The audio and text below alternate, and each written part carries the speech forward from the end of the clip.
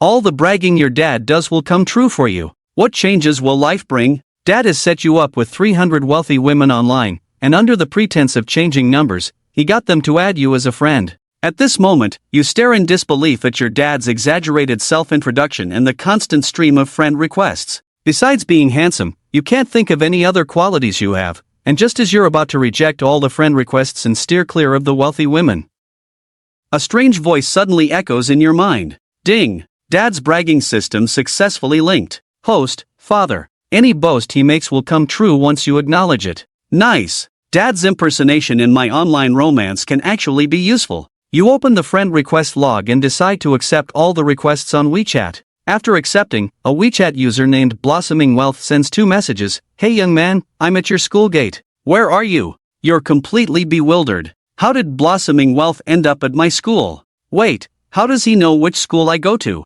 My dad even told them which school I'm attending. I can't believe it. We agreed on an online romance, so why is he trying to meet in person? But with the system backing you, you're not afraid at all and head straight to the school gate with your phone. A pink Conan is parked at the bus stop, a 4-seater starry version of the Rolls-Royce. A globally limited edition in pastel pink. The moment the pink Conan appeared, it captured everyone's attention, slowly coming to a stop in front of you. In the next moment, the passenger window rolled down, revealing a stunning beauty with shoulder-length hair and sunglasses, waving at you. She looked to be in her 20s. Even you couldn't help but think to yourself, this woman is absolutely stunning. Classmate Su Chen, you've been waiting for a long time.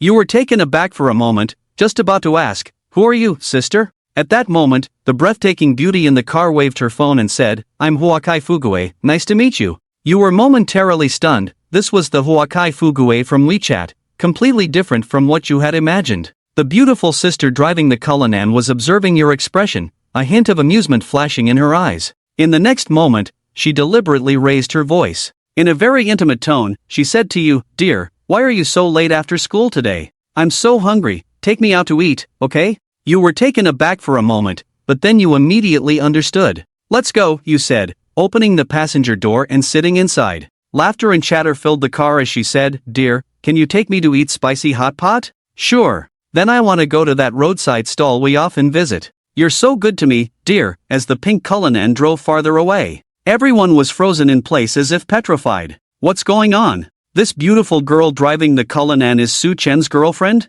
The worst part is that this gorgeous girl who can afford a pink Cullinan only wants to be taken for spicy hot pot, and from a street vendor at that. At that moment, the onlooking boys were about to grind their back teeth in frustration. Once the Cullinan drove out of the student's sight, the rich girl in you instinctively stopped the act and fell silent. The car fell silent, and after a few moments of this quiet, he parked the Cullinan by the roadside and switched to neutral. He turned on the hazard lights, unbuckled his seatbelt, and spoke in an exceptionally gentle tone. I just helped you, now it's your turn to help me. Help you with what? Let me be straightforward. My family keeps pressuring me to get married, but I don't want to get married at all. I don't even want to date, let alone marriage. But I can't resist. My parents keep setting up blind dates for me every few days, and I'm about to lose my mind. Since they urge me to marry every day, I might as well start dating someone myself. I think you're pretty great. We've been chatting while online, so today you should come home with me to meet my parents. Yen Ruoshue immediately shifted into drive and headed home with you. This is a bit sudden, isn't it? Actually, Yen Ruoshue had her own agenda. She brought you home to annoy her parents. At this moment, you only feel a bit overwhelmed, unaware of how your dad is chatting with Yen Luoshua online. Yen Luoshua looks at you with a smile and asks, "What are you doing?" "I'm going through our chat history to recall what we've talked about," you reply casually. Yen Luoshua gives a meaningful smile. He really wants to say, "You can just brag to my parents like you did with me on WeChat," but he holds back. "Don't strain yourself, let me help you remember. By the way, didn't you tell me before that you can predict future trending industries?" Hearing Yen Luoshua's question, you realize that it's something your dad bragged about, and now that it's come up, you have to admit it. "Yes, I can indeed predict future trending industries," you admit confidently. Your father's bragging has come true. Congratulations, host, you have acquired the Eye of Dividends. This ability allows you to predict future profitable industries, seize opportunities early, and gain substantial investment returns. With the skill in hand, a slight smile appears on your lips. Yen Luoshue is amused that you actually admit to bragging. He smiles without saying a word. You both had previously discussed investment topics, and his family is in the investment business. He certainly understands investments well. At that time, you claimed to understand investments and even predict economic trends and seize opportunities, but everything you said was completely off the mark. Yen Ruoshua, I really look forward to seeing you bragging without a script when you meet my parents later. Since you know so much about investments, just talk to my parents about that when you meet them later. That's fine, but isn't just talking about that a bit boring? You joked. Yen Ruoshua recalled the boasts you made online, right? Didn't you say you could tell the authenticity of antiques at a glance? You smiled slightly. Your dad has more than one boast with Yen Ruoshua, and it's great that you love hearing this. That's right, I really can tell the authenticity of antiques at a glance, you boldly admitted again. Your father's boast has come true. Congratulations, host, you have obtained the treasure appraisal seal. It can see through the authenticity of all antiques and treasures. Keep bragging in front of me without a blush or a heartbeat, huh? Yen Ruoshua still wore a playful smile. My dad loves collecting antiques and paintings, so your appraisal skills can shine. Actually, Yen Ruoshua knew deep down that you didn't understand anything about appraisal. Earlier in a WeChat chat, you called glass-type jade crystal-type jade. Shen Luoshua knew that you were completely clueless about appraisal. She had seen too many boys like that, who, no matter the field, always pretended to know a lot even when they didn't. Knowing nothing and just boasting, that's the effect I wanted. The pink Lamborghini drove into the Tianhai Shangqing Villa area, and Yen Luoshua parked the car. Seeing a black Maybach parked at the entrance, he frowned slightly, his expression darkening as if he had seen something unpleasant. Yen Luoshua led you into the villa, and the housekeeper opened the door for the two of you. You saw three people sitting on the living room sofa. Yen, you're back. This is Yen Luoshua. Naturally linking her arm with yours, she said, Mom, this is my boyfriend, followed by Su Chen. You gave a brief self-introduction, saying, hello, uncle and aunt. My name is Su Chen, I'm 20 years old, and I'm Yen's boyfriend. The young man's face showed clear dissatisfaction. He was the son of the Hada Group's owner. Zhao Jing had been pursuing Yen Luoshua for a long time, frequently coming to curry favor with Yen Bingjun. He frowned slightly and said, 20 years old, little brother? You haven't graduated from college yet, have you? Zhao Jianyu said with a forced smile. I'm starting my sophomore year this fall. What school are you attending, and what's your major? Zhao Jianyu pressed. Binhai University, majoring in cell postpartum care. Upon hearing this, everyone present looked very uncomfortable. You simply smiled and said nothing more. Zhao Jianyu scoffed nearby. There really is all kinds of people. By the way, uncle, I know you love collecting antiques, so I brought you a gift. He took out a beautifully crafted sandalwood box, donned white gloves like those used for handling walnuts, carefully opened the box, and retrieved a palm-sized jade ding. Yen Bingjuan's eyes instantly lit up upon seeing the jade ding. Uncle, I spent a lot of money to acquire this jade ding from an overseas collector. It's a Qing dynasty piece made of white jade, exquisitely carved, symbolizing good fortune.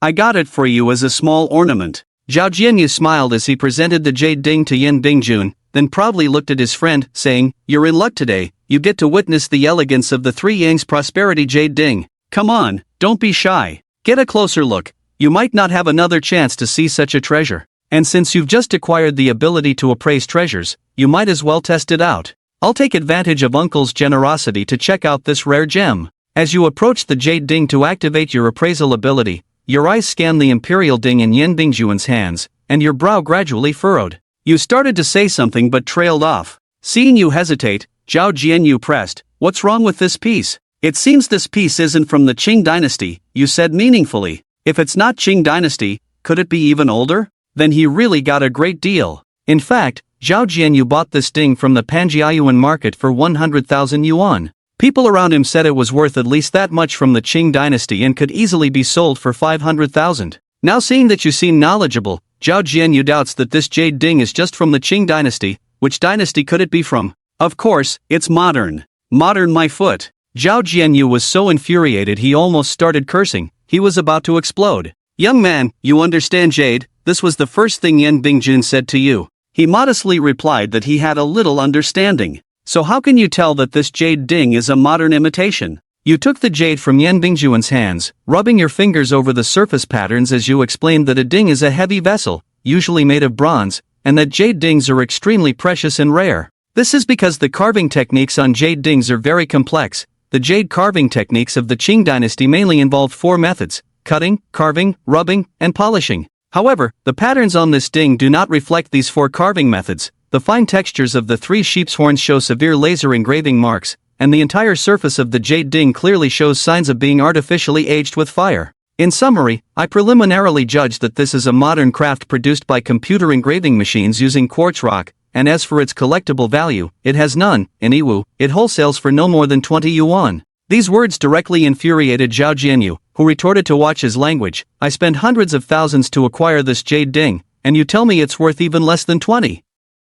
If you don't understand, don't speak nonsense. This is clearly a Qing dynasty Sanyang Kaitai white jade ding. Zhao Jianyu blared at you. Yan Bingjun picked up the jade and examined it repeatedly. Perhaps Xiao Su was right after all. Uncle, you won't believe it. A clueless college student claims that this is a modern craft just based on a few words. It's completely nonsensical. Zhao Jianyu quickly interjected. Just when the situation became somewhat stalemated, you blurted out, "Have you seen Pleasant Goat and Big Big Wolf?" Zhao Jianyu shook his head. You took out your phone, searched for images of Pleasant Goat and Big Big Wolf, and held it up in front of Zhao Jianyu. Take a close look at the three sheep on the jade. Don't they look like Pleasant Goat, Beautiful Goat, and Lazy Goat? Zhao Jianyu leaned closer to the screen and then compared it to the three sheep on the jade. Ah, it does seem like it. You put your phone away and said, well, there's nothing more to discuss. Either Pleasant Goat and Big Big Wolf existed in the Qing dynasty, or this thing is fake. Zhao Jianyu was instantly at a loss for words, his face alternating between red and black.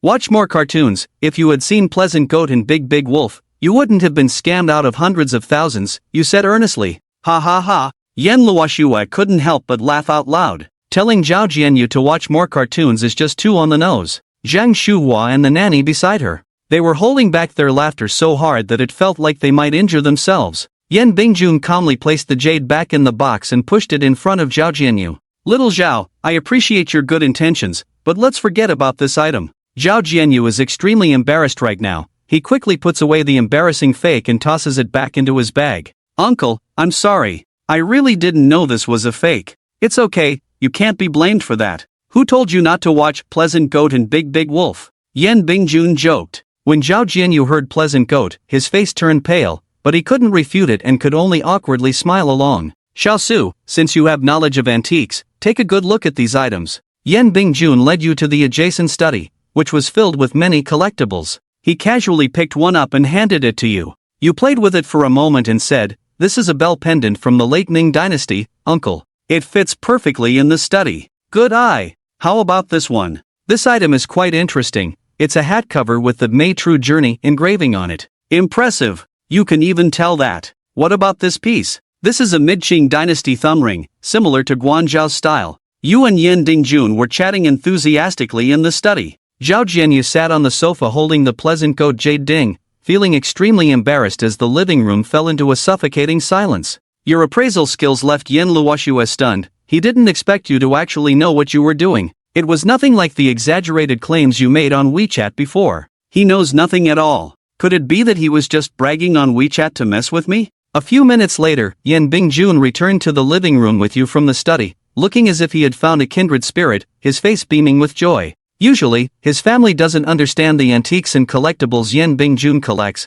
but today, your presence allowed him to explain his collection clearly, which greatly lifted his spirits. Even after sitting down, he continued to discuss his collection of antiques with you, and after chatting for a while, Yan Bingjun finally returned to a serious expression. After chatting about antiques with Xiao Su for a while, Yan Bingjun paused and then spoke seriously about business. Our Yin family venture capital has always been allies with Zhao's Hauda Group, investing together in many emerging industries. Today, Zhao came to our home primarily representing Hauda Group, looking to co-invest in a new opportunity with us. Since Yan Yan is back, let's discuss together and see how valuable this new opportunity is. After hearing her father's words, Yan Luoshua understood what was going on. Zhao Jianyu's visit wasn't just to see her, but rather to seek investment. Hauda Group is in the real estate business. In previous years, Yan Jia and Hauda collaborated frequently, but in recent years, with the downturn in real estate, opportunities for cooperation have decreased. Zhao Jianyu presented the project proposal, stating that Hauda Group plans to enter the fitness industry, aiming to lead nationwide fitness in the shortest time possible.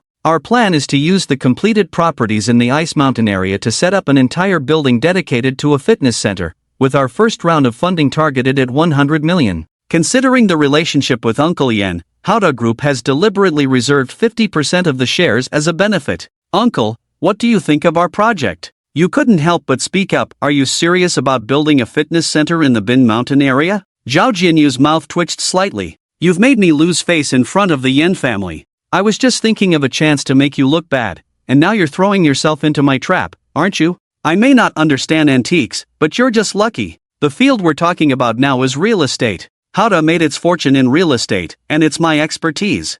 I'll take this opportunity to put you in your place and regain some dignity in front of Yin Yin. With that in mind, Zhao Jianyu relaxed his brows. What? Are you interested in real estate? Su Chen shook his head. I'm not interested in the sunset industry. Zhao Jianyu was a bit angry. If you don't understand, don't talk nonsense. How can you tell that real estate is a sunset industry? It's not a sunset industry. Why did you turn residential buildings into gyms? Su Chen countered. I was just riding the wave of national fitness craze, seizing the next trend. Zhao Jianyu explained. But the fitness trend has long passed. Su Chen teased. Do you even know what a trend is? I'm a high-achieving graduate in investment from Harbin. What do you know as a fisheries major? Zhao Jianyu brought up his education. However, Yan Bingjun disagreed. Zhao, you can't say that. Education doesn't represent everything. Just like the imitation jade tripod incident earlier, that couldn't be distinguished based on education alone. Since Xiao Su has his own views on the fitness tower,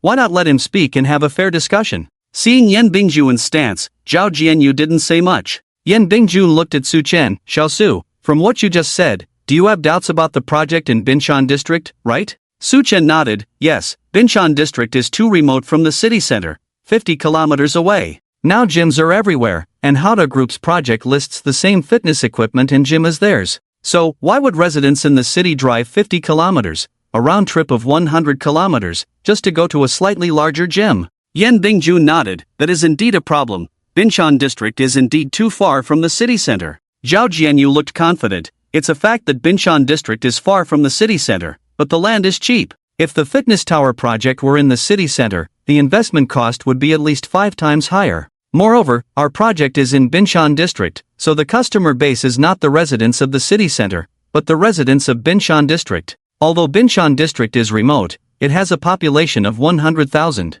We have budgeted that as long as 1,000 residents out of these 10,000 become our customers, the fitness tower project will be successful. A conversion rate of 1% is too easy for the fitness tower project. Yan Bingjun pondered. It's not difficult for 1,000 out of 100,000 people to engage in fitness. Yes, uncle, the threshold of having 1,000 out of 100,000 people engage in fitness is already very low. Zhao Jianyu chimed in. Yan Bingjun looked at Su Chen. Xiao Su, what do you think of a 1% conversion rate? Uncle, I don't think anyone among these 100,000 people will go to the gym. Su Chen replied. Zhao Jianyu. This Su Chen is really relentless. From earlier until now, he's been going against the flow. First, he said Binshan district is too far from the city center, and no one would drive 100 kilometers round trip for fitness. Zhao Jianyu admitted this issue because the project isn't targeting the city center's customer base but the 100,000 residents of Binshan district. He had a hard time convincing Yan Bingjun's client group to have security, but Su Chen said that not a single one of the 100,000 people would go to the gym, which was a cold joke. Zhao Jianyu could not bear it anymore. The Hauda project has been evaluated by a professional agency, and a 1% conversion rate is a conservative figure given by the experts. Are you telling me now that out of the 100,000 residents in Binshan district, not a single one will go to the gym? You are simply talking nonsense. Yan Bingjun's face also looked a bit ugly. After all, what Su Chen said was indeed a bit outrageous. In Binshan district, there are a full 100,000 people. How could it be that not a single person goes to the gym? Xiao Su, some jokes should not be made lightly, Yan Bingjun said meaningfully. I'm not joking, Su Chen said, then directly searched for relevant information online and presented it to Yan Bingjun. This is the population census of Binshan district for the past 5 years. The 100,000 population in Binshan district are not ordinary residents, but farmers. Everyone knows that Binshan district supplies Binhai city with grains, crops, vegetables, and fruits throughout the year, all of which rely on the hard work of the 100,000 farmer uncles and aunties in Binshan district. They work by planting fields from sunrise to sunset. Farming is their job. Now you want to find 1,000 of these 100,000 farmers who work hard in the fields day and night to spend money and continue to lift weights at the gym? Then I can only say that these 1,000 people are simply not tired enough. Hearing the last sentence, everyone present was almost unable to contain their laughter. Su Chen's analysis continued. To put it bluntly, Binshan district is similar to the rural areas of the past. Building a fitness tower in Binshan district is like opening a gym in the countryside. This behavior is like building a public toilet in a residential area, purely redundant. Nowadays, even migrant workers are unwilling to move to the gym after a day's work, so which farmer, tired after a day's work, would want to go to the gym? Seriously, if you want to open a gym in the countryside, you might as well open an internet cafe, where farmer uncles can gather after a hard day's work. Or open a coffee shop. With a cold Americano in the morning, the farmer uncles will be full of energy after drinking it before going to work. Ha ha ha, Yan Luoshua beside him couldn't hold back and burst into laughter. Zhang Shuhua also laughed, even the maid beside her covered her mouth and chuckled. Yan Bingjun suppressed his laughter with a sip of tea. Zhao Jianyu's face turned red and white alternately, because Su Chen's words left him speechless. The other party expressed a point with the simplest and most direct reasoning: opening a gym in the countryside is absolutely impossible without a stroke. How the group completely ignored the fact that the 100,000 people in Binshan district are all farmers. Yan Bingjun had no intention of investing the 50 million from the beginning. Now, after Su Chen's analysis, not only did he leave Zhao Jianyu speechless, but he also solved the dilemma for Yan's venture capital. Yan Bingjun could now legitimately refuse this major investment. Xiao, I think Xiao Su's analysis just now makes a lot of sense. You really need to reconsider this project of Howda. Not only is the risk too high, but there are indeed too many unreasonable aspects. As for the investment, Yan's venture capital will not participate this time. Upon hearing this, Zhao Jianyu became anxious. He came to the Yan family this time mainly to secure investment and take away 50 million from Yan's venture capital. But he never expected Su Chen's few words would completely reject the project that Howda Group had been planning for a long time. The anticipated 50 million slipped away. A lucrative business deal was ruined, and Zhao Jianyu naturally felt unwilling. Uncle, but moreover, I particularly agree with Xiao Su's view on the fitness trend. The trend in the fitness industry has long passed, rashly entering the fitness field, not to mention eating meat. I'm afraid even soup won't be served. Yan Bingjun interrupted Zhao Jianyu's words. Yan Luoshue assisted from the side. That's right, nowadays it's trendy to do home workouts, following fitness coaches in short videos to exercise together. The number of people going to the gym is clearly decreasing. At this point, Yan Luoshue showed off her affection in front of everyone. She leaned on Su Chen's shoulder, holding his arm. Darling, you're amazing. You could see at a glance that there was an issue with this project and it shouldn't be invested in. Zhao Jianyu, seeing the woman he had been thinking about for a long time showing affection with another man, gnashed his teeth in hatred. No money earned, the woman taken away by someone else, losing both money and love. Damn it! If I don't crush your spirit today, I won't be able to hold my head up high in the future. Zhao Jianyu suppressed his anger and looked at Su Chen with a fake smile. It's easy to talk when you're not the one involved. You say the fitness trend is not good, then tell me, which trend do you think is good? As soon as this was said, everyone present knew it was a trap. It was obvious that Zhao Jianyu was retaliating against Su Chen. No matter what trend or industry Su Chen would mention next, Zhao Jianyu would definitely oppose it. After all, no one knew which industry would be profitable in the future, and Zhao Jianyu had the confidence to oppose it even if he was wrong. This was Zhao Jianyu's plan. No matter what you say, I will oppose your views and argue with you to the end. If you're wrong, I'll mock you. If you're right, I'll oppose you. Either way, I'll win. Yan Luoshua saw through Zhao Jianyu's scheme. She secretly exerted pressure with the arm she had around Su Chen, signaling him not to act impulsively, because she knew Su Chen had no understanding of investment and finance. Earlier on WeChat, Yan Luoshua had mentioned that she mainly focused on investments, and Su Chen tried to discuss some investment-related topics to find common ground, but it was a mess. At that moment, Yan Luoshua understood that this college student was just bragging. The incident of overturning the project of Howda Group was purely accidental luck. Although Yan Luoshua was disgusted by Su Chen's habit of bragging, she didn't want Su Chen to be mocked by Zhao Jianyu now. So, she subtly hinted to Su Chen not to get involved. The less said, the less chance of making a mistake. But at this moment, Yan Luoshua's father, Yan Bingjun, spoke up. Xiao Su, since Xiao Zhao is confused as an insider, why don't you, as an outsider, share your views on future trends? I'd like to hear the insights of you young people. Uncle is absolutely right. I'm really curious to hear Su's insights. Please enlighten us. Zhao Jianyu provocatively gestured to Su Chen, saying, please. Yan Luoshua immediately became anxious and looked at Yan Bingjun. Oh dad. Su Chen's major has nothing to do with investments, and besides, who can accurately predict future trends? Our family has been in investments for decades, and we haven't been able to accurately predict the next trend.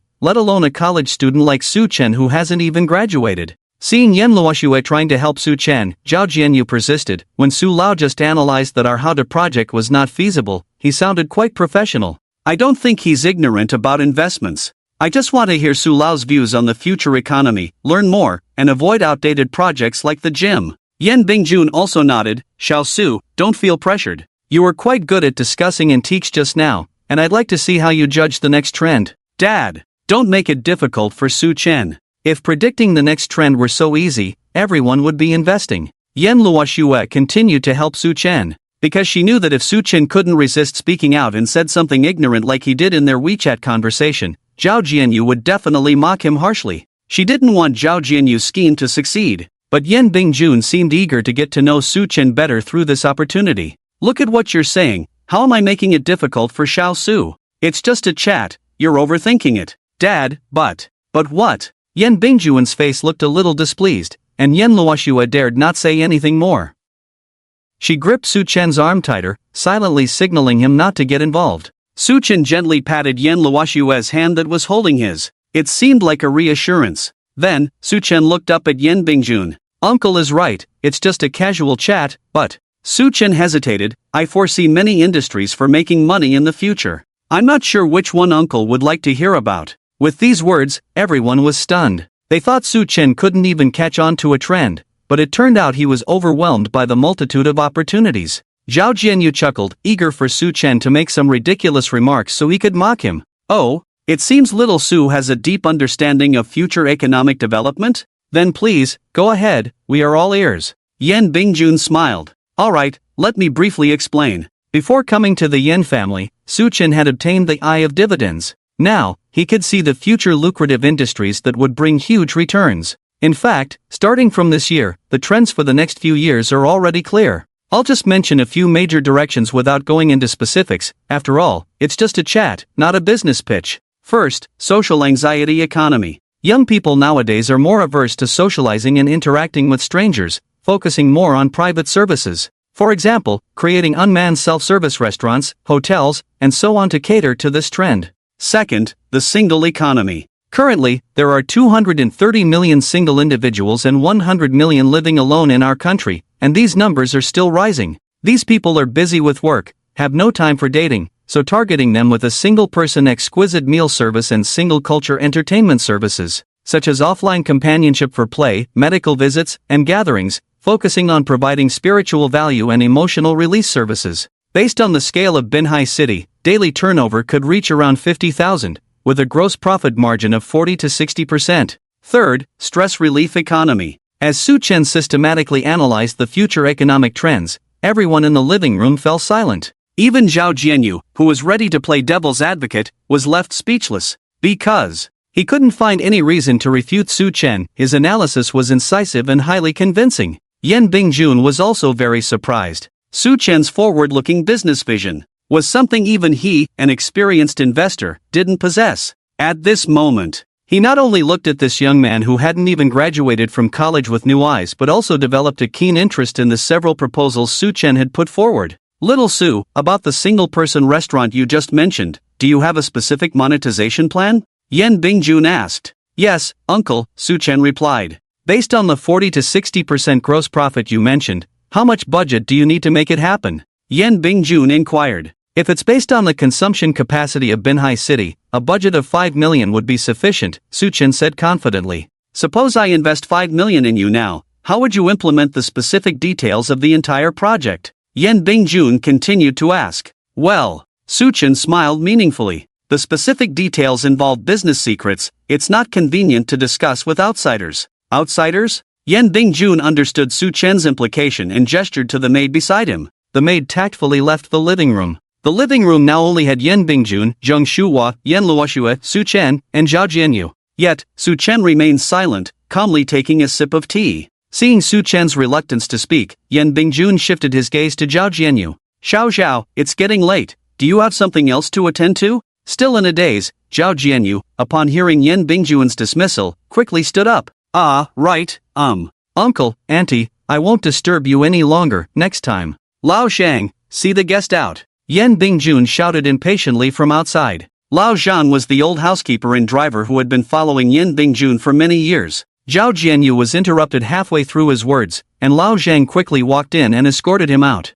Mr. Zhao, welcome to visit the Yin family again next time. Reluctantly, Zhao Jianyu had no choice but to leave. He left the Yin family holding a sandalwood box, and Lao Zhang closed the door with a loud bang. Zhao Jianyu stood outside the door, still not recovered from what had just happened. His 3-sheep harmony jade tripod gift was exposed by Su Chen as a Iwu small commodity. Howda Group's 50 million project proposal was sabotaged by Su Chen. He had intended to turn the tables by predicting the next trend, but Su Chen ended up getting a 5 million investment from Yin Bingjun. Zhao Jianyu was trembling with anger. Looking at the sandalwood box in his hand, he felt more and more aggrieved, and he raised his hand and smashed the jade tripod on the ground. Damn it! Zhao Jianyu returned to his car and made a phone call. After cursing for a while, he instructed, find a nimble person, break the legs of a freshman from Binhai University named Su Chen majoring in aquaculture. And remember to take photos and videos, make him kneel and kowtow. I want everyone in his school to see it. After arranging everything, Zhao Jianyu drove away from Tianhai Shangqing in his Maybach. After Zhao Jianyu left, Su Chen and Yin Bingjun chatted for the whole afternoon. Su Chen's business acumen amazed Yin Bingjun. He could hardly believe the depth of insight and experience a 20-year-old youth possessed. Su Chen's analysis of future industry trends and global economic fluctuations was spot on. His level of professionalism and investment was no less than that of the financial elites at Yan's venture capital. Yin Bingjun even felt that Su Chen's abilities far surpassed theirs. In the end, Yin Bingjun decided to invest 5 million in the single restaurant project planned by Su Chen.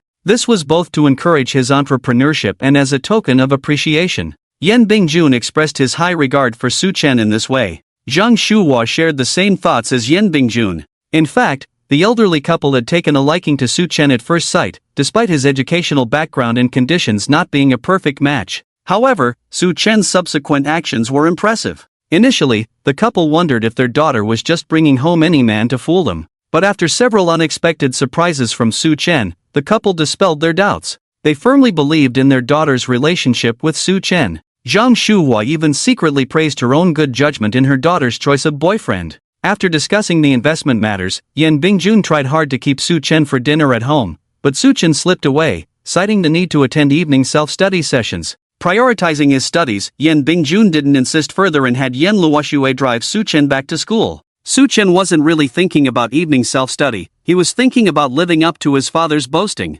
Since the afternoon, Su Chen's phone had been buzzing non-stop. After accepting friend requests from dozens of wealthy women, his WeChat messages never stopped. Unfortunately, he had been busy discussing investment matters with Yin Bingjun all afternoon and had no time to check his messages. When Su Chen left the Yin family, he found his phone had run out of battery and shut down automatically. He planned to chat with the wealthy women on WeChat, acknowledge his father's boasting, and turn the boasting into reality as soon as he returned to school. On the way back to school, Su Chen sat in the passenger seat, temporarily charging his phone with the data cable plugged in by Yin Luoxue.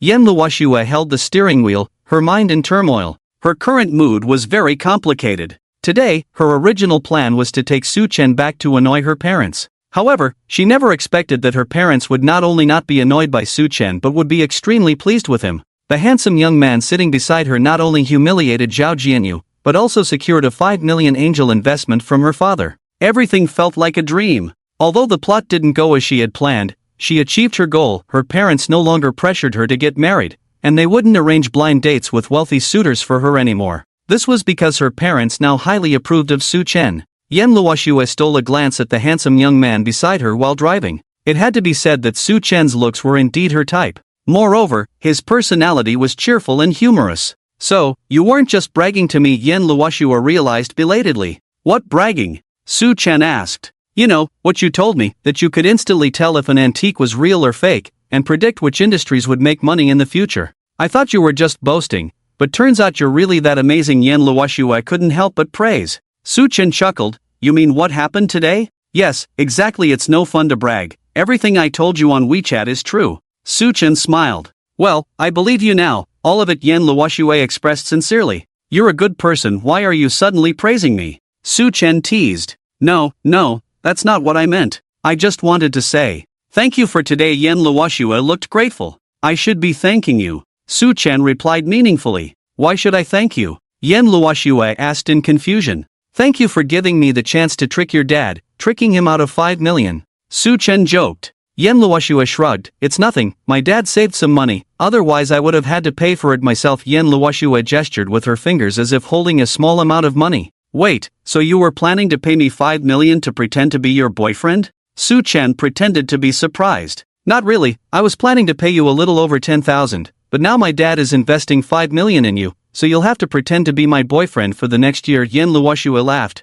Wow, a yearly contract? Yes, a yearly contract. Seeing Su Chen's lack of response, Yan Luoxue added, while you're pretending to be my boyfriend, you can date whoever you want at school. I won't interfere with your love life, just call me sister in private, call me Yan Yan when you meet my parents, or use a more intimate term. Most importantly, whenever I need you, you have to be by my side like today. When you came to my house to meet my parents are very pleased with you, they might invite you for dinner every now and then. It would be strange if you keep avoiding them. Su Chen understood Yan Luoxue's concerns, and he agreed with her. Moreover, with Yan Bingjun investing 5 million in him, whether it was for their relationship or business, he would inevitably have close dealings with the Yan family. Taking people's money and solving their problems was the simplest rule. Besides, this first pot of gold was given by this little rich woman, so Su Chen naturally agreed to Yan Luoxue's request. As they chatted, the car arrived at the entrance of Binhai University. We're here, see you later. After bidding farewell to Yan Luoxue, Su Chen prepared to get off the car. Just as he was about to get off, Yan Luoxue grabbed him. Wait, let's do something that couples do. Something that couples do? Kiss? Was this little rich woman planning to make it real? Before Su Chen could react, Yan Luoxue slowly leaned in. The intoxicating fragrance became stronger and stronger. Watching this beautiful woman getting closer, Su Chen felt his heart racing. Who could resist this? Yan Luoxue's delicate and beautiful face drew closer and closer. Su Chen decided to play along. Their heads slowly leaned in together. The next moment.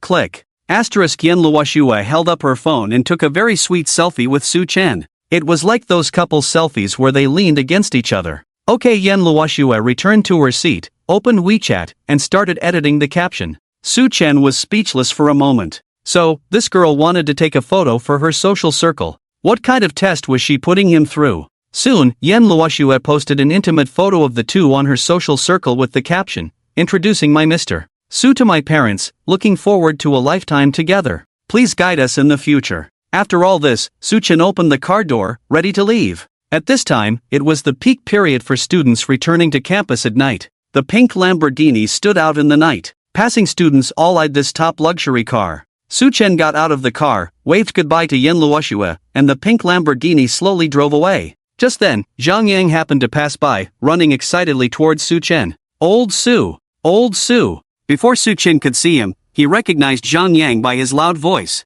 Zhang Yang ran up to Su Chen, looking resentful after finding out his good buddy had started driving a Land Rover. Old Su! You've been hiding it so well. Hiding what? A rich woman. When did you hook up with such a wealthy woman? Zhang Yang had been holding it in all afternoon, finally seizing the opportunity to ask. I didn't hook up with anyone's rich woman. Stop talking nonsense, Su Chen retorted. Stop pretending. You've just saved yourself 20 years of hard work. Zhang Yang envied and resented. You're overthinking it. She's just a sister I met online. Our relationship is very pure. Su Chen said seriously. Pure my foot. She called you dear at lunchtime. How's that pure? Zhang Yang scoffed. The customer service at Pinduoduo also calls me dear. What's the big deal? Su Chen shrugged it off. What about the spicy hot pot incident? You took her out for hot pot, damn. Zhang Yang was worked up. What's wrong with having hot pot? Don't act like you don't know. 6 you on a bowl of hot pot, 13 times, got it?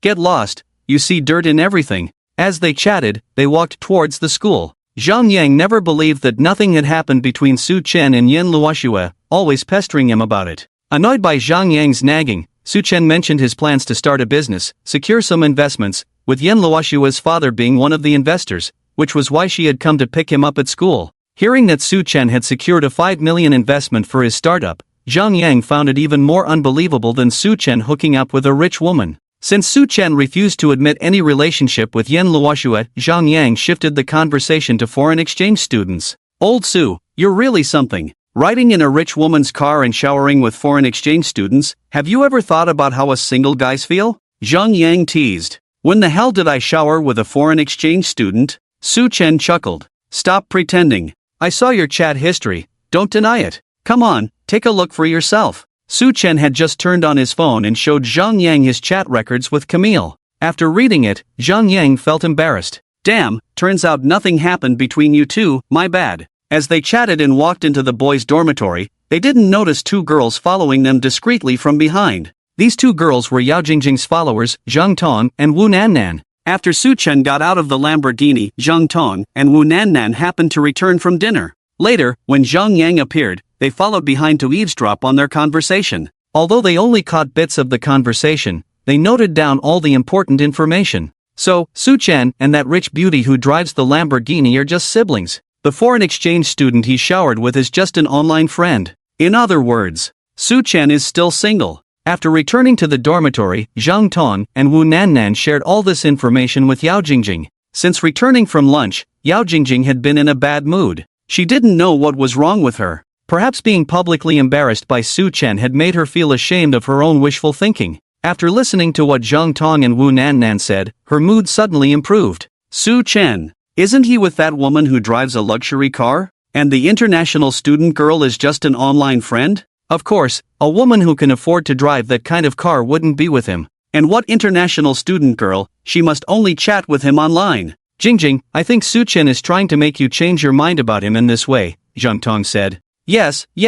He must think that this will make you jealous, and after feeling threatened, you will agree to be with him, Wu Nannan added. This kind of guy is really childish. Jingjing, I think you should make it clear to him. I also think you should talk to him. Don't let him do such childish things again, it's like a clown. Yao Jingjing thought what the two said made sense. If she didn't make it clear, it would seem like she cared a lot. She didn't want the other party to misunderstand and think she was jealous or feeling unbalanced. Thinking about this, Yao Jingjing picked up her phone to send a WeChat message to Su Chen to clarify. She wanted to advise Su Chen not to waste any more time, she wouldn't be with him. After typing on the screen for more than half an hour, Yao Jingjing wrote a short essay about her inner thoughts. The general idea was to make Su Chen realize the reality. Stop being obsessed with her, she likes mature guys, not immature ones like Su Chen. To make Su Chen give up, Yao Jingjing intentionally said some harsh words. After finishing the essay, she clicked the send button. A prominent red exclamation mark appeared on the screen. The other party has enabled friend verification. You are not yet the other party's friend.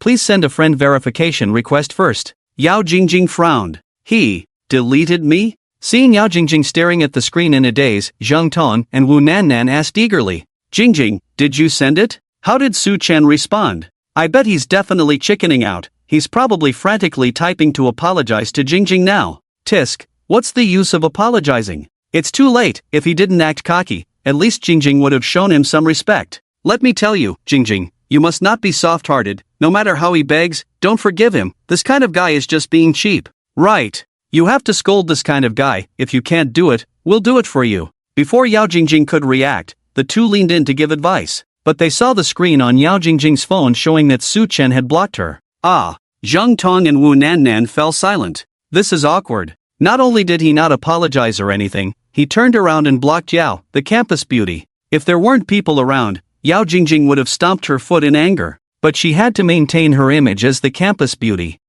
Actually, I wanted to block him a long time ago. He's been bothering me every day. It's annoying. He finally has some self-awareness. Yao Jingjing pretended to be calm and smiled. Zhang Tong and Wu Nannan quickly agreed. I guess he knows chasing you is futile, and finally decided to give up on his own. Congratulations, Jingjing. Yes, you no longer have to be bothered by him. This kind of narrow-minded guy won't have a bright future. Boys' dormitory, room 320. After Su Chen and Zhang Yang returned to the dormitory, he quickly connected his phone to the data cable. He had only charged a little on Yan Luoshua's car earlier. As soon as he plugged in the data cable, the phone kept vibrating. When he picked it up, it was a video call from his dad. When Yan Luoshua came to him during the day to reveal their online relationship, he couldn't reach his dad at all. Later, his mom said he went drinking with his comrades. So he's been drinking until now? Su Chen answered the video call. Instead of his dad's face appearing on the screen, there was a middle-aged man who looked drunk. This man's name was Wang Liangui, a comrade of Su Chen's father, who often visited Su Chen's home,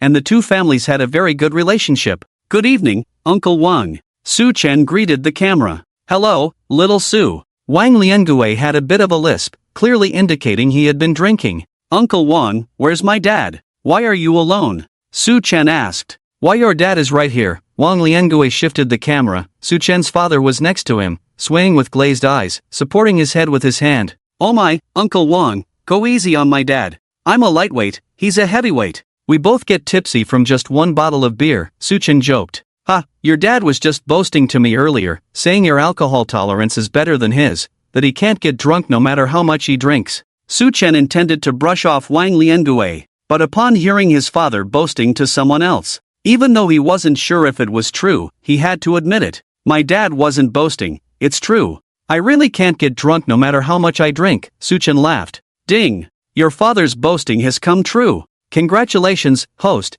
you have acquired the 1,000 cups unyielding ability. What? It actually worked? So, his father's boasting wasn't just limited to impressing girls? But this ability seemed pretty useless. Not getting drunk from drinking was just about winning drinking games, but he never competed with others. I have to go, your aunt is calling me. I'll settle the bill and take your dad home. Before Su Chen could say anything else, the video call ended. Wang Liangui's situation sparked an idea in Su Chen's mind. Wait, could it be that, to gain a certain ability, I just need my dad to boast about something specific, then I acknowledge it? With this thought, Su Chen came up with a bold plan. He decided to personally teach his father how to boast about his son. Abilities like 1,000 cups unyielding, appraisal, dividend were too conservative. He wanted his father to go all out with his boasting. Start with an ability like immortality. The system sensed Su Chen's idea and a prompt sounded. Ding! Host must not induce or suggest your father to boast.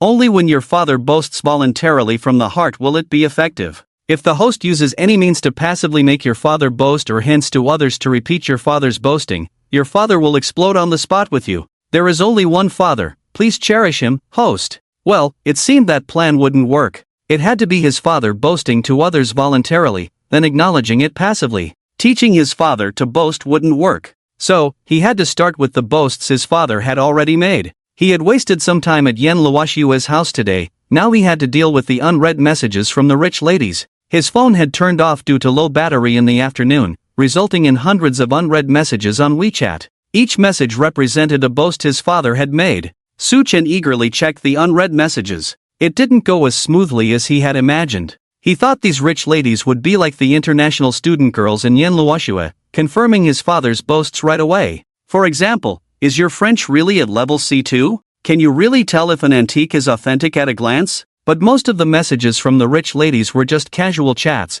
without mentioning anything else. Perhaps his father's boasting skills were so superb that these rich ladies never doubted him. Also, Su Chen's father had told the rich ladies that he had changed his number, so after adding his so-called new WeChat account, there was no need to bring up their previous conversations. It was like telling a friend you changed your number, and after they add your new contact, there's no need to awkwardly revisit your past chats. Without mentioning the previous boasts, Su Chen couldn't make the boasting turn into reality. He couldn't ask directly either, as that would lead to an explosion with his father. The most prudent approach at the moment is to stabilize these rich ladies in their 30s. Who knows, one day the conversation might lead to her father pretending to be the one she boasted about. Time to employ some evasive tactics. Su Chen began replying to the unread messages sent by these rich ladies. Just then, a woman with brown wavy hair, sunglasses, and a red bikini avatar kept flashing. From her avatar, her fair skin was dazzling, typical Western figure, overly voluptuous. Her WeChat name was Steamed Peach.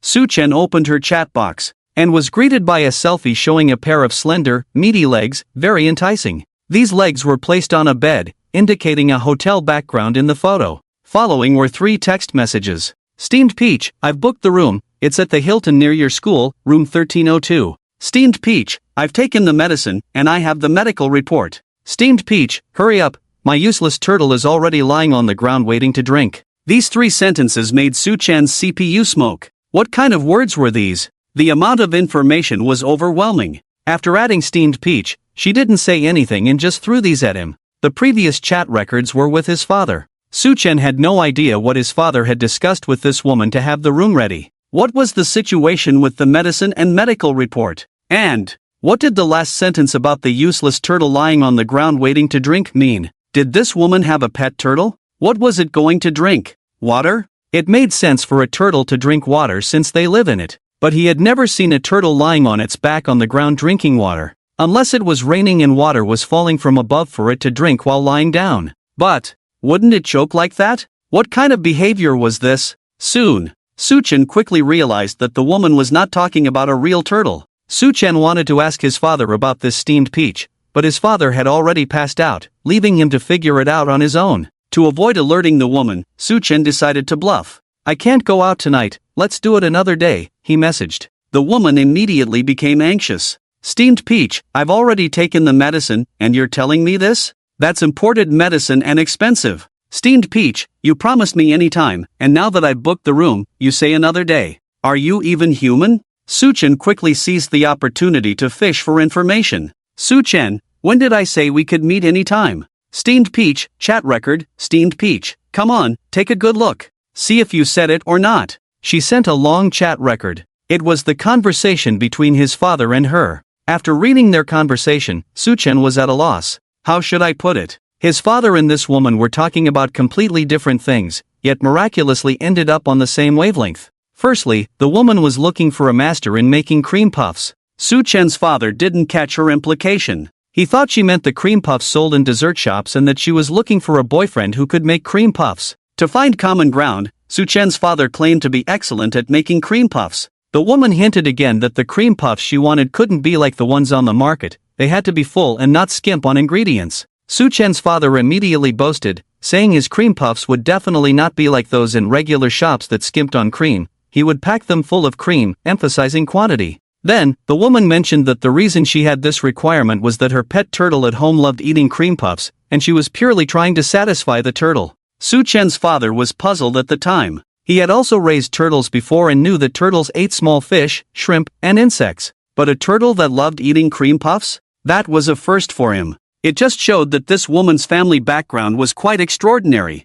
Cream puffs were expensive, people wouldn't even want to eat them. Which ordinary family would have the means to feed cream puffs to a turtle? It was really extravagant. When the woman asked Su Chen's father if he could make cream puffs for her turtle, Su Chen's father didn't think it was a big deal, so he agreed. Su Chen's father even carefully discussed with the woman, saying that if her turtle liked cream puffs, it probably liked cream because cream was the main ingredient in cream puffs. If that was the case, there was no need to go to the trouble of making cream puffs, they could just buy cream from the supermarket to feed the turtle. However, the woman explained that her turtle had a unique taste, it wouldn't eat just cream, it had to have the cream injected into the cream puff, and then it would suck out the cream from inside the puff. Hearing this, Su Chen's father couldn't help but think to himself this turtle's eating habits were quite particular. Was there really a difference between eating the cream straight from the supermarket and eating it injected into a cream puff? Was eating it plain too rich? Su Chen's father couldn't be bothered to think about it anymore. Next, the woman wanted to meet in person.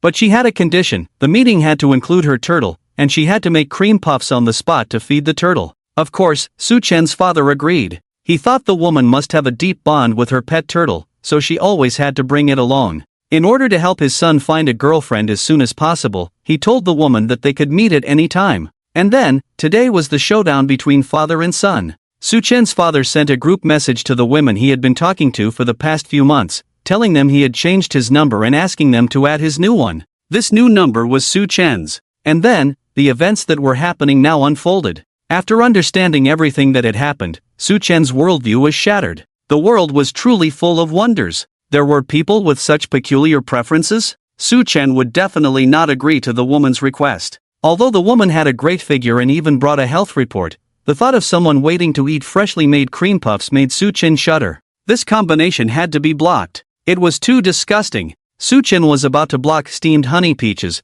but a message from the other party made him pause. Steamed honey peaches, why are you silent? Steamed honey peaches, you were boasting online about being a professional cream puff maker. Are you really a professional? Since having the system, Su Chen couldn't stand being questioned, especially when it came to the boasting his father had done. He wouldn't allow anyone to question his father's boasting. Although the woman's question wasn't a skill that Su Chen particularly wanted, he wouldn't reject a skill that was presented to him. Su Chen quickly typed a response, confidently admitting, "Of course, I am a professional at making cream puffs. Everything I told you before was true, I wasn't boasting. Ding! Your father's boasting has come true. Congratulations, host, for obtaining the title of Cream Puff Master. Cream Puff Master, a grandmaster, inheriting craftsmanship, condensing 100 years of skill, making the world full of love." A new skill had been acquired. Su Chen felt his body for any changes but found that he seemed the same as usual. Wait, could this cream puff master be a serious skill? Like a true master of making desserts and cakes? But Su Chen didn't feel any enlightenment about making desserts and cakes. This proved that the system hadn't made a mistake, the skill he had gained was indeed what he understood it to be. Perhaps the skill wouldn't show its effects until the right moment. Su Chen was still experiencing his new skill when his phone received another message from the other party. Steamed water peach, I don't believe anything you say now. Unless you come over here and show me what you've got, let me see how good you really are. Su Chen felt amused. Playing hard to get? Now that he had the skills in hand, he couldn't be bothered with this eccentric woman. He had just acquired the incredible skill of being a master of profiteroles, and he certainly wouldn't cheapen it on the first try. Such a good skill should be saved for a good girl. With over 100 unread messages waiting to be dealt with on WeChat, he had no time to waste on a woman with peculiar tastes. Most importantly, he had no interest in playing the feed the turtle game. However, Su Chen still planned to tease her a bit. After all, she was the one who challenged him, right? Su Chen, alright, I'm coming over now, you and your husband wait for me. After sending the message, Su Chen promptly blocked her. Let this odd couple stare each other down in the long night. He had more important things to attend to. Dealing with the unread messages had been delayed because of steamed water peach. Until now, there were still dozens of people waiting to be approved on his friend request list. Su Chen wasn't in a rush to approve them all, otherwise, he wouldn't be able to keep up with the conversations. Chatting with dozens of women at the same time, it was busier than scamming people, right? Even if it was just casual chatting, it still required some effort. Of course, Su Chen's diligent efforts to keep these online dating prospects engaged were solely for triggering the system to obtain skills during conversations. He had no interest in romantic relationships, all he wanted now was superpowers. The next day, Su Chen and Zhang Yang got up early to have breakfast in the cafeteria. Their two dorm mates, Tian Jijie and Zhou Zhu, had stayed overnight at the internet cafe and hadn't returned. At the cafeteria, after getting their food, Su Chen communicated with the people from Yanshi Venture Capital about investment matters on WeChat.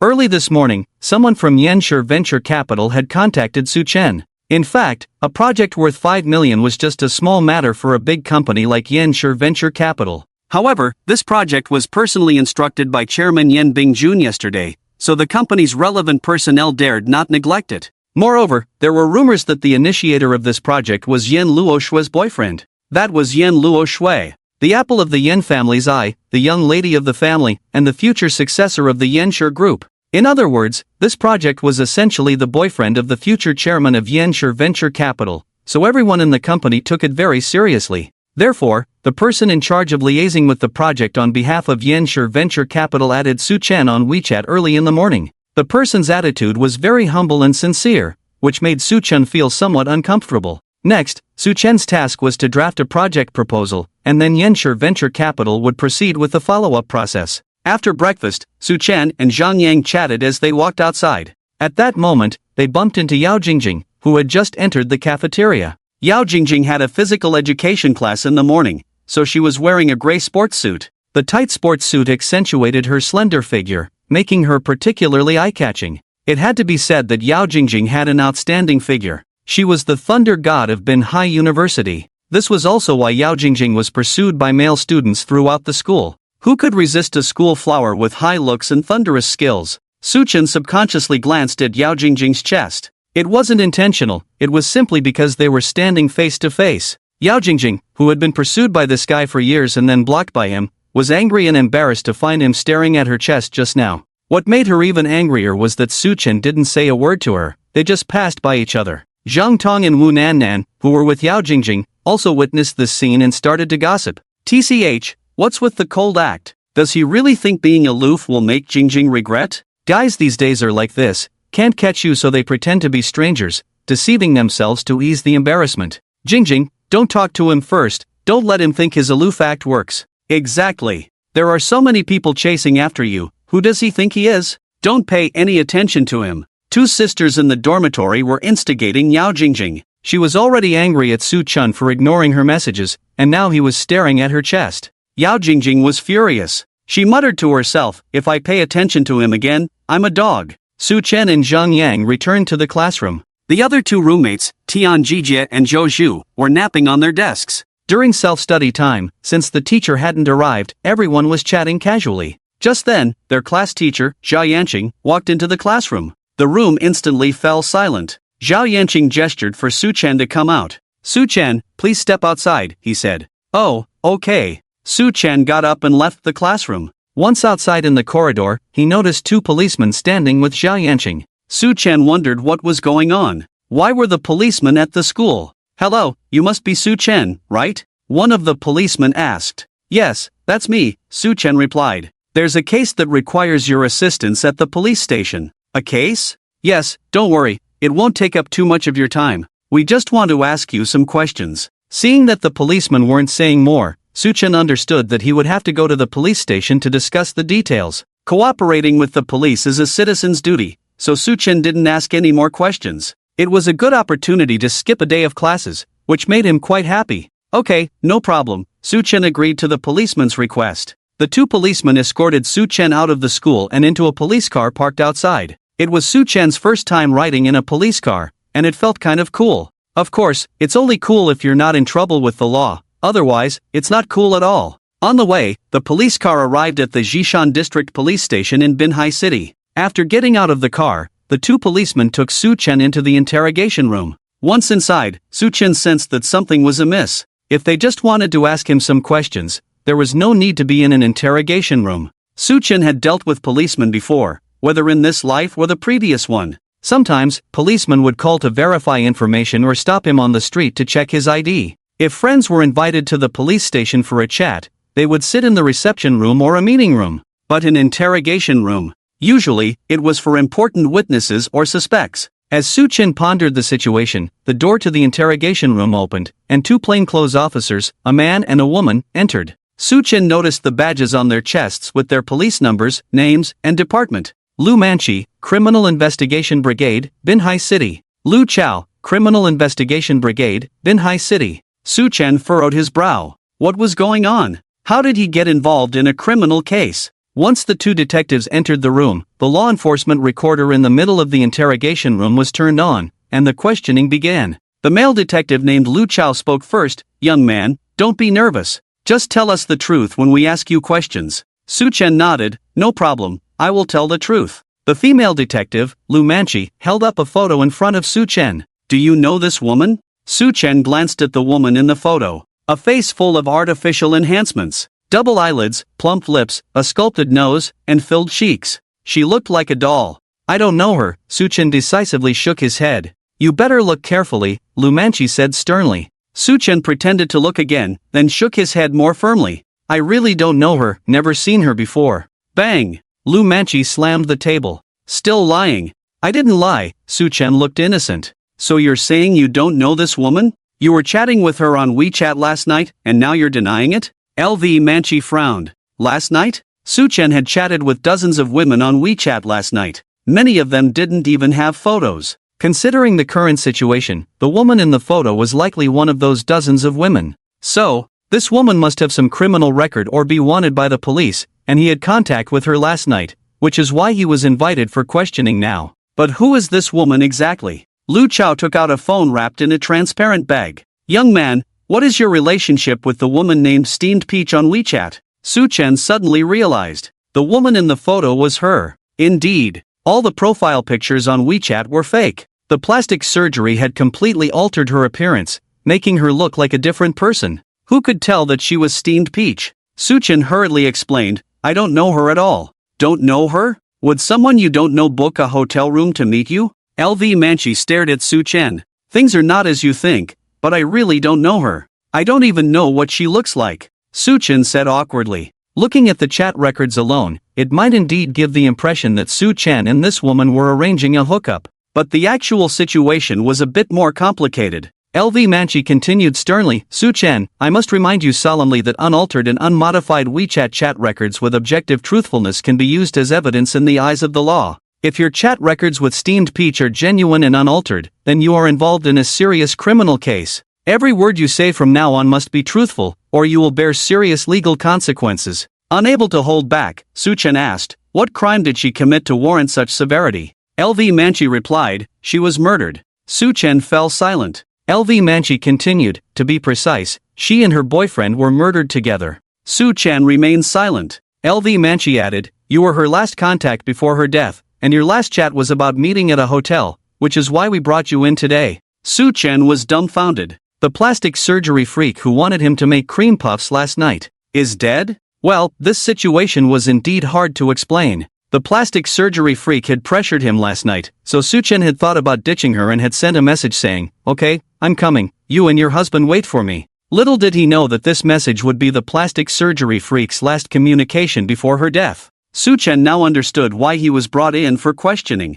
This was a matter of life and death. How did he unknowingly become a suspect? Wait, let me clarify, I really don't know her. You can tell from the chat records that we are not close at all. Also, I've been in the dorm from last night until now, never left the school. You can check the surveillance footage or ask my roommates if you don't believe me. After hearing Su Chen's explanation, Lu Chao spoke up, "Young man, we are verifying your alibi. The issue now is that your last chat with the deceased and the time of her murder are very close. Around 15 minutes after you sent the message, the victim was murdered.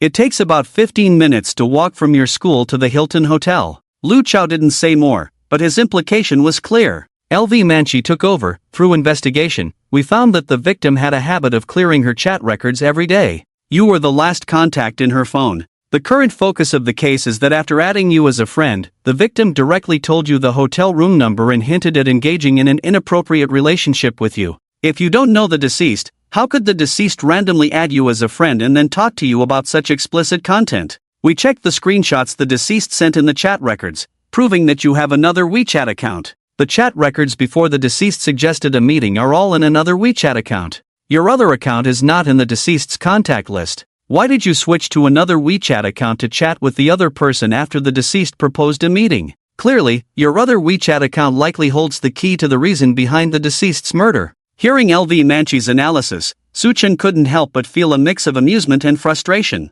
It's understandable why they would think that way. Even if he were a police officer, he would find himself suspicious in this situation. Young man, what you need to do now is cooperate with us, provide us with all the chat records between your other WeChat account and the deceased, so we can prove your innocence, Lu Chao urged solemnly. The problem is, I can't provide you with the other WeChat account right now, Su Chen said awkwardly. Why? LV Manchi frowned. Because that WeChat account isn't mine, Su Chen replied. How dare you argue? The profile picture and information on that account are yours, yet you still insist it's not you? LV Manchi raised his voice. Su Chen, the picture and information are indeed mine, but it's not me using that account. LV Manchi, if it's not you, then who is it? Su Chen, it's my dad. LV Manchi. Lu Chao. Seeing the two detectives looking puzzled, Su Chen quickly explained his father's unusual behavior. With a life at stake, it was crucial to clarify things to avoid further trouble. After all, his father hadn't done anything illegal.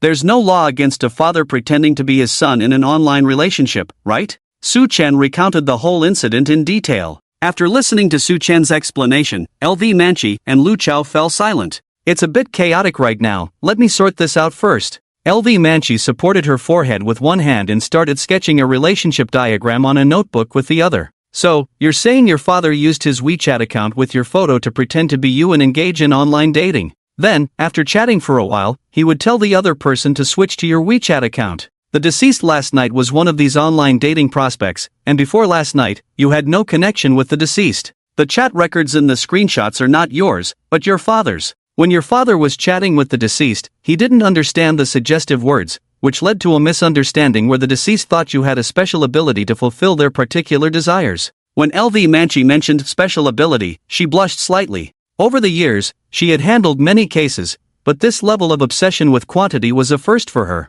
It made LV Manchi somewhat uncomfortable. Therefore, she hastened her explanation of this part. Next, the deceased suddenly added you last night, wanting to meet at a hotel, but you didn't go, right? Yes, that's correct. If you don't believe me, you can call my dad to confirm. Su Chen added. If that's the case, indeed, a phone call for verification is necessary, LV Manchi agreed. Su Chen provided his father's phone number, and Lu Chao picked up the phone in the interrogation room and dialed. A few seconds later, Su Chen's father's voice could be heard on the other end of the line. Hello, who is this? Hello, are you Comrade Su Jin? Yes, who is this? I'm Lu Chao, a detective from the Criminal Investigation Brigade of Binhai City. Your son is with us. You damn scammer, get lost. Lu Chao. Asterisk beep. Beep. Beep. Asterisk the call was disconnected. Lu Chao's face turned green as Su Chen awkwardly explained. Well, my dad is very cautious about scams. There were always scammers calling, claiming I was kidnapped, so you know. LV Manchi couldn't help but laugh and cry. Then use your phone to call, and after you call, I'll talk to your uncle. Okay, no problem. Su Chen picked up his phone and called his father, Su Jing. After the call connected, Su Chen confirmed with Su Jing that he was not kidnapped and was currently at the police station, leaving the rest to LV Manchi to inquire about. Hello, uncle, I am LV Manchi, a criminal police officer from the Binhai City Criminal Investigation Detachment. I would like to verify some information with you, and I hope you can cooperate. No problem. I will definitely cooperate with the police comrades' work. Okay. LV Manchi repeated the situation to Su Jing. Su Jing's response was exactly the same as what Su Chen had said. At that moment, a colleague who retrieved the surveillance footage brought in the latest information. Through checking the school's surveillance in Zhanyang, Su Chen's roommate, testifying, it was confirmed that Su Chen was indeed in the dormitory from last night until this morning, providing a solid alibi. Furthermore, Su Chen's father, Su Jing, clarified the whole situation, admitting to impersonating his son in an online relationship. The truth was finally revealed. Alright, thank you, uncle, for cooperating with our work. Sorry for the trouble, LV Manchi politely said. It's me causing trouble for you police comrades, creating such a big misunderstanding. Su Jing said embarrassedly. It's okay, now that the misunderstanding is cleared up, we will send Su Chen back to school shortly. Uncle, please rest assured. After exchanging a few pleasantries, LV Manchi and Su Jing were about to hang up. Suddenly, Su Jing asked, Miss, how old are you this year? LV Manchi was taken aback. I'm 26 this year. Being a rabbit suits you well. So, do you have a boyfriend? Su Jing inquired. No, I don't. LV Manchi replied awkwardly. That's great. Let me tell you, my son's lifelong wish is to become a police officer. This child has a strong sense of justice. He is kind-hearted, respects the elderly and loves children.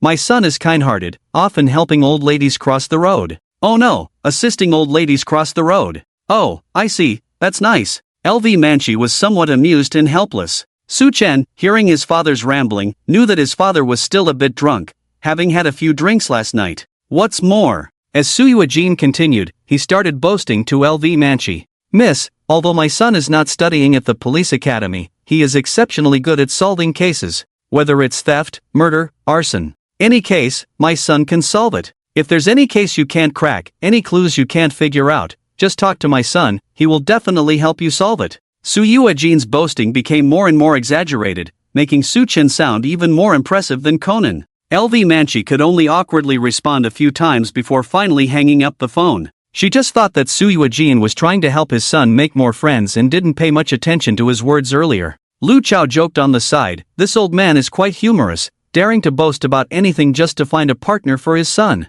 Actually, my dad wasn't boasting, Su Chen interjected. Ha? Lu Chao looked at Su Chen, then repeated the exaggerated claims Su Jing had made. Are you saying that your father was telling the truth, and you are really good at solving cases? You can solve cases like theft, murder, and arson? Su Chen nodded solemnly. Yes, he was telling the truth. I can indeed solve any case. The next moment. Ding. Your father's boasting has come true. Congratulations, host, for acquiring God-tier psychological profiling. Lu Chao saw Su Chen's serious expression and his face turned extremely ugly. Young man, you can eat your meal messily, but you can't speak carelessly. Cases involving human lives are no joke. Do you think solving a case is as simple as it is portrayed in cartoons? If you are as capable as your father claims, why don't you catch the murderer and prove your innocence? Just then, the door of the interrogation room was pushed open, and a detective in a hat hurried in. He leaned in towards the two and spoke in a low voice. The forensic results are out. Both the modus operandi and the target of the crime are identical to the recent series of gruesome dismemberment cases in the coastal area. Upon hearing this, both Lu Manchi and Lu Chao's faces turned grim. Lu Manchi took the forensic report and examined it carefully, sighing in resignation. Indeed, the characteristics of the crime completely matched the previous dismemberment cases. We can confirm that the perpetrator of last night's Hilton dismemberment case is the same person behind the previous cases in the coastal area. It's that guy again. This damn psychopath. When will we catch him? Lu Chao couldn't help but curse. Su Chen heard their conversation loud and clear. The coastal area's series of gruesome dismemberment cases? He was familiar with this case. To be precise, the entire city of Binhai was aware of it. Because that case was damn bloody. The case had caused a sensation, making all the single women in Binhai afraid to go out alone. 3 months ago, a heinous dismemberment case occurred in Binhai. The victim was a single female programmer, brutally murdered and left in the wilderness. Due to the perpetrator's sophisticated methods and high level of counter-surveillance awareness, the police had no useful leads. 2 weeks after this case, the perpetrator struck again, this time targeting a single female anchorwoman. The anchorwoman's dismembered body was found a week later by a neighbor, the stench permeating the entire building. The 2 dismemberment cases occurred in close succession, with identical methods. The perpetrator first struck the victims on the head with a blunt object, rendering them unconscious, before gruesomely dismembering them. Both victims had their chests completely removed, their hands severed, one hand stuffed into the abdomen and the other into the intestines, a level of cruelty that was beyond belief. A month after the 2 dismemberment cases, a floating body was discovered by the riverbank in the Jishan district after a public tip-off. The police confirmed the identity of the floating body as a female high school student who had been missing for over half a month. This high school student had also been dismembered in the same manner, with her chest removed, hands severed, and placed inside her abdomen and intestines. The modus operandi of the 3 dismemberment cases was identical, indicating the same perpetrator. What troubled the police the most was that the 3 victims had no connection to each other, and all the surveillance cameras around the crime scenes had been destroyed in advance. Indiscriminate killings and dismemberments, coupled with the perpetrator's strong counter-surveillance abilities, had left the police with no progress for 3 months. The brutal dismemberment of 3 women had caused a huge uproar in society, leading many single or solitary women to fear going out alone. The Binhai serial dismemberment case had become a nationally renowned major case. Su Chen had just heard Lu Manchi say that last night's case was linked to the previous 3 dismemberment cases. This meant that the fate of Steamed Peach was the same as the 3 previous victims, all brutally dismembered. Has the autopsy report of the deceased's boyfriend been released? Lu Manchi inquired. Yes, blunt force trauma to the head causing excessive bleeding resulting in death, no other injuries on the body, the detective in the hat replied. The perpetrator clearly has no interest in males, choosing to silence them directly. This beast specifically tortures women, Lu Manchi said indignantly. Have they checked the surveillance around the hotel? Lu Chao asked. They did, but the hotel surveillance was destroyed at the time of the incident, and the street cameras nearby captured nothing. The murderer has a strong anti-detection ability. In the previous few crimes, he was able to avoid the surveillance cameras, so it's normal that the nearby streets couldn't capture him. Check the hotel guests who were in and out around the time of the incident, see if there are any leads. The 3 of them were deeply engrossed in discussing the case, completely forgetting there was another person in the room. Excuse me, if there's nothing else, can I go back to school? Su Chen couldn't help but speak up. Lu Manchi then realized and felt a bit embarrassed. Of course, we'll arrange for a car to take you back right away. She got up to open the door for Su Chen, and Lu Chao also stood up. As Su Chen walked out, he glanced at the forensic report on the table. With his god-level psychological profiling ability, just by looking at the forensic report, he could capture many hidden details. Lu Manchi, Lu Chao, and Su Chen left the interrogation room and arrived at the entrance of the police station. A misunderstanding was resolved, and Su Chen was ready to get in the car to return to school. Just then, a middle-aged man with a crew cut walked towards them. Lu Manchi and Lu Chao saluted him. Good afternoon, Captain. Su Chen glanced at the badge on the man's chest, Captain Zhang Zhou of the Criminal Investigation Brigade in Binhai City. He must be Lu Manchi and Lu Chao's superior. Zhang Zhou glanced at Su Chen, and Lu Chao quickly reported the situation. Captain Zhang, everything has been investigated.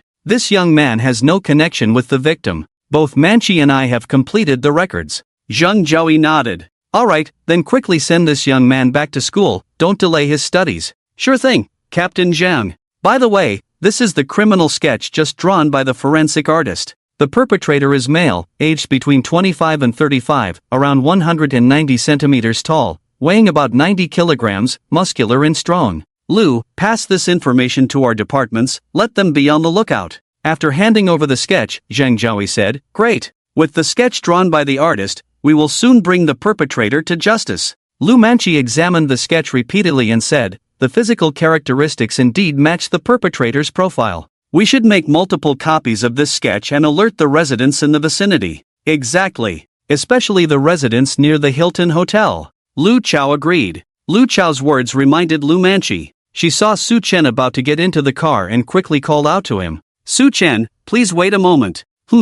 Su Chen stopped. Lu Manchi held up the sketch to him. This is the sketch of the serial dismemberment case perpetrator. Take a photo of it, and after you return to school, inform your classmates and friends to be on the lookout for this man in the sketch. Remember, if you spot the man in the photo, immediately report it to the police. Don't try to be a hero and confront the perpetrator. Yes, let me emphasize, if you see the suspect in the sketch, ensure your safety first before reporting, as the criminal is very dangerous. Don't alert the suspect. Zheng Zhaoi reminded from the side. Captain Zhang is always thoughtful. Lu Chao flattered, giving a thumbs up to Zheng Zhaoi. Su Chen looked at the sketch in front of him but hesitated to take out his phone to take a picture. Seeing this, Lu Manchi urged, "Student, what are you waiting for? Hurry up and take a photo." Take a photo? Of this? Su Chen pointed at the sketch. Yes, what else would you take a photo of? Lu Manchi was puzzled. Why should I take a photo of this? Su Chen asked back. Lu Chao rolled his eyes beside him. Are you daydreaming?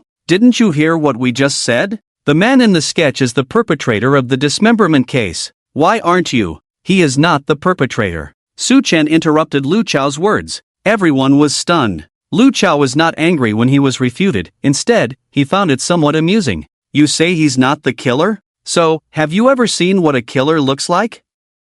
Lu Chao sneered coldly. I haven't. Su Chen shook his head. Then why do you say he's not the killer? Lu Chao pressed on aggressively. Because the killer is simply not a man, Su Chen replied firmly. This statement shocked everyone present. The notorious coastal serial dismemberment case's killer is not a man? If this were to spread, it would surely make people laugh out loud. Lu Chao was left speechless. Nowadays, university students are really audacious, daring to say anything. Young man, go back to your classes quickly. We are busy with the case and don't have time to listen to your nonsense. Lu Chao impatiently waved Su Chen away. Alright, Su Chen had no intention of arguing with Lu Chao and headed straight back to the car. Student, please wait. LV Manchi called out to Su Chen. Lu Chao, seeing LV Manchi stop Su Chen, was puzzled. Manchi, why did you call him? Ignoring Lu Chao, LV Manchi earnestly looked at Su Chen. Student, why do you say the killer is not a man? Because the killer does not fit male characteristics, Su Chen replied. Can you be more specific? LV Manchi inquired further. Unable to hold back, Lu Chao interjected. Do you really believe what a university student says? LV Manchi replied. I'm not believing what he says, I'm considering another possibility. Lu Chao tried to argue, but LV Manchi reminded him of what Jing Dui had said. To become an excellent detective, when solving a case, don't always think impossible, think possible instead. Lu Chao, seeing LV Manchi bring up Zheng Chaoyi's classic quote, immediately lost his temper. Zheng Dui, what do you think? Lu Chao hesitated. Zheng Dui, the public's eyes are sharp, it wouldn't hurt to listen to the public's analysis more. LV Manchi made a face at Zheng Chaoyi. We should listen to the public's analysis, but whether to accept it or not is up to us to decide. Otherwise, what's the point of the police? Zheng Chaoyi said sternly. His words were reasonable. It was fine to consider Su Chen's clues, but they were experienced detectives who had solved numerous difficult cases. They couldn't be directed by a university student, could they? LV Manchi turned to Su Chen. Su Chen, you can continue expressing your views. Su Chen felt a bit tired listening to LV Manchi in their debate. He yawned and briefly analyzed with the newly acquired God-level psychological profiling skill. Psychological profiling, also known as criminal psychological portrait, was a skill mastered only by experienced old detectives. It mainly analyzed the killer's modus operandi, crime scene arrangement, criminal characteristics, etc., using these clues to depict the killer's psychological state, including predicting the killer's gender, age, appearance, occupation, personality, and more. A skilled psychological profiler could even anticipate the killer's next move and assist the police in narrowing down the search range. To become an excellent psychological profiler, one must be well-versed in criminal psychology, behavioral psychology, micro-expression psychology, and other professional fields. Su Chen's profiling ability now could completely surpass all the top psychological profilers in the world. The challenging coastal serial dismemberment case was not difficult for him at all. The killer in the serial dismemberment case has obvious characteristics. All victims' chests were completely cut off, and their hands were severed and stuffed into the body. This abnormal dismemberment method indicates the killer's extreme excitement, sexual abnormality, or experience of some trauma, not ruling out depressive personality, pathological self-mutilation personality. The killer's removal of the victim's chests is either an indiscriminate venting of anger or an extreme behavior to express certain special experiences they have been through. Inserting hands into the body as this abnormal harm indicates the perpetrator is a typical sufferer of Moro split syndrome. Earlier in the interrogation room, I glanced at the forensic report, and there were no signs of struggle at the Hilton Hotel crime scene last night. Both victims had no external injuries from a fight, and no traces of anesthesia or hallucinogens were found in their bodies. This suggests that both victims were completely relaxed and unguarded when attacked. The perpetrator couldn't have been a tall, burly man over 190 centimeters in height. Although the forensic examination revealed blunt force trauma to the head as the cause of death, the dissection was carried out with great skill and professionalism, indicating that the perpetrator likely has medical experience or at least over 8 years of surgical experience. The other male victim had a blunt force injury to the forehead, with a height of 178 centimeters. Based on the weapon size and wound depth, the perpetrator's height is estimated to be around 170 centimeters to 173 centimeters. There was a clear snag at the 10 centimeters mark on the female victim's chest, indicating that the perpetrator had an old injury on the right hand or elbow that affected the completeness of the surgical incision. Finally, Su Chen summarized, with limited clues available, I can only sketch a preliminary criminal profile based on the information above. The perpetrator is a female, aged between 30 and 35, with a height of 170 centimeters to 173 centimeters, medical experience specializing in surgery, and an injury on the right hand or elbow. Su Chen's highly professional analysis left Lu Manchi, Zhang Zhaoi, and Lu Chao stunned. Regardless of whether his speculation was correct, his reasoning and logic made everyone feel that Su Chen was no different from the excellent psychological profilers in the criminal investigation team. Unfortunately, Su Chen's final conclusion was completely opposite to that of the psychological profilers in the criminal investigation team. The conclusion that the perpetrator was a woman was truly hard for Zhang Zhaoi and the others to accept. Any experienced detective with a background in criminal investigation would know that the perpetrator of the coastal serial dismemberment case must be a strong and robust male. Female physical capabilities simply couldn't achieve the bone-crushing and wilderness disposal seen in the case. Zhang Zhaoi didn't say much to Su Chen. After all, he was just a college student, and there was no need for an old detective like him to argue with a student. He just smiled knowingly, patted Su Chen on the shoulder, and sent him off in a car. Lu Chao stood by, shaking his head and chuckling, "Young man, thanks for your analysis. Remember to keep an eye on the news these days. I'm afraid you might miss out once we catch that 190 centimeters tall male suspect." Su Chen smiled faintly in the car. He knew that Lu Chao didn't believe a word he had just said. It was all sarcasm and mockery. "I will keep an eye on the news. I wish you all the best in catching the male suspect." Su Chen emphasized the words "male suspect." "I won't trouble you, young man. After we catch the suspect, I'll personally come to your school to deliver the good news." "Okay, I'll be waiting for your good news." With that, the police car carrying Su Chen left the police station. Lu Chao watched Su Chen drive away and snorted, holding his shoulder. What's wrong with today's college students, talking nonsense with such confidence? At first, he sounded convincing. I almost believed him. But then he said the perpetrator was a woman, and I almost burst out laughing. Zhang Zhaoi chuckled and didn't take Su Chen's words seriously. "All right, let's get back to work. We have the suspect's profile now, disseminate it, and the rest of the work is to catch the person based on the profile." Lu Manchi and Lu Chao echoed in unison, "Got it. I'll go greet the brothers at the police station. You two head back to the criminal investigation team." "Okay, Zhang team." Lu Chao drove with Lu Manchi towards the police station. On the way, Lu Chao continued to criticize Su Chen's earlier remarks as being too far-fetched. "That kid cracked me up. If the perpetrator of this dismemberment case turns out to be a woman, I'll eat my hat."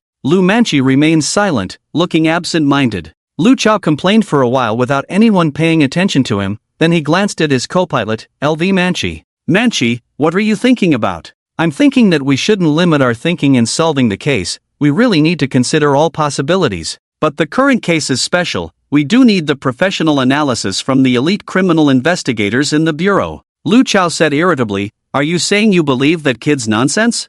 "I neither believe nor disbelieve, I just trust my intuition," LV Manchi said meaningfully. "You don't also think the killer is a woman, do you?" Lu Chao's tone carried a hint of sarcasm. LV Manchi remained silent. In fact, she really wanted to admit that she also thought the killer was a woman. Su Chen's psychological profile just now was as shocking as a textbook to her. She found Su Chen's analysis very reasonable. However, the identity of the suspect was awkward. In her eyes, Su Chen was just a good-looking university student with little social experience. One moment he was considered a suspect in the Hilton case. Although the suspicion was lifted and it was all a misunderstanding, it would be somewhat unreasonable to believe his analysis of the killer. Moreover, Zheng Choui had already brought the criminal profile, which was drawn by the senior psychological profiler of the police technical department based on 4 case files. Even if LV Manchi agreed with Su Chen's analysis in her heart, she dared not say it out loud. Not long after the two returned to the criminal police team, Zheng Choui rushed back. He called all the criminal police officers to the conference room for a meeting. Now that they had the killer's profile, the purpose of this meeting was to discuss the capture of the killer. All the key elite members of the bureau and leaders of various departments were present. It was a serious matter, and Luo Qingfeng, the director of the Binhai City Public Security Bureau, also attended the meeting. The conference room was packed and extremely solemn. We have distributed the killer's profile to all departments within the jurisdiction of Binhai City that are affiliated with the public security system or connected to our system, Zheng Choui reported. At the same time, we have communicated with the police officers from various jurisdictions, and they will deploy plainclothes officers in major crowded areas to ensure a smooth investigation of the killer. After listening to Zheng Chowi's report, Luo Qingfeng nodded. He looked sternly at the killer's image on the big screen. Have we found detailed information about the killer from the big data analysis? Director Luo, we haven't found that yet. The facial recognition system has only been online in recent years. If the killer has been using false identities or hasn't been entered into the system, it might be difficult to find him, Zheng Choui replied. This killer has a high anti-investigation capability. It's possible that he has been evading facial recognition in the big data system, Luo Qingfeng agreed with Zheng Choui. We can't rely too much on high technology in solving cases. We should visit the residential areas and public places near the crime scene. If necessary, we should also cooperate with the Census Bureau and explore all possibilities, Lu Tianxiao, who was sitting next to Luo Qingfeng, said. Lu Tianxiao was the deputy director of the Binhai City Public Security Bureau and also Zheng Chowi's mentor. When Zheng Choui first joined the police force, he was trained by Lu Tianxiao to become the head of the criminal police team. Their relationship was similar to the current one between Zheng Choui and Lu Chao. Lu Tianxiao had been in the police force for decades and had solved numerous difficult cases. Although he was close to retirement, he still held a lot of influence in the entire police department. Even Luo Qingfeng respected him. However, Lu Tianxiao was a traditionalist when it came to solving cases and didn't like relying on high-tech electronic devices. That's why he made the statement just now. Everyone could tell that his words were a subtle criticism towards Zheng Choui. The fact that they had a master-disciple relationship was well known throughout the bureau, and it was reasonable for a mentor to guide his disciple in their work. All right, Director Lu, I will arrange for personnel to conduct investigations right after the meeting. Zheng Choui almost called him master, then quickly saluted Lu Tianxiao. Luo Qingfeng also echoed Lu Tianxiao's words beside him. I think Lao Lu is right. This suspect always precisely destroys the cameras and surveillance equipment, leaving us empty-handed at the crime scene. Since that's the case, let's try a different approach, not relying too much on high-tech electronic devices. Let's gather clues in the most basic way, maybe we'll have unexpected gains. Zheng Choui nodded, understood. Just like the criminal profile provided by the technical department, we still need the sketch artists to give us the killer's information using the most traditional crime profiling methods at crucial moments. Luo Qingfeng and Lu Tianxiao nodded together, signaling Zheng Choui to continue the meeting. Next, regarding the disposal sites of the dismembered body cases, we are preparing.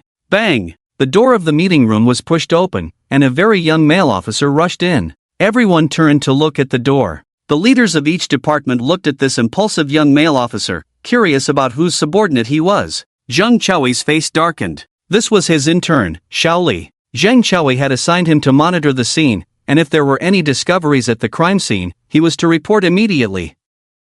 Captain Zhang, I have made a major discovery. Director Luo, Director Lu. Xiao Li saw all the heads of departments present and realized he had been a bit too hasty and awkwardly scratched his head. Zheng Choui knew Xiao Li must have found some important clue, otherwise, he wouldn't have rushed in so flustered, so he didn't press further. What did you find? The killer! I found the killer! The meeting room erupted in commotion. The leaders of each department stood up directly, as if they were preparing to take action. Zheng Choui urged, where is the killer? In.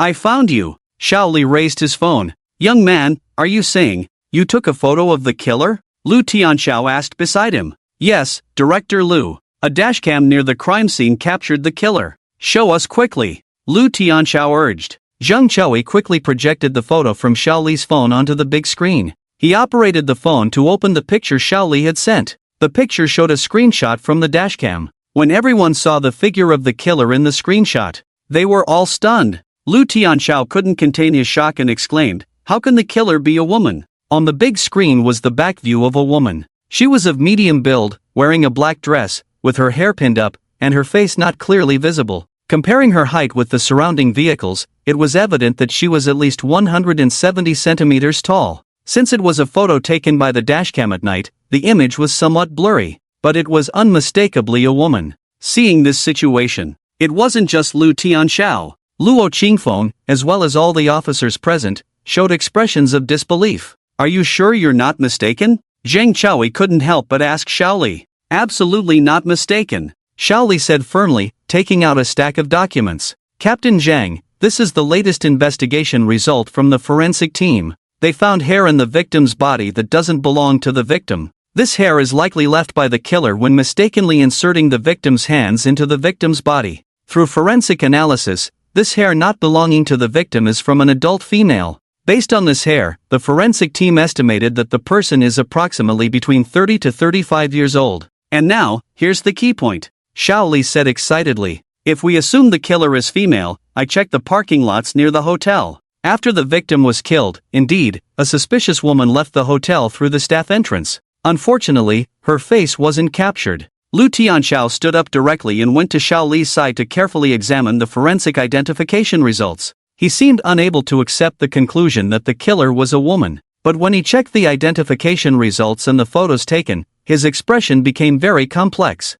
The timing of the crime matches perfectly, crucial evidence is left in the victim's body. "It seems like the culprit is indeed a woman," Lu Tianxiao said with a furrowed brow. With the approval of Lu Tianxiao, the veteran criminal investigator, the meeting room erupted in astonishment once again. The culprit behind the nationally shocking coastal serial dismemberment case turned out to be a woman. This was simply beyond belief. The brutal dismemberment method, meticulous planning, and exceptional anti-detection capabilities. It was hard to imagine such a woman. All the officers present were left speechless with shock. Just moments ago, the forensic sketch artists from the Criminal Investigation Department had drawn the criminal's portrait. The conclusion was that the culprit was male, aged between 25 to 35 years old, around 190 centimeters tall, weighing about 90 kilograms, with a robust physique and great strength. This conclusion was unanimously accepted by the entire police force. Even without the criminal profile from the sketch artists, based on past investigative experience, everyone could ascertain that the culprit was a physically strong man. But now,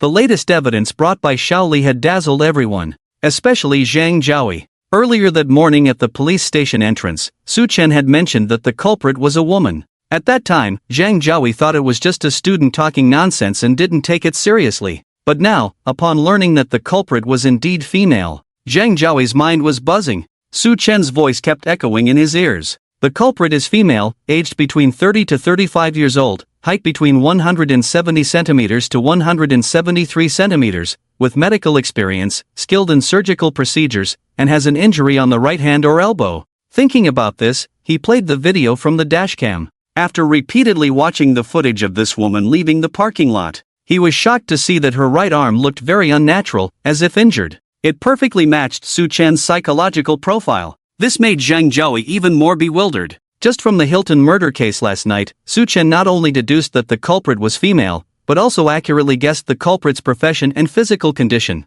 This experienced police captain felt a bit embarrassed. If Zhang Choui was shocked, then LV Manchi and Lu Chao were even more so. LV Manchi had always felt that Su Chen's psychological profiling had some merit. Now with the evidence before her eyes, she felt a sense of pride in her own speculation being validated. As for Lu Chao, his mouth was wide open, unable to close for quite some time. Since that's the case, everything makes sense now. Why did we struggle with the investigation for over 3 months without any progress? Why wasn't the culprit's sketch in the facial recognition database? Because the culprit was never a man. Our investigative direction had a serious problem. Luo Qingfeng's words made the atmosphere in the meeting room very solemn, especially for the leaders of the Criminal Investigation Department. Although the entire police force believed the culprit was a man, the criminal profile was provided by their department's forensic sketch artists. If blame had to be placed, the responsibility could not be shifted from the technical department. Director Luo, this was a mistake on our part in the technical department. We will definitely reflect on it proactively,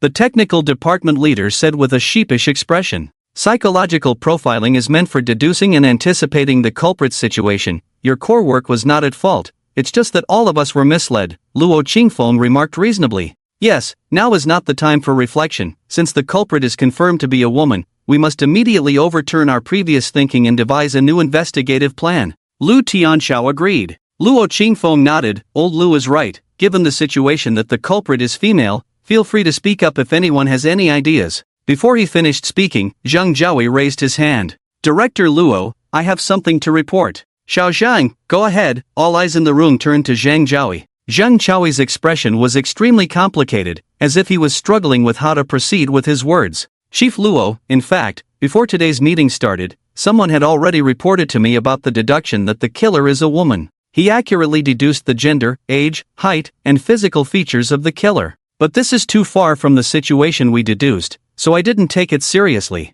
I never expected the killer to actually be Xiao Zhang. Why didn't you mention such an important clue earlier? Luo Qingfeng's tone carried a hint of blame. Chief Luo, it's not that I didn't mention it earlier, it's just that the person's identity was too. Zhang Chaoi hesitated. What's wrong with the person's identity? Luo Qingfeng asked. The person is a university student. Zhang Chaoi replied. What's wrong with being a university student? I'm not criticizing you, the university students from the police academy are our police reserve, and didn't you learn your criminal investigation knowledge from the police academy? You can't underestimate his investigative abilities just because he's a university student. Luo Qingfeng asked. The problem is, he's not from the police academy. Zhang Chaoi said awkwardly. Luo Qingfeng, not from the police academy? Zhang Chaoi, yes, he's a student from Binhai University. Luo Qingfeng, Binhai University? Zhang Chaoi, yes, the student who was initially treated as a suspect,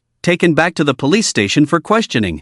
Luo Qingfeng. The conference room fell silent. Confusion was written on everyone's faces. Initially, everyone thought that the person Zhang Chaoi was referring to was a talented student from the police academy. Someone who could hold a different opinion from all the police officers, predict in advance that the killer was a woman. Such a talented student from the police academy would definitely be a good seedling. But no one had expected. The person Zhang Chaoi mentioned was not from the police academy at all, but a student who was treated as the prime suspect. Xiao Zhang. Are you talking about the university student who was the last contact person of the deceased, who left a message to meet the deceased at the hotel, right? Luo Qingfeng confirmed repeatedly. Yes, that's him. Luo Qingfeng remained silent, took a sip of tea from the thermos on the table, seemingly calming his emotions. As Zhang Chaoi's master, Lu Tianxiao was a bit unable to hold back. Don't forget your own identity. You are a criminal police officer, you have to take responsibility for what you say. Lu Tianxiao's public reprimand of Zhang Chaoi was also for his own good.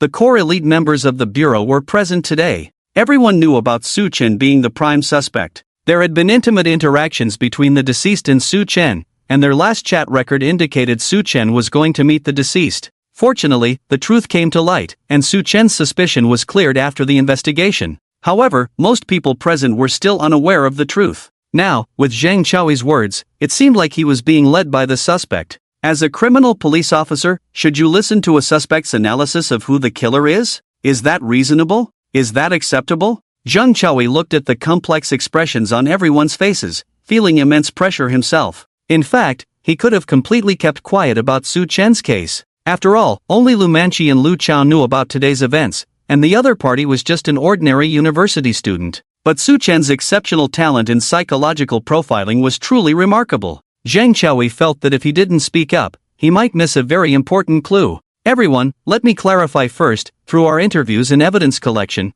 the university student named Su Chen is no longer a suspect. Before today's meeting started, he had already been sent back to school. The reason I'm mentioning this now is because Su Chen's ability in psychological profiling is indeed outstanding. Captain Zhang Chaoi, sorry, I can't help but interrupt. It was Han Linyong, the head of the technical department of the criminal police, who spoke. The main task of the technical department was to assist the criminal police with advanced technological methods. Psychological profilers were under the technical department and under the responsibility of Han Linyong. Now, Han Linyong heard Zhang Chaoi praising Su Chen's excellent psychological profiling ability in front of so many people, which was somewhat embarrassing. As the leader of the technical department, Han Linyon must have felt a bit uncomfortable. It seemed like the other party was questioning the competence of their technical department. According to Captain Zhang, are you planning to believe in a university student with no criminal investigation knowledge for psychological profiling? All I can say is, the amount of criminal investigation knowledge he possesses is not less than that of a professional psychological profiler, Zhang Choui replied.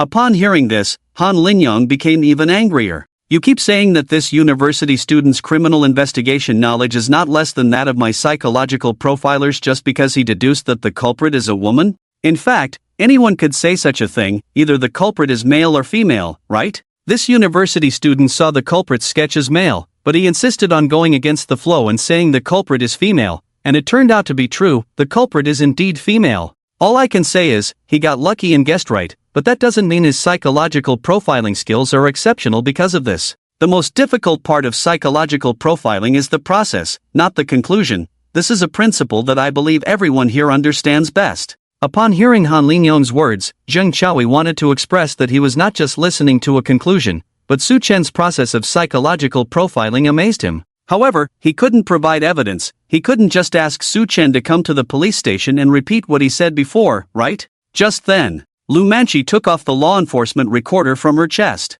Captain Zhang, I recorded the conversation between Su Chen and us this morning. Although Lu Manchi had not been in the police force for long, newbies always had a habit of recording. She liked to record all the details of daily case handling. Just this morning, Su Chen's psychological profiling of the culprit, she had it all recorded in the law enforcement recorder. Xiao Lu, you've done a great job this time, Zheng Choui whispered, then projected the footage from the law enforcement recorder onto the big screen. Soon, the screen displayed the scene of everyone in front of the police station in the morning. Su Chen's voice echoed throughout the meeting room. The insertion of hands into the body, this abnormal injury, indicates that the culprit is a typical sufferer of Morse-Hus split personality disorder. Although the forensic examination results show blunt force trauma to the head causing death, the dismembered body exhibits extremely skilled and professional anatomical techniques, indicating that the culprit likely has medical experience, or at least over 8 years of surgical experience. As the people in the meeting room listened further, their faces became more and more incredulous, especially Han Linyong. As the head of the technical department, Han Linyong had many excellent psychological profilers under him. Su Chen's analysis content was simply on par with those excellent psychological profilers. In some aspects, he even surpassed his own psychological profilers. His psychological analysis of the culprit, his understanding of the crime scene. Su Chen had completely reached the top level. He was simply a full-level psychological profiler. The immense shock left Han Linyong speechless. He could only continue to listen to Su Chen's psychological profiling of the culprit with sweat dripping down his back. Although Luo Qingfeng and Lu Tianxiao were not professionals like Han Linyong, they were seasoned criminal investigators. They too were shocked by Su Chen's analysis. The expressions on their faces were the same as everyone else in the room. As they listened to the end, Su Chen's conclusion came. The culprit is female, aged between 30 to 35, height between 170 centimeters to 173 centimeters, with medical experience, skilled in surgical procedures, and has injuries on the right hand or right elbow. Wow! Everyone present was stunned by Su Chen's final words. All the data he mentioned actually matched the latest evidence they had just received. The impact was simply too great. This was an ordinary university student who had never attended a police academy. How could he achieve this level? Han Linyong sat down in frustration. He had lost his temper. The meeting room fell into a suffocating silence. It seemed like everyone needed some time to calm their shocked hearts. Everyone knew in their hearts that this college student named Su Chen was extraordinary. To have such skills, he was practically a great candidate for criminal investigation. After a moment of silence, Luo Qingfeng and Lu Tianxiao exchanged whispers. Then, Luo Qingfeng looked at Zheng Jiaoui. Xiao Zhang, bring Su Chen to the bureau immediately at the fastest speed. Yes, Chief Luo. Zheng Jiaoui replied and was about to move when Han Linyong couldn't help but speak up. Xiao Shang, wait a moment. All eyes turned to Han Linyong. Luo Qingfeng stopped Zheng Jiaoui and asked in confusion, Lao Han, what's on your mind? Han Linyong felt awkward and said, Chief Luo, is it really appropriate to involve a non-police academy graduate college student in a criminal case? The police's psychological profiler failed to draw an accurate portrait of the suspect, which left Han Linyong somewhat frustrated. Moreover, Luo Qingfeng's decision to bring Su Chen to the criminal investigation team made Han Linyong lose face even more. However, his point was valid. Despite Su Chen's professional analysis in the video that everyone agreed with, his status as a regular college student was somewhat awkward. This was why Han Linyong dared to question Luo Qingfeng in front of everyone. Unexpectedly, Luo Qingfeng's words left Han Linyong speechless. So, do you think it's better to have someone else clean up our mess? Luo Qingfeng's tone carried a hint of self-mockery. The nationwide sensational dismemberment case had already caught the attention of higher-ups. Luo Qingfeng was under immense pressure. The superiors had made it clear several times that if Luo Qingfeng couldn't solve the case, a special task force would be sent from the province to help him out. Luo Qingfeng relayed the superior's message to everyone in the bureau. It was crystal clear to everyone that if a special task force from above came to assist with the dismemberment case, it would be a huge blow to their Binhai Police Bureau, indicating their investigative capabilities were lacking. Luo Qingfeng shared the same sentiment as everyone else. They needed to handle their own affairs. If involving a non-police academy professional college student could crack the case, it would definitely be better than having a special task force sent down. So, Han Linyong remained silent. The others present had nothing to say and waited for Zhang Zhaoyi to bring Su Chen to the police station. On the other side, at Binhai University, Su Chen returned to school at noon. Students flooded into the cafeteria from all directions. Zhang Yang, Tian Jijie, and Zhou Ju had saved seats in advance. After Su Chen got his food, he sat down next to Zhang Yang and the others. Seeing Su Chen acting nonchalant, his 3 dormitory brothers surrounded him with concern. Lao Su, did you do something wrong? Officer had talked to me for a long time. Zhang Yang nervously asked. He talked to me and Zhou Ju too. Damn, he spilled the beans about us sneaking out to stay overnight. Tian Jijie complained. So, Lao Su, what illegal thing did you do? Zhou Ju joked. If I did something illegal, would I be sitting here eating with you guys? Su Chen chuckled. That's true, Zhang Yang nodded. But sitting here eating with you guys won't lead to anything good either, Su Chen teased. Damn, stop talking nonsense. Seriously, what did Officer Hat want with you? The other class is spreading rumors that you got caught going to a massage parlor. Zhang Yang said. Massage parlor? I heard that Lao Su hit someone and fled the scene while riding a shared bike, Tian Jijie chimed in. I even heard I was drunk riding a shared bike under the influence. What a mess, Su Chen said, exasperated. University is like a microcosm of society. When questioned by Officer Hat, it's inevitable to be gossiped about. If you did something good, you'd receive a commendation, not inquiries about your usual behavior from those around you. So, after Su Chen was taken away by Uncle Hat for a whole morning, rumors about what Su Chen had done were spreading fast. Well, he had done everything except murder. Now Zhang Yang and the others were relentlessly questioning him, and he quickly clarified and explained, it's not as sinister as it sounds. Uncle Hat just wanted to understand the situation from me. After all, there was a murder case. Su Chen explained the whole situation to Zhang Yang and the others. Anyway, there was nothing to hide, and it wouldn't be long before it was all over the news. After hearing it, Zhang Yang and the others were all excited. Wow! Is it really that thrilling? So the online green-haired turtle series is true! Zhang Yang exclaimed. Damn, why don't I ever come across such good luck? It's all thanks to this kid, Su. Tian Jijie envied. On the other hand, Su managed to escape a disaster, or else he would have ended up like that couple. Zhou Ju sighed. Su Chen nodded. Yeah, it seems the murderer struck right after I finished chatting with that woman. Quite a coincidence. Tisk tsk, really scary. If you had gone, you might have bumped into the killer in the act, and they would have silenced you too. Tian Jijie made a throat-slitting gesture. Being silenced is also a blessing. The 3 of them can still play puff games over there. Zhang Yang joked with a grin. Come on, I'll take you there now to play with them. Su Chen jokingly squeezed Zhang Yang's head with his arm. No, bro, I was wrong. Zhang Yang begged repeatedly. The conversation shifted back to the murder case from last night as they chatted and joked around. 4 lives have been taken in Binhai. Do you think the Hilton couple from last night were the work of the same killer? Zhang Yang asked while eating. It's really hard to say. Why would someone without any grudges suddenly target these 2? Tian Jijie pondered. The killer is definitely a sicko plus psycho, otherwise they couldn't have done such a thing, Zhou Ju agreed. Probably a creepy old man in his 40s, extremely brutal. Right. Or maybe a strong muscular bully, the kind who punches kids one by one. Su Chen didn't express his own opinion, just chatted and bantered with his roommates, no need to get too serious. While they were chatting casually, a group of people suddenly entered the cafeteria. Leading them were 2 Uncle Hat figures, the police officers who had taken Su Chen away in the morning.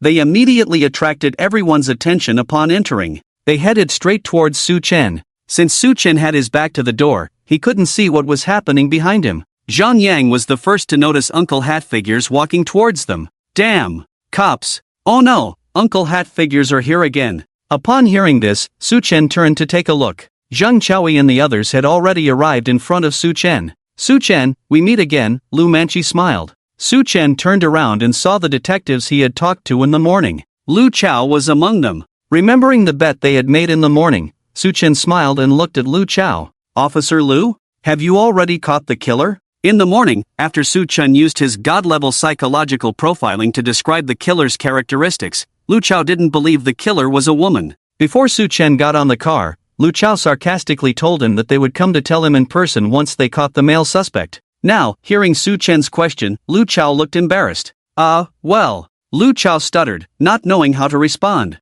He had already died a social death in the police station just now. After Lu Manchi's body camera played Su Chen's psychological profile, there was also a conversation between the two of them on their way back to the detective team from the police station. Lu Chao's arrogant tone at the meeting room in front of so many leaders and seniors was particularly harsh. I was really amused by that young man. If the culprit of this dismemberment case turns out to be a woman, I, Lu Chao, will eat dirt standing on my head. At that moment, everyone in the meeting room laughed without saying a word, leaving Lu Chao embarrassed almost to death. The slap in the face came so quickly. Now he had to humble himself and ask Su Chen to guide them back to the police station. After much hesitation, Lu Chao finally blurted out, "Young man, I'm really sorry, but we need to trouble you to come with us." "Ha? Going back with you guys again?" Su Chen asked. "Yes, but please don't misunderstand. This time we want to ask for your assistance in solving the case," Lu Chao explained. "Assist in solving the case? So, the culprit hasn't been caught yet?" Su Chen inquired curiously. "No, not yet," Lu Chao replied. "I thought you came to me because, as we agreed, you were going to tell me that the male culprit had been caught," Su Chen chuckled. With these words, Lu Chao's face turned green. Zhang Jiaoyi and LV Manchi on the side naturally understood what was going on. When Lu Chao was being challenged by Su Chen, Zhang Jiaoyi and the others were present. Seeing Lu Chao speechless, Captain Zhang Jiaoyi patted Su Chen on the shoulder. "Friend, what my little brother said earlier was indeed thoughtless, please don't take it to heart. We are here on behalf of the Binhai City Police Department to invite you to assist us in solving the major serial dismemberment case in Binhai," LV Manchi added. "According to the latest clues we have obtained, the culprit is indeed a woman, just as you guessed this morning. Your deductions about the culprit's height, age, and physical characteristics perfectly match the photos we took of the culprit." Su Chen nodded, not surprised by the accuracy of his deductions, as he possessed the skill of god-tier psychological profiling. For a case like the dismemberment, his skills were somewhat underutilized. "Since you have the culprit on camera, why don't you just go and arrest her?" "I can't help you with that, I'm not a criminal catcher," Su Chen said with a smile. Zhang Jiaoyi looked troubled. "The problem now is that we only captured the culprit's back on camera, and we have very limited information about her, making it impossible to make an arrest. So, we would like you to come back to the police station, analyze the detailed files we provide, conduct another psychological profile of the culprit, gather more information about her, and help us identify the culprit." Upon hearing this, Su Chen understood their intentions. "I am willing to help the police, but I have classes in the afternoon." Su Chen hesitated. LV Manchi instantly grasped Su Chen's meaning and said, "Don't worry about that, we will inform your school, it won't affect your studies. Moreover, after the case is solved with your help, the Binhai City Police Department will definitely commend and recognize you." Hearing LV Manchi's words, Su Chen was satisfied. He didn't care much about commendations, he mainly wanted a legitimate reason to skip class and go out for fun.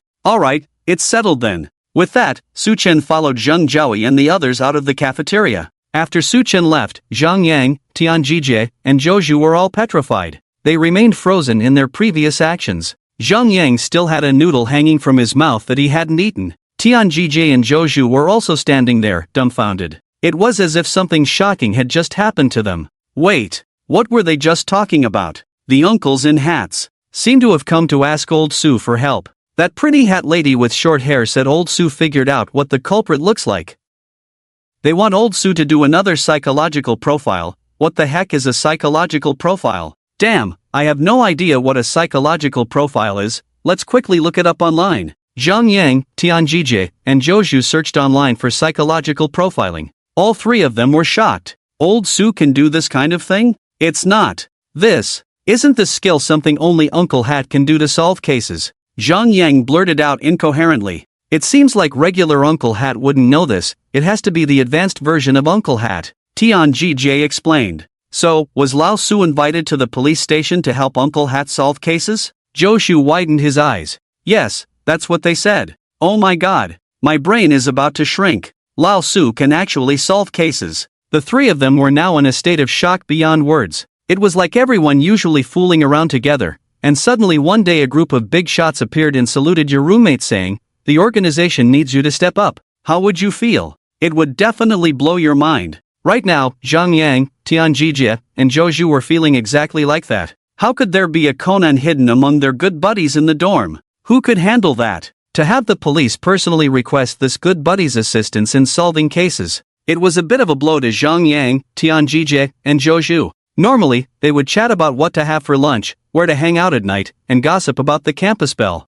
But now, Su Chen was discussing how to catch the culprit in the coastal serial dismemberment case. The dorm brothers' minds were blown. I mean, is it possible that Lao Su's real identity isn't a university student but maybe an undercover agent for the police or something? Zhang Yang said seriously. If you put it that way, it actually seems possible. Why else would they ask Lao Su to help solve cases? Tianjie agreed. Whether Lao Su was an undercover agent for the police or not, he's definitely not an ordinary person. Zhou Zhu analyzed. No wonder. I was wondering how he suddenly became so awesome in French. Turns out he's been acting around us all this time. Zhang Yang realized belatedly. Due to Zhang Yang, Tianjie, and Zhou Zhu being too shocked, they couldn't control their mouths. They completely ignored the fact that they were in the cafeteria, surrounded by students eating. After Su Chen was taken away by Uncle Hat, no one knew what had happened. Now, after hearing the three of them blabbering in the cafeteria, the surrounding students all knew the truth. Soon, the incident of a Conan emerging at Binhai University spread throughout the campus.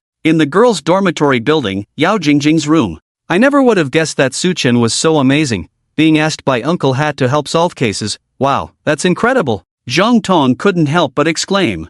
Yeah, this morning when he was taken away, I thought he had done something illegal, turns out I completely misunderstood him. Wu Nan chimed in. Jingjing, Su Chen has been chasing after you for so long, you must know him better than us. Do you know he's capable of this? Zhang Tong looked at Yao Jing Jing. You guys don't actually believe that Uncle Hat came to ask him for help in solving cases, do you? Yao Jing Jing retorted. Zhang Tong was taken aback by Yao Jing Jing's response. From her tone, it seemed like she knew something. At first, of course we didn't believe it, but our classmates were all talking about it, saying he was asked by Uncle Hat to help catch the killer, so we believed it. Zhang Tong replied. It's mainly because Su Chen's three roommates all said the same thing, and we all heard it from them. Wu Nan added. Yao Jingjing then gave a meaningful smile. You guys, always believing everything you hear, how could Uncle Hat possibly ask a college student to help solve cases? I've encountered this kind of thing before. Hearing Yao Jingjing say this, Zhang Tong and Wu Nan became interested. Jingjing, are you saying that Su Chen helped Uncle Hat solve cases before?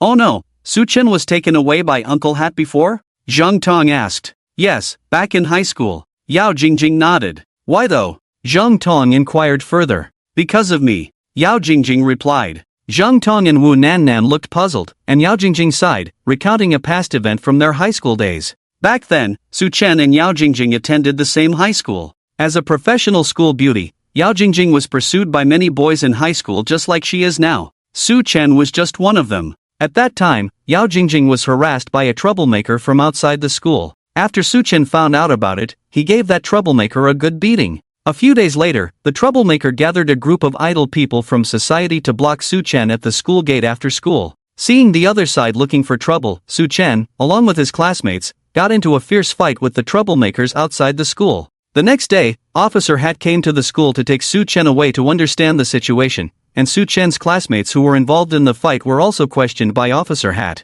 Although it was clear that the troublemakers were in the wrong, Su Chen had to cooperate with Officer Hat's investigation. The story of Su Chen turning into a flower protector and fighting the troublemakers to help the school beauty spread like wildfire. Actually, I didn't know about that incident until much later because he didn't tell me at the time. He secretly dealt with that troublemaker, and I was quite touched at the time. That's just how he is, always silently supporting me from behind, never telling me to my face. It was like that before, and I didn't expect it to be the same even after we entered university. Yao Jingjing shrugged helplessly. Zhang Tong and Wu Nan were stunned after listening. Oh my, if that's the case. Su Chen was taken away by Officer Hat. Could it be that he stood up for you again? Zhang Tong speculated. Very likely. With so many guys interested in Jingjing, there must be some with ill intentions. Su Chen must have taught them a lesson for Jingjing, and then he was taken away by Officer Hat for questioning. Wu Nan chimed in. So all of Su Chen's roommates were taken in for questioning, maybe they got involved in a fight with Su Chen? Confirmed. I never expected Su Chen to be Jingjing's flower protector, he's such a warm-hearted guy. So, his roommates must have made up some lies to help Officer Hat solve the case, probably to keep Jingjing from finding out, right? Faced with Zhang Tong and Wu Nanan's wild imaginations, Yao Jingjing could only nod helplessly. Back in high school, he was like this. When he came back after being taken away by Officer Hat, everyone asked him what happened, and he lied to everyone saying the neighbor's house was robbed, and Officer Hat asked him about it. I never thought he would be even better at making up stories in college. He actually said Officer Hat asked him to help solve cases. Yao Jingjing said with a wry smile. This Su Chen, he could just speak up for you directly instead of playing mysterious. Zhang Tong said, puzzled. Exactly. I really want to figure out who has ill intentions towards our Jingjing, so we can stay away from them. Wu Nan agreed. Could it be those troublemakers from outside the school again? Jingjing, have you been harassed by anyone from outside the school? Zhang Tong asked. Yao Jingjing pondered for a moment.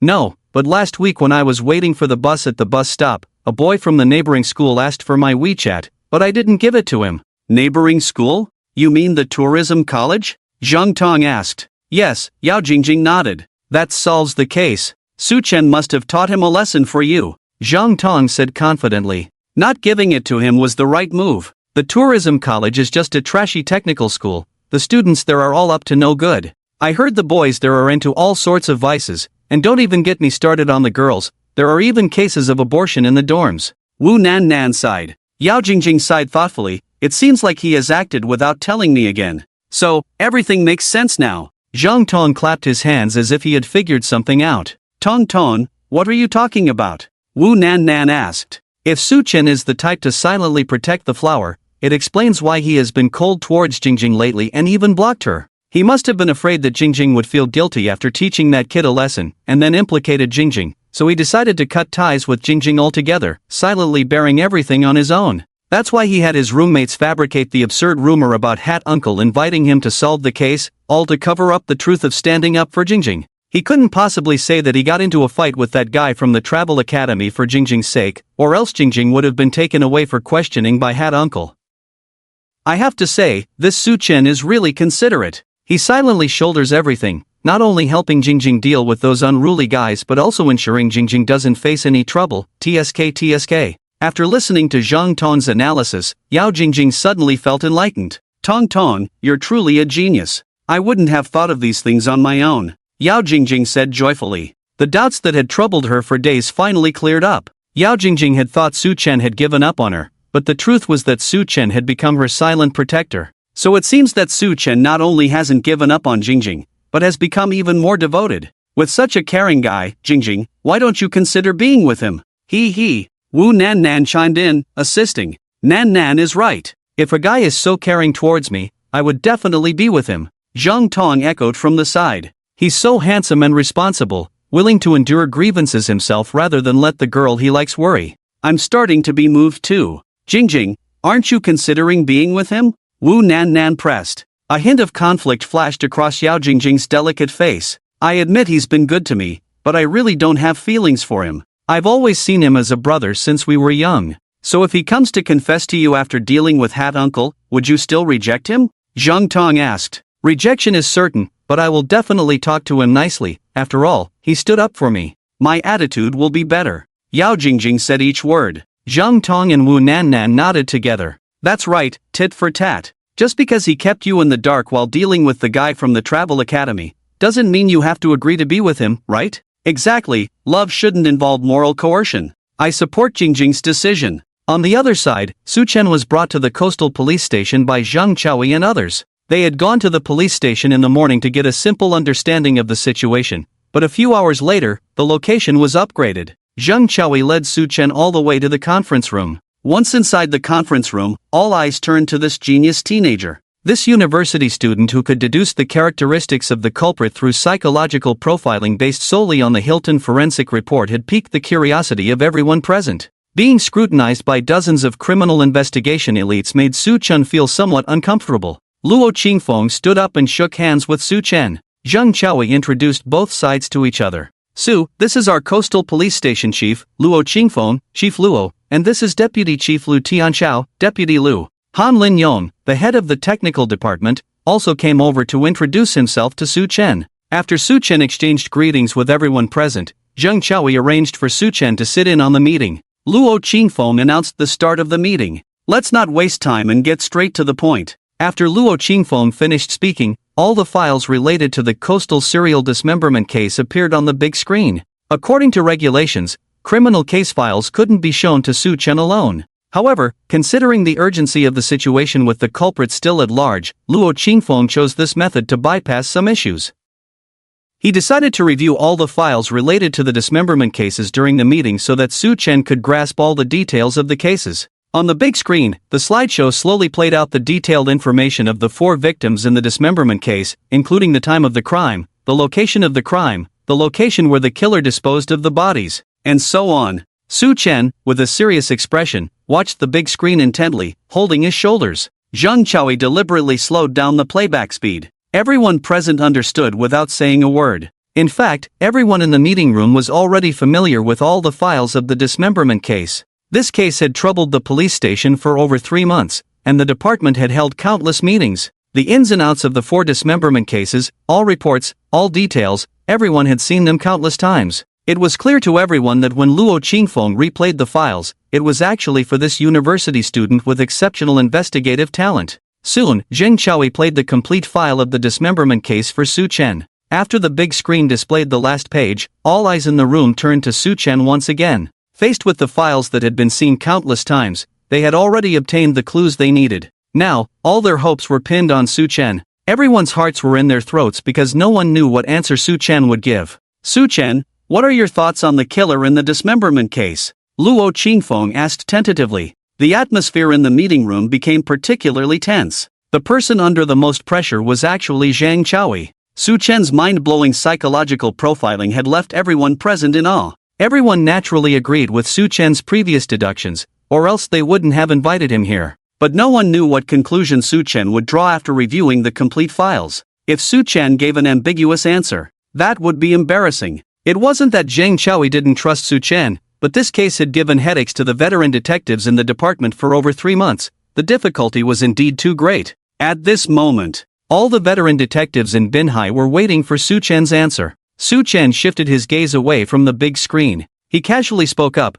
The killer is female, aged between 30 to 35, around 172 centimeters tall, nearsighted, and works as an obstetrician and gynecologist at a private maternity hospital in our city. The killer's marital status has encountered changes, possibly due to congenital infertility or acquired infertility from an accident, which could be the reason for the change in her marital status. The killer's right elbow experienced a fracture within the past year, preliminarily determined to be from a car accident. In just 3 sentences, he almost revealed the killer's identity. Luo Qingfeng, Lu Tianchao, Han Linyon, and Zheng Chaoyi were all dumbfounded. Because Su Chen didn't go through any complex reasoning process like he did in the morning. He now directly stated the conclusion and provided a portrait of the killer. Summarizing the 3 clues Su Chen provided, the killer had been divorced, suffered a right elbow fracture from a car accident within the past year, and either had congenital infertility or lost fertility due to an accident. Adding Su Chen's information about the killer's profession and physical characteristics.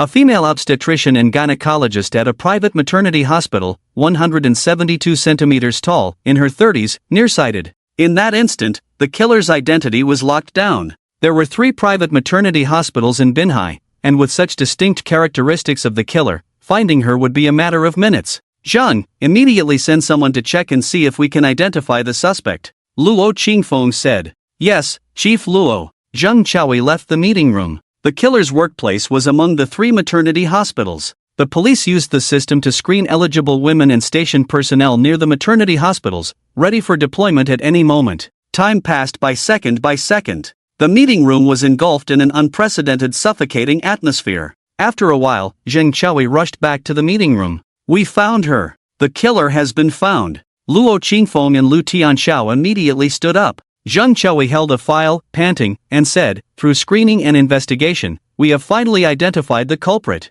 This person fits all the characteristics that Su Chen just mentioned. Most importantly, this person's whereabouts are very suspicious. During the time of the multiple dismemberment cases, the suspects were all not at home or in the hospital. In other words, she had plenty of time to commit the crimes. Moreover, the hospital has received information that the suspect took annual leave 3 days ago and has not returned to work since. The suspect last used her identity information this morning to book a flight to Durian country. The flight is scheduled for 8 p.m. tonight. Zheng Chaoi's investigation results completely pinpointed the culprit. All the clues prove that she is highly suspicious. Now that the evidence is clear, it's time to make an arrest. Otherwise, judging by the situation, she might try to flee. Luo Qingfeng immediately ordered everyone to mobilize. Xiao Zhang, take people to the suspect's residence for surveillance immediately. Lao Han, informed the airport authorities to assist the police in screening passengers. Xiao Zhang, lead a team to check hotels, shopping malls, and other crowded places near the airport.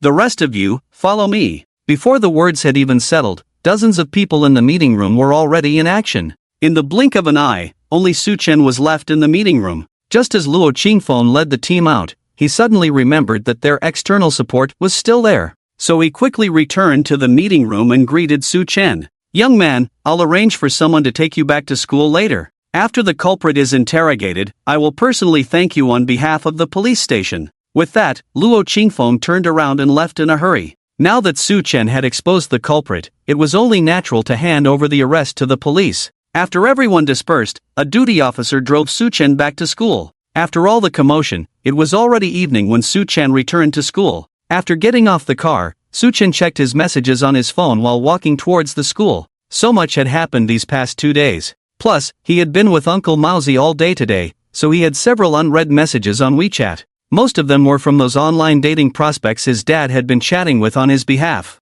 The messages were all useless small talk. The weather is nice today, work was busy today, it's raining today, and so on. They were all topics of no substance. Su Chen wasn't interested in these, he only cared if there were any girls to chat with about the impressive stories his dad had told. After scrolling through the chat history, there was one girl who seemed promising. Although, to be precise, she couldn't be called a girl, because her profile picture was of the sea, and her WeChat name was Ocean Heart. Her moments were all about the flowers and plants she grew, as well as various fancy afternoon teas. Such a zen-like social media presence was typically from a woman in her 30s. Of course, she could also be a woman in her 20s. After receiving a message from Ocean Heart last night, she first sent a handshake emoji, then said, "It's late now, let's chat tomorrow." After Su Chen replied with a "okay," there was no further communication. Anyway, Su Chen wasn't in a rush. The system prohibited him from actively engaging in conversations about his dad's stories, otherwise, he and his dad would explode together. So, he maintained the same attitude towards all his online dating prospects, not initiating, not rejecting, not taking responsibility. Not initiating conversations, not rejecting advances, not taking responsibility for his dad's stories. A few minutes ago, Ocean Heart sent 2 messages. Ocean Heart, hello, are you there? Ocean Heart, I want to talk to you about what we discussed before. Are you free now? Seeing this, Su Chen knew that the show was about to begin. He replied directly, "No problem, I'm free now." A few seconds later, "Hi Jixin, actually, I'm quite insecure. I've always wanted to find a man who can protect me." "Hi Jixin, you told me before that you have a strong physique, can take on 10 people alone, and are proficient in various martial arts, is that true?" Su Chen's lips curved into a slight smile. Finally, the moment had arrived. He had to admit, his dad's boasting this time had pleased him greatly. Faced with the questioning from this mysterious aunt or sister, Su Chen confidently confirmed. "Su Chen, yes, I am indeed proficient in various martial arts, taking on 10 people is basic." The next moment, a system prompt sounded in Su Chen's mind. "Ding! Your father's boasting has come true. Congratulations, host, on obtaining the title of Martial Arts Grandmaster." In an instant, Su Chen felt as if his body had undergone a complete transformation. A newfound lightness, agility, and an indescribable surge of power coursed through him. This power was different from the dead muscles of lifting weights in the gym. Su Chen felt a soaring explosiveness and flexibility in every joint of his body. Could this be the feeling of the yin and du meridians being opened? At the same time, the essence of all martial arts and techniques flooded into his mind. Su Chen had truly become a martial arts grandmaster. He seamlessly integrated all martial arts from ancient times to the present, effortlessly wielding techniques like boxing, palm strikes, leg techniques, footwork, internal energy methods. Each move and style ingrained in his very being. This sensation of being filled with power was beyond words. Su Chen passed by a willow tree with a trunk as thick as a bowl. He took a deep breath, silently activated the power within him, then lightly tapped the tree beside him. What seemed like a casual palm strike actually contained the internal force to split a ton. Crack! The bull-thick willow tree instantly split open, resembling the cracking of dried wood. Watching the branches of the willow split into two, swaying as if about to fall, Su Chen looked at his hand in astonishment and excitement. No wonder they say martial arts are deadly skills. He had held back on that strike. With just that, he could split a bull-thick tree. If that strike had landed on a person with full force, would they have been instantly killed? It seemed he needed to be cautious with this skill in normal circumstances, not to use it lightly. With that in mind, Su Chen retracted his hand and continued walking towards the school gate. In the distance, across from the school, a white fake Iveco van was parked in the bushes. The curtains were drawn on the windows, concealing the situation inside. Inside the van sat over a dozen burly men, each with well-developed muscles and a baseball bat in hand. Sitting in the passenger seat, a bald man in a black jacket held up a phone, showing a picture of Su Chen on the screen. When he saw Su Chen walking towards the school from across the street, a faint smile crept onto his lips. Yes, that's the little brat, let's do it. With that said, the rear door was pulled open, and over a dozen burly men jumped out with baseball bats in hand. The bald man calmly took out his phone, opened the video recording function. Zhao Jianyu had instructed earlier on the phone that he wanted to post a video of Su Chen kneeling and apologizing online. Next, the bald man naturally had to record the entire process of teaching Su Chen a lesson. He couldn't afford to miss any exciting moments. Su Chen didn't notice the situation across the street. As he walked towards the school gate, he felt the changes in his body after gaining the title of martial arts grandmaster. Just then, buzz, buzz, buzz. His phone received 3 consecutive messages. Su Chen picked up his phone and glanced at it. It was from Hai Jixin. Lost in experiencing his new skills, he had almost forgotten about this aunt or sister who had gifted him the skill. Hai Jixin, I'm relieved to hear you say that. It seems I didn't misjudge you. Hugs, Hai Jixin, for so many years, my wish has been to find a man who can protect me well, and now I've finally found him. Blushes, Hai Jixin, can you protect one more person? Su Chen's mind slowly formed a question mark. Is this Hai Jixin looking for a partner or a bodyguard? To avoid missing the clues his father had given him, Su Chen decided to continue the conversation following her lead. Su Chen, whom do you want me to protect? Hai Jixin, protect my daughter. Su Chen. Su Chen almost spat out a mouthful of blood. What the heck? You have a child and still talk about hooking up. Hai Jixin, I'm sorry for only telling you now that I have a child. I did it because I was afraid of losing you. It's just that we hit it off so well before. I'm really satisfied with you. Hai Jixin, I even feel like you're not a guy in his early 20s, but more like a man in his 40s. You have a youthful appearance and a mature heart, which is exactly what my daughter and I need. Su Chen. Hai Jixin, don't worry, even though my daughter is in college, I'm not that old. I want to find a man who makes me feel secure and a responsible father for my daughter. Hai Jixin, you're the same age as my daughter, so when we're together, you and my daughter won't have any generation gap.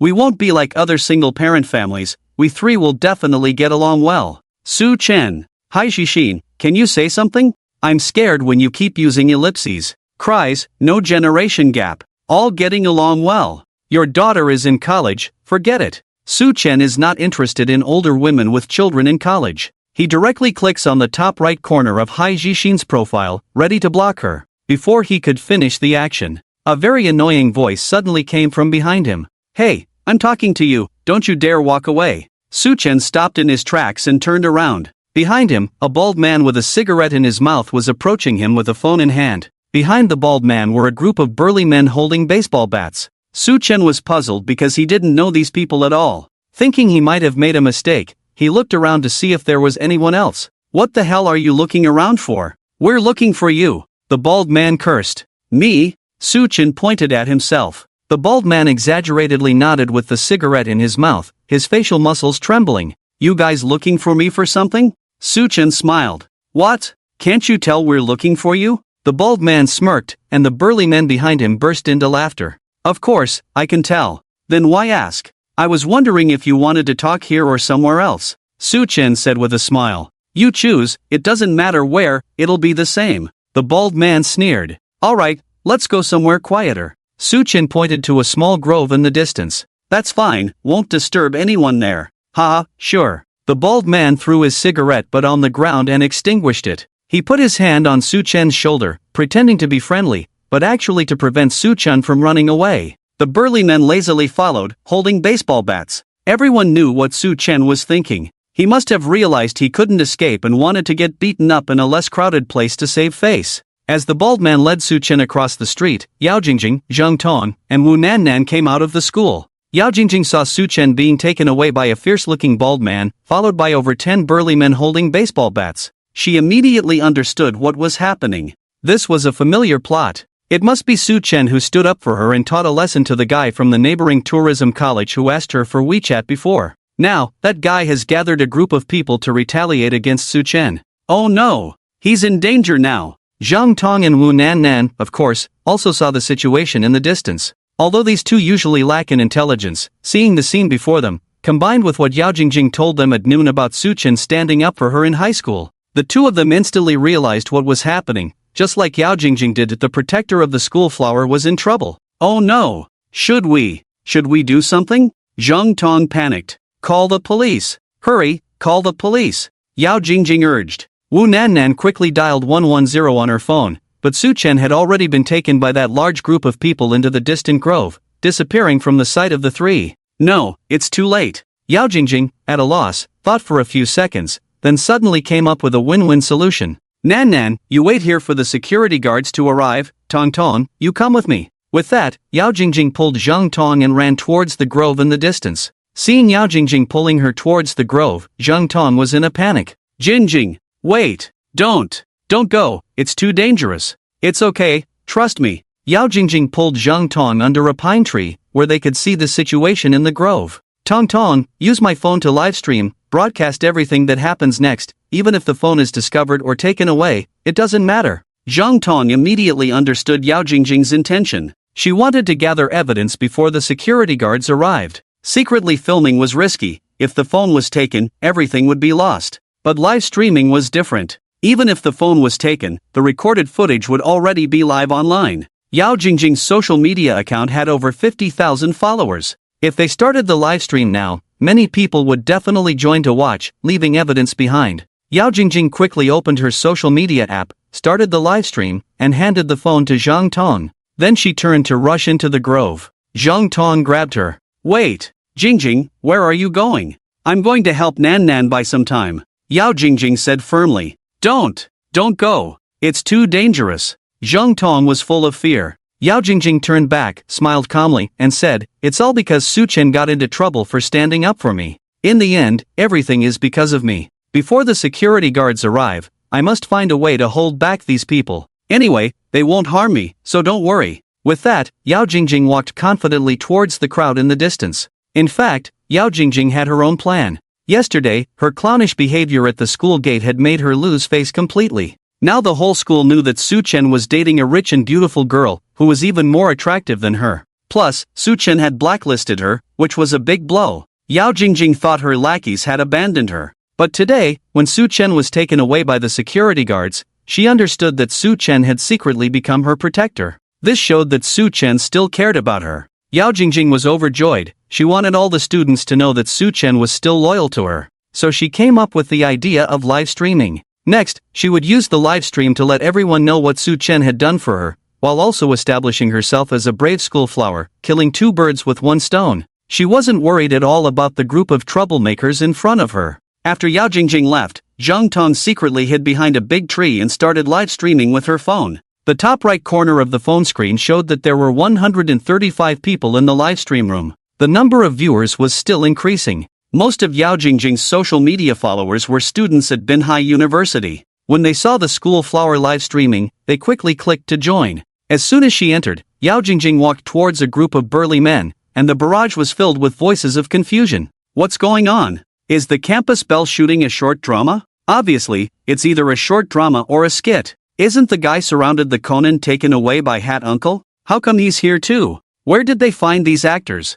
They all act pretty well, but they don't look like good people. Why do I feel like it's not acting? In the distance, Su Chen and the bald man confronted each other. The bald man took the baseball bat handed to him by his subordinate and swung it in the air a couple of times. Kid, listen to me, today I'll let you off with just a leg as a warning. If you dare to upset Big Brother you again in the future, I'll break your other leg too. Su Chen looked puzzled. Big Brother you? Who's Big Brother you? The bald man and the burly men behind him burst into laughter. I can't believe this, don't you know who you've offended? I really don't know. Alright, then I'll make it clear to you today. Listen up, the person you've offended is Zhao Jianyu, the son of the Hada Group's boss. The bald man said word by word. Oh, it's him, the one who wants to open a gym in the countryside? Su Chen chuckled. The bald man stopped smiling because he was recording on his phone. The next video was going to be shown to Zhao Jianyu, and he didn't want to waste any more time with Su Chen. You two, go and pin him to the ground, the bald man said to the men beside him. The two burly men walked towards Su Chen. Su Chen remained calm, lowered his center of gravity, and let his hands hang naturally. The two men walked up to him, reaching out to grab him. Just then, stop.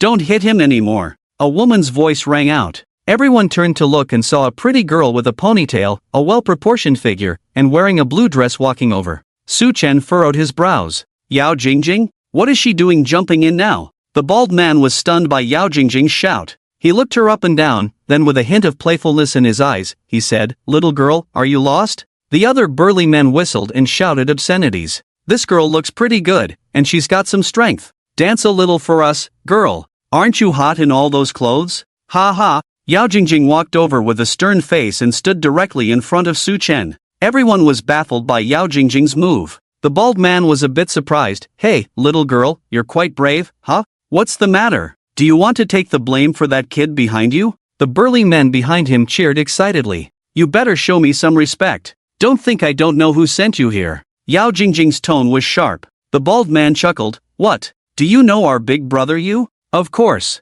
Didn't your big brother you tell you that he begged me on all fours not long ago? Yao Jingjing said coldly. The bald man stopped smiling, and his men behind him stopped too. Zhao Jianyu begged her on all fours? What's your relationship with big brother you? The bald man asked tentatively. Go ask him yourself, he'll tell you what our relationship is. Yao Jingjing glared at the bald man. Seeing Yao Jingjing so confident, the bald man swallowed hard. To be honest, he was starting to feel a bit nervous. Zhao Jianyu was a playboy, his biggest hobby was women. And he had a quirk. He treated women like family and treated his brothers like clothes. While others would go to great lengths for their brothers, he would go to great lengths for women. If Zhao Jianyu wasn't wealthy, the bald man wouldn't be working so hard for him. Now, this beautiful girl in front of him claimed to know Zhao Jianyu, and that Zhao Jianyu had begged her for something. Their relationship was obviously not ordinary. Could it be she was a female college student kept by Zhao Jianyu? Looking at this girl's qualities, she does seem to fit Zhao Jianyu's taste.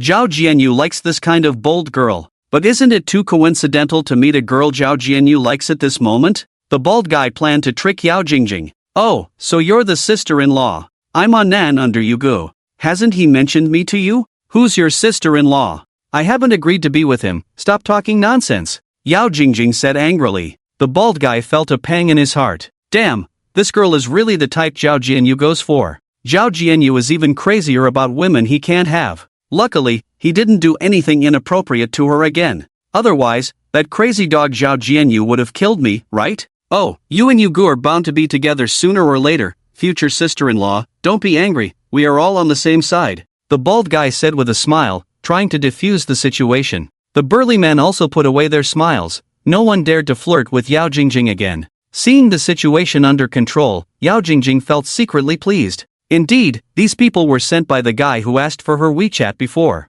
And that guy's name should have the character U in it. Otherwise, why would they call him Yugu? So, future sister-in-law, could you step aside a bit? Yugu asked us to teach a lesson to the guy behind you. The bald guy explained with a smile. I won't move. If any of you dare to touch him today, I will never talk to Yugu again. I mean it. Yao Jingjing said proudly. The bald guy sighed. Zhao Jianyu asked him to bring people to teach Su Chen a lesson, and now the girl Zhao Jianyu pursued came out to stop them. Helplessly, the bald guy had to call Zhao Jianyu in front of everyone. Hey, Yugu, is it done? Zhao Jianyu asked. Not yet. Then why the hell are you calling me? Zhao Jianyu impatiently scolded. The bald guy glanced at Yao Jingjing in the distance, then continued somewhat awkwardly. Yugu, the thing is, the sister-in-law is here, she's stopping us from dealing with that guy. Sister-in-law? Zhao Jianyu frowned. He thought the bald guy was referring to Yen Luoxue, because the news of the alliance between the Zhao family and the Yen family was well known in the circle. No one expected that Yen Luoxue suddenly brought back a boyfriend yesterday, and they were inseparable. Now Zhao Jianyu heard that Yen Luoxue was also present, not allowing them to touch her boyfriend. His beloved woman was keeping a gigolo, and now she was doing this in front of his men. Zhao Jianyu was even angrier. Give the phone to her, I want to talk to her. Okay, bro. The bald guy walked over with a smile on his face and handed the phone to Yao Jing Jing. Sister-in-law, Yugo wants to talk to you. Yao Jing Jing took the phone unkindly, and Zhao Jianyu's voice came through the receiver. Fine, you're not giving me any face now, huh? Zhao Jianyu gritted his teeth. You're funny, am I familiar with you? Why should I give you face? Yao Jing Jing retorted. Huh? Why does your voice sound strange, are you sick? Zhao Jianyu asked in confusion. Don't try to get close to me. Whether I'm sick or not is none of your business. Yao Jing Jing glanced at Zhang Tong sneaking out his phone from behind a tree. She straightened up, ready to start her performance. Yao Jing Jing held the phone in front of her, cleared her throat, and raised her voice on purpose. Listen to me carefully. I know you really hate Su Chen right now. You hate that he embarrassed you, right? Let me tell you, Su Chen did all this for me. He didn't want me to be bothered by guys like you, that's why he scolded you. He meant well, not wanting me to be deceived by shady guys. If you want to retaliate against him, then confront him alone like a man, instead of getting a bunch of hooligans to gang up on him. Bullying the few with the many, what kind of skill is that? You were shamelessly pestering me for my WeChat before, but no matter what I said, I didn't give it to you. Now it seems like my decision back then was absolutely right. With that, Yao Jing Jing, in a dramatic manner, turned to look at Su Chen. And you, Su Chen, when you saw someone shady pestering me for my WeChat, you fought for me, and I was truly touched. I understand you were looking out for me, worried that bad people would deceive me emotionally. That's why you've been deliberately keeping your distance from me, ignoring me these days, to avoid getting me involved. But have you ever thought about my feelings? You silently stood up for me, not letting me know anything. If you were bullied by those bad people today, how guilty and regretful would I feel? So, Su Chen, please don't do such foolish things in the future. It makes me very uncomfortable because I've always considered you a good friend. Yao Jingjing's words left everyone baffled. The scene was unusually quiet. Only the rustling of leaves in the wind could be heard. After a while, Zhao Jianyu's voice came through Yao Jingjing's phone. His cursing was deafening. Who the hell are you? Hearing Zhao Jianyu curse at her, Yao Jingjing was about to retort angrily, but then Su Chen behind her spoke slowly. When did I stand up for you? Yao Jingjing was taken aback, turning to look at Su Chen. It's the guy from the neighboring tourism college, didn't you teach him a lesson? Yao Jingjing asked. Su Chen, why would I do that? Yao Jingjing, because he asked for my WeChat. Su Chen, what does it have to do with me if he asked for your WeChat? Besides, I had no idea about this whole thing.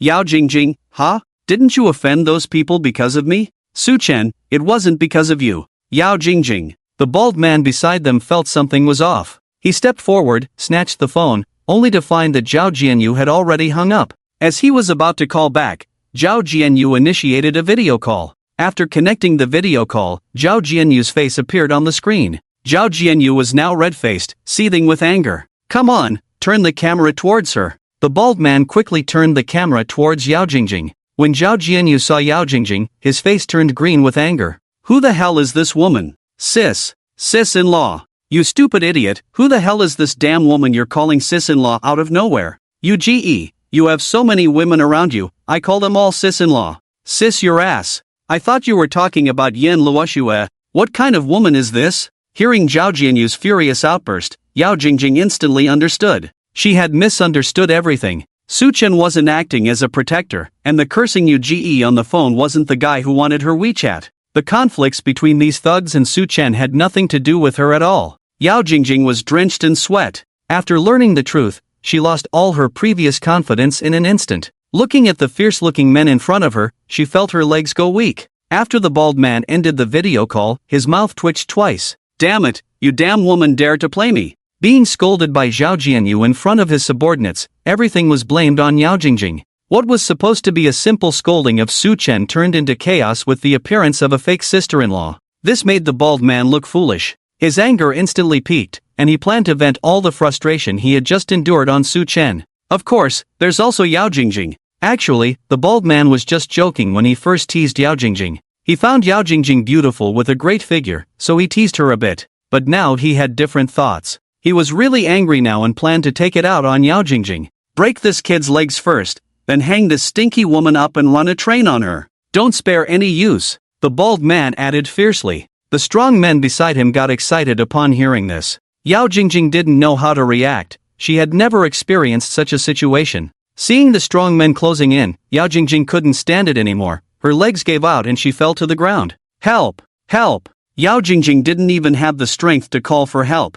Far away, Zhang Tong was completely dumbfounded. Over 1,000 people in the live broadcast room were also shocked like her. Even a fool could see what was happening. The school beauty was about to be harmed by these burly men. Zhang Tong trembled as she held up her phone. She was too scared to move, afraid of being discovered and facing the same fate. There was no one to call for help at this moment. She could only stare blankly like the online viewers, watching the tragedy unfold. At this moment, the online viewers were grinding their teeth in frustration. Heavens! Their beloved school beauty was about to be violated, and right before their eyes. It was truly heart-wrenching. On the screen, the two strong men at the front had already reached out towards Yao Jing Jing, with lecherous smiles on their faces. Zhang Tong and the online viewers couldn't bear to watch. It was too despairing. Just when everyone was on the brink of despair, the next moment, they witnessed an unforgettable scene. Bang! Accompanied by a dull sound. One person was missing from the screen. More precisely, one of the strong men was missing. Of the two strong men who were at the front earlier, only one remained now. In the scene, the surviving strong man looked visibly puzzled. He turned his head left and right, seeming confused about where his teammate had gone. Bang! Another dull sound. The strong man who was pondering the whereabouts of his teammate also disappeared. However, this time, the online viewers caught a detail. They saw a figure flying upwards. Just like Zhang Tong and the others saw, she adjusted the camera upwards. Above Yao Jing Jing's head, the two strong men who had vanished into thin air were now hanging from a tree. Far away, Zhang Tong's eyes widened like bells. She almost screamed, quickly covering her mouth with her hand. Looking back at the tree, Su Chen maintained the posture of his punch. He slightly bent forward, one foot in front of the other, left arm bent with a fist at his waist, right fist pointing towards the sky. Just from his stance, it was evident how powerful he was now. Whoosh! Everyone in the live broadcast room erupted.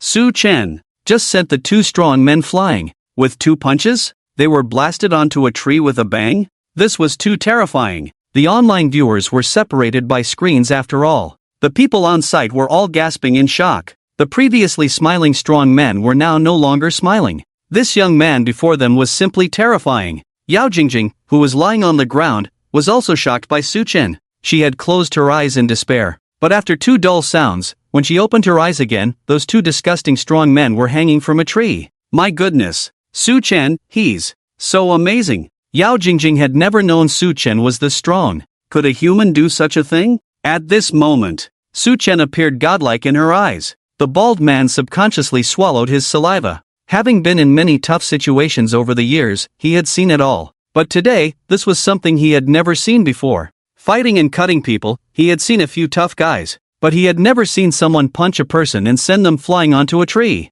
No, this wasn't just a tough guy. This was damn near a superhero. Damn it, you little brat, you can fight, huh? Let's all go together and kill him. The bald man cursed, then swung his baseball bat and charged forward. Seeing their leader charging in, the burly men behind couldn't back down. For hands are better than two fists, and a lone tiger can't withstand a pack of wolves. With so many of them, all armed with this guy, why fear one opponent? 7 or 8 burly men, wielding baseball bats, cursed and charged forward, a scene that truly struck fear into the hearts of onlookers. The online viewers were all sweating for Su Chen. This was no choreographed movie fight scene, no fancy moves or hundreds of rounds of battle. Real fighting is about striking to kill with the simplest and most brutal methods. So, these burly men in front of Su Chen had no regard for martial ethics. They almost simultaneously rushed towards Su Chen. Yao Jing Jing, who was sitting on the ground, quickly got up and hid behind Su Chen in fear. In the nick of time, Su Chen sank his chi to his dantian, spread his legs apart in a horse stance. The viewers didn't notice that at that moment, the concrete ground under Su Chen's feet was cracking in all directions.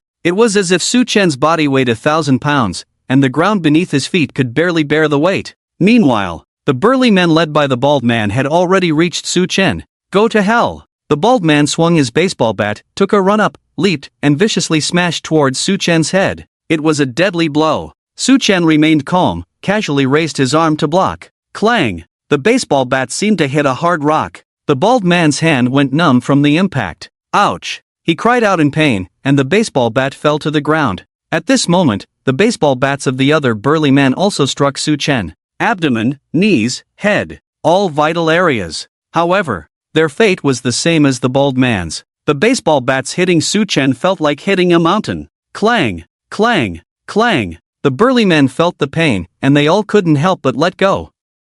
The metal baseball bats clattered to the ground. Before the burly men could recover, Su Chen stepped forward with his left foot, his right arm bent at the elbow and thrust forward. Bagwazang, Iron Mountain Charge. Bang! This blow sent the bald man flying backwards. Following that, Su Chen moved agilely, weaving through the crowd. He turned his fists into palms, seemingly lightly striking the burly men. But once his palms touched the burly men, it was as if a big truck was crashing into them, sending those burly men flying. The small forest echoed with muffled groans, thuds of bodies hitting the ground, and the sound of bones breaking. Not a single one of the burly men hit by Su Chen let out a scream, because after each burly man was sent flying, they lost consciousness on the spot. In just the blink of an eye, the small forest was left with only Su Chen and Yao Jing Jing standing. The bald man lay slumped next to the iron railing, while the burly men were either lying on the ground or sprawled on their backs, each one barely clinging to life. The scene fell into a deathly silence. Was it over? The online viewers seemed to can't believe what they were seeing. This series of actions may sound complex when described, but what everyone saw was just a moment. From the burly men charging towards Su Chen, to Su Chen hypnotizing them to sleep. The whole process probably took just over 10 seconds, excluding the time it took for the burly men to run over and for Su Chen to act. In actual combat time, Su Chen took down one burly man every second. This was the shocking speed of a one-hit kill. Even movies couldn't capture such an intense plot. On the screen, Su Chen stood there like a god of slaughter. After a half-minute of silence, the barrage of comments in the live chat exploded. Damn! What's going on with this guy? He's too damn fierce. Isn't this guy like Ip Man? 1 against 10. Is this for real or just a show? What a show-off. Those people are spitting blood. Damn, that was awesome. So brutal. I never expected to find such a badass here at Bindao University. The way this guy handled things made my brain shrink. Su Chen knocking out a big guy with just one punch was truly mind-blowing. Many couldn't believe it was real. How could a big, strong man be knocked out and hanging from a tree with just one punch?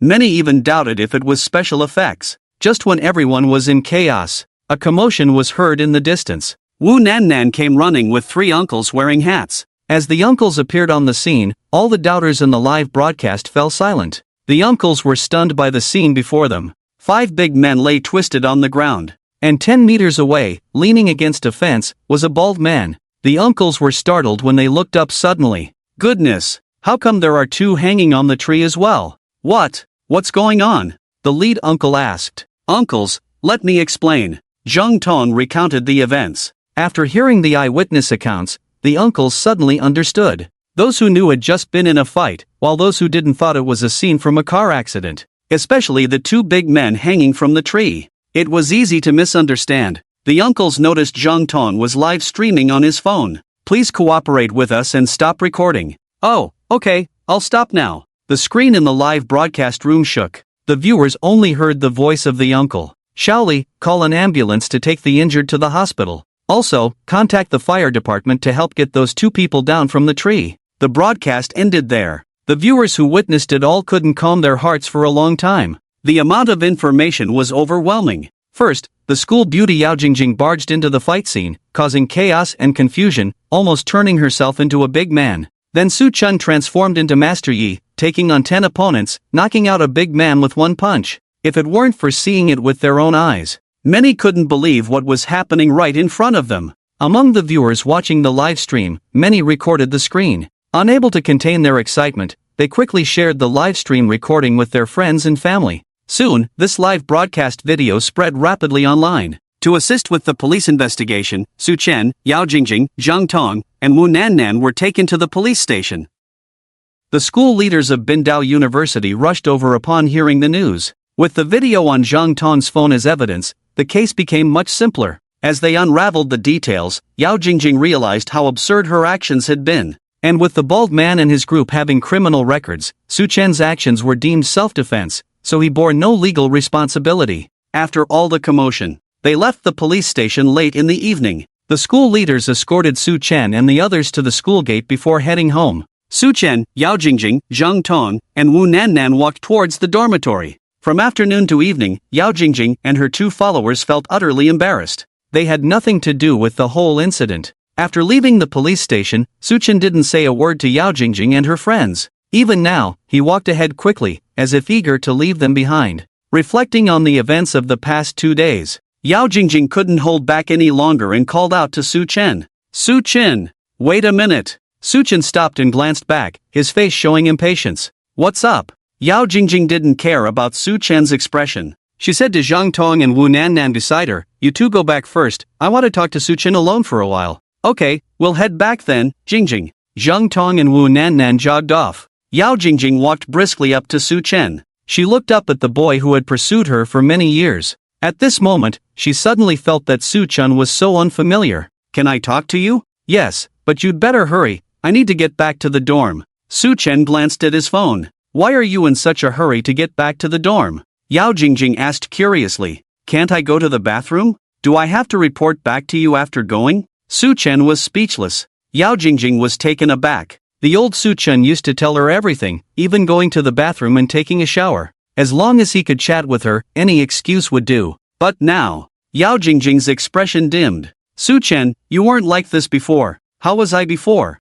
Su Chen frowned. "Yao Jing Jing, you used to be very enthusiastic and patient with me." Su Chen, "Well, I was young and stupid before, now I've grown up." "You." Yao Jing Jing adjusted her emotions. "I know you're mad at me now because I misunderstood what happened these past few days. You didn't learn French for me, you didn't get taken away by Uncle Hat for me, I just overthought things. But I just want to ask you one thing, why did you delete me?" Su Chen, "Because keeping you takes up space on my phone." Yao Jing Jing, "Su Chen, my WeChat friends list is almost full, so I deleted you to make room for someone else, is that a problem?" Yao Jing Jing, "So you can't even fit me in your WeChat friends list anymore?" Su Chen, "That's right." Yao Jing Jing, "I don't believe it." Su Chen picked up his phone with a look of disbelief, casually scrolling through countless unread messages from rich women. He then opened the friend request list, but couldn't reach the end no matter how much he scrolled. "See, I didn't lie to you." Yao Jing Jing just glanced at it, surprised by how busy Su Chen's business was.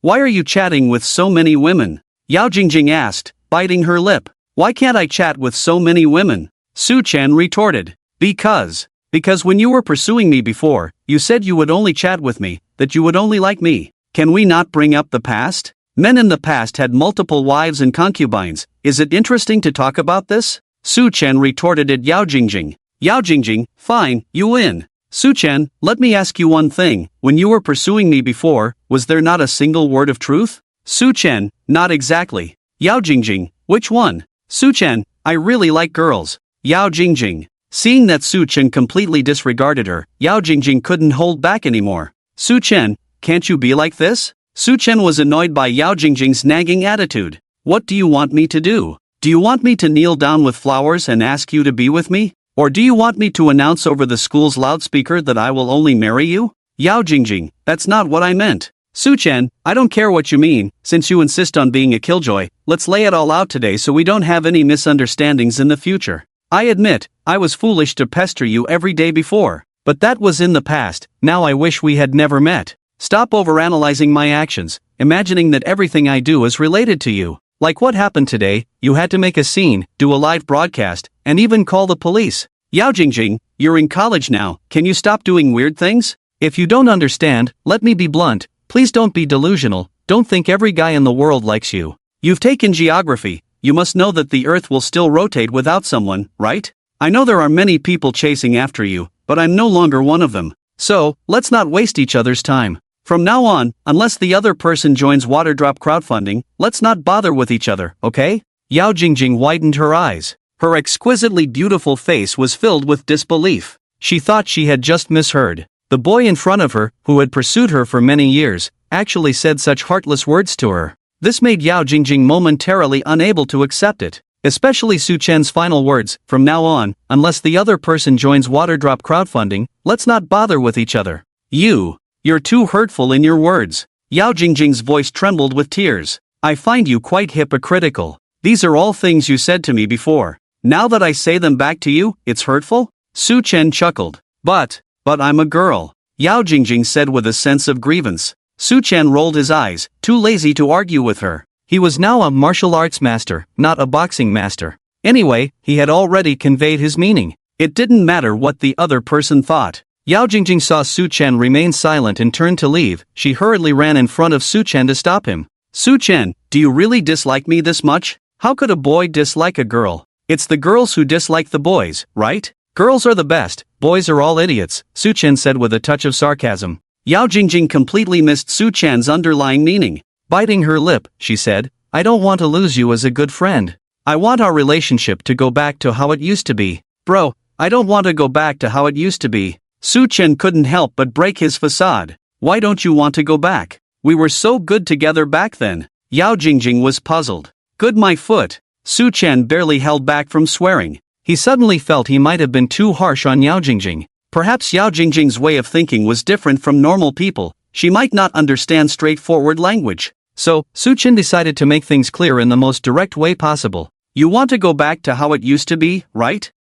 Yes. Can I sleep with you then? Yao Jingjing's face turned red in an instant. She furrowed her brows, her eyes avoiding his gaze, feeling completely at a loss. What? What are you saying? That's outrageous. How could you treat me like that? Yao Jingjing's words were incoherent. Stop beating around the bush, just answer me, do you allow me to sleep with you? Su Chen remained calm. Of course not. Yao Jingjing blushed to the roots of her hair. Well, there you have it. Since you won't let me sleep with you, why should I go back to how it used to be? Su Chen chuckled. How is talking about sleeping related to going back to how it used to be between us? Yao Jingjing was puzzled. Because I used to pursue you and treat you well just to sleep with you, understand? Su Chen said each word deliberately. How can you be like this? Yao Jingjing was shocked. Let me correct you, it's not just me, all those boys who pursued you are like this. They pursue you, act like lapdogs, all just to sleep with you, Su Chen said. How? How is that possible? Yao Jingjing found it hard to believe.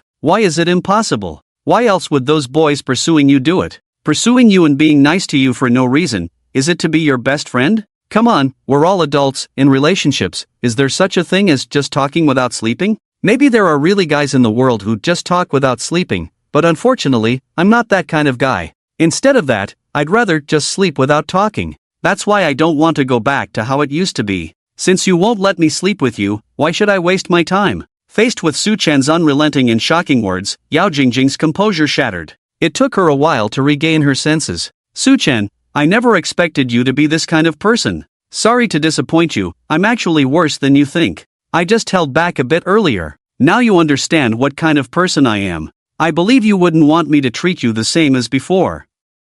Let's go our separate ways from now on, not wasting each other's time. That's it. After saying that, Su Chen walked past Yao Jingjing towards the boys' dormitory. It has to be said. It feels really good to speak so openly. Remembering how every word spoken to Yao Jingjing in the past required careful consideration, even choosing an emoji took forever, thinking about whether it would make the other person smile. Now, he doesn't have to think about any of that. Su Chen doesn't have to care about his image in Yao Jingjing's eyes. He would rather have Yao Jingjing think of him as a scumbag. It's not that he's trying to act cold, but being involved with this girl always brings bad luck. In his past life, he got hit by a car because of her. After being reborn, Su Chen learned his lesson and made sure to keep his distance from this woman. But what makes Su Chen uncomfortable is that the more he tries to stay away from her, the more she approaches him. Today's events are a perfect example. If Yao Jingjing hadn't called the police or done that live broadcast, Su Chen wouldn't have spent the night at the police station. Those tough guys wouldn't have taken him more than a minute to handle.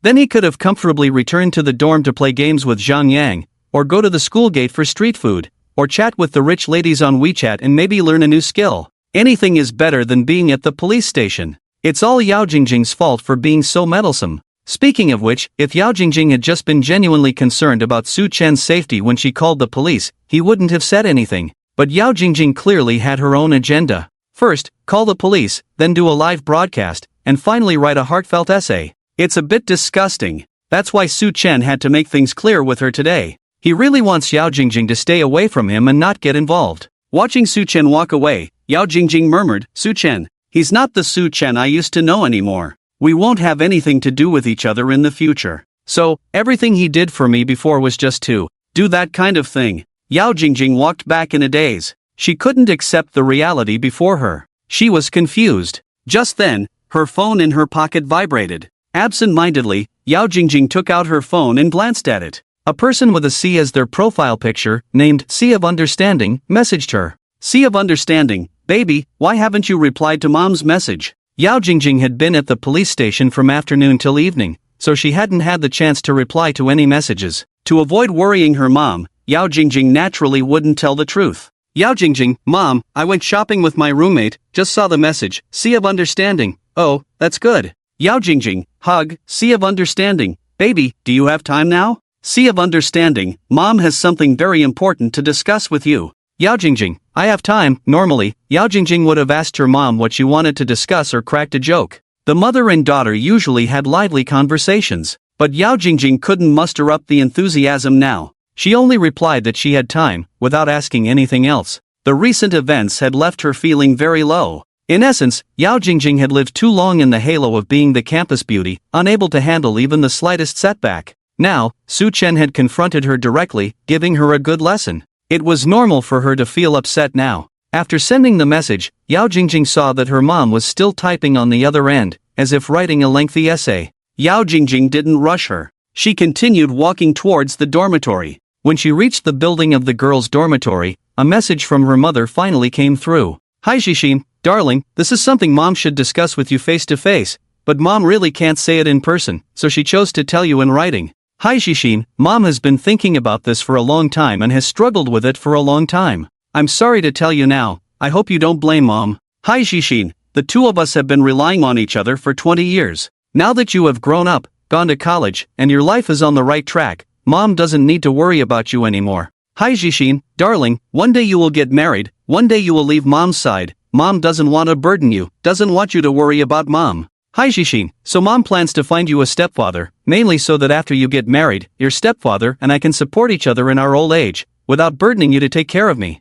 I hope you can understand mom's good intentions. Seeing this, Yao Jingjing's face showed a moment of surprise, but soon, that surprise turned into acceptance. Mom, is she planning to remarry? Yao Jingjing murmured softly. The reason she wasn't surprised for long was that she understood how difficult her mother was. Yes, Yao Jingjing came from a single-parent family. What set her apart from other single-parent families was that Yao Meijing, Yao Jingjing's mother, gave birth to her at the age of 16, and the man who made her pregnant never appeared again. Early love causes harm. Yao Meijing resented that man, so she let her daughter take her surname. Since Yao Jingjing was born, she had never seen what her father looked like. There was no record of her father in the house. Every time Yao Jingjing asked Yao Meijing about her father, Yao Meijing remained silent and very sad. Yao Jingjing was afraid of upsetting her mother, so she didn't ask further. Over the years, Yao Meijing raised Yao Jingjing under tremendous pressure. Fortunately, Yao Jingjing was determined, not only excelling in her studies but also being beautiful.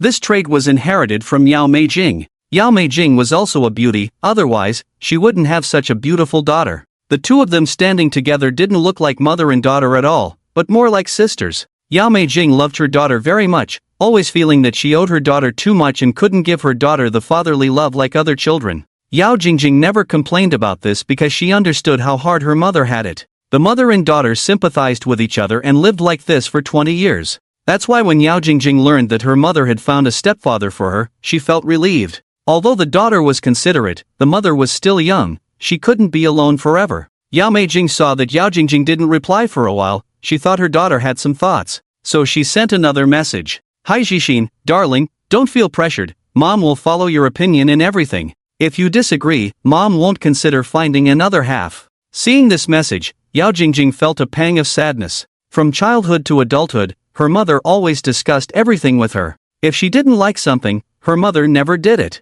Now her mother was pursuing her own happiness in this consultative tone, which made Yao Jingjing feel somewhat ashamed. Over the years, with her mother's conditions, if she wanted to find a man, she would have had to line up. Her mother had been single until now, she just didn't want to find someone. Now her mother had taken the brave first step. Of course, Yao Jingjing was genuinely happy for her mother. Seeing her mother asking for her opinion, Yao Jingjing absolutely supported it. When she was young, her mother took care of her feelings. This time she wanted to take care of her mother's feelings. Yao Jing Jing, Mom, I support you in finding another half. Bravely love, boldly love, I raise the flag for you. Hai Jishin, thank you, my precious daughter, hug, Yao Jing Jing, hug, Hai Jishin, I'll send you his photo to take a look, grinning, Yao Jing Jing, no need to send it to me, Mom. This is your emotional matter, and I don't want to be a third wheel, smirking, Yao Jing Jing, besides, a man who can catch your eye must be outstanding.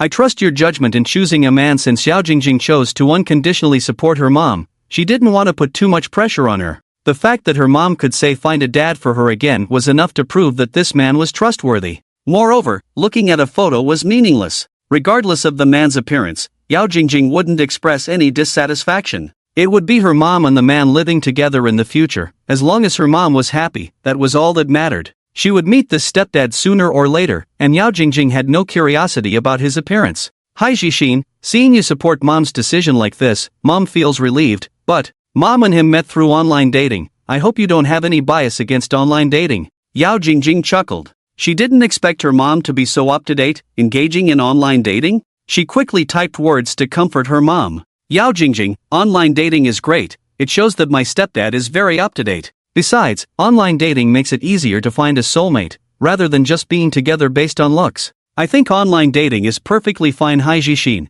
my daughter is so understanding. There's just one last question left. The age gap between me and your stepdad is a bit big. I'm afraid you won't accept it. Yao Jing Jing, how many years apart are you? Hai Jishin, 16 years apart. Her own mom was 36 years old this year. The man was 16 years younger. Her mom found a stepdad who was 52 years old? That was indeed quite a significant age gap. A 52-year-old man could make her mom feel so emotional, proving that her mom truly loved him. Yao Jing Jing, Mom, I believe as long as two people truly love each other, age is not a problem. My high school head teacher and his wife have a 20-year age gap, and their relationship is great. Yao Jing Jing, besides, it's better for men to be more mature. If he genuinely loves you, what does it matter if he's 16 years older than you? Hai Jishin, sweetie, you misunderstood Mom. The age gap of 16 years is between me and him, not that he's 16 years older than Mom. Yao Jing Jing? Hai Jishin, it's Mom who is 16 years older than him. This statement from Yao Meijing directly caused Yao Jing Jing's CPU to overheat.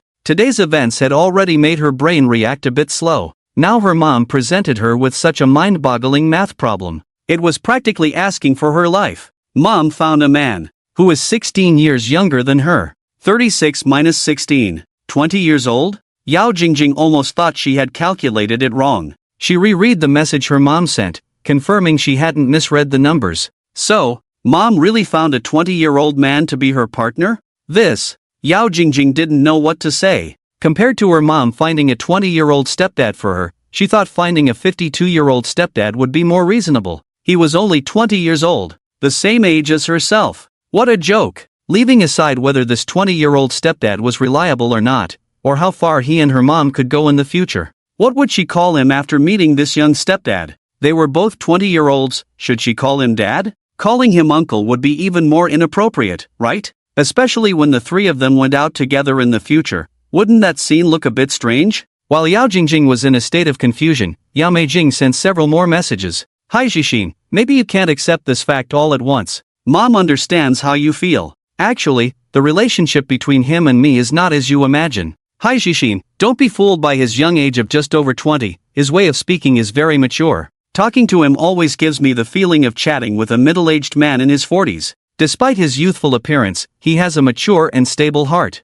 Hai Jishin, most importantly, he is in excellent physical condition, capable of protecting the two of us from being bullied and giving us a sense of security. Hai Jishin, that's why Mom wants to discuss with you. He is the man who has touched Mom's heart the most in all these years. Although Mom is 16 years older than him, as you just said, as long as we are soulmates, age is not a problem. Seeing her mom constantly praising her young stepfather on the screen, Yao Jing Jing's head was in a mess. Initially, she was very supportive of her mom daring to love, but she didn't expect her mom to be so bold. Yao Jing Jing suspected that her mom was engaging in a very forward-thinking romance. Nowadays, relationships with an age gap are popular, but her mom's situation was more like an aunt-nephew relationship. After much thought, Yao Jing Jing decided to go along with her mom's wishes. At first, she was conflicted about how the three of them would get along in the future. But upon careful consideration, her mom ultimately had her own life. As a daughter, she had no right to interfere with her mom's choice of partner. Yao Jing Jing, okay, as long as you're happy, Mom.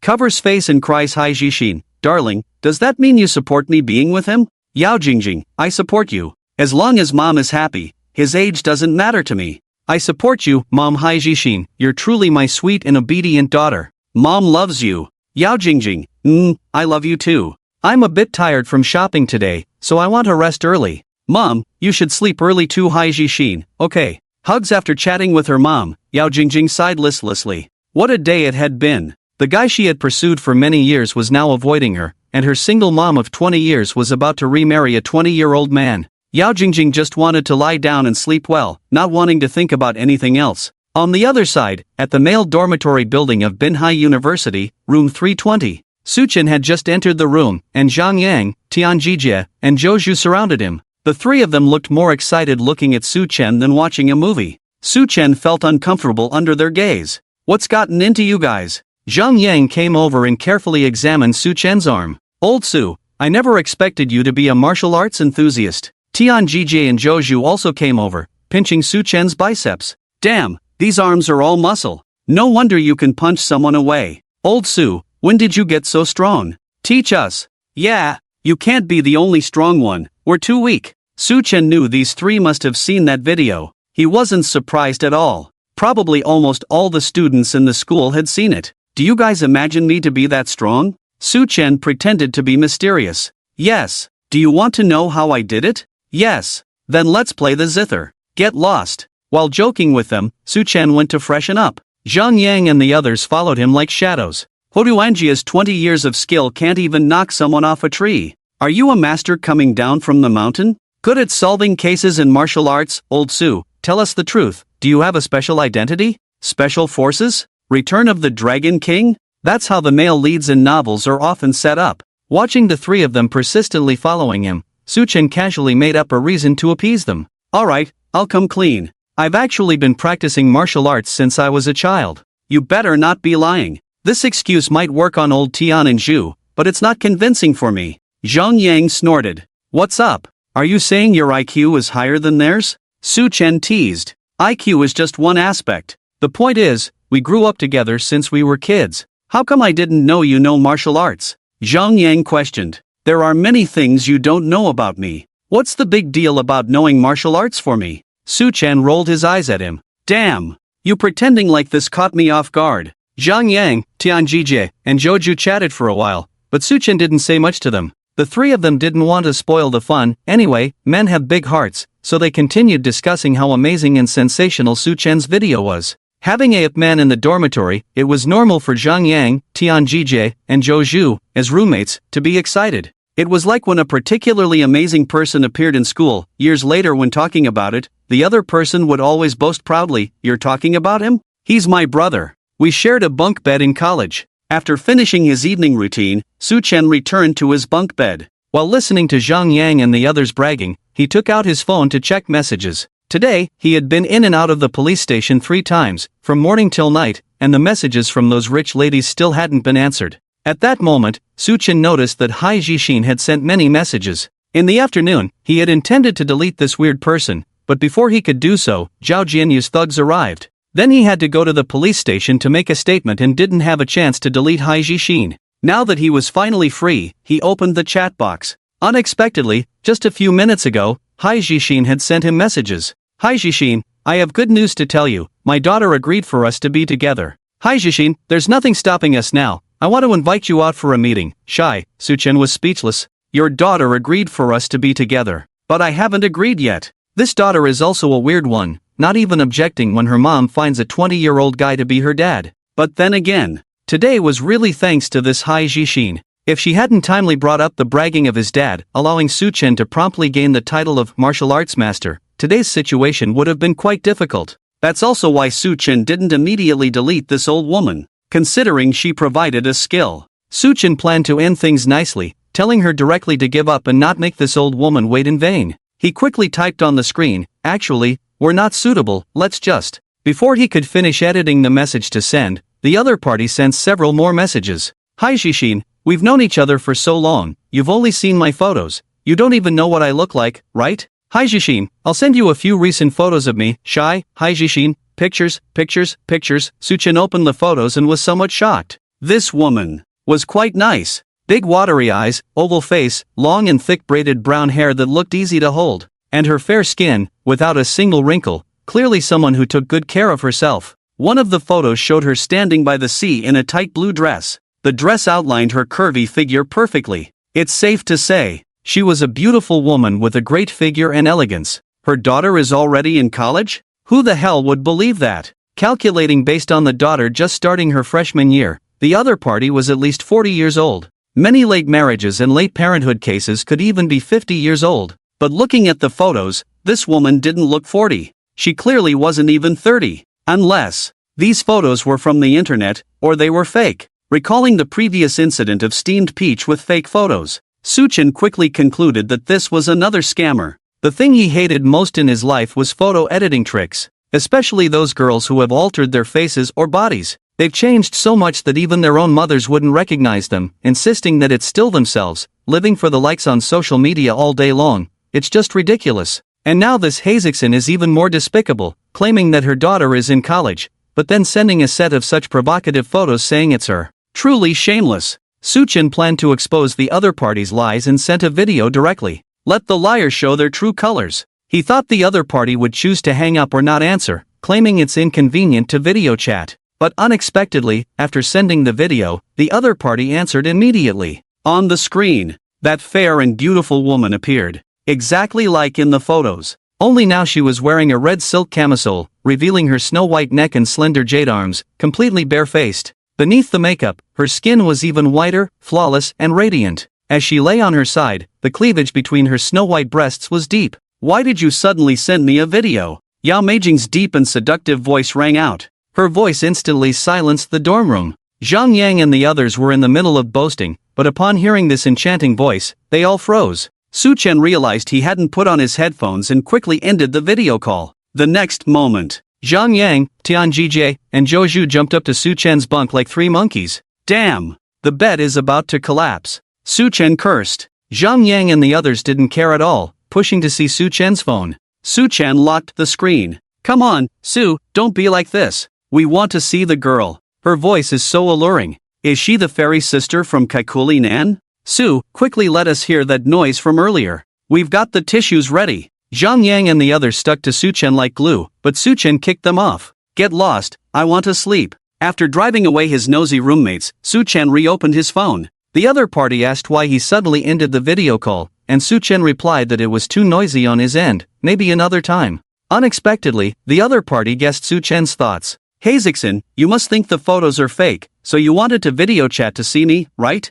Chuckles, Su Chen, indeed, especially since you said your daughter is in college. But these photos are far off. Hazixin, I understand, those who have met me don't believe I have a daughter in college. Chuckles, Su Chen, awkwardly polite smile, Hazixin, first time video chatting with me, and you're not wearing clothes. Chuckles, Su Chen didn't intend to video chat with the other party, hence his shirtless state. Little did he expect the other party to answer so quickly, making the situation a bit awkward. Hazixin, let's meet in person, I want you to get to know me better. Grinning, although this woman was intriguing, Su Chen wasn't ready for an online romance. Despite her good upkeep and charm, the fact that she had a daughter in college made him feel uneasy. So, he casually made an excuse to brush it off. Su Chen, I'm busy with studies lately, let's talk when I'm free. Hazixin, okay, I'll wait for you. Lips, Hazixin, I might have been too forward, we've known each other for so long and only talked about emotions, never about your studies. Which university are you attending? Su Chen, just an ordinary university in a third-tier city, nothing worth discussing.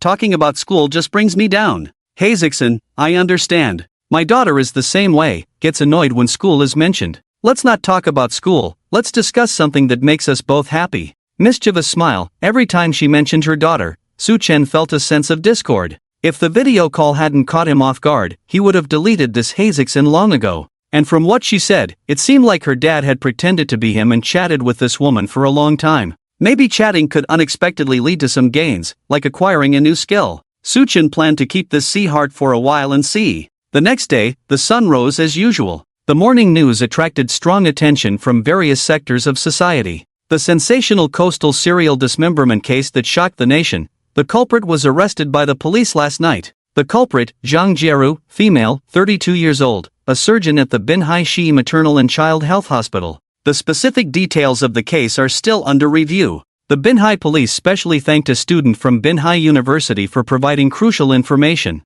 The last sentence of the news shocked all the students at Binhai University. They all knew about Su Chen assisting the police in solving the case. But who could have imagined? The case Su Chen helped the police solve turned out to be the nationwide shocking serial dismemberment case. A case that had puzzled the police for over 3 months. For 3 months, the culprit had instilled fear in all the women in Binhai City. It was unexpected that a university student managed to solve it. And this Conan was right beside them. The entire faculty and students of Binhai University were in an uproar, especially Su Chen's close classmates. These days, Su Chen first surprised them in French class, then helped the police solve this huge case. The impact was immense. Of course, the most surprising thing was the gender of the culprit. The perpetrator who brutally dismembered 4 women turned out to be a woman. This result caused a stir in all sectors of society. At noon, Binhai Police Chief Luo Qingfeng, Deputy Chief Lu Tianchao personally rushed to Binhai University. The group also included Criminal Investigation Brigade Captain Zhang Zhaoi, LV Manchi, Lu Chao,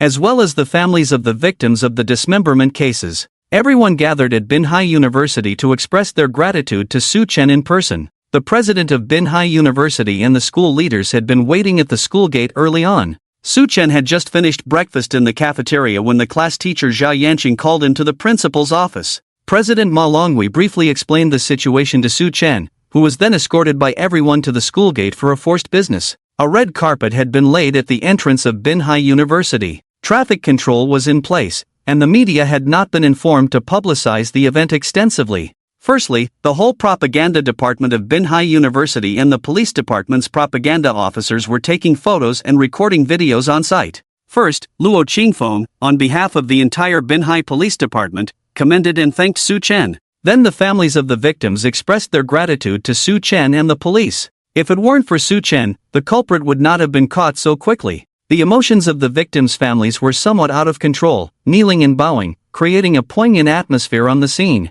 After the group photo, Luo Qingfeng and the police personnel left first. Although the culprit Zhang Jieru had been caught, the legal proceedings of the case still needed to continue. Only LV Manchi stayed behind. She wanted to learn from Su Chen because he had provided all the details and investigative ideas for the entire case. LV Manchi wanted to take this opportunity to learn more from Su Chen. Su Chen first sent back a thick stack of banners and certificates of commendation to the dormitory. LV Manchi was already waiting for him at the school gate. It was lunchtime, and students were gradually leaving the school gate. Everyone was attracted by the beautiful sister with short hair standing at the gate. LV Manchi was wearing a khaki shirt, loose black jeans, and white sneakers today. Years of exercise had given LV Manchi a well-proportioned figure. Perhaps needing to run fast to catch criminals, LV Manchi's thighs and hips were very full. Soon, Su Chen walked out. The two met, exchanged words, and walked forward with smiles on their faces. "What do you want to eat for lunch?" "My treat."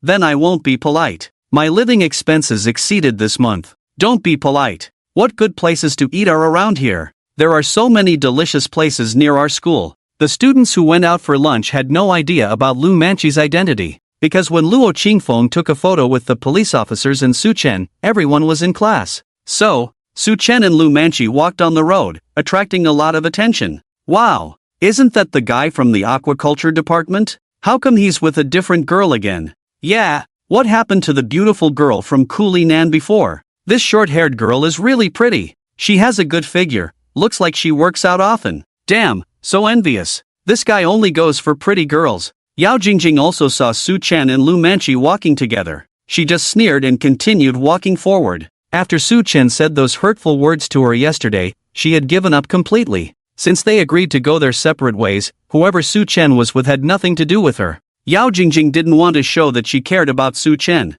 That would make her look like she lost. Zhang Tong and Wu Nannan also noticed Yao Jingjing's change. Yao Jingjing definitely wouldn't tell them about the harsh words Su Chen said. But after talking to Su Chen alone last night, Yao Jingjing came back feeling low and went straight to bed. Even if they guessed, Zhang Tong and Wu Nannan knew what was going on. Now seeing Su Chen with a new girl, Zhang Tong and Wu Nannan intentionally complained in front of Yao Jingjing. "He's such a player. Good thing Jingjing didn't end up with him. He clearly likes one girl after another. I can't believe he's such a jerk. I wonder what this short-haired girl sees in him." Yao Jingjing didn't say anything. She walked past Su Chen and Lu Manchi with her head held high, showing that she didn't care at all about who Su Chen was dating. But Su Chen seemed to ignore her and continued chatting with Lu Manchi. Su Chen finally chose a quiet little restaurant. They found a corner table. While waiting for their food, Lu Manchi asked about her doubts regarding the case. "I've been wondering, how did you deduce the detailed information about the killer?" "Which detailed information are you referring to?"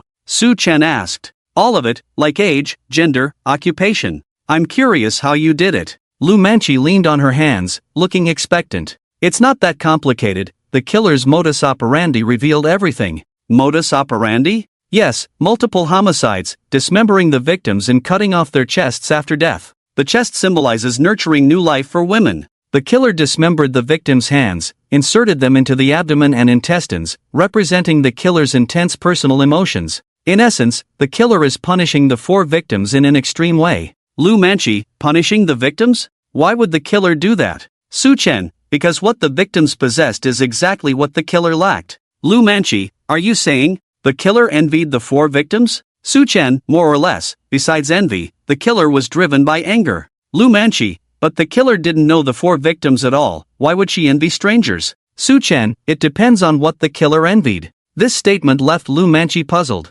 Only someone with deep hatred would commit such brutal acts. But Su Chen claimed the killer acted out of envy and anger, which confused Lu Manchi. What exactly was the killer envious of? What could drive the killer to dismember and discard the victims in such a way? Seeing Lu Manchi lost in thought, Su Chen continued, "I have to thank the killer for helping me deduce the situation so quickly. Remember the Hilton Hotel case?" Upon hearing Su Chen's question, Lu Manchi nodded and replied, "Of course I remember. The last time the killer struck was just a few days ago. What do you think is different about the last time the killer struck compared to the first 3? Su Chen continued to inquire. Lu Manchi recalled the details of the Hilton Hotel murder case and then recollected the details of the previous 3 dismemberment cases. The targets of the killer's first 3 crimes were all women, but this time at Hilton, the victim's husband was also killed, Lu Manchi answered. Su Chen shook his head. "The modus operandi is indeed different, but the difference I'm talking about is not here." Lu Manchi didn't say much and continued to listen quietly to Su Chen.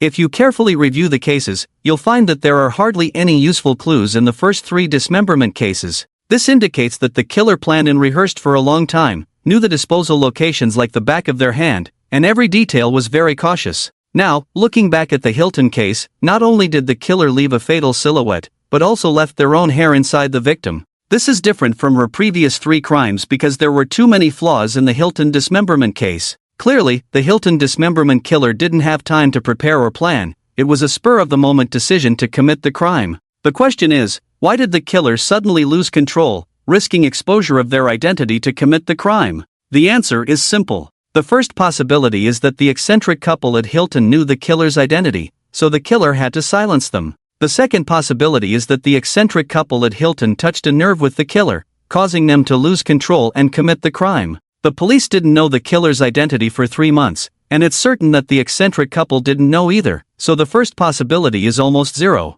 Therefore, the answer lies in the second possibility. This eccentric couple at Hilton triggered more jealousy and resentment in the killer than the previous 3 victims. Lu Manchi seemed to understand something. "Are you saying there's something similar about the 4 dismemberment victims?" "Exactly," Su Chen nodded. "But the identities of the 4 dismemberment victims are completely different: an office worker, a broadcaster, a high school student, an internet celebrity. They have different ages, heights, and family backgrounds. How can they have something in common?" Lu Manchi was puzzled. "They do. They are all women, which is the biggest similarity," Su Chen said. Lu Manchi couldn't help but laugh. "Are you kidding me? Everyone knows they are all women. Then I ask you, what is something that only women can do and men cannot?" Su Chen asked. "Give birth?" Lu Manchi quickly came up with this answer. "Exactly, giving birth. That is the common factor among these 4 women, regardless of their ages and identities. They all have the ability to give birth. To be precise, they have all had children before," Su Chen corrected. "Are you saying all 4 victims have had abortions?" Lu Manchi tentatively asked. "Yes." "Really? How did you figure that out? The case files don't mention anything about the victims having had abortions. There's even a high school student among them. Have you carefully examined the medical reports of the 4 victims?" Su Chen asked. "I have. The physical condition of the 4 victims was discussed in detail at the bureau to avoid missing any hidden clues," Lu Manchi replied. "Have you noticed that the HCG levels of all 4 victims were very low?" Su Chen continued to inquire. Well, we didn't pay attention to that. The medical reports of the victims involve hundreds of values, and the forensic department only compares a few important data like blood type, DNA, and other significant data. Some less important data are not included in the investigation, LV Manchi explained. Su Chen nodded. I understand. HCG refers to human chorionic gonadotropin, and this value is indeed not important. However, after a woman has an abortion,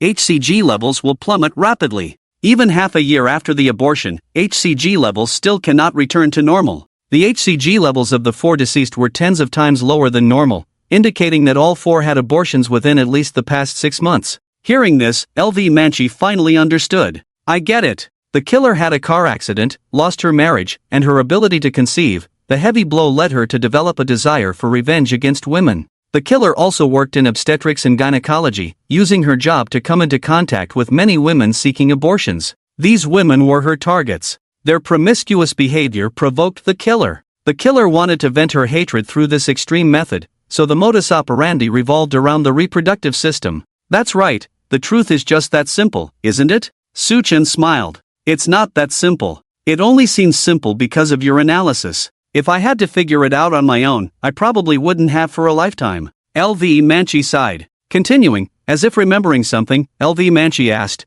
but your explanation still doesn't account for why the killer lost control of her emotions during the final attack? Su Chen took a sip of water and replied, the killer lost control simply because the HCG levels of the deceased Hilton were almost zero, indicating multiple recent abortions. You know the situation of the deceased Hilton, that couple was reckless, possibly aborting several times with other people's children. The actions of Hilton and her partner were even more extreme than the first 3 victims, treating pregnancy as casually as eating and drinking. This behavior completely enraged the killer, leading her to lose rationality and commit a crime full of flaws. LV Manchi nodded in sudden realization. At the same time, she felt a bit embarrassed. She had read the chat records between Steamed Water Peach and Su Chen. Regarding the special requests of Steamed Water Peach, LV Manchi naturally understood. Not taking any measures and letting strange men have their way. It's hard not to get pregnant. Most importantly, the other party's husband even indulged in drinking alone. I see, but this kind of bizarre couple is the first time I've encountered.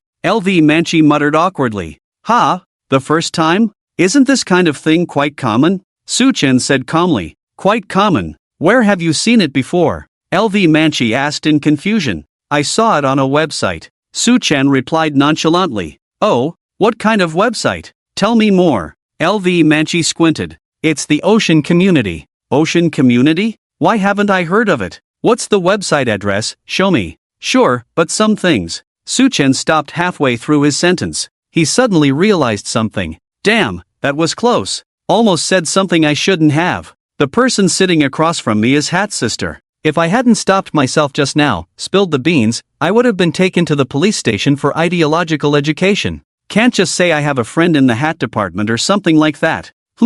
Why did you stop talking? LV Manchi tilted her head and asked with a smile. I forgot what I was going to say next. I'll tell you when I remember. Su Chen said seriously. LV Manchi let out a long no. So, how did you come across that website? LV Manchi asked. I have a friend who told me about it. Every time I look, he's the one holding the phone, and I sneak a peek. Su Chen started the I Have a Friend series. Your friend is quite loyal. LV Manchi smiled meaningfully. That's necessary. Oh, by the way, my friend just asked me to inquire if that website is illegal, Su Chen said with a serious tone. LV Manchi replied without hesitation. Well, according to the relevant regulations, it falls under general illegal activities. Viewing and downloading or copying afterwards could be considered as suspected violations of public security management. If the downloaded content is forwarded, then it becomes very dangerous, and the legality will be determined based on the forwarded content. Su Chen nodded. I didn't expect there are so many regulations about this.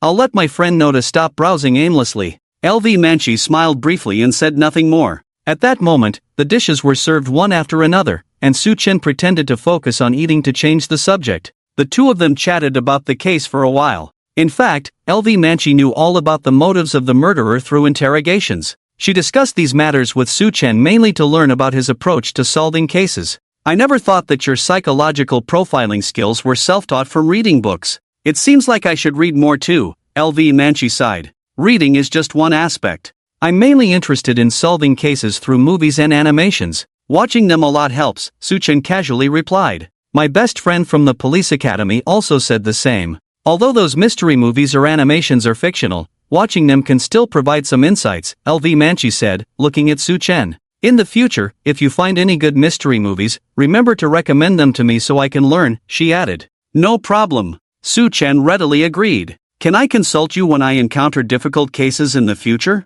LV Manchi asked with a smile. Sure, I hope you'll come to school every day to bail me out, Su Chen teased. As if asking for your help is like breaking out of jail, LV Manchi chuckled. Going to school is not much different from being in jail. In the future, I'll help you get first-class honors, and you help me skip classes and have fun, Su Chen said confidently. Wow, that's quite ambitious. I'll be waiting for that first-class honor you promised, LV Manchi joked. Soon, the relaxed and enjoyable lunch was over. Su Chen and LV Manchi parted ways at the restaurant's entrance. Before saying goodbye, LV Manchi deliberately left her duty phone number with Su Chen. In case of any emergencies or if she didn't reply on WeChat, Su Chen could call that number to reach her. Having an acquaintance like her, especially one in the legal profession, was always beneficial. It could help solve any legal issues more easily. Moreover, LV Manchi had a good personality and maintained boundaries in conversations. Su Chen initially thought that someone in her profession would be very thorough and probing about everything.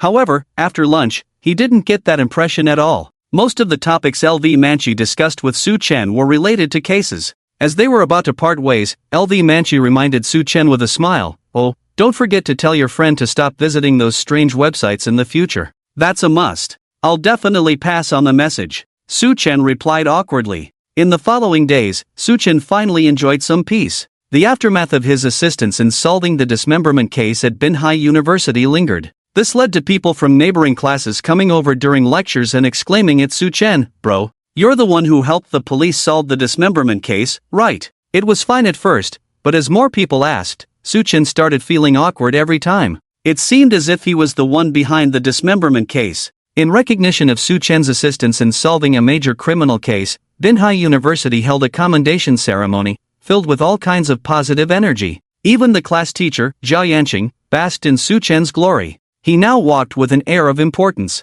The banner sent by the police was directly hung in the most prominent position in the classroom. Zhao Yanqing's exact words were, "After teaching for over a decade, Zhao has finally taught a D-range yet. Of course, I have to show off a bit." Apart from the case being solved, the campus belle, Yao Jing Jing, also enjoyed a peaceful time. Since that night when Su Chen used the "Can I sleep with you?" tactic to communicate with Yao Jing Jing, Yao Jing Jing realized that Su Chen really didn't want to bother with her anymore. As the school flower, Yao Jing Jing naturally wouldn't seek humiliation again. It seemed as if she cared a lot about Su Chen. The two would occasionally bump into each other in the cafeteria, but they would pretend not to see each other and just pass by. If there was one thing that hadn't changed, it was that there were still many boys pursuing Yao Jing Jing. Su Chen would hear a boy confessing to Yao Jing Jing and failing every day. But he didn't care about any of that. He was completely indifferent to whether Yao Jing Jing accepted or rejected those boys who pursued her. 1 week later, during a mundane morning self-study session, the class teacher Zhao Yanqing came to the classroom. Zhao Yanqing rarely came to the class during morning self-study. Usually, when he came at this time, it meant he had something important to announce. "Alright, everyone pay attention, I have something to say." All the students in the class stopped what they were doing and looked up at the class teacher. Zhao Yanqing pushed his glasses up. "So, today, our school welcomes a very outstanding transfer student. This transfer student has been assigned to our class. I hope that in the coming years, everyone can have a pleasant and unforgettable learning experience with this new classmate. Now, let's all give a round of applause to welcome the new student." After speaking, Zhao Yanqing led the applause. Su Chen clapped symbolically, then muttered to Zhang Yang beside him, "Can you actually transfer to another university in college? This is the first time I've heard of it. Old Su, do you think I can transfer to Tsinghua University? To work as a security guard there? Damn it." As the two bantered, the new student walked in from outside. After seeing this new student, everyone subconsciously let out a gasp. Wow! This gasp was as if everyone had been amazed by something. Zhang Yang looked up and then his pupils dilated, stunned. He quickly nudged Su Chen's arm. "Damn! Old Su, look quickly. It's her." Su Chen looked up. He was also surprised by this new student. Golden hair, slender thick eyebrows, deep brown eyes, luminous white skin, tall figure. A foreigner? The new transfer student was actually a foreigner? Wow! Was Bin University now aligning with international standards? Moreover, this foreign female student had a very high appearance, like a Hollywood female star. Zhang Yang gestured wildly beside him, as if reverting to an ancestral state. Haven't you seen a foreigner before? Su Chen quipped. Old Su. She's here. It's her. Zhang Yang exclaimed excitedly. What are you saying? Do you know this foreign girl? Su Chen asked. I don't know her at all. Isn't she your bath buddy? Zhang Yang said urgently. Bath buddy? Hearing this, Su Chen suddenly realized. No wonder he found this foreign transfer student so familiar. Wasn't she the French exchange student he had initially online dated? What was her WeChat nickname? Cash something. Su Chen took out his phone and checked the previous chat records. Yes, the new transfer student was the first foreign student girl he chatted with. Her WeChat nickname was Camille. How did this girl end up at Bin University? The exclamations from everyone continued, and the scene became somewhat chaotic, because this foreign girl's appearance was simply too stunning, like a porcelain doll. However, no one noticed that as this foreign girl walked from outside to the podium, she had been staring at Su Chen the whole way. Alright, everyone quiet down. After Zhao Yanqing and the students calmed down, he began to introduce the new student. This new student of ours is visiting Longwei for the first time, and she has some language barriers in communication. Let me briefly explain the situation of this new student. The new classmate is from the kingdom of Fa, her name is Ina Lalisa Camille, in the Dragon Kingdom her name is Camille. Although Camille is of Fa nationality, she grew up in the kingdom of Obo, which makes us neighbors. Camille previously studied international trade at the Lena Academy in Fa. Let's all take good care of Camille in the upcoming school life. After saying this, Zhao Yanqing asked Camille to come to the platform and make a simple self-introduction. Camille, with a smile on her face, confidently walked to the platform and greeted everyone in very broken dragon language.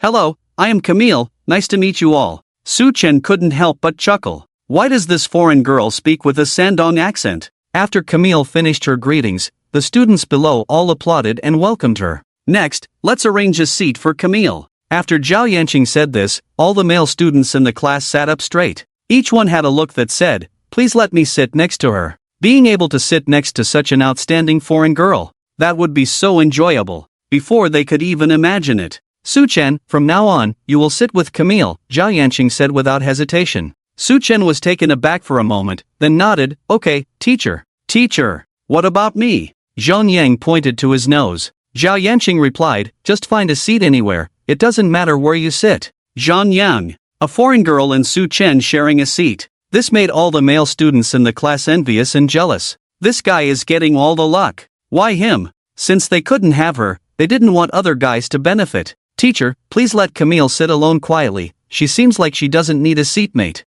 I strongly suggest that Camille sit with a girl. Yes, sitting with a girl is fine. Seeing the boys in the class murmuring, Zhao Yanqing couldn't help but laugh and say, what are you all clamoring about? I didn't choose the seats. Everyone? Zhao Yanqing continued, it was Camille who requested to sit with Su Chen. Everyone. After hearing Zhao Yanqing's explanation, the boys in the class suddenly understood. They all acknowledged Su Chen's exceptional French skills. There are many people in the country who have reached C2 level in French, but among the university students, only Su Chen has achieved this level. Camille's family is in the import and export business, planning to open a branch in the coastal city, mainly dealing with Dragon Fa trade. Growing up in Obo, Camille was weak in French, and couldn't integrate well when studying in Fa, so she transferred to the coastal university. She wanted to learn French from Su Chen, who was a rare C2 level French expert. The boys in the class finally realized the situation. They all respected Su Chen's skills. Su Chen's French level was even better than that of the French teachers, they knew that. If Camille wanted to learn French and sit next to Su Chen, there was no one more suitable than him. They could only watch as Camille sat next to Su Chen with her backpack. The sound of the boys grinding their teeth could be heard in the classroom. There was a kind of envy called gnashing of teeth. After Camille sat down, Zhao Yanqing gave Su Chen a few instructions and then left. Su Chen finally had the chance to carefully observe his new seatmate. Camille was tall, around 175 centimeters, with her hair tied up high in a ponytail, making her look perfect next to the 183 centimeters Su Chen. Su Chen sniffed. They say foreign women have a strong scent, but Camille smelled sweet. This fragrance was pleasant, very intense. If we say that one can recognize a woman by her fragrance, Su Chen can feel a vibrant passion and boldness from the scent emanating from Camille. Perhaps due to her mixed heritage, Camille inherited the fair and plump skin of Russian women, as well as the romantic nature and elegant personality of French women. Even wearing a loose denim jacket, Camille's impressive figure cannot be concealed. Su Chen felt that Camille was even more fierce than Yao Jing Jing. It seems that foreign girls really have good nutrition. Yao Jing Jing's title as the campus flower of Bin University is probably in jeopardy. The key point is, Camille has a typical pear-shaped figure, with wide hips that surpass her shoulders, resembling a delicate hourglass. While other girls wear loose black sweatpants, hers seem a bit tight. This is pure talent, inherited through bloodlines. Some people are naturally blessed with such a figure, something that Asians can't achieve no matter how hard they try. With such an exotic girl sitting beside him, Su Chen finally understood the joy of going to school. Usually, he would be dead tired in class, but now he wasn't sleepy at all. Taking advantage of the fact that the first class hadn't started yet, Su Chen was preparing to give Camille a beginner's lesson to let her experience the depth and breadth of knowledge. Wire kamu tu chwina, nisai tu mi teu. Su Chen directly spoke a sentence in the local accent of English. Camille was amused by Su Chen's playful accent. She blinked her big watery eyes and started conversing with Su Chen in French. "Su, your French is so good, why does your English sound so strange?" Camille asked with a smile. "That's called authentic Chinese English. That's how we speak English here. If you don't use this accent to speak English, others won't understand at all," Su Chen joked. Unexpectedly, Camille believed him. "Su, could you teach me some Chinese English when you have time?" Camille asked earnestly. Su Chen was somewhat speechless. He didn't expect this girl to be so innocent. "You don't need to be taught, you'll learn it yourself over time," Su Chen said. "Oh, then how do good friends address each other in colloquial language?" Camille asked. "There are many ways. Girls call each other besties, sisters, and guys call each other brothers, buddies," Su Chen explained. "If a guy and a girl have a good relationship, what do they call each other?" Camille asked further. The first word that came to Su Chen's mind was male bestie. But considering that there is no pure friendship between men and women, Su Chen thought it best not to mislead the foreign girl. Besides, male bestie is not a good term. If a guy and a girl have a good relationship, they can just call each other buddy, Su Chen replied. "Buddy, buddy." Camille practiced in broken Mandarin. Apart from a few words, Su Chen and Camille conversed in French. They chatted and laughed, but no one else understood anything. It was like they were whispering secrets in public. Those listening felt itchy with curiosity. It seems like Lao Su and this foreign girl are having a great time chatting. Yeah, if I had known this earlier, I would have learned French properly too. Lao Su is really lucky. Damn, he can even use French to flirt with girls. I can only say Lao Su's luck is damn good. The guys discussed indignantly. Zhang Yang sneered nearby. "Stop being jealous, this foreign girl actually knew Lao Su a long time ago." "Huh? They knew each other a long time ago? What's going on?" The guys all gathered around Zhang Yang to gossip. Previously, to clarify the misunderstanding about being bath buddies, Su Chen showed Zhang Yang his chat records with Camille. Zhang Yang explained to the guys about the online relationship between the two. The guys became even more emotional after hearing it. Damn! If that's the case, this foreign girl probably transferred to our school just for Lao Su. So annoying. Lao Su is getting into a relationship already? And she's a foreign beauty. I'm so envious. I saw Lao Su having dinner with a short-haired girl a few days ago. How come he's already changed partners so quickly? It's not that I didn't understand. Wasn't Lao Su always pursuing Yao Jing Jing before? Why did he suddenly stop pursuing her? Zhang Yang sneered coldly. Do you even need to ask that? Wake up. Look closely at the two dimples under your eyebrows. Which of these girls isn't better than Yao Jing Jing? There are better girls, so of course Lao Su wouldn't be interested in Yao Jing Jing anymore. The boys suddenly realized. Whether it was the beautiful white girl who pursued Kulinen before, or the pretty short-haired sister who waited for Su Chen at the school gate, and now the newly arrived foreign girl, Camille. These three girls are indeed all stronger than Yao Jing Jing by a bit, especially Camille now. It's not an exaggeration to say. Camille has already threatened Yao Jing Jing's position as the campus belle at Bin University. If they had to choose, they would definitely choose Camille like Su Chen did. Who wouldn't want to taste imported milk candy? After one class, the whole school knew about Camille. During break time, many boys came to Su Chen's classroom door to sneak a peek at Camille. A fairy-like foreign female classmate had transferred to Bin University. Of course, the boys had to come and see with their own eyes. And once they saw her, Camille quickly became the new goddess in the hearts of the boys at Bin University. Angelic face, devilish figure. It made all the boys at the school excited. A new campus belle was born at Bin University, and this news naturally reached Yao Jingjing's ears. Zhang Tong and Wu Nannan were well informed, they quickly obtained a photo of Camille from the boys next door. It was a side profile of Camille taken sneakily by the boys standing at Su Chen's classroom door during break time. Just the side profile was enough to captivate 90% of the female students at Bin University. After seeing Camille, Yao Jing Jing was also amazed by her looks. To be honest, the other party's appearance was indeed very high. Due to her racial advantage, the other party's figure could also overshadow hers. Yao Jing Jing did feel a bit jealous deep down, but she didn't take it to heart. Yao Jing Jing was very open-minded. Although she had always worn the crown of the campus belle since childhood, she was well aware that there were many women in the world who were more beautiful than her. If Camille replaced her as the campus belle, she might feel a bit regretful. It's like being the top student all your life, and suddenly one day you become second. It's normal not to feel good about it. But Yao Jing Jing wouldn't pay too much attention to these things, nor would she see Camille as a competitor. After all, she had been the campus belle from childhood to adulthood, and she was tired of it. If Camille really replaced her, then let her have it. After school at noon, everyone went to the cafeteria to eat. To help Camille get familiar with the new environment, he naturally had to take her to the cafeteria. On the way to the cafeteria, Su Chen introduced the school situation to Camille in French as they walked. That round building is the library. I can teach you French there after school. That rectangular one is the gymnasium, where you can play basketball, badminton, and swim. Camille listened attentively and remembered everything Su Chen said. When the surrounding students saw Su Chen and Camille walking together, they started discussing. Look, isn't that the new foreign girl who transferred here? She's so beautiful. Yes.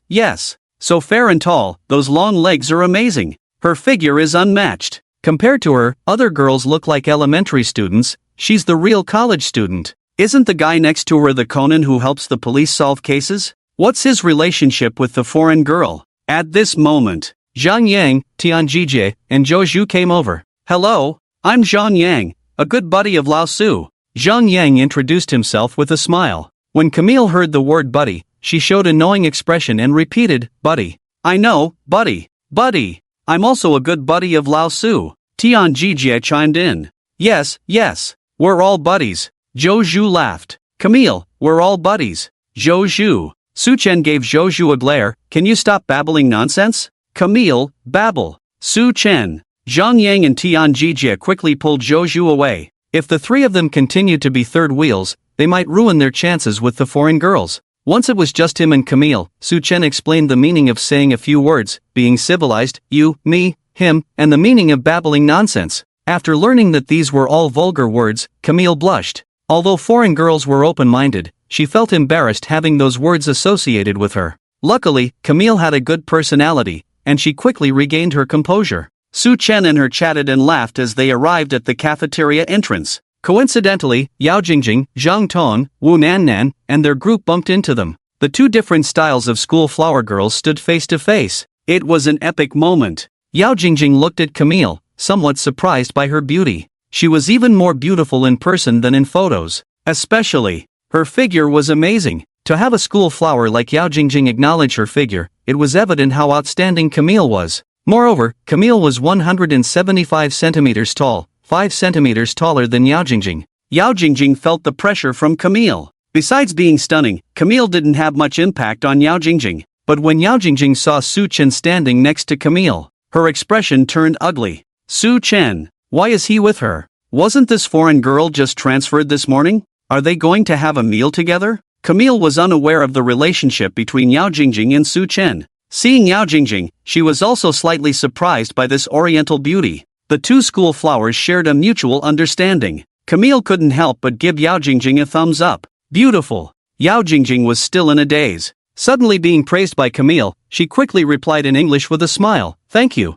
Su Chen, with a gloomy face, pulled Camille away. She's not beautiful, you are beautiful, he muttered to Camille as they walked. Yao Jing Jing. Until Su Chen and Camille disappeared from sight, Yao Jing Jing hadn't recovered. What did he just say? Did he say I'm not pretty, and that foreign girl is pretty? Zhang Tong and Wu Nan quickly tried to comfort Yao Jing Jing. This Su Chen is shameless. The new girl just arrived, and he's already cozying up to her, disgusting. Yeah, thinks he's all that just because he's having a meal with a foreign girl? Has he forgotten how he begged Jing Jing to be with him before? Although Yao Jing Jing didn't speak, her face darkened. She was trembling with anger now. In the morning, she overheard male students saying that the new foreign girl was prettier than her. At that time, Yao Jing Jing wasn't too upset. She didn't care if male students praised other girls over her. But now, hearing Su Chen say that the foreign girl was prettier than her, Yao Jing Jing exploded. She didn't understand why she felt this way. Why are Su Chen's words so hurtful? Could it be I care too much about my place in his heart? Yao Jing Jing bit her lip. She tried to tell herself not to care about what Su Chen had just said, but the more she thought about it, the angrier and more wrong she felt. Why does he think that foreign girl is prettier than me? They've only known each other for a morning. Why am I not as good as her? After chasing me for so many years, saying how beautiful and how much he likes me every day, now a girl he just met in the morning is prettier and better than me? Zhang Tong and Wu Nan could feel Yao Jing Jing's overflowing anger. They exchanged glances. Jingjing, how about we don't eat at the cafeteria, let's go out to eat? Zhang Tong suggested with a smile. Yes, let's eat out. I'm tired of cafeteria food. Besides, it's too noisy with so many people. Wu Nan echoed. Yao Jing Jing naturally understood what the two meant, but she didn't feel like going out to eat now. She wanted to eat in the cafeteria. A flame of refusal suddenly ignited in Yao Jing Jing's heart. I'm not going out, I'll eat in the cafeteria. After saying that, Yao Jing Jing walked straight into the cafeteria. Zhang Tong and Wu Nan exchanged a glance and had no choice but to follow Yao Jing Jing inside. After Su Chen led Camille into the cafeteria, they instantly attracted countless gazes. Even the old man at the cafeteria window was captivated by Camille. Men are forever young. Who wouldn't be moved by such an exotic beauty? The foreign school flower is so charming. The students in the cafeteria all praised Camille's looks and figure. At the same time, they were fiercely envious of Su Chen. Just as everyone was discussing this new school flower, Yao Jing Jing walked in from outside. Swish! Everyone's gaze turned to Yao Jing Jing. The two goddesses in the cafeteria made everyone unsure who to look at. Hundreds of eyes alternated between Camille and Yao Jing Jing. After Su Chen taught Camille how to use the meal card, they got their food and sat at a table by the window. Yao Jing Jing grabbed a plate, casually ordered some fried noodles, and sat at the table next to them. There was only an aisle between her and Su Chen and Camille. The students in the cafeteria boiled with excitement. Because Su Chen and Camille sat side by side, with Yao Jing Jing sitting across the aisle. It was like Su Chen had Yao Jing Jing on his left and Camille on his right. This guy is really surrounded by flowers. The male students at the table all shouted in their hearts, I also want to experience being sandwiched between two school flowers. Su Chen noticed Yao Jing Jing sitting next to him. He furrowed his brows slightly, showing a hint of displeasure on his face. He looked around, but there were no available seats nearby. Otherwise, he would have changed seats to eat. Zhang Tong and Wu Nan got their food and sat across from Yao Jing Jing. The three of them ate in silence. Su Chen treated Yao Jing Jing as if she were invisible, eating and chatting with Camille in French. Are you used to the food in our dragon kingdom?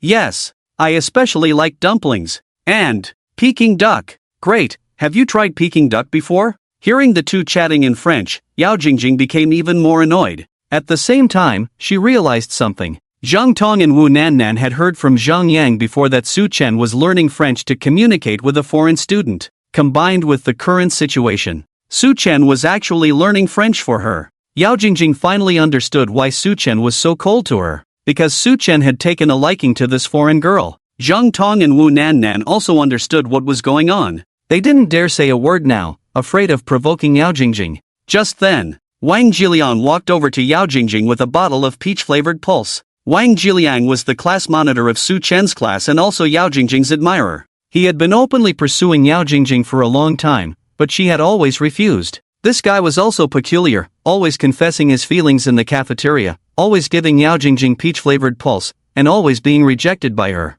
By the end of the semester, he had bought all the peach-flavored pulse from the school store. And every time he struck up a conversation, he pretended to coincidentally run into Yao Jing Jing. His lines were always the same, Jing Jing, what a coincidence, you're also eating in the cafeteria. This is for you. Yao Jing Jing was tired of his absurd lines. Seeing Wang Jiliang approaching with peach-flavored pulse to confess again, Yao Jing Jing furrowed her brows. But as if remembering something, she relaxed her brows. Watching Su Chen and Camille chatting animatedly beside her, Yao Jing Jing changed her mind this time. She would no longer reject Wang Jiliang and accepted his peach-flavored pulse. She did it on purpose for Su Chen to see. She wanted Su Chen to understand that there were plenty of people chasing after her. Wang Jiliang smiled as he walked over. Jing Jing, what a coincidence. This familiar opening line. Yao Jing Jing sighed as she saw Wang Jiliang approaching with a bottle of beverage in hand. She reluctantly stood up and put down her chopsticks. Well, she might as well accept it.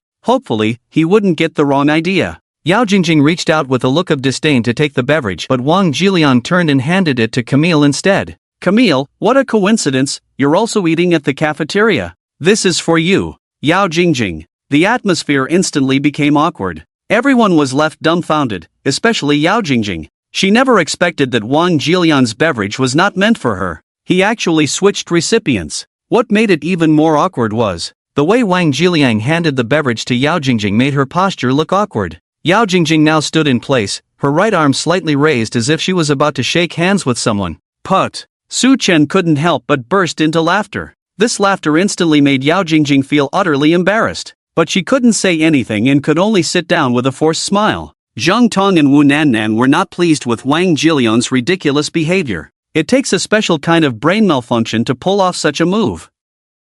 In an attempt to salvage Yao Jingjing's dignity, they confronted Wang Jiliang directly. Wang Jiliang, do you have a serious illness? If you didn't intend to give Jingjing the drink, why did you even talk to her? Are you deliberately causing misunderstandings? Are you suffering from heatstroke and losing your mind? You've been giving Jingjing drinks every day at lunch, and today you suddenly changed the recipient. Do you think you're being funny? Wang Jiliang was left red-faced and flustered by their remarks. I just did it out of habit. I forgot that the drink wasn't meant for Jingjing today. Su Chen found himself at a loss for words at his classmates' clownish behavior. Even he sided with Zhang Tong and Wu Nannan this time. Brother class president, maybe next time you should carry an extra bottle of beverage with you? Su Chen joked. I was just focused on Camille, and I only noticed Jingjing nearby when I got here. I couldn't just ignore her, so it's fine to greet her, but there was no need to give her a drink. Su Chen shook his head in disbelief. But I already had the drink in my hand, it would have felt weird not to give it away. Wang Jiliang muttered in frustration. Do you really have to give away that drink? Can't you just open it and drink it yourself? Or better yet, give it to me, we're buddies after all. No swearing, Camille playfully hit Su Chen's arm. In reality, Camille was just improvising, but the students around them had no idea what had transpired. Camille's action had a hint of flirtation, which made Yao Jingjing's blood boil. After listening to Su Chen's advice, Wang Jiliang suddenly seemed enlightened. Old Su, you're right. Oh, I'm so silly, why didn't I just give you the drink directly? This way, no one gets offended. It just shows that we're not close enough. You'd rather offend Yao, the campus beauty, than give me the drink. Su Chen teased. Ha ha, I didn't think of that. You really know how to adapt. Wang Jiliang chuckled. Su Chen couldn't be bothered with this clueless guy anymore. There's a reason why some guys never succeed in wooing girls. If you can't even figure out how to give a bottle of beverage, how can you flirt with girls? The students sitting around Su Chen were on the verge of internal injuries from holding back their laughter. Wang Jilian's move was truly cringeworthy. Most importantly, this little incident seemed to suggest that Camille was prettier than Yao Jingjing. To make matters worse, Wang Jiliang didn't plan on leaving. He sat directly across from Su Chen and Camille. Camille, I'm the class president of this class, and classmates should support each other. If you ever have any difficulties in class, feel free to come to me, I'll definitely help you out. Camille? Su Chen, is it possible? She doesn't understand your pretentious idioms? Wang Jiliang looked embarrassed. Oh, right, Camille's dragon language isn't very good, I made it too complicated. It's okay, I'll help you translate, Su Chen said, then fluently spoke in French to Camille, explaining Wang Jiliang's meaning. After listening, Camille nodded. Her brown eyes looked at Wang Jiliang, then she awkwardly spoke in dragon language, writing against good intentions, Su Chen is enough. After that, Camille boldly patted Su Chen's shoulder, afraid he wouldn't understand her. As soon as she said that, all the students around looked at Su Chen with curious expressions. Zhang Tong and Wu Nannan were also surprised. Su Chen, fearing misunderstandings, quickly explained, we're just friends, right? Camille nodded as if understanding, friends. Seeing the intimacy between the two, Wang Jiliang awkwardly smiled. Well, you guys enjoy your meal, I'll head back to the dorm. Wang Jiliang got up to leave. Halfway, he remembered something, turned back, and took the bottle of energy drink from the table. The atmosphere in the cafeteria slightly eased due to Wang Jiliang's unexpected move. Only Yao Jingjing remained gloomy. Zhang Tong and Wu Nannan buried their heads in their food, noticeably speeding up their eating. Yao Jingjing left after eating half of her fried noodles. Zhang Tong and Wu Nannan followed suit, leaving the cafeteria. After they left, Camille squinted at Su Chen. Was that pretty girl your ex-girlfriend? Su Chen almost choked on his food. Are you kidding me? Are you insulting me? No, I noticed that girl was constantly looking at you, that's why I asked, Camille said with a smile. Don't talk nonsense, I don't even know her, Su Chen emphasized. But the way she looked at me was hostile, Camille shrugged. Su Chen chuckled, it's normal, you stole her spotlight. Camille couldn't even understand dragon language completely, so she didn't grasp Wang Jilion's recent actions. Su Chen explained Wang Jilion's absurd behavior to Camille in French. After hearing it, Camille burst into laughter. Ha ha, this is so funny. Now you understand why she looked at you with hostility, right? Su Chen chuckled. I get it, Camille replied with a smile. Perhaps due to different upbringing, although Camille was beautiful, she wasn't as reserved as Yao Jing Jing. When Su Chen told her something funny, she would laugh heartily and even slap the table. If the same thing happened with Yao Jing Jing, she would suppress her laughter or cover her mouth to avoid ruining her image as the school beauty. 10 minutes later, Su Chen and Camille left the cafeteria together, heading towards the dormitory building. The male and female dormitories at Binhai University were side by side, with a fire escape corridor in between. From a distance, the two dormitory buildings and the corridor together looked like a capital letter H. However, the corridor was usually locked, preventing residents from crossing over to the other dormitory. Su Chen escorted Camille to the entrance of the female dormitory. According to the university rules, male students entering the female dormitory would be expelled immediately, and female students entering the male dormitory would face consequences. The two bid farewell at the dormitory entrance. Camille entered the female dormitory to meet her new roommate, while Su Chen returned to his own room, 320. As he pushed the door open and stepped inside, he was startled by the sight before him. The room, about 15 square meters, was packed with people. For beds were occupied, people crowded the aisle, and some even sat on the table as there was no space left to stand. In short, every corner of the dormitory that could accommodate a person was filled. Su Chen felt like he had walked into not a dormitory, but a train compartment in a third-world country. Men everywhere. In front of him were dozens of boys, all from his own class. Wang Jilian was among them. Su Chen felt like all the boys from his class had shown up. Is it because your dormitory is expiring? Why is everyone coming to me? Su Chen asked curiously. Old Su, if you don't come back soon, we'll suffocate. Zhang Yang poked his head out from the crowd. Seeing Su Chen return, the boys quickly made way for him. Hurry up and make room for my Conan bro. Conan bro, we've been waiting for you. Why call him Conan bro? Clearly he's master IP. After Su Chen sat down, the boys around him started massaging his legs and shoulders. Being massaged by a group of boys made Su Chen feel uncomfortable all over. He asked everyone to skip the massage and get straight to the point. The boys looked at each other and then started talking all at once. The questions they all cared about were similar: the new foreign girl and her relationship with him. From Zhang Yang's mouth, the boys learned that Su Chen had known Camille for a while. It was uncertain if they were dating. If Camille was Su Chen's girlfriend or something, then the guys wouldn't waste their time. After all, they knew where they stood and definitely couldn't compete with Su Chen. Old Su, be honest with us, do you like that foreign girl? If you do, we won't waste our time. Yeah, if you plan on pursuing that foreign girl, we won't tag along. The class monitor told us that the foreign girl seems interested in you. Don't say no to her and betray us later. Betrayal and all, that's messed up. We don't want to be pure love warriors. Su Chen understood what they meant.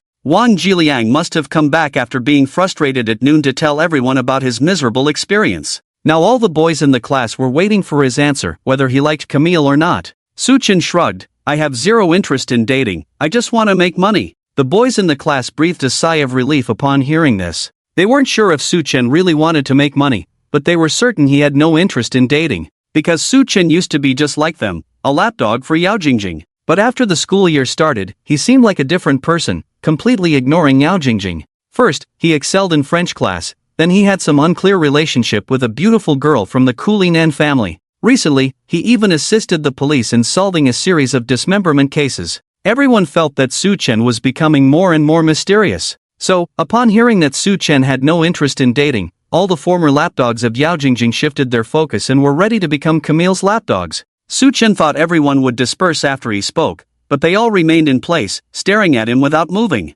Why aren't you guys leaving? The boys looked at each other awkwardly, and finally, the class monitor Wang Jiliang spoke up.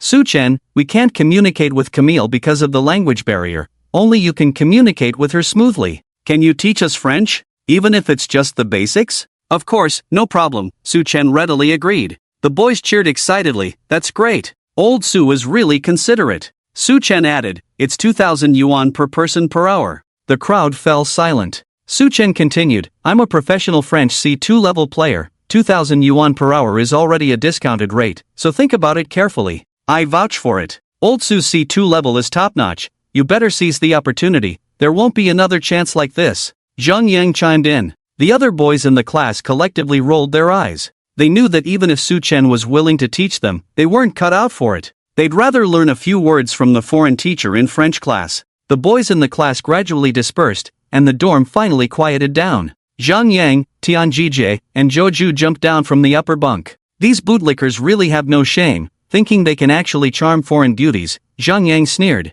Exactly, especially Wang Jilian, that idiot, couldn't even charm Yao Jing Jing. Now he's dreaming about having Western food, Tian Jijie said disdainfully. Just a bunch of wannabes who worship foreigners, acting like they've never seen a foreign woman before, huh? Zhou rolled his eyes. Seeing his three roommates acting all high and mighty, Su Chen pretended to be surprised. Oh, are you guys really being so righteous? Cut the crap. We're just stating facts, okay? Zhang Yang said seriously. Yeah, do as much as you're capable of, don't overestimate yourselves. Exactly, with their abilities, there's no need to challenge foreign girls. Watching Tian Jijie and Zhou agreeing with Zhang Yang, Su Chen waved his hand. Don't be like this, you three suddenly acting all serious makes me uncomfortable. He knew his roommates' true colors very well. They were all men, who didn't know how men think. Especially his childhood friend Zhang Yang. This guy started studying adult films since elementary school. No matter what license plate number you gave him, he could recite the corresponding teacher and type of work. In the adult film arena, no one could beat Zhang Yang. He was the kind of guy who never said anything serious. Tian Jijie and Zhou were simply influenced by Zhang Yang. They were upright during military training, but when they returned to school, Zhang Yang shared his hidden hard drive with them for study, and they also became perverts. With these three being like this, now they were criticizing the boys who were interested in Camille. It was only natural that Su Chen felt out of place. Zhang Yang looked at Su Chen seriously. Honestly, Lao Su, the three of us are self-aware. We can't handle those foreign girls at all. Our height is a disadvantage. I can't even reach up high enough. How does that saying go? With great power comes great responsibility. The duty of bringing glory to the country is all yours. The three of us don't ask for much, just don't forget about us, brothers, and share with us what it feels like to have Western food. Hee. Exactly. Especially the taste of Western food, the texture, the seasoning, make sure to share it with us. I heard that the spatula for cooking Western food must be long and large, otherwise it won't cook through. Lao Su, you'll be fine. High-quality ingredients often use the simplest cooking methods. Su Chen gave them a look. Am I a Michelin chef? As they were chatting, Su Chen's phone vibrated. He took it out and saw. It was a photo sent by Camille. When Zhang Yang and the others heard Su Chen's phone ring, they all crowded around. Damn! Did that foreign girl send you some benefits? I knew Lao Su wouldn't let us down. And it had to be a foreigner. Did she send some revealing photos? Su Chen directly shoved his phone screen in their faces. The photo Camille sent was a serious one. It showed her sitting on her dorm bed, looking like she had just moved in. Zhang Yang and the others looked disappointed. Sharp-eyed Zhou noticed something. Ha! Isn't that Yao Jing Jing sitting on the upper bunk? Hearing Zhou's words, the others also gathered around. Indeed, Camille's upper bunk was indeed Yao Jing Jing. At this moment, Camille sent a text message to Su Chen. Since it was in French, the others couldn't understand it. After reading the message, Su Chen looked surprised. Camille moved into Yao Jing Jing's dorm. It seems like Yao Jing Jing's dorm is the only one with 3 people, and there's an empty spot. After hearing what Su Chen said, Zhang Yang and the others all wore a gossiping expression. Wow! They're living together? It's a small world. Yao the campus beauty might end up fighting with her at night, huh? Of course. Yao Jing Jing lost face in the cafeteria at noon. She will definitely retaliate against Camille. Zhang Tong and Wu Nan are both Yao Jing Jing's followers. The three of them teamed up to bully foreign female students. TSK. I heard that girls are even more ruthless in bullying than boys. Although Zhang Yang's imagination was a bit exaggerated, Su Chen still agreed with one point, that Camille would definitely be isolated. Yao Jing Jing and Camille are now in an irreconcilable relationship. The only ones left in the dormitory are the pair of Dragon and Phoenix, who are also Yao Jing Jing's followers. 2 school beauties staying in the same dormitory. Isn't this almost like a large-scale palace intrigue scene? Lao Su, you better remind the foreign female student to be more cautious. Remind her to watch out for her safety and not get beaten up, Zhou advised. Respect others' fate, let go of the urge to help. I can't be bothered, Su Chen joked. Why would a man like him interfere in girls' conflicts? Besides, there is no conflict yet, everything is just wild guesses. Maybe Yao Jing Jing, for the sake of her reputation, is pretending to be friendly with Camille on the surface? This way, she would appear magnanimous and ease the embarrassment of losing the title of school beauty. It's like a perfect resolution to the school beauty competition. Just like every time she ranked first in the class in exams, suddenly one day she got second place. She couldn't just confront the first place winner face to face, right? That would make her not only unable to accept defeat but also petty, right? The best approach is, of course, to maintain a good relationship on the surface and find opportunities to undermine the other party behind their back. Su Chen thought Yao Jingjing would probably do this, provided that Yao Jingjing has a brain. The next day, Su Chen and his roommates came to the classroom after breakfast. Camille had arrived early. She was wearing a gray hoodie today, with her hair tied up in a cute bun. A few strands of golden hair fell from her temples, making her look very lively. Such a doll-like face. But her figure was so out of proportion with that face. When Camille saw Su Chen, she waved and greeted him with a smile. Good morning. After Su Chen sat down, before he could ask how she slept last night, Camille, in French, took the initiative to start the conversation. I slept well last night, it was just too quiet. They didn't talk to me at all. Camille sighed. Su Chen was surprised. They didn't talk to you at all? Camille nodded. That's right, after the dorm supervisor assigned me to the dorm, they didn't say a word to me. Last night, Su Chen had been thinking about how Yao Jingjing would act next, how she would play it cool. He didn't expect Yao Jingjing to stop pretending and confront Camille directly. This was somewhat unexpected for Su Chen. It seems that Yao Jingjing is determined to compete with Camille? Well, that makes sense. Yao Jingjing has always been the school beauty since she was young. She has a high self-esteem. How could she tolerate a girl who was prettier than her appearing by her side? Especially a foreign girl who took away her school beauty title. It's understandable that Yao Jingjing is ready to stand her ground. Camille didn't lie or exaggerate. Yao Jingjing and her followers really didn't say a word to Camille. Camille tried several times to greet her in English to ease the awkwardness, but Yao Jingjing ignored her. Zhang Tong and Wu Nannan are loyal followers of Yao Jingjing. Since Yao Jingjing ignored Camille, the pair of Dragon and Phoenix naturally followed suit without thinking. Did you have breakfast alone in the cafeteria? Su Chen asked. I didn't have breakfast. Without you, I didn't know how to order food in the cafeteria, Camille said awkwardly. Su Chen couldn't help but laugh. Why didn't you tell me? I could have taken you to the cafeteria. I was afraid of disturbing your sleep, so I thought I'd wait for you to come before telling you. It's okay, I can bear it, Camille said with a hint of grievance. Su Chen glanced at Camille. This foreign girl is a bit too considerate. Can you believe that a foreign girl would face campus violence on her first day of school? Don't hold back. At the very least, you are a foreign friend in the Dragon Kingdom, going hungry during the first morning self-study class. What would people think of our etiquette if this got out? Just wait and see. With that, Su Chen got up and left the classroom. After about 10 minutes, Su Chen returned to his seat with a jinbing wuzi and a cup of soy milk. Go ahead. Su Chen handed the jinbing wuzi and soy milk to Camille. Camille took the jinbing wuzi and soy milk, blinking her big eyes curiously, and asked, What is this? Jinbing wuzi, you can think of it as an Eastern pancake, Su Chen explained. And what about this milk-like thing? Soy milk, a drink made from beans and water. Camille looked around and saw some classmates also having breakfast at their seats. She relaxed, picked up the jinbing wuzi, and took a bite. Instantly, she was enchanted by the fragrance.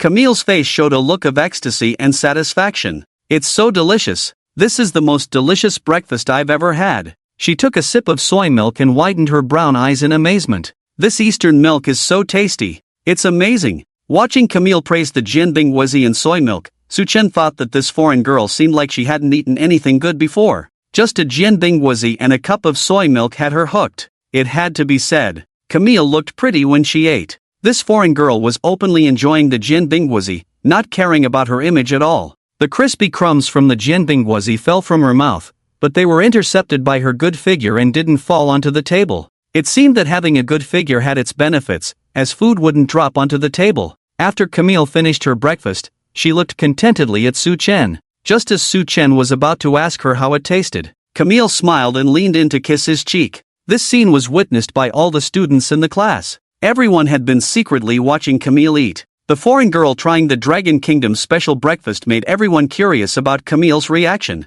But no one expected this kind of reaction from her. The whole class erupted in astonishment, especially the boys. These boys had confirmed with Su Chen in the dormitory yesterday. Su Chen had said he wasn't interested in dating and only wanted to make money. The boys in the class believed him, but they never expected Camille to suddenly kiss Su Chen. This made them envious. The boys were all gnashing their teeth in anger. It was so damn infuriating. What happened to not being interested in dating? You definitely sneaked around and started dating someone. Otherwise, why would she kiss you in public? Feeling the moist mark on his cheek, fragrant and warm, Su Chen was a bit stunned. Could this foreign girl be so easily swayed? Just a jianbing guozi and a cup of soy milk made her kiss him. Su Chen suddenly remembered how he had been delivering breakfast to Yao Jing Jing for 3 whole years, and Yao Jing Jing wouldn't even let him touch her finger. And now, looking at this foreign girl, that was the difference. Camille sat back in her chair, explaining to Su Chen with a smile, "This is the kissing etiquette in our country,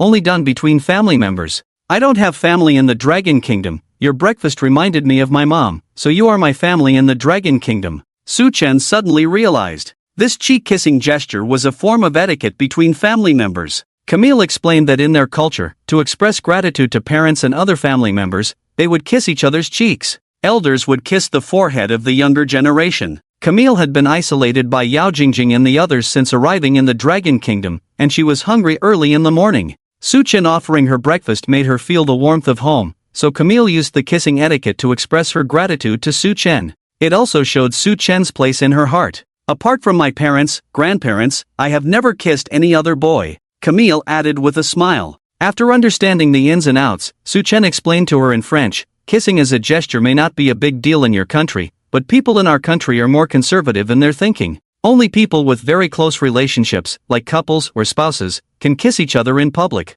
Even if they are a couple, hugging and kissing in the street will invite gossip." Camille was a bit at a loss. "Is it that serious?" "Yes, so from now on, you shouldn't kiss anyone casually, as it might lead to misunderstandings." "Got it. I won't use the kissing gesture on anyone from now on," Camille realized. "Of course, except for me, I won't misunderstand you. You can kiss when you feel like it, without worrying about my feelings," Su Chen added. "Okay," Camille nodded. After a class, the news of the foreign school flower kissing Su Chen spread throughout the school. This news was simply explosive. The foreign school flower had just transferred, and on the second day, she engaged in such intimate behavior with Su Chen. It inevitably led to various speculations. The whole school was guessing if the two of them were dating. This rumor naturally reached Yao Jing Jing's ears. When she found out that Su Chen had bought jianbing and soy milk for Camille, her expression turned ugly. When Su Chen used to pursue her, he would buy jianbing and soy milk for her every morning. She never expected that now Su Chen was showering his kindness on another girl. This Su Chen is disgusting, buying breakfast for a foreign girl on her second day here. Does he really think the foreign girl would be interested in him? And that Camille is no better. Su Chen buys her breakfast, and she kisses Su Chen. Foreign girls are really worthless. Exactly. Let's just ignore her. No one in the dorm should talk to her from now on. Let her know the consequences of offending our Jingjing. Zhang Tong and Wu Nannan gossiped about Camille behind her back like village aunties. Yao Jingjing did not stop them because isolating Camille was indeed her idea. She wanted this foreign girl to understand that she was the most popular girl at Binhai University. In fact, Yao Jingjing herself didn't understand why she was so against Camille. Was it because Camille was prettier and more popular than her? Or was it because Camille and Su Chen were too intimate? At noon, everyone gradually left the school. Outside the school gate, a beautiful woman with long hair down to her waist and wearing sunglasses stood under a big tree by the roadside. She was dressed in a coffee-colored long dress, with a jade pendant hanging on her snow-white neck. The touch of green was almost buried in the deep cleavage. This beautiful woman seemed to be waiting for someone. The elegant aura she exuded was like that of a model. All the passing students couldn't help but look back. This beautiful woman was Yao Meijing. Yao Meijing had promised Yao Jingjing yesterday that she would come to the school today to see her. However, Yao Jingjing was so angry about the situation with Su Chen and Camille that she completely forgot that her mother was coming to see her today. It wasn't until she walked out of the school gate and saw her mother smiling and waving at her that she suddenly remembered such an important matter she had forgotten. "Tong Tong, Nan Nan, you guys have lunch on your own. I have something to do and need to leave early." After saying that, Yao Jingjing ran towards her mother in the distance. Zhang Tong and Wu Nannan stood still in place. They had planned to go out for lunch together today, but Yao Jingjing stood them up. They saw Yao Jingjing run to a stunning woman, and the two of them walked arm in arm, chatting and laughing. Although they couldn't hear what the two were saying, they could tell that this stunning woman was showing concern for Yao Jing Jing. Who is the beautiful woman talking to Jingjing? She looks so elegant, like a female celebrity. Zhang Tong sighed. Could she be her sister? They do look a bit alike. Wu Nan speculated. You know what, they do look quite similar. Definitely cut from the same cloth. I never thought Jingjing had such a beautiful sister. Truly, those genes are powerful. Due to Yao Meijing being too young and pretty, Zhang Tong and Wu Nan mistook her for Yao Jingjing's sister. Passing students also heard what this pair of talented individuals said, and everyone assumed that the school flower's sister had come to see her sister. Mom, have you been waiting for a long time? Yao Jingjing asked, holding Yao Meijing's hand. Not at all, I actually just arrived not long ago. Yao Meijing smiled. Mom, was the traffic bad on the way here? Was the drive okay? It was fine, your old mom is an experienced driver, a little over 200 kilometers is nothing. Hee. Mom, you're amazing. The mother and daughter were chatting intimately. At the school gate, Su Chen and Camille walked out. The two were chatting and laughing about something. Soon, they reached Yao Meijing and Yao Jingjing. Yao Meijing had her back to the direction of the school gate. She had no idea what was happening behind her. But Yao Jingjing saw everything clearly. When she saw Su Chen and Camille approaching, Yao Jingjing's face darkened. She didn't want to eat in the cafeteria today, nor did she want to see them. She didn't expect them to be going out to eat today as well. What a small world. Seeing Su Chen and Camille chatting happily, Yao Jingjing was furious. But with her mother present, she couldn't act out. Her mother had driven a long way to see her, and she didn't want to ruin her mood because of her own issues. Mom, let's go eat. After saying that, Yao Jingjing quickly walked in the opposite direction with Yao Meijing. Just as the two turned and left, they brushed past Su Chen. Su Chen only saw Yao Meijing's back. He thought she was a female student from the school, but she was wearing high heels, and her figure was very voluptuous, completely different from the malnourished girls at school. Su Chen thought she was a friend of Yao Jingjing from outside the school. He didn't think much of it. He didn't want to waste brain cells on anything related to Yao Jingjing. As for taking Camille out to eat now, it was all Camille's idea. After having fried pancakes and soy milk in the morning, Camille was conquered by the mysterious Oriental cuisine. She wanted Su Chen to take her to taste more local snacks. After pleading with Su Chen all morning, Su Chen decided to take her to the snack street near Binhai University. Soon, the two arrived at Binhai Snack Street. The street was crowded, mostly with students from Binhai University. As soon as Camille entered the snack street, her brown eyes almost turned green. Su Chen even heard her swallowing saliva. It was clear that this foreign girl was really hungry. More accurately, she was craving pan-fried buns, bowl chicken, grilled cold noodles, fried chicken wings, roasted sweet potatoes. The variety of snacks dazzled Camille. Having grown up in Oban, she had never seen such a scene before. Faced with the fragrant and appetizing variety of snacks, Camille was completely captivated. An interesting scene unfolded in the snack street. A foreign girl with exotic charm kept appearing in front of each snack stall. Her big eyes were full of curiosity. Su Chen, accompanied by the stunning foreign doll, attracted a lot of attention as they strolled through the snack street. Passers-by took out their phones to take pictures. Camille had big eyes but a small appetite now. She wanted to try all the snacks in the street, but her stomach wasn't big enough. So Camille bought a small portion of each snack, eating them with Su Chen. This Dragon Kingdom noodles are really delicious, so good. It's not called Dragon Kingdom noodles, it's called hot dry noodles. Oh! Su Chen and Camille shared a bowl of hot dry noodles. Occasionally their heads would bump together. Camille didn't know how to use chopsticks, and Su Chen found her eating too slowly, so he turned into a feeder, picking up noodles and stuffing them into Camille's mouth. Camille cooperated by opening her mouth, waiting for Su Chen to feed her. Su Chen put the noodles in Camille's mouth, then took a big bite himself. This scene made the surrounding boys envious. This is too much. Eating with the same pair of chopsticks is like indirectly kissing. Damn! The foreign girl's saliva is even stringy. Damn, I'm so jealous. I really wish I could be those chopsticks, then I'd know what foreign girl's saliva tastes like. Camille strolled through the snack street for less than a fifth of its length. She couldn't eat anymore. It was impossible to resist the temptation of every stall here for Camille. At this rate of eating, it would take at least a week to try everything in the snack street. Camille mentioned she would come back to the snack street at night. Surprisingly, her favorite snack at the moment was starch sausage. It was the first time she encountered such high-tech delicacy, and Camille was impressed by the taste of the starch sausage. Perhaps foreign girls had unique talents. Camille's way of showing off with the starch sausage was quite something. With an 18-centimeter starch sausage, she could swallow about 15 centimeters in one go. She basically bit off a small piece, leaving a little tail. Su Chen was slightly surprised by Camille's way of flaunting the starch sausage. It seemed that only an 18-centimeter starch sausage could satisfy Camille. If it were the 10-centimeter black pepper sausage from the breakfast shop, it wouldn't even be enough for her to show off in one bite. Meanwhile, on the other side, Yao Jing Jing was having a meal with Yao Jing at the Rainbow Restaurant near the school. This Rainbow Restaurant was a popular spot, known for its colorful decorations typical of the Rainbow Province. Many girls came here not just to eat but mainly to take photos for social media check-ins. Since her mother had come all the way, Yao Jing Jing thought of taking Yao Jing to a nicer restaurant to eat and chat. Just as Yao Jing Jing finished ordering, the waiter came over with a smile to promote. "Are you two beautiful ladies visiting our store for the first time?" the waiter asked with a smile. "Yes," Yao Jing Jing nodded. "Well, we have recently launched a BFF card, mainly targeting good friends like you two. The BFF card includes afternoon tea and desserts, perfect for taking photos," the waiter explained with a smile. "Sorry, this package doesn't suit us. We are mother and daughter, not best friends." "Thank you," Yao Jing Jing politely declined. "Oh, I see. Sorry for the misunderstanding." The waiter quickly left. She went to the front desk and told the other waiters about the situation. The other waiters started gossiping. "If you don't want the package, just say so. Why lie? Saying they are mother and daughter? How funny." "Yeah, clearly, they are more like sisters. I've never seen someone refuse a card with that reason before.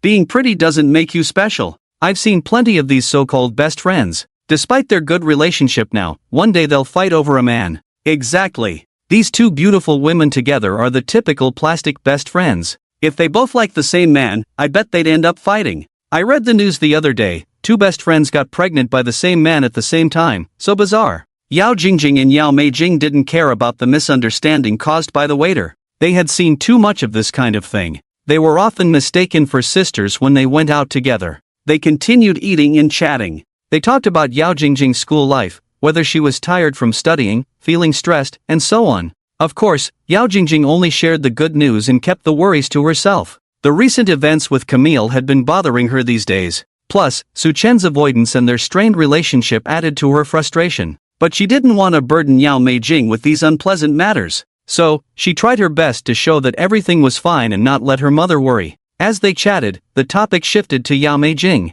Previously, Yao Jing had mentioned her online dating on WeChat. Now that they were together, Yao Jing Jing also wanted to inquire about her mother's progress with the man and subtly changed the subject. She didn't want to talk about her own school troubles anymore. "Mom, share with me about you and my stepdad." Yao Jing Jing smiled. Actually, before Yao Jing Jing spoke, she carefully considered her words. "My mom found her other half through online dating. As her daughter, how should I address that man? If he were the same age as my mom, it would be fine to call him uncle or something. But he is a guy the same age as her. That's awkward. I can't just ask, 'Mom, how are things with that young man?' Or 'How's it going with that young hunk?'" Yao Jing Jing felt that speaking like that would make her mom look bad. After much thought, Yao Jing Jing decided it would be better to just call that guy stepdad. It's more appropriate than anything else. Yao Jing heard her daughter asking about her love life. She blushed. "We had planned to meet up soon, but he said he's been busy lately, so we'll meet up later." "Oh, where is he from? Which university does he attend?" Yao Jing Jing asked. "He's also studying in Binhai City, but he didn't mention the specific school. We rarely talk about his studies, most of the time, we chat about life and experiences." Yao Jing smiled. "Oh, he's also in Binhai City? What a small world." "Yes. Mom plans to stay in Binhai for a few more days. If he's free, we can meet up and chat. I've never been out with him before." "Oh, you two haven't met yet?" "That's right, we've been in an online relationship all this time." Yao Jing Jing thought her mom had already met the stepdad. She didn't expect that they had been in an online relationship for so long.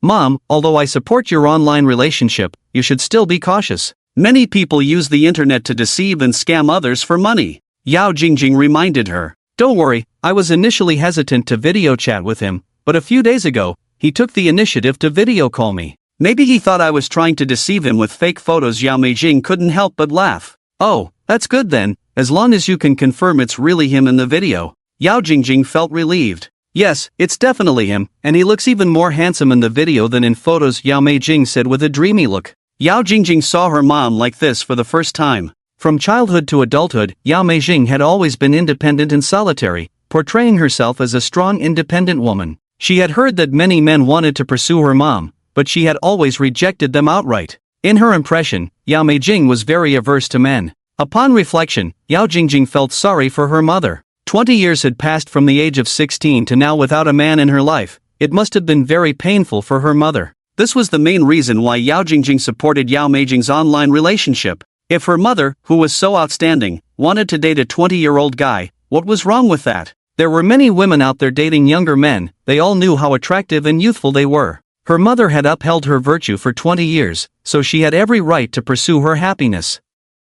In the end, her mom and that guy were just in a May-December romance. Yao Jing saw her daughter's ambiguous smile and realized she had gone too far, so she quickly regained her composure. My dear, I'm not just superficial, I like him mainly for his inner qualities. We are soulmates, Yao Jing explained. Mom, I understand. You don't have to explain your love life to me. How does that saying go? Grown-up matters are none of a child's concern. Yao Jingjing smiled. Yao Jing's face showed a relieved expression. She reached out and patted Yao Jingjing's head. My daughter has really grown up. The mother and daughter chatted for a while. Yao Jing looked meaningfully at her daughter. Alright, I've talked so much about myself. Now, tell me about your affairs. My affairs? Yes, tell me about your heart's desires. I don't have any heart's desires. Seeing Yao Jingjing being stubborn, Yao Jing lovingly poked her forehead. You are a piece of my heart, so whether you have desires or not, Mom can tell at a glance. Yao Jingjing had wanted to continue to be strong,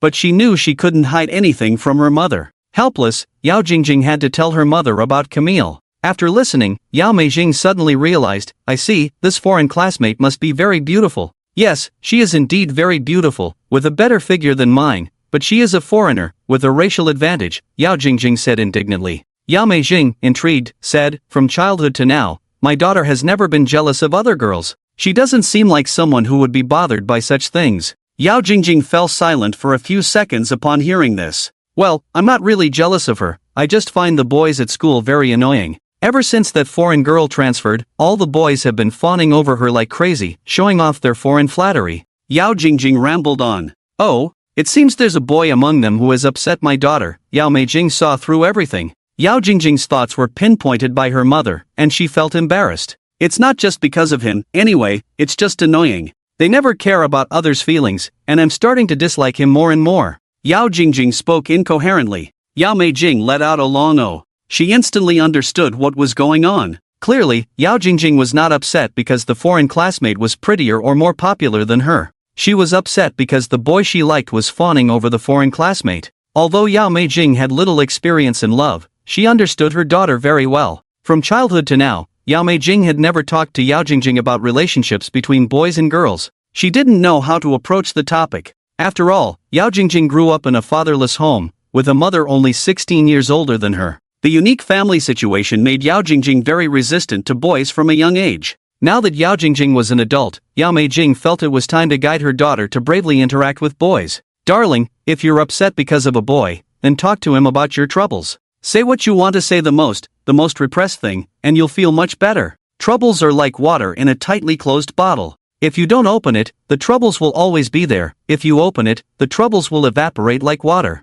After listening to her mother's words, Yao Jingjing fell into contemplation. After a while, her furrowed brow relaxed. Mom, you're right, I'll find a chance to talk to him. Yao Jing squinted. My darling daughter has indeed encountered a boy she likes. Mom, don't talk nonsense, I don't like him. I just have something to clarify with him. Yao Jingjing said seriously. Okay, it was inaccurate wording on my part. Quickly show me a photo of that boy, and I'll give you my opinion. Yao Jing said with a curious smile. There's no photo, I wouldn't keep his photo on my phone. Yao Jingjing said proudly. Ah, no photo? Then show me his social media, and I'll analyze it for you. Yao Jing persisted. I can't see his social media, he blocked me. Yao Jingjing said unhappily. Blocked? Why? Did you have a fight? Yao Jing asked in confusion. We didn't fight, it's just. Yao Jingjing didn't know how to describe her situation with Su Chen to her mother. It was too complicated. Anyway, he suddenly started ignoring me, treating me like an enemy when we met, and finally blocked me.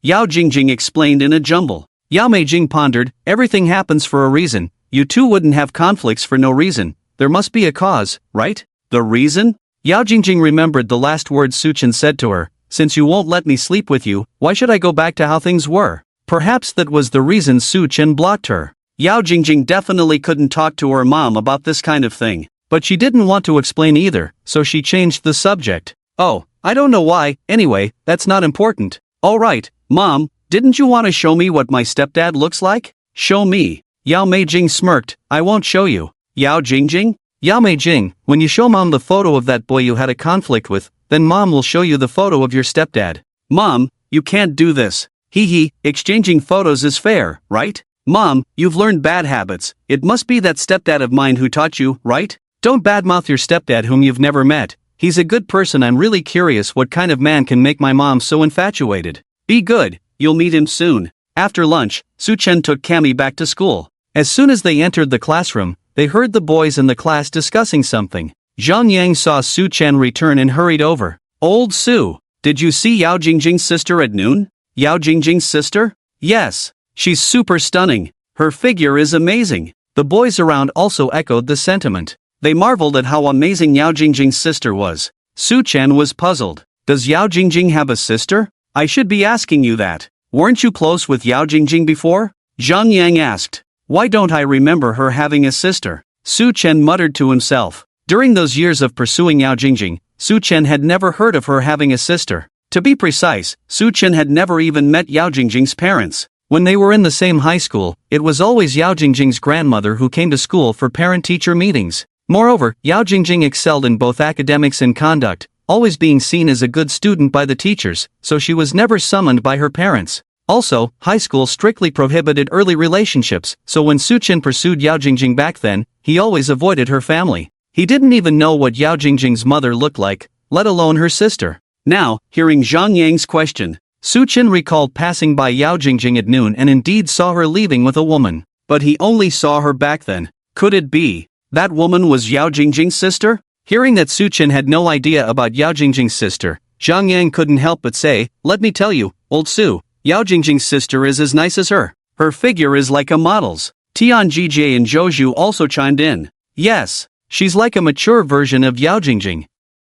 She should be around 28 or 29. If we had known this earlier, we couldn't pursue the campus belle but her sister. At this moment, a boy approached with his phone. I have photos. A friend took them sneakily at noon and sent them to me. Are you sure your friend took them sneakily? Not you? That doesn't matter, brothers, let's see the photos. Su Chen and Zhang Yang looked at the photos on the phone together. The photos showed Yao Jingjing holding Yao Meijing's arm from behind, with only one side profile among the dozen snapshots. Unfortunately, Yao Meijing was wearing sunglasses, so her face couldn't be seen. But judging from the side profile and body curves, it was evident how attractive Yao Jingjing's sister was. Although Su Chen disliked Yao Jingjing, objectively speaking, her sister was indeed stunning. He was just puzzled that after pursuing Yao Jingjing for so many years, he had never seen this mysterious sister of hers. Otherwise, as Zhou said, if he couldn't get Yao Jingjing, pursuing her sister would also be fine. If he really managed to win over her sister, wouldn't he become Yao Jingjing's brother-in-law? Su Chen even imagined Yao Jingjing calling him brother-in-law. It felt quite ironic. Zhang Yang and the other boys kept marveling. They say genetics are really powerful. Yao Jingjing is beautiful, and her sister is just as amazing. Rubbish. They both came from the same womb, so they must be equally good-looking in every aspect. If that's the case, the woman who gave birth to Yao Jingjing and her sister must be even more beautiful. Exactly. I wonder what the mother of the curious schoolflower looks like. She must be stunning too, right? In the following days, Binhai University underwent a complete transformation. Every morning, the aunties selling fried pancakes in the cafeteria were busier than ever. For some reason, fried pancakes had become extremely popular lately. Moreover, it was only male students buying them. The same situation occurred at the soy milk stall. After buying fried pancakes, the male students would also get a cup of soy milk. Once they had these two items, they would personally deliver them to Camille. However, Camille never accepted the breakfast from the male students. She only ate the fried pancakes bought by Su Chen, drank his soy milk, and the 18 centimeters starch sausage he bought for her. There were subtle changes in the French class as well. Originally, the French class, being an unpopular elective, had very few students. The few students who did attend were all there for Yao Jingjing. However, after Camille arrived, the French class became the most popular elective at Binhai University. Every French class was packed. Some male students even stood at the back of the classroom just to be in the same room as Camille. Their dedication was even greater than studying for the college entrance exam. Lastly, regarding the title of the school flower, after Camille transferred to Bin University, Yao Jing Jing's popularity noticeably declined. This was because Camille's looks, figure, and personality outshone Yao Jing Jing. The boys who used to fawn over Yao Jing Jing now collectively shifted their attention to Camille. However, Camille politely declined all of them and spent every day with Su Chen. They ate together in the cafeteria, went back to class together, enjoyed street food together, and studied in the library together. This left no chance for the boys to be alone with Camille. As for whether the school flower of Bin University was Camille or Yao Jing Jing, the boys had already made their choice through their actions. This naturally left Yao Jing Jing feeling defeated. Before she could recover, something even more devastating happened to her. That was when Camille opened an account on a certain social media platform, and within a day, her followers exceeded 100,000, far surpassing Yao Jing Jing's followers. Yao Jing Jing had been posting on social media since her sophomore year in high school, with hundreds of posts over the years, but she had only reached 50,000 followers. Camille, on the other hand, gained 100,000 followers just by showing off her starch sausage at the street food market. Yao Jing Jing's confidence was completely shattered. Although the conclusion of this matter was simple, the entire process was not something that could be explained in just a few words. Firstly, someone uploaded a video of Camille at the street food market a few days ago. Camille instantly became popular. Videos and photos uploaded by netizens showed her from every angle. However, Camille had no bad angles, every angle made her shine. Everyone was amazed by Camille's looks and figure. Coupled with her carefree personality and always smiling face, she instantly gained a huge following. The entire internet was searching for this foreign beauty with exceptional looks. Searching for the street food market would only bring up topics related to Camille. People from all over the country rushed to Binhai City just to see Camille in person. Even though it wasn't summer yet, the street food market in Binhai had 3 times more visitors than usual. And then, Camille's social media account appeared. She had only one post, where she greeted everyone in the library in broken dragon language. The post received over 50,000 likes, 8,000 plus comments, 10,000 saves, and 5,000 plus shares. The comments section was filled with praises from netizens. "We need more of this beautiful foreign friend. Her hair color is top-notch, light golden, and her figure surpasses all domestic female celebrities. I'm in love with her looks and figure. Welcome, beautiful foreign miss, to the Dragon Kingdom. She's the coolest white chick I've ever seen. Whoever marries her is really living the good life." Soon, Camille's fan base exceeded 30,000. Following that, the Binhai City Tourism Bureau stepped in to help Camille attract more followers and took the opportunity to promote the scenic spots in Binhai. This influx of followers directly boosted Camille's account to over 100,000. In fact, Camille's account wasn't registered by her, it was registered by Su Chen. There were 2 reasons for this. First, some unscrupulous girls were pretending to be Camille, deceiving netizens for money transfers. Su Chen didn't want others to exploit Camille's identity. So, he opened a social media account in Camille's name to expose these fake accounts. Second, this massive traffic couldn't be wasted. Nowadays, nothing earns money faster than being an internet celebrity. While Yan Luoshue's father's investment was still pending, Su Chen naturally wanted to diversify and make money from various sources. Of course, he consulted Camille's opinion in advance. Unexpectedly, Camille didn't care about all this. She wasn't interested in becoming an internet celebrity, but she was willing to provide Su Chen with material for filming. However, she had one condition: Su Chen had to take her to taste all the delicious foods and snacks in the Dragon Kingdom. With this condition, Su Chen was more than willing. Showcasing food and snacks required money and costs, so it made more sense to monetize the social media account rather than pay out of pocket for food exploration. Therefore, Su Chen managed all of Camille's social media accounts. However, the followers were unaware of this situation. They thought Camille was personally managing her accounts. Camille's internet doggies sent her many private messages every day. The messages were either flattering, confessions of love, or even vulgar and inappropriate comments. Requests for expensive photos or original clothing items were clearly from perverts. Su Chen received hundreds of private messages on social media every day. With so many messages, he couldn't possibly reply to all of them. So, he replied to these followers' messages during his morning bathroom break, utilizing that time to respond to them. When the followers received Su Chen's replies, they thought it was Camille herself responding, and they were all ecstatic. Among these followers were the boys in the class. Class monitor Wang Jiliang was a professional follower. What's even funnier is that his roommates Zhang Yang, Tian Jijie, and Zhou Zhu also sent private messages to Camille.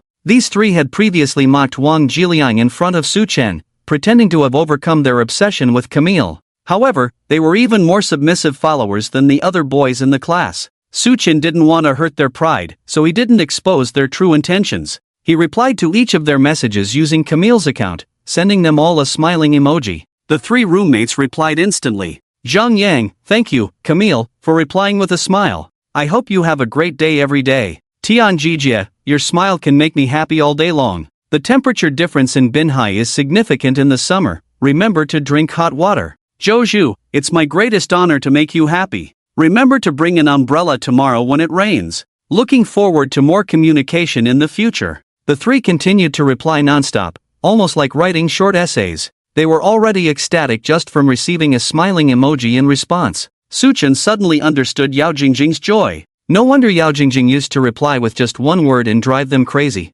Is this the fun of tormenting followers? Why is it kind of addictive? Camille single-handedly made the Binhai snack street popular. Fortunately, Su Chen had already taken her to try all the snacks on the street. After evening self-study, Su Chen planned to take Camille to try some unique late-night snacks. It was the perfect season for street food stalls. There was a night market just 2 stops away from the school. Su Chen took Camille to the night market to stroll around, eat and drink. Since it wasn't very far, Su Chen scanned a shared electric bike. To his surprise, Camille didn't know how to ride one. Anyway, since the night market wasn't far, Su Chen planned for both of them to squeeze onto one bike. He got on the electric bike, leaned forward, and patted the back seat. Come on, I'll ride and take you. Oh, okay. Camille swung her leg over and sat behind Su Chen. She was wearing a denim jacket today, with a light gray camisole underneath. After sitting on the electric bike, she instinctively held onto Su Chen's waist. Hold on tight, here we go. Su Chen twisted the handlebars, and the electric bike surged forward. Ah! Due to the sudden acceleration, Camille leaned back in shock, her voice filled with surprise. Su Chen hadn't expected the bike to be so powerful. He quickly squeezed the brakes. The electric bike came to a sudden stop. Camille's body collided forcefully with Su Chen's back. Su Chen hadn't expected riding an electric bike to feel like driving a sports car. That damn pushback feeling. Domestic bikes completely lack this comfort. How should I put it? Since coming to Dragon Country to study, although Camille's dressing style had become quite conservative, her inner self hadn't changed. Like other foreign girls, she didn't like wearing helmets when going out, just sticking on head stickers. Plus, her denim jacket was open, revealing a thin gray camisole underneath. So, when Su Chen braked suddenly, those in the know understood. Camille shivered and quickly separated her body from Su Chen's back. Sorry, the electric bike has too much power. I didn't control the speed well, Su Chen explained, turning his head. It's okay, Camille smiled. Su Chen slowly twisted the handlebars.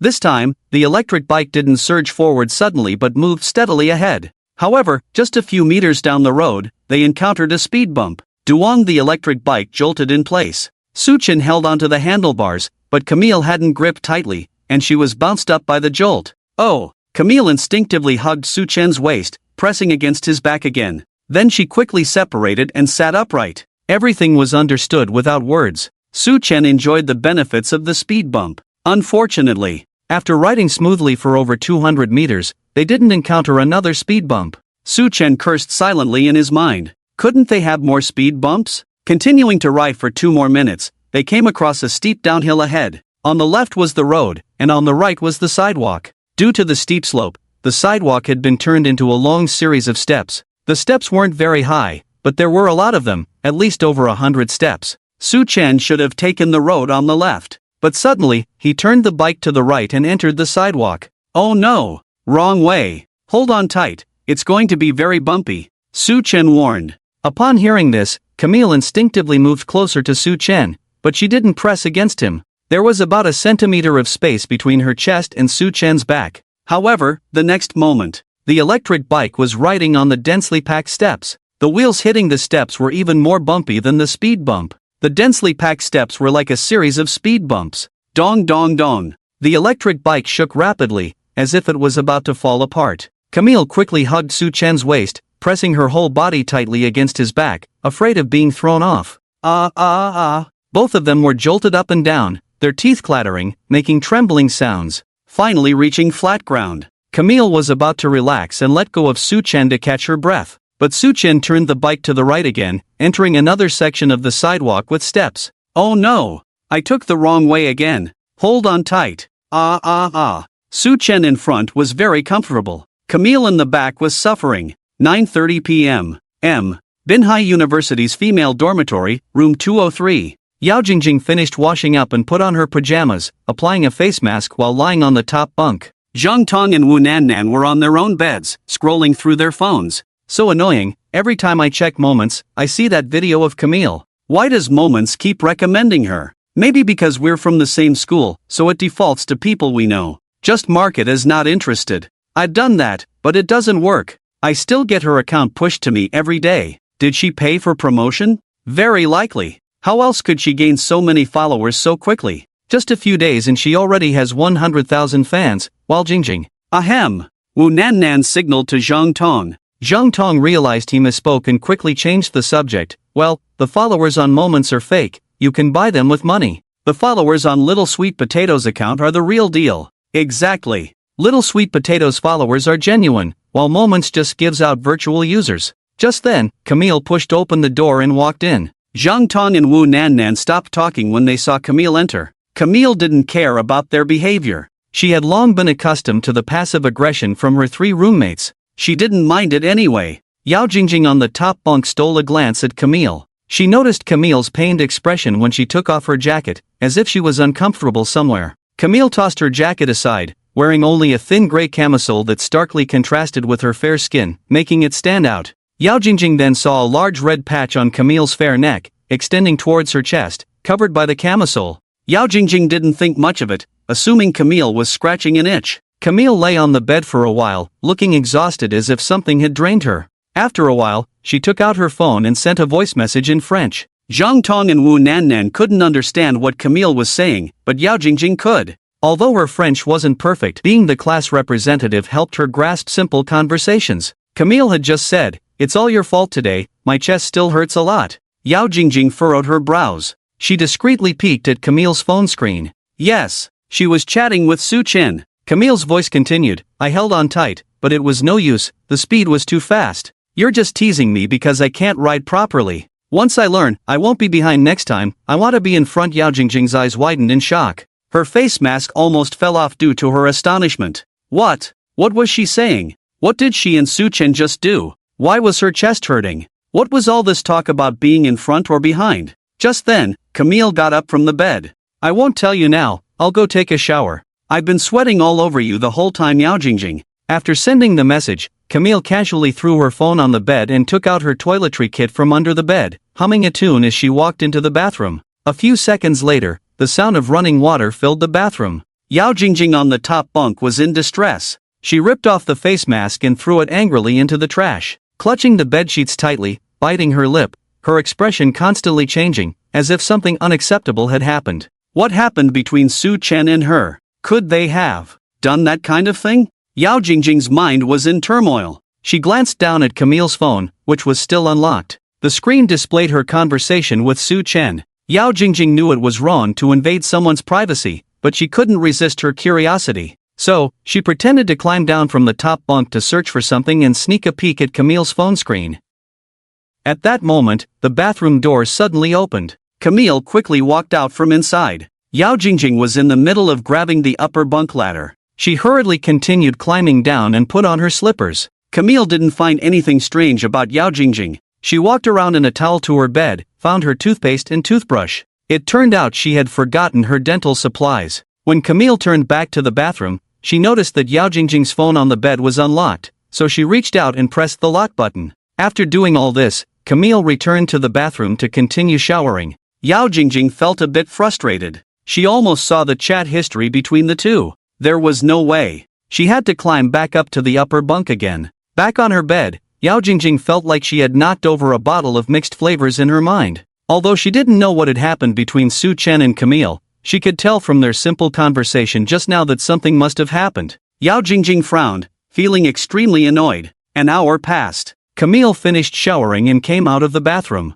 Her hair was already dry, and her face had a blush. As she lay back on her bed, the dorm room returned to silence. In the pitch-black dorm room, there was only the light from Camille's phone on the lower bunk. Across the room, Zhang Tong and Wu Nannan had already fallen asleep. Yao Jing Jing was still awake. She was waiting for Camille to return. Several times she almost fell asleep, but she kept holding on. seeing the light from the phone on the lower bunk. Yao Jingjing took a deep breath and cautiously peeked out like before taking a shower. Camille was holding her phone and chatting with Su Chen. Yao Jingjing carefully tried to see what the two were talking about. The next moment, Camille suddenly covered herself with the blanket. The room plunged into darkness. Yao Jingjing's heart skipped a beat. Oh no! Could she have caught me peeking? Just as Yao Jingjing was curious, she heard the sound of a camera clicking from under the covers. The flash shone through the gap in the blanket. Yao Jingjing didn't know what Camille was taking pictures of under the covers. After a while, Camille finally uncovered herself. Yao Jingjing peeked from the upper bunk again. There were several photos on the screen. She saw Camille sending the just-taken photos to Su Chen. However, due to the angle, Yao Jingjing couldn't see clearly what the photos were. Also, since Camille had returned from the shower, she and Su Chen were only chatting through text. She had no idea what they were talking about. Now seeing Camille taking selfies under the covers and sending them to Su Chen, recalling the suggestive words she said before taking a shower, Yao Jingjing bit her lip. Su Chen's final words to her resurfaced in her mind. I used to be nice to you because I wanted to sleep with you. We're all adults, who dates without sleeping together. Since you won't let me sleep, why waste time? Yao Jingjing couldn't hold back anymore. She sat up abruptly from the bed. Right now, there was only one thing on Yao Jingjing's mind. She didn't want the two of them to succeed. Yao Jingjing didn't know what had gotten into her. Her body seemed out of control. In any case, she couldn't stand Camille and Su Chen continuing like this. She quickly climbed down from the upper bunk. Camille thought Yao Jingjing was coming down to use the bathroom. She didn't expect Yao Jingjing to stand in front of her and speak in French. I want to talk to you alone, Yao Jingjing said in French. Camille was taken aback. This was the first thing Yao Jingjing had said to her since moving into the dorm room. Her tone sounded hostile.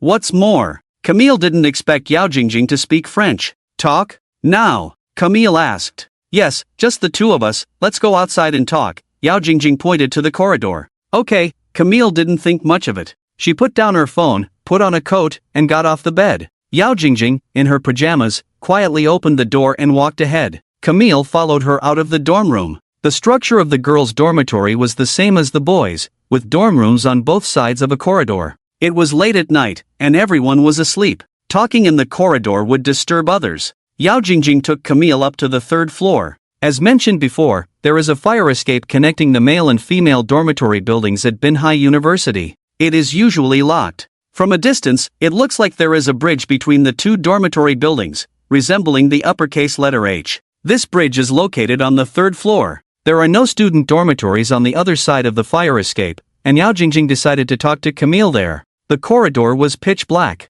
Yao Jingjing led Camille to the fire escape door, turned around with her shoulders hunched. With the help of the light from the phone screen, Camille saw that Yao Jingjing's face was full of displeasure. Yao, did I disturb you by showering too late? If that's the reason, I apologize to you, Camille said apologetically. Yao Jingjing shook her head. I didn't ask you to come out because of that. Then why did you ask me to come out? Camille asked puzzled. I'm asking you, what is your relationship with Su Chen? Yao Jingjing got straight to the point. Camille was taken aback by Yao Jingjing's abrupt question. My relationship with Su? We are good friends, like brothers in your Dragon Country slang. Camille chuckled. Yao Jingjing remained stern. Seeing that Yao Jingjing was serious, Camille quickly wiped the smile off her face. Tell me the truth, are you two dating? Yao Jingjing pressed on. Dating? What kind of dating do you mean? Camille asked. I mean romantic dating. Yao Jingjing was direct. Camille was momentarily stunned by her words. Then she couldn't help but laugh. Yao, why would you ask that?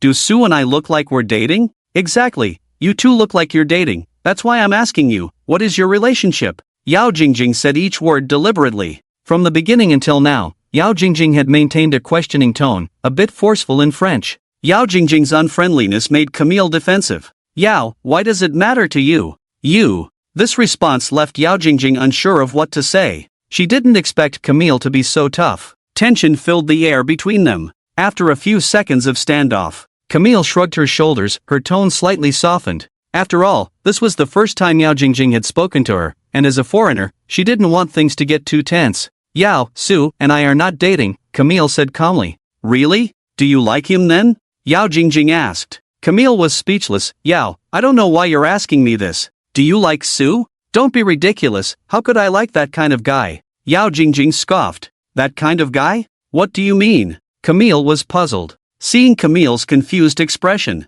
Yao Jingjing's mind raced. Camille, don't you know Su Chen's little secret? Little secret? What little secret? Camille was even more confused. Yao Jingjing sighed and looked at Camille with a very sympathetic gaze. I'll tell you the truth, Su Chen is not a good guy. The kindness he shows you now is not genuine. Camille was puzzled. Yao, why do you say that about him? Because what he's doing for you now, he did for me in the past. Yao Jingjing replied. Then, Yao Jingjing carefully recounted the times when Su Chen pursued her to Camille, including the breakfast Su Chen used to buy her, which was fried pancakes and soy milk, how Su Chen would text her every night, how Su Chen would pester her every day, and so on. At the end, Yao Jingjing concluded. After hearing what I said, you must be wondering why I didn't get together with him. That's because his kindness towards me wasn't genuine, he wanted me to repay him. As for how to repay him, Yao Jingjing paused for a moment, then lowered her voice. He wanted to do that kind of thing with me, but I never let him have his way, so he gave up on me. He even said that if he treated me well and I still didn't let him sleep with me, I would be wasting his time. He also said that all guys in the world are the same, that guys who are nice to me just want to sleep with me. I really wanted to laugh, thinking to myself that I must not be good enough if I have to include all the guys in the world. I didn't make these things up, he said them to me himself. If you don't believe me, you can ask him. After listening, Camille nodded, showing no surprise on her face. She seemed unfazed by Yao Jingjing's words. Yao, so the reason you don't let Su sleep with you is that you don't think he's good enough for you, or you don't like him enough? Of course, it's because he's not good enough for me. Yao Jingjing replied instantly. Oh, so if he were good enough for you, you would agree to sleep with him, right? Camille asked. This question caught Yao Jingjing off guard. She quickly changed her tune. No, I don't let him sleep with me because I don't like him enough. Oh, so if you liked him enough, you would agree to sleep with him, right? Camille asked again. Well, Yao Jingjing suddenly realized the depth of Camille's question.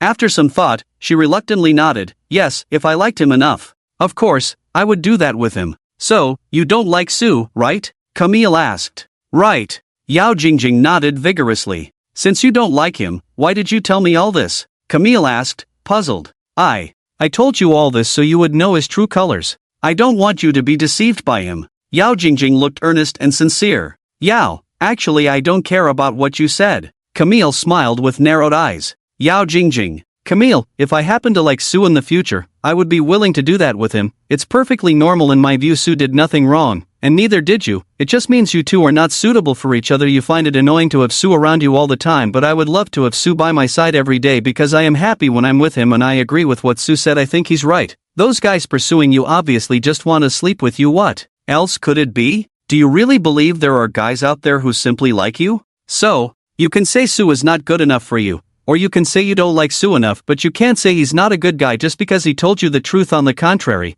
after hearing what you said, I think Su is more honest than other guys. With that said, Camille glanced at the speechless Yao Jingjing. She reached out and patted Yao Jingjing's shoulder. Yao, no matter why you told me all this, I really appreciate it. You've given me a deeper understanding of Su. I hope we can be good buddies in the future. With that, Camille turned and left. Yao Jingjing stood there, unable to recover for a while. Camille's words just now left her speechless. Yao Jingjing felt a tightness in her chest, as if she couldn't breathe. She had thought that after Camille heard what she said, she would be disappointed in Su Chen, but she didn't expect Camille to be completely indifferent. Instead, she seemed to have a strong bias against her, especially the line, "Do you really believe there are guys out there who simply like you?" The tone of that sentence was just like when Su Chen had confronted her. Yao Jingjing clenched her fists in anger. Who would want to be buddies with you? Dream on, you silly foreigner. She stood in the fire escape corridor and threw several punches into the air, performing a series of air punches. After a long while, she calmed down and returned to her dorm room. The next day, in the evening, Su Chen brought Camille to the library as usual. These days after school, Su Chen would give Camille one-on-one French extracurricular tutoring. Camille wanted to master French to help with her family's business in France. It had become a routine for the two to frequent the library. Camille didn't mention anything about Yao Jingjing looking for her last night. It was as if nothing had happened. Su Chen and Camille sat in their usual corner of the library. It was quiet there, and no one would disturb them. After teaching Camille some grammar, Su Chen felt a bit thirsty, so he ordered 2 cups of milk tea. Soon, the milk tea arrived. This wasn't Camille's first time drinking milk tea. Su Chen had bought her a cup with pearls before at the Bin Bay Food Street. Camille loved pearl milk tea, especially the pearls inside. Camille took the milk tea Su Chen bought and started sipping it with great enjoyment.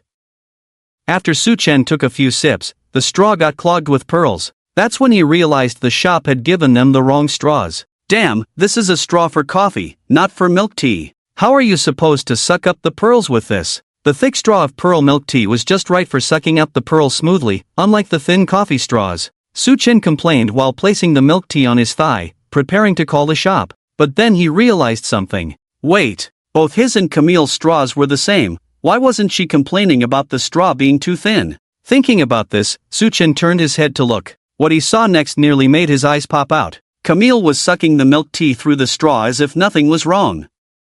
She did it effortlessly, smoothly. Su Chen could even see the pearls at the bottom of the cup being sucked up by Camille through the straw. She looked relaxed, as if she was using a thick straw to drink the milk tea, completely at ease. Su Chen couldn't help but take a closer look. Yes, Camille's straw was just as thin as his. Damn! What's wrong? Camille turned to look at Su Chen. Don't you find it hard to suck up the pearls with this straw? Su Chen asked. Hard? Not at all, I find it very smooth, Camille replied, then took a big sip through the straw. With a whoosh, the pearls in the milk teacup were instantly sucked into her mouth. Her doll-like face chewed on the pearls. Then she looked at Su Chen with a smug expression, raising her eyebrows. Su Chen was stunned. Truly, foreigners are something else. Their lung capacity is amazing. No, it should be their suction power. Because he noticed that the pearls in Camille's straw had turned oval-shaped. It was the tremendous suction force causing this deformation. Could it be that the pearls in his own milk tea were the problem? What are you thinking about? Camille asked, sucking on the straw. I'm thinking if the pearls in my milk tea are bigger than yours, that's why it got clogged. Su Chen shook the milk teacup in his hand, then placed it back on his thigh. Seeing the pearls clogging the bottom of Su Chen's cup, Camille understood what was happening. Wait for me, Camille said, taking off the headband on her wrist and putting it in her mouth. Then she gathered her hair with both hands to tie it up. Soon, her loose golden hair was tied up into a high ponytail. The ponytail looked easy to hold. She brushed the golden strands at her temples behind her ears, making sure her hair wouldn't get in the way. Responsible girls, regardless of nationality, always tie up their hair first. Let me help you, Camille said playfully. She leaned down,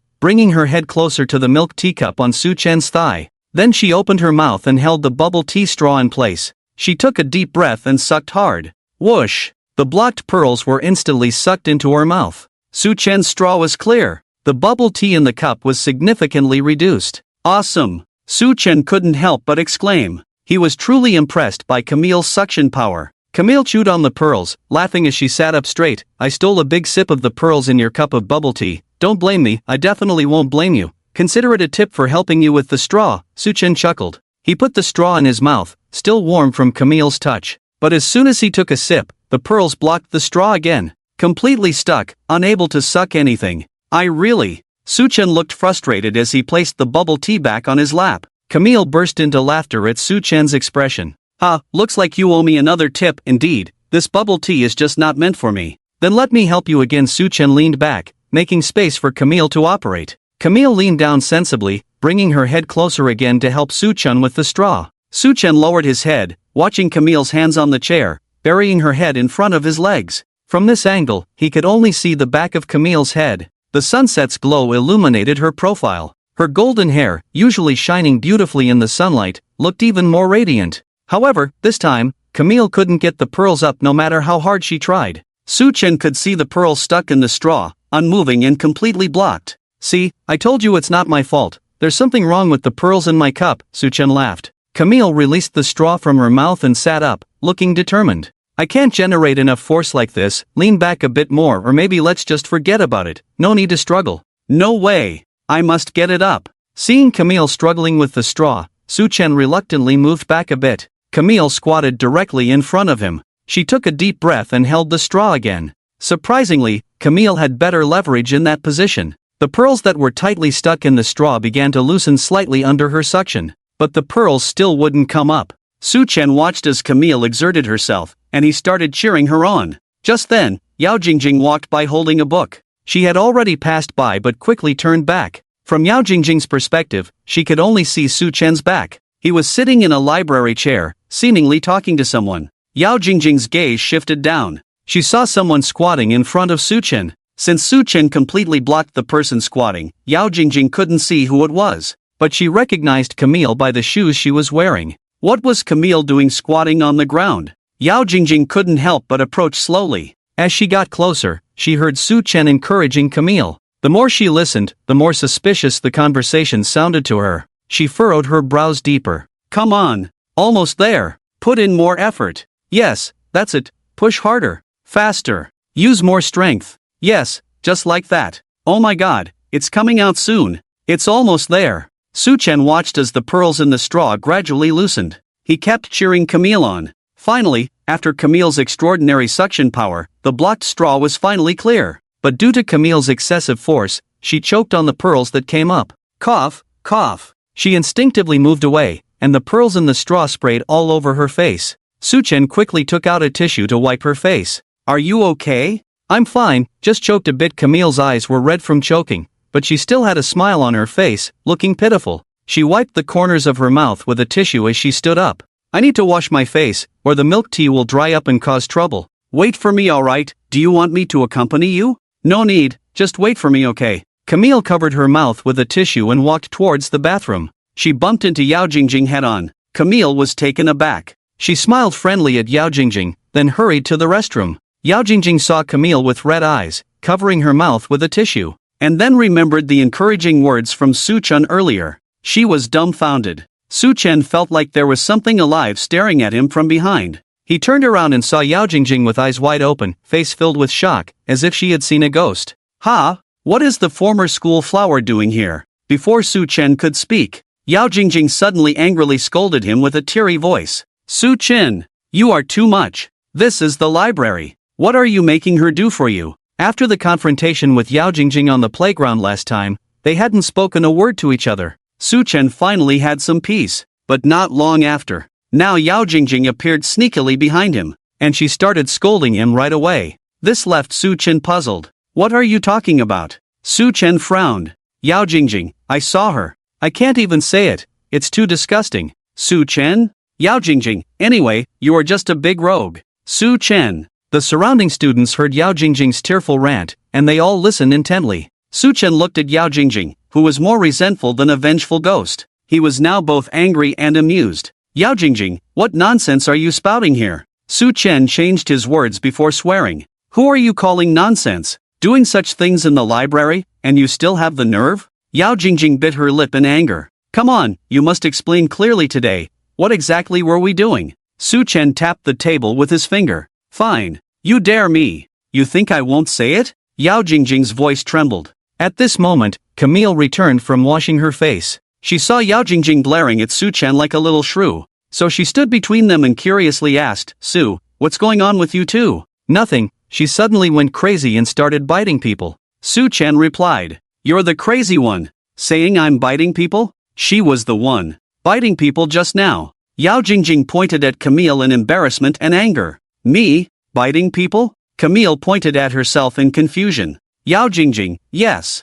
Su Chen, you can eat messily, but you can't bite people. Yao Jing Jing, don't change the subject. Now that Camille is back, let her speak for herself about what you two were doing just now. Su Chen, I was just teaching Camille French. What's wrong? Do you want to learn too? Yao Jing Jing, do I need you to teach me French? Su Chen, then why were you hiding behind us and peeking? You clearly wanted to learn secretly, right? Yao Jing Jing, if you want to learn something useful, you don't have to sneak around. You can talk to me nicely, and I can consider letting you join next time. Of course, the fewer people, the better. If you join, I'm afraid I won't be able to handle it. Because your foundation is too weak, I'm afraid you won't keep up with us. Hearing this, Camille understood. Yao was angry because Su was tutoring me in French? Realizing this, Camille kindly held Yao Jing Jing's hand. Yao, we're in the same dorm. I can teach you the basics. You can ask me anything you don't understand. Yao Jing Jing. In fact, Su Chen and Camille were referring to inviting Yao Jing Jing to join their French learning group.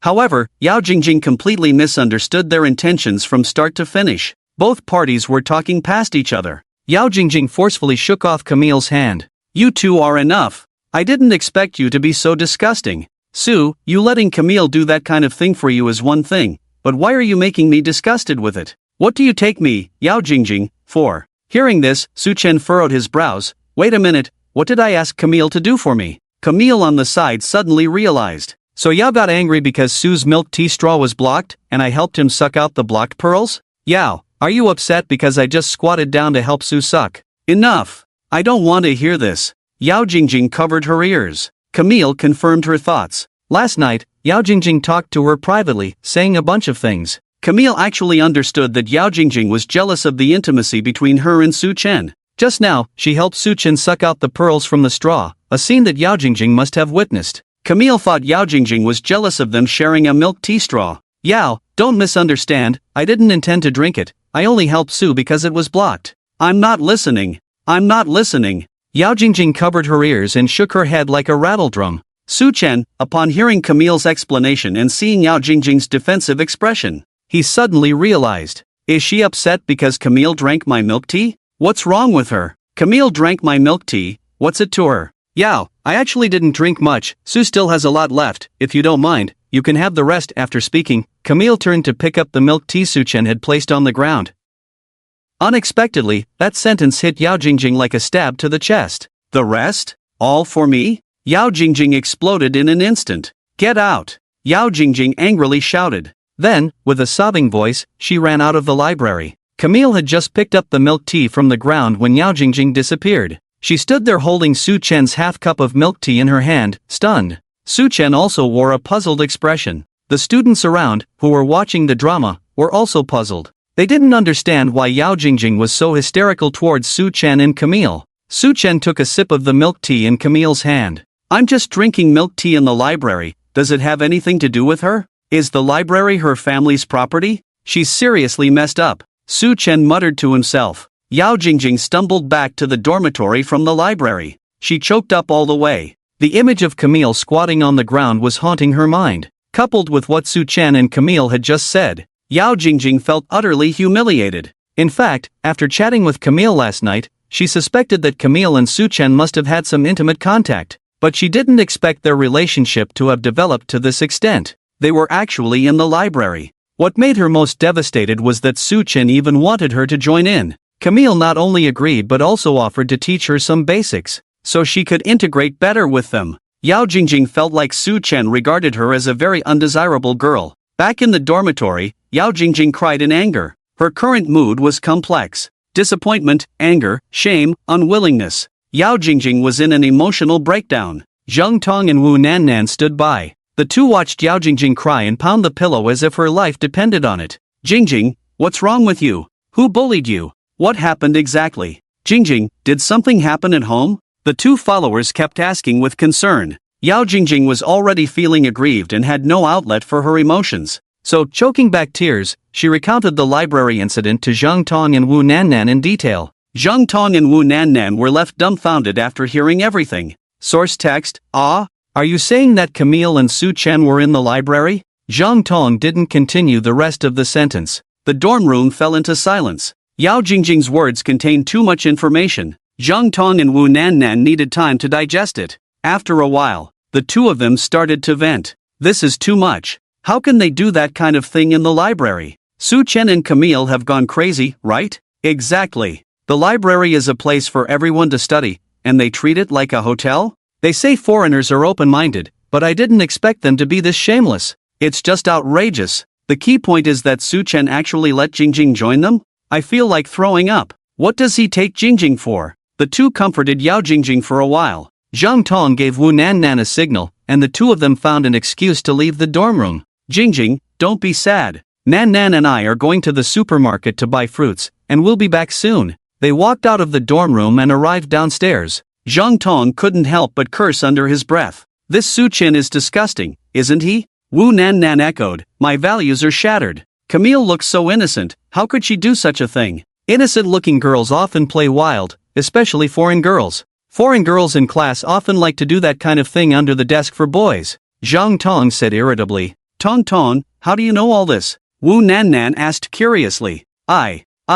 Oh, that's not important. What's important is that Su Chen is too much. He actually let Jing Jing join them, isn't that just disgusting? Zheng Tong vented. Indeed, it's disgusting. He pursued Jing Jing for so long, and now he's with an open foreign girl, and then he acts like that in front of Jing Jing. He's really insulting people. Wu Nannan agreed. Ah, That's why Jingjing was crying. If a guy who pursued me for many years suddenly did that with another girl, and then asked me to join, I'd definitely curse him out. Zhang Tong said fiercely. If it were me, I wouldn't stand for it either. Jingjing is just too easy to bully. Even if it were me, I wouldn't swallow this anger. Wu Nannan chimed in. The two of them were indignant on behalf of Yao Jing Jing. By the way, I read a news article before about a couple in a library being caught on camera, and they were expelled on the spot. If the school finds out about Su Chen and Camille, even if they don't expel them, they will definitely give them a severe punishment. After listening to Zhang Tong's words, Wu Nannan tentatively asked, Tong Tong, are you suggesting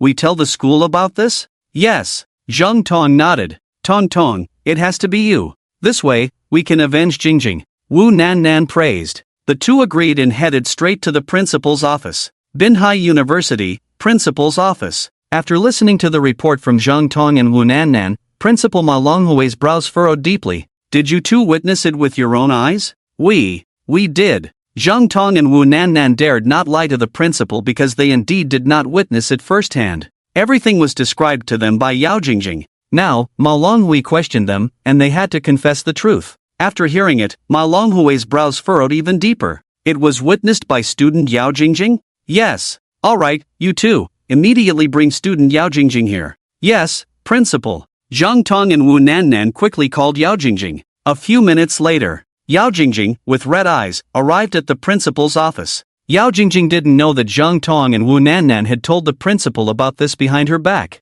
But now that things had come to this, she didn't want to make a big fuss as it wouldn't help. The principal confirmed the situation with Yao Jing Jing several times to ensure its accuracy. Yao Jing Jing, of course, told the truth. Principal, the situation is completely true. I saw it with my own eyes. Alright, student Yao Jing Jing, I understand. I will definitely handle this matter seriously. Marlon Huey's expression was solemn. Yao Jing Jing was an outstanding student in both character and learning. Whenever the TV station came to interview, Yao Jing Jing would represent all the students in the school. Yao Jing Jing was always involved in various promotional activities organized by the school. Seeing Yao Jing Jing crying so pitifully and grievously now, Principal Marlon Huey's face darkened. Initially, Zhang Tong and Wu Nannan reported to him, and he was somewhat skeptical. But now, hearing all this directly from Yao Jing Jing, Marlon Hui finally believed it completely. Because Yao Jing Jing would never lie, let alone joke about such matters. And now, seeing Yao Jing Jing's heartbroken expression,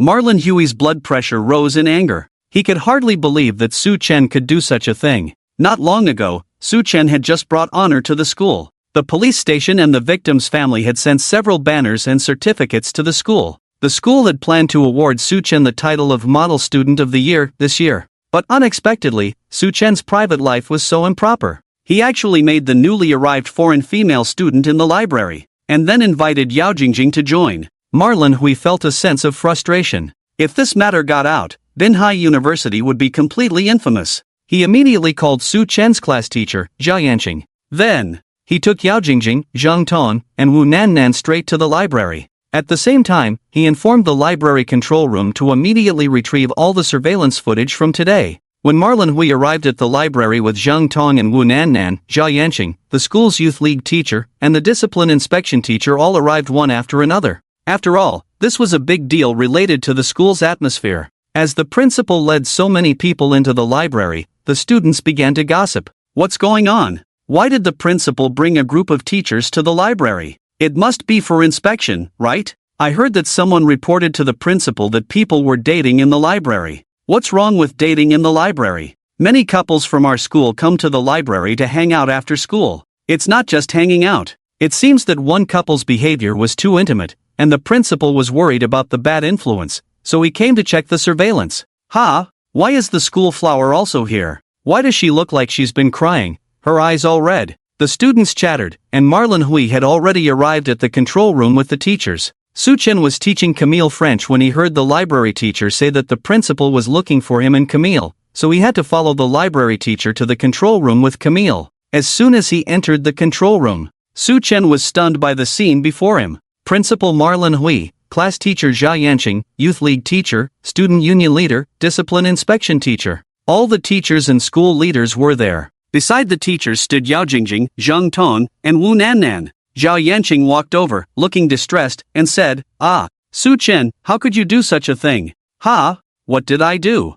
Su Chen looked puzzled. How dare you ask what you did? What did you and Camille do? Don't you know in your heart? Marlon Hui scolded angrily. At that moment, the person in charge of the control room came over with a computer to Marlon Hui. Principal, the surveillance footage from the library is ready. Good, I got it. Principal, do you want me to play it now? No, wait a moment. Marlon Hui glanced at Su Chen and sighed deeply. Considering Su Chen's previous contributions to the school, Marlon Hui wanted to give Su Chen some face. Su Chen, I'll give you a chance now. As long as you can admit your mistake voluntarily and apologize to Yao Jing Jing, I won't play the surveillance footage in front of everyone. Marlon Hui spoke with emphasis. Su Chen? Admit my mistake voluntarily? Apologize to Yao Jing Jing? What did I do to her? Why should I apologize to her? Principal, I don't understand what you're talking about. Su Chen looked puzzled. At this point, you're still pretending to be clueless with me? Do I have to release the surveillance footage for you to admit your mistake? Marlon Hui exclaimed angrily. Zhao Yanqing quickly intervened. Principal, please calm down. Let me talk to student Su Chen. After speaking, Zhao Yanqing turned to look at Su Chen. As the class teacher, Zhao Yanqing was known for protecting his students. On the way to the library, he had already heard a brief explanation of the situation from the youth league teacher. Zhao Yanqing shared the same feelings as Marlon Hui. They both felt frustrated. After all, Su Chen didn't just make mistakes like fighting or skipping classes. His mistake had a severely negative impact. There were precedents for such incidents online. College couples caught on surveillance cameras engaging in intimate activities in classrooms were expelled together. Su Chen was a student that Zhao Yanqing was proud of. He had recently brought him a lot of glory. As the class teacher, Zhao Yanqing certainly didn't want to see Su Chen expelled. Fortunately, the incident had just occurred, and there was still room for redemption. Su Chen, if you've done something wrong, you should have the attitude to admit it. The principal's words were clear just now. If you admit your mistake now, at least you won't be expelled. Marlon Hui remained silent, tacitly agreeing with Zhao Yanqing's suggestion. The surrounding teachers also understood that the principal was giving Su Chen a way out. Su Chen wasn't a fool. He naturally understood the lifeline Marlon Hui was offering him. The problem was, he had no idea what was going on. Su Chen said, Teacher, I know that if I've done something wrong, I should admit it. Zhao Yanqing replied, To err is human, to forgive divine. Su Chen continued, But I haven't done anything wrong. Zhao Yanqing fell silent. Stop being stubborn. Quickly apologize to Yao Jing Jing and admit your mistake. Show a better attitude to try to earn her forgiveness. The school's youth league teacher on the side advised. Su Chen didn't even know what he had done wrong. How could he apologize to Yao Jing Jing? That was impossible. Why should I apologize to her? I didn't bully her, Su Chen frowned. Zhao teacher, don't waste time. Since Su Chen insists he's not at fault, let's follow the rules.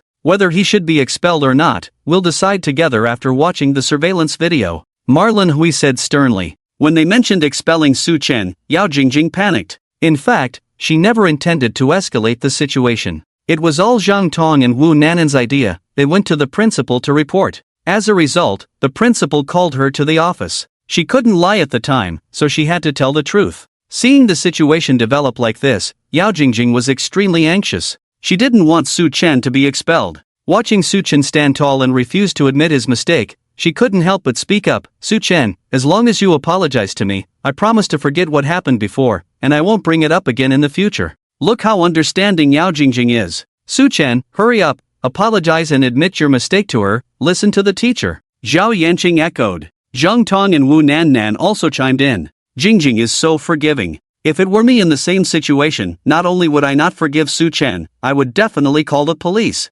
Zhang Tong glared at Su Chen. Exactly. Su Chen should be grateful this is happening on campus. If it were in society, he would face legal consequences for his behavior. Wu Nannan added. Seeing so many people siding with Yao Jing Jing, Su Chen couldn't help but chuckle. Wasn't it just in the library that he asked Yao Jing Jing to learn French with him? How did it turn into something as if he had desecrated her ancestors' graves, involving legal responsibilities? I'll say it again, I haven't done anything wrong, and I won't apologize to anyone, Su Chen said firmly. Internally, he remained calm, not afraid at all. A clear conscience fears no accusation. Even though the principal and teachers were present, they couldn't falsely accuse someone. Alright, come on, Zhang, play the surveillance footage, Marlon Hui said disappointedly. Yao Jing Jing wanted to speak up and advise Su Chen, but when she saw the principal getting angry, she couldn't say anything. She just didn't understand why things had turned out this way. Would Su Chen rather be expelled than apologize to me?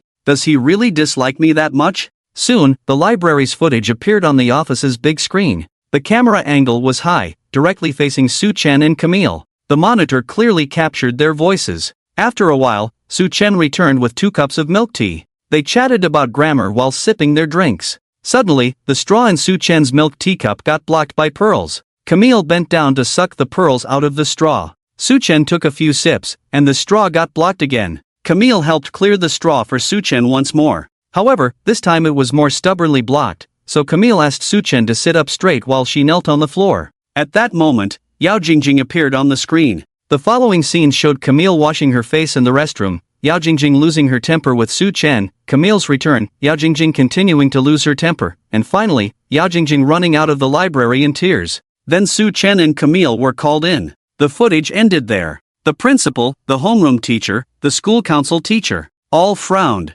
Everyone's face seemed to say, "Is that all? Is that it?" Zhao Yanqing couldn't help but speak up. The teacher in charge of monitoring nodded. Yes, all the video content from when the 2 students entered the library until now is just this. The teacher's expressions grew even more grim. Because they didn't see the kind of thing Yao Jingjing had described. Zheng Tong and Wu Nannan were also puzzled. This was completely different from what Yao Jingjing had told them. Where was the thrilling plot they were promised? They hadn't seen a thing, only Yao Jingjing losing her temper. It was so awkward. If Camille hadn't actually helped Su Chen with the straw, it would seem like they were lying. They looked at each other, not knowing what to do. The most embarrassed person now was Yao Jingjing. After watching the footage, when she saw Camille leaning towards Su Chen, she instinctively looked away, as if she would see something inappropriate for children.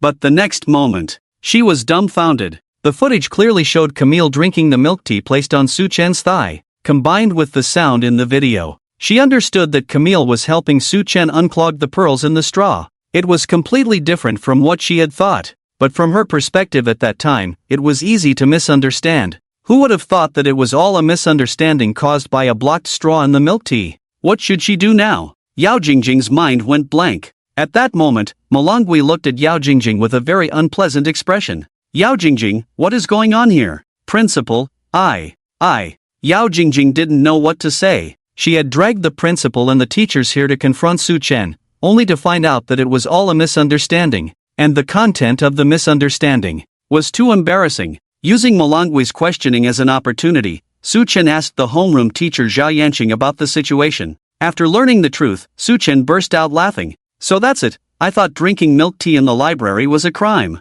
Su Chen emphasized the word crime. When Wu Nannan heard Su Chen dissing her, she lowered her head in embarrassment. Malongui saw Yao Jingjing struggling to explain herself and, combined with Su Chen's clueless reaction, he immediately understood. Yao Jingjing, please give me a reasonable explanation. Give everyone a reasonable explanation, Malongui said somewhat angrily. Hearing the principal's question, Yao Jingjing broke out in a cold sweat. Helplessly, she had to admit that she had misunderstood Su Chen and Camille. I'm sorry. I misunderstood Su Chen and Camille. With these words, the entire monitoring room erupted into a commotion. The teachers looked at each other, each with a complex expression on their faces. It turned out to be a misunderstanding? That's really absurd. Camille, who had been silent from beginning to end, couldn't help but ask Su Chen what had happened. Due to the language barrier and the complexity of the situation, Camille couldn't get a word in after being taken to the monitoring room. Now, seeing Yao Jingjing apologize, she was even more confused.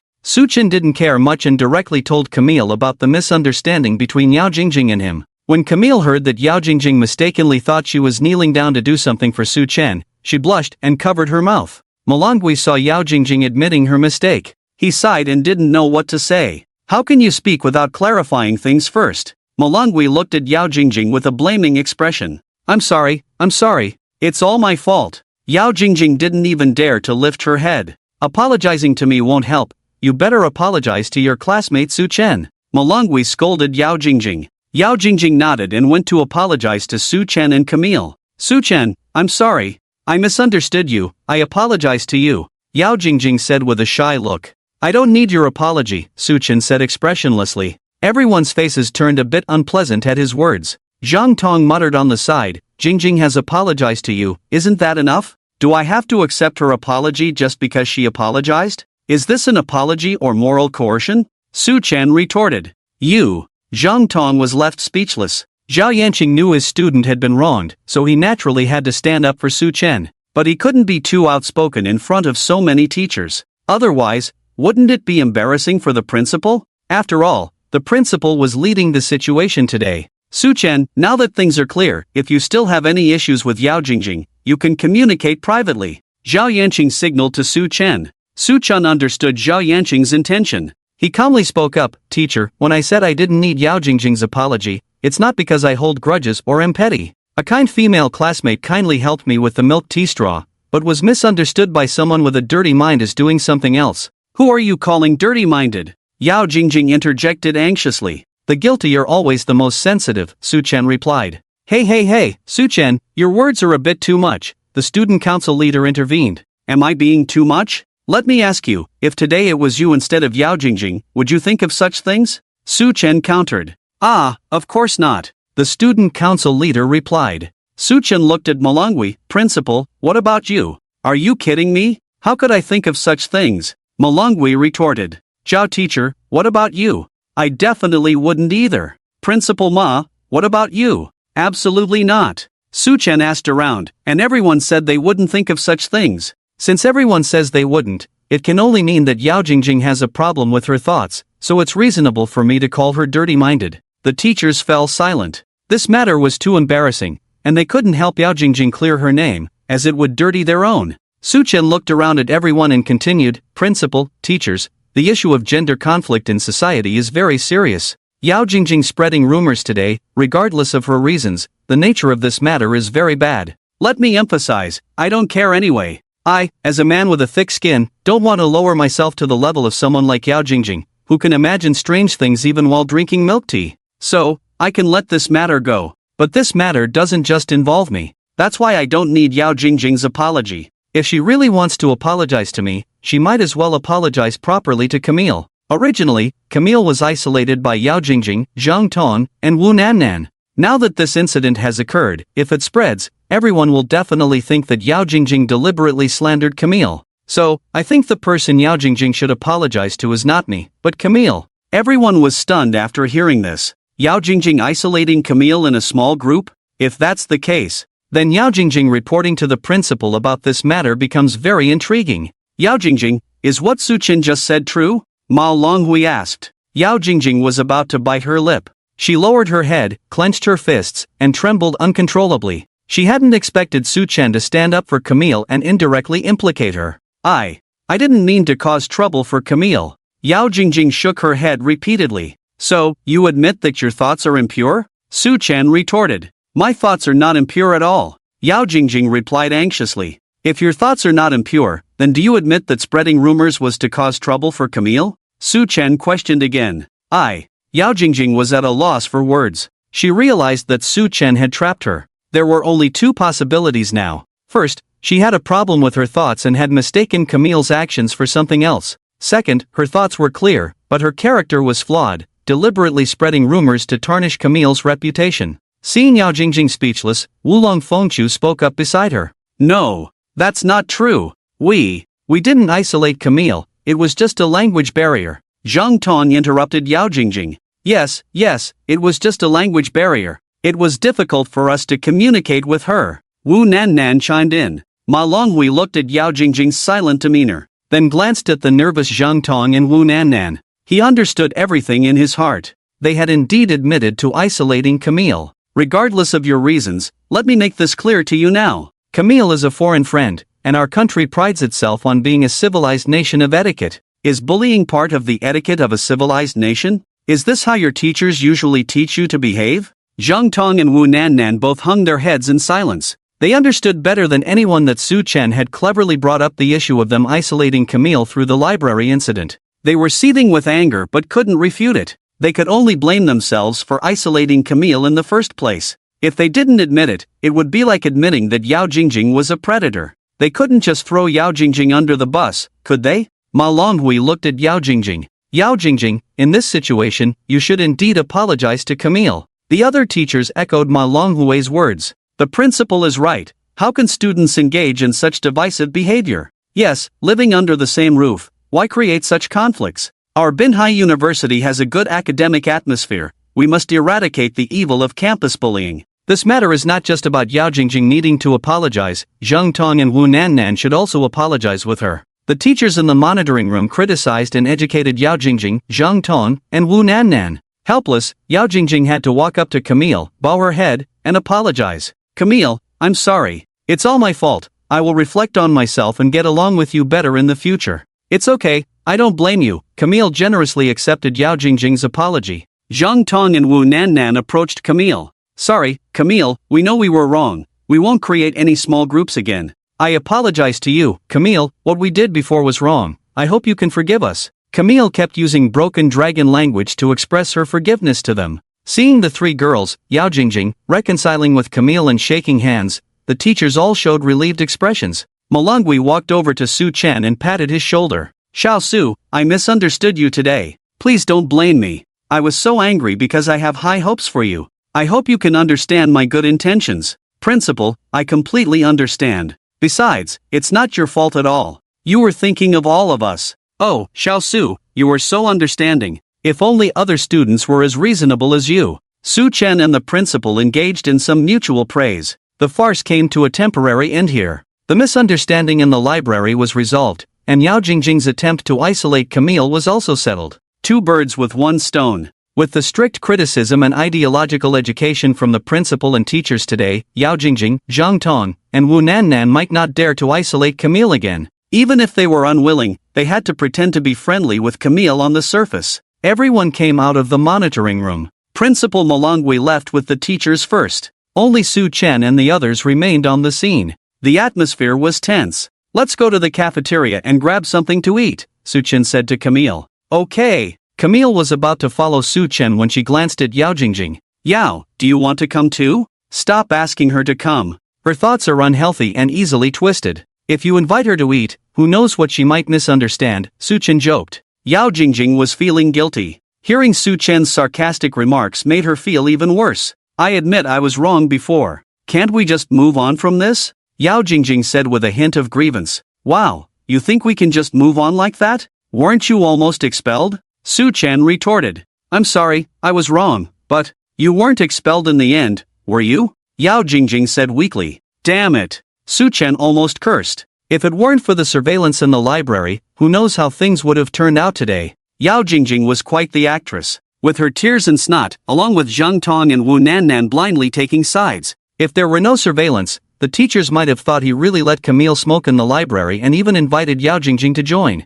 If that rumor had been confirmed, he would have been expelled for sure. Binhai University was known nationwide for its strict discipline and conservative rules. As the principal, Malangui certainly couldn't tolerate such incidents. Yao Jing Jing, what did we say on the playground that night? Su Chen asked, and Yao Jing Jing's eyes dimmed. You said, the earth will still rotate without anyone. Yao Jing Jing whispered. That's not important. I'm talking about the last sentence. From now on, unless the other person is in dire need, we shouldn't bother with each other. You haven't forgotten that, have you? I haven't forgotten. If you haven't forgotten, why did you put on a show again today? Are you uncomfortable without acting for a day? Zhang Tong couldn't help but interject. Su Chen, your words are too harsh. What's wrong with Jing Jing? Why are you so mean to her? What's wrong with her? Have you forgotten the live broadcast you three staged last time, which ended up with all four of us being taken to the police station? No, to be precise, it was you three who staged the whole thing and got all four of us sent to the police station. It takes a lot of nerve to pull off such a stunt without causing a stroke, Su Chen said with a speechless expression. Zhang Tong was left speechless. Wu Nannan hurriedly said, but wasn't it because Jing Jing was worried about you that she did that? Oh my god, can you guys please stop worrying about me, Jing Jing? Just like what happened in the library today. What does it have to do with you, Jing Jing? I'm not talking about misunderstandings for now. Even if it's true, even if Camille really gave me that, it's not like Jing Jing gave me that. Since this has nothing to do with her, why is she meddling and poking her nose into other people's business? Su Chen's tone was very unpleasant. Of course, the dragon and phoenix couple couldn't understand Su Chen's anger. In his past life, Su Chen was betrayed by Che Chuanfei because he licked Yao Jing Jing. Fortunately, God gave him a second chance at life. After being reborn, Su Chen naturally wanted to keep his distance from Yao Jing Jing. But Yao Jing Jing changed her ways to get closer to him. And every time Yao Jing Jing got close to him, trouble followed. First, it was going to the police station, then almost getting expelled today. Will she try to kill him next time? Su Chen felt that Yao Jing Jing was not a school flower at all. She was like a spider lily. You don't flatter yourself. Do you think I want to meddle in your affairs with Camille? I'm just worried that you'll affect everyone's studies. Yao Jing Jing broke in. You're really cute, Su Chen said and left with Camille. Yao Jing Jing was stunned. Su Chen's last words caught her off guard. A few seconds later, Yao Jing Jing blushed, feeling a bit embarrassed. She watched Su Chen's retreating figure and murmured softly, "Did Su Chen just praise me for being cute?" Jing Jing, he didn't say cute, he said adorable. Yao Jing Jing, what's the difference between adorable and cute? Well, there is a difference. Adorable is not a good thing to say. Zhang Tong said awkwardly. Right, adorable means someone is silly. Wu Nan Nan didn't continue. Silly what? Is being silly a bit cute? Yao Jing Jing asked curiously. No, adorable means stupid. Wu Nan Nan replied. Yao Jing Jing. Su Chen and Camille returned to the dorm after dinner. At this time, Yao Meijing sent him a WeChat message. Yao Meijing wanted to know what Su Chen had been busy with lately. Su Chen was feeling really frustrated and vented to Yao Meijing. Su Chen, don't mention it, I almost got expelled today. Hai Jishin. Ah, what happened? How did you almost get expelled? Su Chen told Yao Meijing the whole story without mentioning any names. Firstly, he didn't want to expose his privacy or let Yao Meijing know which school he was attending. Secondly, there was no need to tell her the names since she didn't know them. After hearing the whole story, Yao Meijing was furious. Hai Jishin, that girl spreading rumors must be a pervert, right? Hai Jishin, she can twist drinking milk tea into something like that. Her thoughts are really dirty. Su Chen, see, even you as a woman think she's a pervert. Imagine how twisted she must be. Su Chen, and besides, many guys are still chasing after her, smiling. Hai Jishin, huh? So what if many guys are chasing her? This girl doesn't sound like a good person, so young and already full of impure thoughts. Her mother must not be a good person either.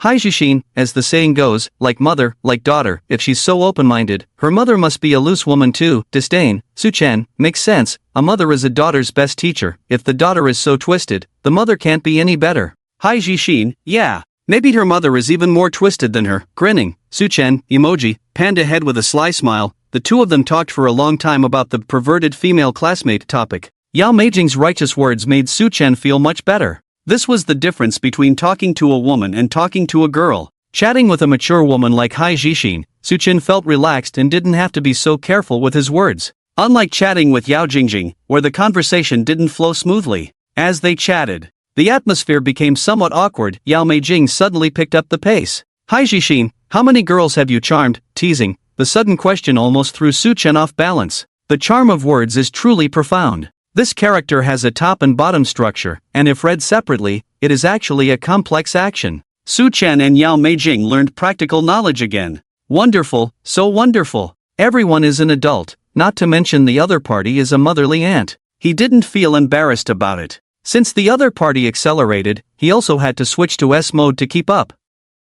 Su Chen, none at all. Hai Jishin, really? Su Chen, of course it's true. What's there to lie about? Dog head. Hai Jishin, I don't believe it. You're so handsome. Didn't your ex-girlfriend fall for you? Su Chen, I've never been in a relationship. Where would I get an ex-girlfriend? Hai Jishin, knocking. Hai Jishin, your reaction is pretty quick. You haven't fallen for my tricks yet, okay? I believe you now. Su Chen, since you've asked me so much, shouldn't I ask you something too? Hai Jishin, ask away. Anything. Su Chen, have you been intimate with a man before? Hai Jishin, no. Su Chen, expression, I don't believe you. Hai Jishin, you may not believe it when I say it, but I actually have no experience with men and women matters. Hai Jishin, I've only had it once in my life, and that one time gave me my daughter. Su Chen, sorry to say something a bit offensive, are you saying your husband passed away after that one time? Hai Jishin, it's almost like he's not in this world. After that time, I never saw him again. It's been 20 years now. Su Chen had never discussed her marriage with her. He originally thought her husband had an accident or some other reason for not being around. He didn't expect she was abandoned. And after just that one time, she was abandoned. This woman was indeed quite pitiful. Su Chen, hasn't he tried to contact you in these 20 years? Hai Jishin, haha, contact me for what? He vanished into thin air that night. Sometimes I really doubt if he's truly not in this world. Hai Jishin, forget about those unhappy things. After all that's been said, what I want to express is that I've never had it, not even once. Su Chen, alright. Hai Jishin, what do you mean by alright? You don't believe me, do you? Angry, Su Chen, I really do. Hi Jishin, it's okay if you don't believe me. Hi Jishin, when we're together in the future, I'll let you do it as you please. Shy, hi Jishin, then you'll know I wasn't lying to you. Su Chen let out a sigh behind the screen. Wow, this auntie really doesn't treat him as an outsider. His dad had previously pretended to be him in their chats, clearly as soulmates. But this auntie had been wanting to get intimate with him lately. Now the speed was picking up, all these sharp turns. Su Chen already had a picture in his mind. The problem is,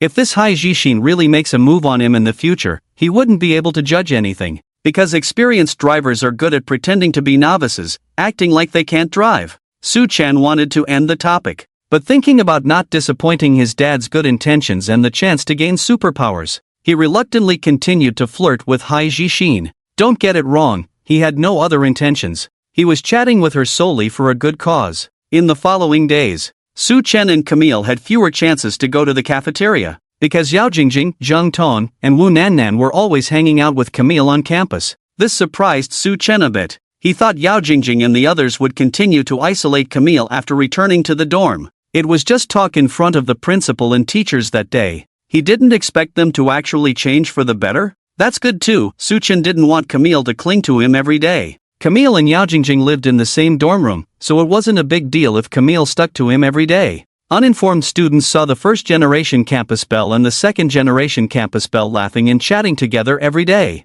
Everyone thought the two had become good friends. This was a century-old reconciliation. Room 203 in the girls' dormitory also became a flower room where two campus beauties lived together. Unfortunately, the good times didn't last. 1 week later, something unprecedented and shocking happened in room 203. A first in the history of Binhai University since its establishment. This incident also broke the feudal school rules of Binhai University. Male students entering female dorms would be immediately expelled, and female students entering male dorms would face the consequences. Su Chen became the first and last male student since the founding of the school to enter a female dorm openly without being expelled. Moreover, it was the principal, teachers, Yao Jing Jing, and Camille who collectively begged him to enter the female dorm. The cause of the incident was something missing from the girls' dormitory. Normally, the school would have just involved the janitor uncle for such matters. However, the missing item from the girls' dormitory was quite special. It was something all the girls had and wore every day. Of course, some girls found it uncomfortable to wear.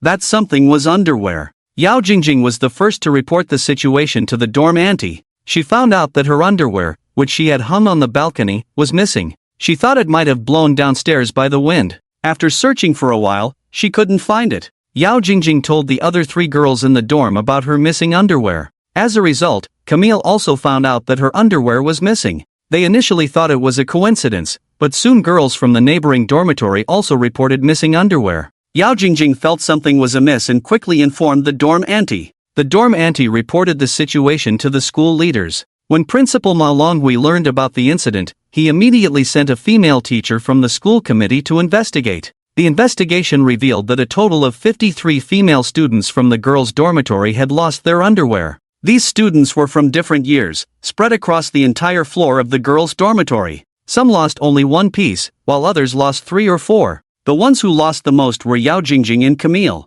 Apart from the underwear they were wearing, all their other underwear had been stolen. In total, the 53 female students had lost over 100 pieces of underwear. Over 100 pieces of underwear. If only 1 or 2 girls had lost something, it might have been a coincidence. But now, with 53 female students simultaneously losing their belongings, it was clear that someone was stealing them. The crucial point was that it wasn't just anything being stolen, but specifically underwear. The school teachers had considered involving the police, but the nature of the missing items was too sensitive. Binhai University was already quite traditional. If news of someone stealing girls' underwear spread, it would greatly tarnish the school's reputation. Moreover, the stolen items were not valuable, so it would be embarrassing to involve the police for such a matter. Ma Longhui decided to handle the underwear theft case using the school's own resources. If they couldn't solve it, then they would seek help from the janitor uncle. Soon, news of the underwear thief spread privately within the school. Everyone was discussing the matter.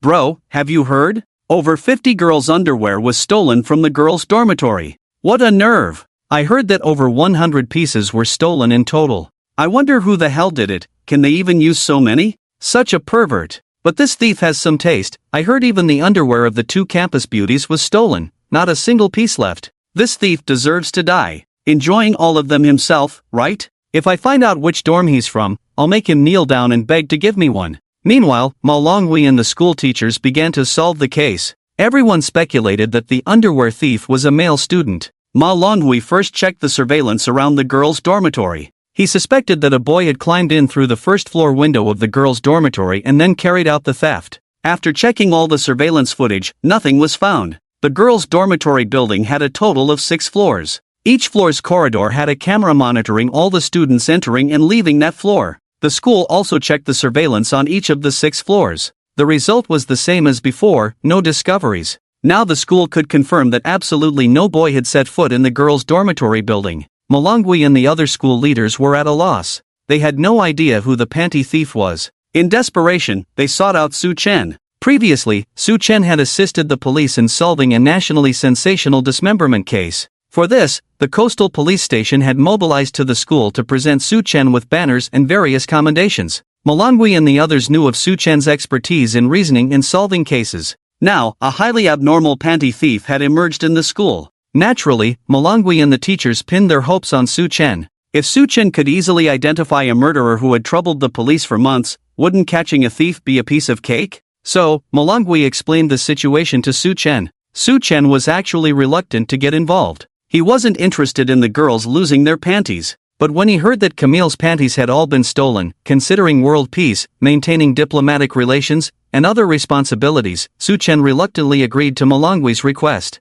Mainly, he wanted to see who was so selfish as to act alone. As a professional psychological profiler, to find the culprit, Su Chen had to return to the scene of the crime. The crime scene was the girls' dormitory building. Considering the school's decades-old rules, Ma Longhui certainly couldn't allow Su Chen to roam freely through the girls' dormitories. He moved up the monthly room check and arranged for Su Chen to enter the girls' dormitory with the female students responsible for the check. To prepare the girls mentally, the school had the dormitory aunties inform all the girls in advance that Su Chen would be coming. This was to prevent situations where a girl might not be dressed or had just come out of the shower. Shortly after the dormitory aunties had finished informing the girls, Su Chen followed the female students from the student union into the girls' dormitory building to begin the room check. The person in charge of the room check this time was Yin Ting, a sophomore student. She was also the president of the student union and the vice president of the school sports club. Su Chen had met Yin Ting when he first reported to the school. At that time, Yin Ting was in charge of welcoming new students.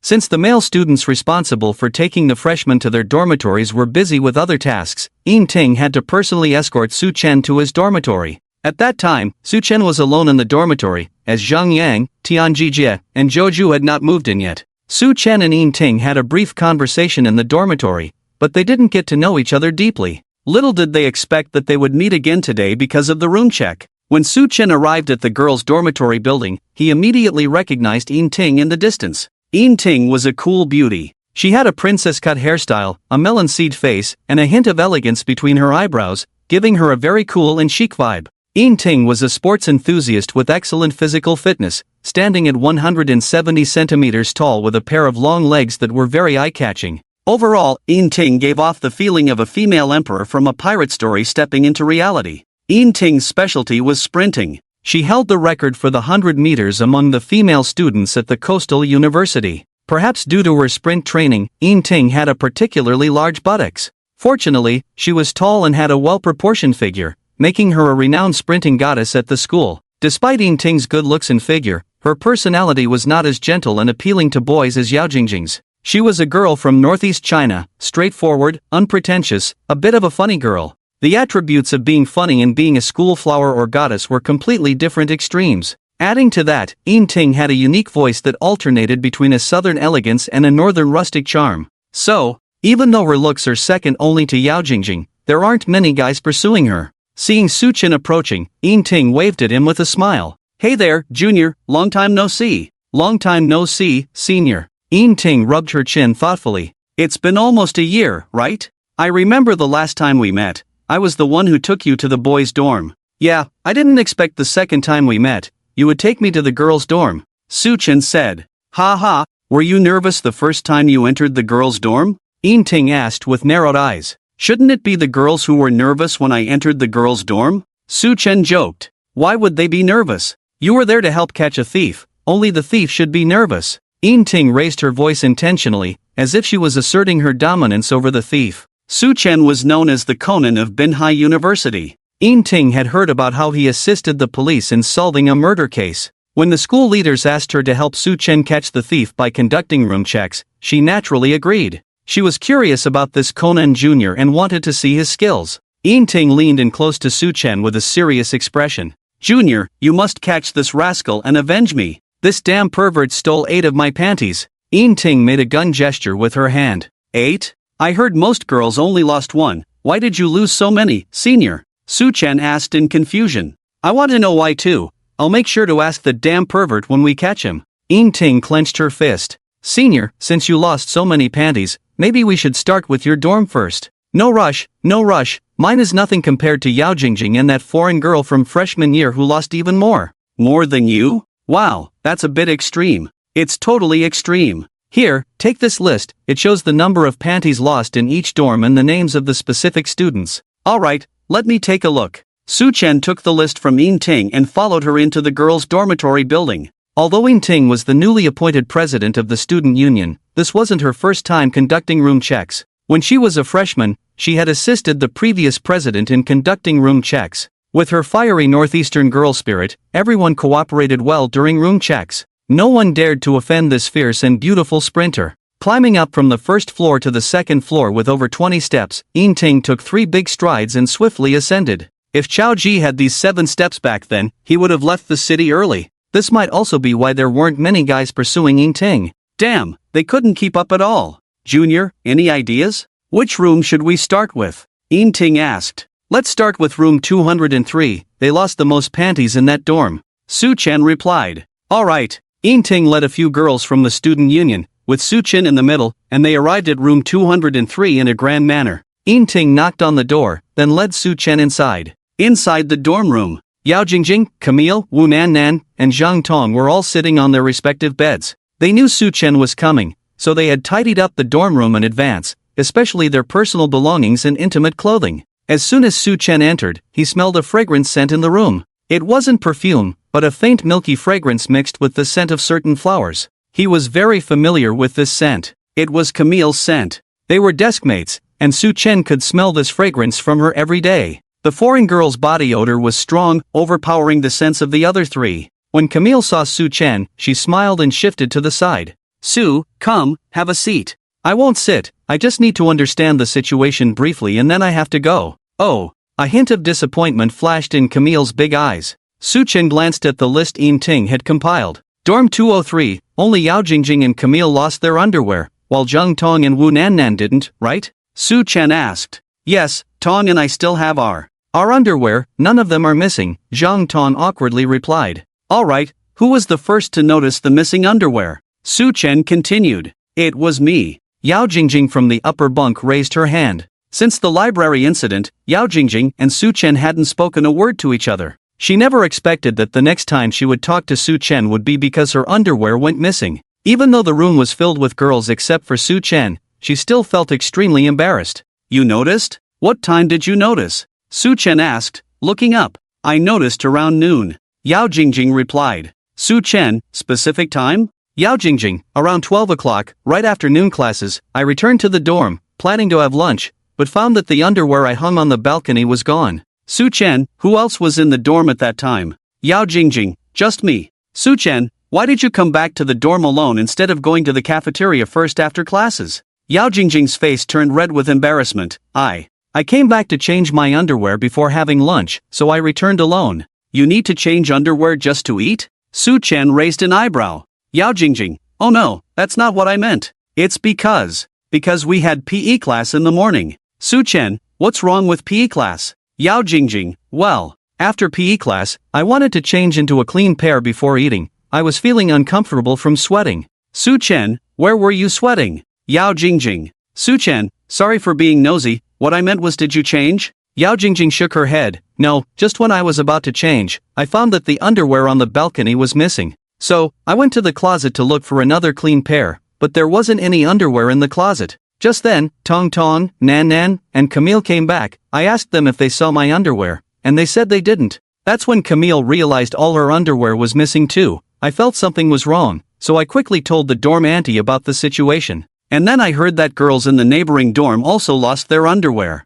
And then you arrived. Su Chen nodded. He went to the balcony to take a look. Although Yao Jing Jing's dorm was on the second floor, outside the window was an open space with no buildings. It was impossible for someone to climb in from outside to steal underwear or use a pole to pick them from the outside because there were cameras on the outer wall. Su Chen turned back to the dorm and looked at Yao Jing Jing. What style are the underwear you lost? Yao Jing Jing blushed instantly. Why? Why are you asking this? What else? Of course, to catch the thief, or are you thinking of something strange again? Su Chen gave her a look. No way. I'm just curious, Yao Jing Jing said awkwardly. Then quickly answer my question. Tell me, what style are the underwear you lost? Su Chen impatiently said. It's all kinds of styles. Yao Jing Jing blushed to the roots of her hair. Go on. Su Chen said calmly. How do I go on? Yao Jing Jing bit her lip, thinking for a while. She suddenly took out her phone. Oh, I'll just show you the pictures. Are you kidding me? Do you take selfies in your underwear?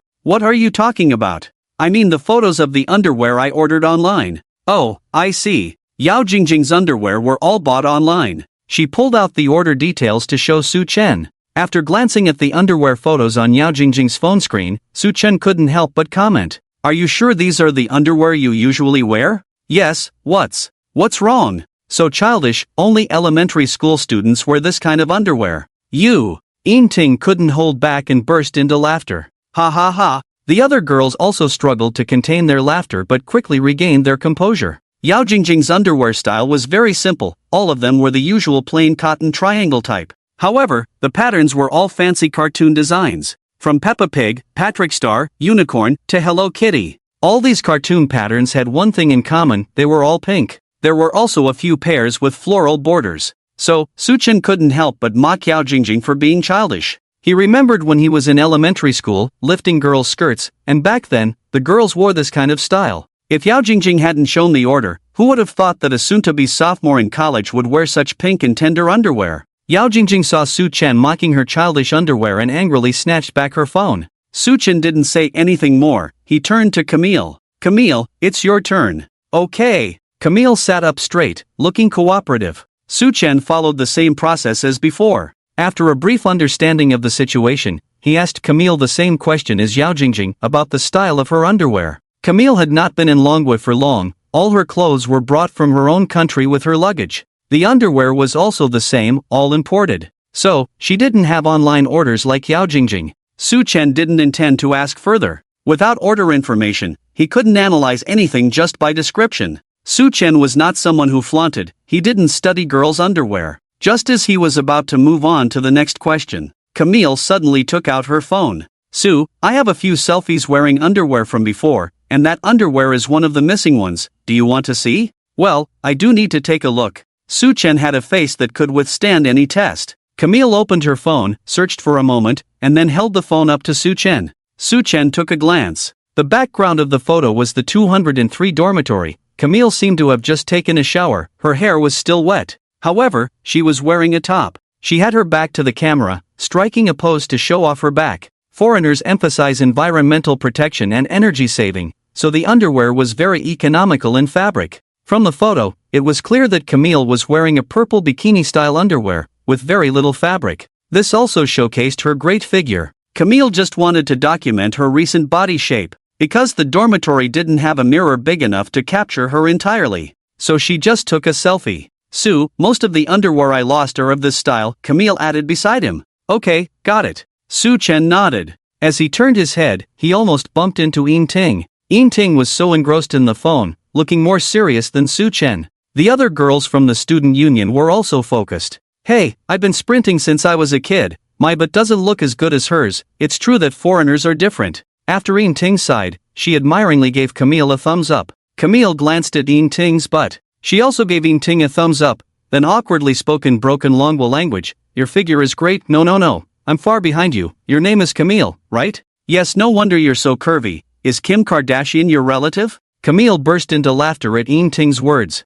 Finally, Su Chen confirmed with Yao Jing Jing and Camille again. So, you two are sure that only the underwear is missing, the matching bras are not lost, right? Yao Jing Jing and Camille confirmed that the bras were not lost. Okay, there's one very important question left. Are you two sure that the underwear you lost have all been washed? Were there any unwashed ones? When Su Chen asked this, all the girls in the room showed an embarrassed expression. Is this really important? Yao Jing Jing couldn't help but laugh and cry. Of course, it's important, Su Chen said firmly. Well, the underwear I lost were all washed anyway. Yao Jing Jing replied. I have one that I changed this morning and didn't have time to wash, the rest have been washed, Camille added. Su Chen seemed to grasp the point, he nodded and didn't say anything more. Senior sister, let's go, to the next dorm. Alright, junior brother. Su Chen followed Yin Ting out of room 203 and headed to the next dormitory. The questioning continued from one dorm to another. Su Chen asked the same questions he asked Yao Jingjing and Camille. He inquired about the time the underwear went missing, the style of the underwear, and whether they had been unwashed. Although there were various styles of underwear, Su Chen learned a lot. However, when it came to whether the underwear had been washed, all the other girls answered that theirs had been washed. After questioning everyone, it turned out that only Camille had lost an unwashed pair of underwear. The other girls claimed that their lost underwear had all been washed. In the end, out of 53 girls, only Yin Ting remained. Yin Ting took Su Chen to her own dorm room. As Su Chen questioned her along the way, Yin Ting happily recounted the situation of her lost underwear to Su Chen. Junior brother, the 8 pairs of underwear I lost are all seamless ice silk models. Because I usually practice short sprints, I have to wear seamless ones, otherwise, wearing tight pants would show the outline, which is embarrassing. Here is my online order, take a look. Oh, by the way, out of the 8 pairs I lost, 2 of them were not washed. After training yesterday, I had to go out and didn't have time to do laundry. Here, it's these 2, one black and one blue. I wore the black one all day yesterday, and the blue one I wore for about an hour in the morning, got wet in the rain, so I thought I'd change it. The blue one has some pilling, not from me rubbing it, but from getting caught on a hook. Senior sister, you don't have to describe it in such detail, Su Chen said helplessly. Oh, I thought describing it in detail would help you solve the case faster. Yin Ting patted Su Chen's shoulder with a smile. Well, that makes sense. After chatting for a while, a mischievous expression appeared on Yin Ting's face. She leaned in close to Su Chen's ear and whispered, Junior brother, let me tell you a secret. Actually, all those girls lied to you. They all lied to me? What kind of lies? Su Chen asked. Yin Ting, with a half-smile, explained, except for me and that Kardashian, the other girls are not truthful. They all claim that the underwear they lost were washed. Bah. Su Chen, so you mean, many of the underwear they lost were unwashed? Yin Ting nodded vigorously. I've checked the dorms more than once, I know best what the girls' dorms are like. Let's not talk about others, let's talk about Chenxi from room 402. Every time I check the dorm, her closet is full of several unwashed underwear and socks. The smell when you enter the room, it's so pungent, worse than my grandma's pickled cabbage jar. You know how socks get after a few days without washing? Stiff and can stand upright when thrown on the ground. Her underwear can stand upright when thrown on the ground, I've seen it with my own eyes during room checks. Today, they just hid their dirty clothes and socks because they heard a guy was coming. Actually, among those girls who lost their underwear, there are a few who are usually quite negligent. They dress up nicely on the surface, but the room smells terrible. Su Chen pretended to be surprised after listening. Even if Yin Ting hadn't said anything, he had already guessed all this. There were a total of 53 girls who lost their underwear this time, adding up to over 100 pairs. After questioning everyone, only Camille and Yin Ting had lost unwashed underwear. The other 51 girls usually washed their panties directly after taking them off, never leaving dirty underwear exposed in the air for a minute, claiming a seamless connection?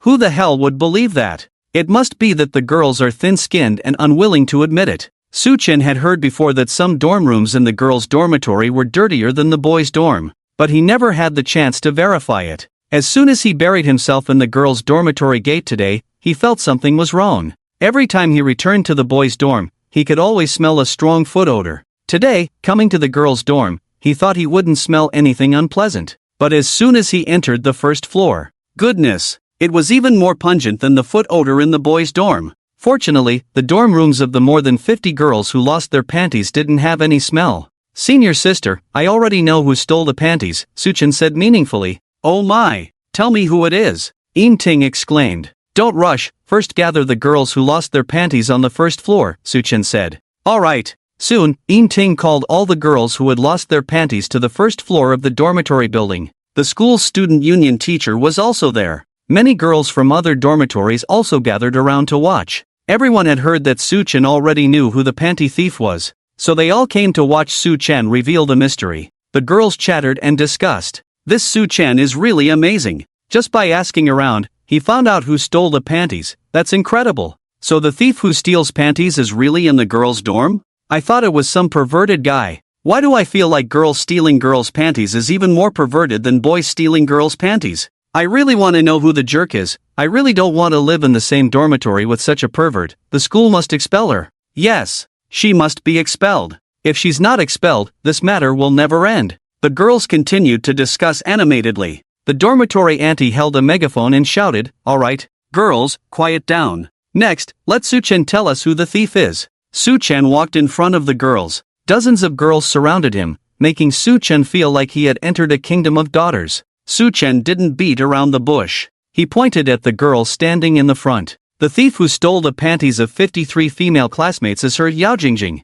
Swish! Everyone's gaze focused on Yao Jing Jing. Yao Jing Jing? Ting looked surprised. The expressions on the faces of the other girls were equally shocked. Clearly, they couldn't accept this fact. Seeing everyone looking at her with strange eyes, Yao Jing Jing stomped her feet in a panic. Su Chen, you're slandering me. Yao Jing Jing was flustered. Who's slandering you? You're already filthy, always thinking about messy things in your head. Stealing panties is definitely something you did and can't deny, Su Chen said firmly. You're talking nonsense. If I really stole everyone's panties, then why did my own panties go missing too? Yao Jing Jing shouted. There's no need to think about that. You were afraid of being found out, so you must have stolen from yourself to divert suspicion, Su Chen said. I really wasn't me. Don't listen to his nonsense. Yao Jing Jing was on the verge of tears. The surrounding girls also spoke up for Yao Jing Jing. None of them could believe that Yao Jing Jing was the one who stole the panties. However, most of the girls were actually speaking in a roundabout way while defending Yao Jing Jing. Su Chen, are you sure you're not mistaken? Jing Jing wouldn't steal everyone's panties, right? She's the school flower after all. Yeah, how could it be Yao, the school flower, who did this? Even if I stole them, it couldn't have been her, right? How could the school flower do such a dirty thing? If it's really the school flower doing this, we must beg the principal nicely. When it's time to expel her, don't publicly criticize her. What are you all talking about? Yao Jing Jing is the former school flower. The current school flower is a foreigner. The two of them live in the same dorm. They have a good relationship. Yao Jing Jing's face turned ugly. These girls were usually very close to her. Unexpectedly, at this critical moment, not a single one of them stood up for her. Instead, they accused her. It was like the collapse of a wall with everyone pushing. You are unbelievable. Yao Jing Jing was trembling with anger. She didn't know how to prove herself. Feeling cornered, she suddenly made a dramatic move. She raised 3 fingers, gritted her teeth, and swore by the light. I, Yao Jing Jing, swear to the heavens. If I really stole everyone's underwear, let me be run over by a car when I step out, struck by lightning when it rains, and burned to death in a fire. The girls who were waiting for Yao Jing Jing's spectacle sneered at her.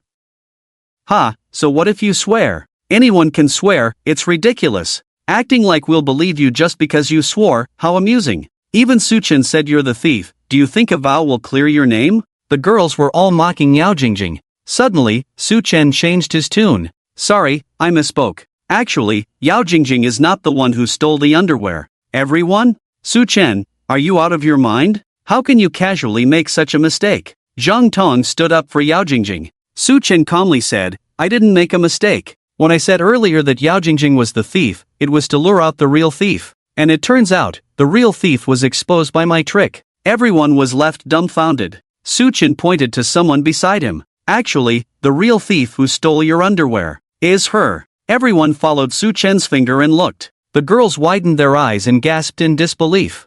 How can it be her? The school's female teacher from the student council couldn't help but speak up. Su Chen, is there a misunderstanding? How could Sister Sun do such a thing? Other girls echoed the teacher's sentiments. Yeah, Sister Sun is always so kind to us. She wouldn't do something like this. I dropped my wallet under the bed, and Sister Sun kindly picked it up for me. How could she steal our underwear? During the Dragon Boat Festival, Sister Sun even gave each of us zonzi she made herself. She's so good to us. It must be a mistake by Su Chen, right? I feel like he's very unreliable. I also think he's unreliable. He just said it was Yao Jing Jing earlier, now he's changing his story to Sister Sun. Is he trustworthy at all? Yes, the person Su Chen pointed to was the dormitory aunt Sun Xiaomei. Seeing that the girls didn't believe that Sun Xiaomei was the thief, Su Chen calmly explained, actually, this case isn't that complicated. The principal has checked all the surveillance footage, and there were no suspicious individuals in the girls' dormitory at any point. Basically,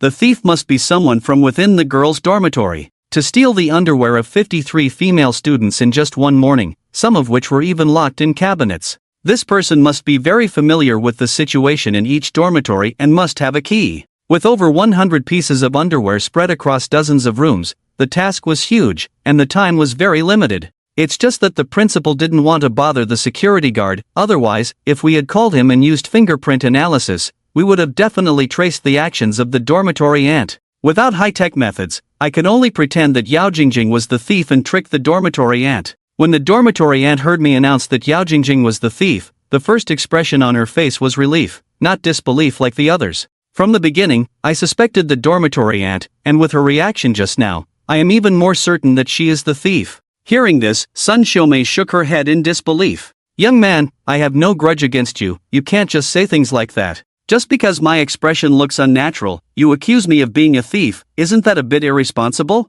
My colleague Sun Xiaomei has been a dormitory manager at the school for over 20 years, and not a single cent has ever gone missing under her watch. Are you now accusing me of stealing the girls' underwear? Isn't that a baseless accusation? If you truly suspect me, at least provide some decent evidence. I can let you all freely search and look around my room right now. See if there are any girls' underwear in my room. Sun Xiaomei said this, her emotions collapsing, bursting into tears. The other girls, seeing Sun Xiaomei so wronged, all glared at Su Chen with blame in their eyes. Su Chen, you've gone too far. Look at how Aunt Sun is crying. You baselessly call Aunt Sun a thief. That's so irresponsible. Exactly. Where's the evidence? If you can't produce any, you owe Aunt Sun an apology. The girls collectively stood up to speak up for Sun Xiaomei. In the eyes of the girls, Sun Xiaomei was indeed a simple, honest person. Every mid-autumn festival, she would share the mooncakes given to her by the school with the girls who couldn't go home. Whenever someone felt unwell, Sun Xiaomei would be the first to arrive. This was why the girls couldn't believe that Sun Xiaomei was the thief. They were more inclined to believe it was Yao Jing Jing. If I didn't have evidence, I wouldn't be so sure it was Aunt Sun, Su Chen continued. Here is the evidence. Su Chen took out his phone and showed it to everyone. On the phone screen was a conversation on a second-hand trading app between Su Chen and a seller. Su Chen, I want to buy the item at link 3, do you have it in stock? Seller, yes, we have it. Su Chen, are you sure it hasn't been wet? Seller, bro, rest assured, our items are fresh and absolutely dry. Su Chen, can you ship it now? I really need it urgently. Seller, no problem, go ahead and place your order. The girls were puzzled by what they saw. They didn't understand what this conversation could prove. Su Chen clicked on link 3, and Yao Jing Jing's photo appeared on the screen. It was a selfie Yao Jing Jing had posted on a music app. What? What is this? One girl asked. This is a shady seller on a second-hand platform selling used underwear, Su Chen replied.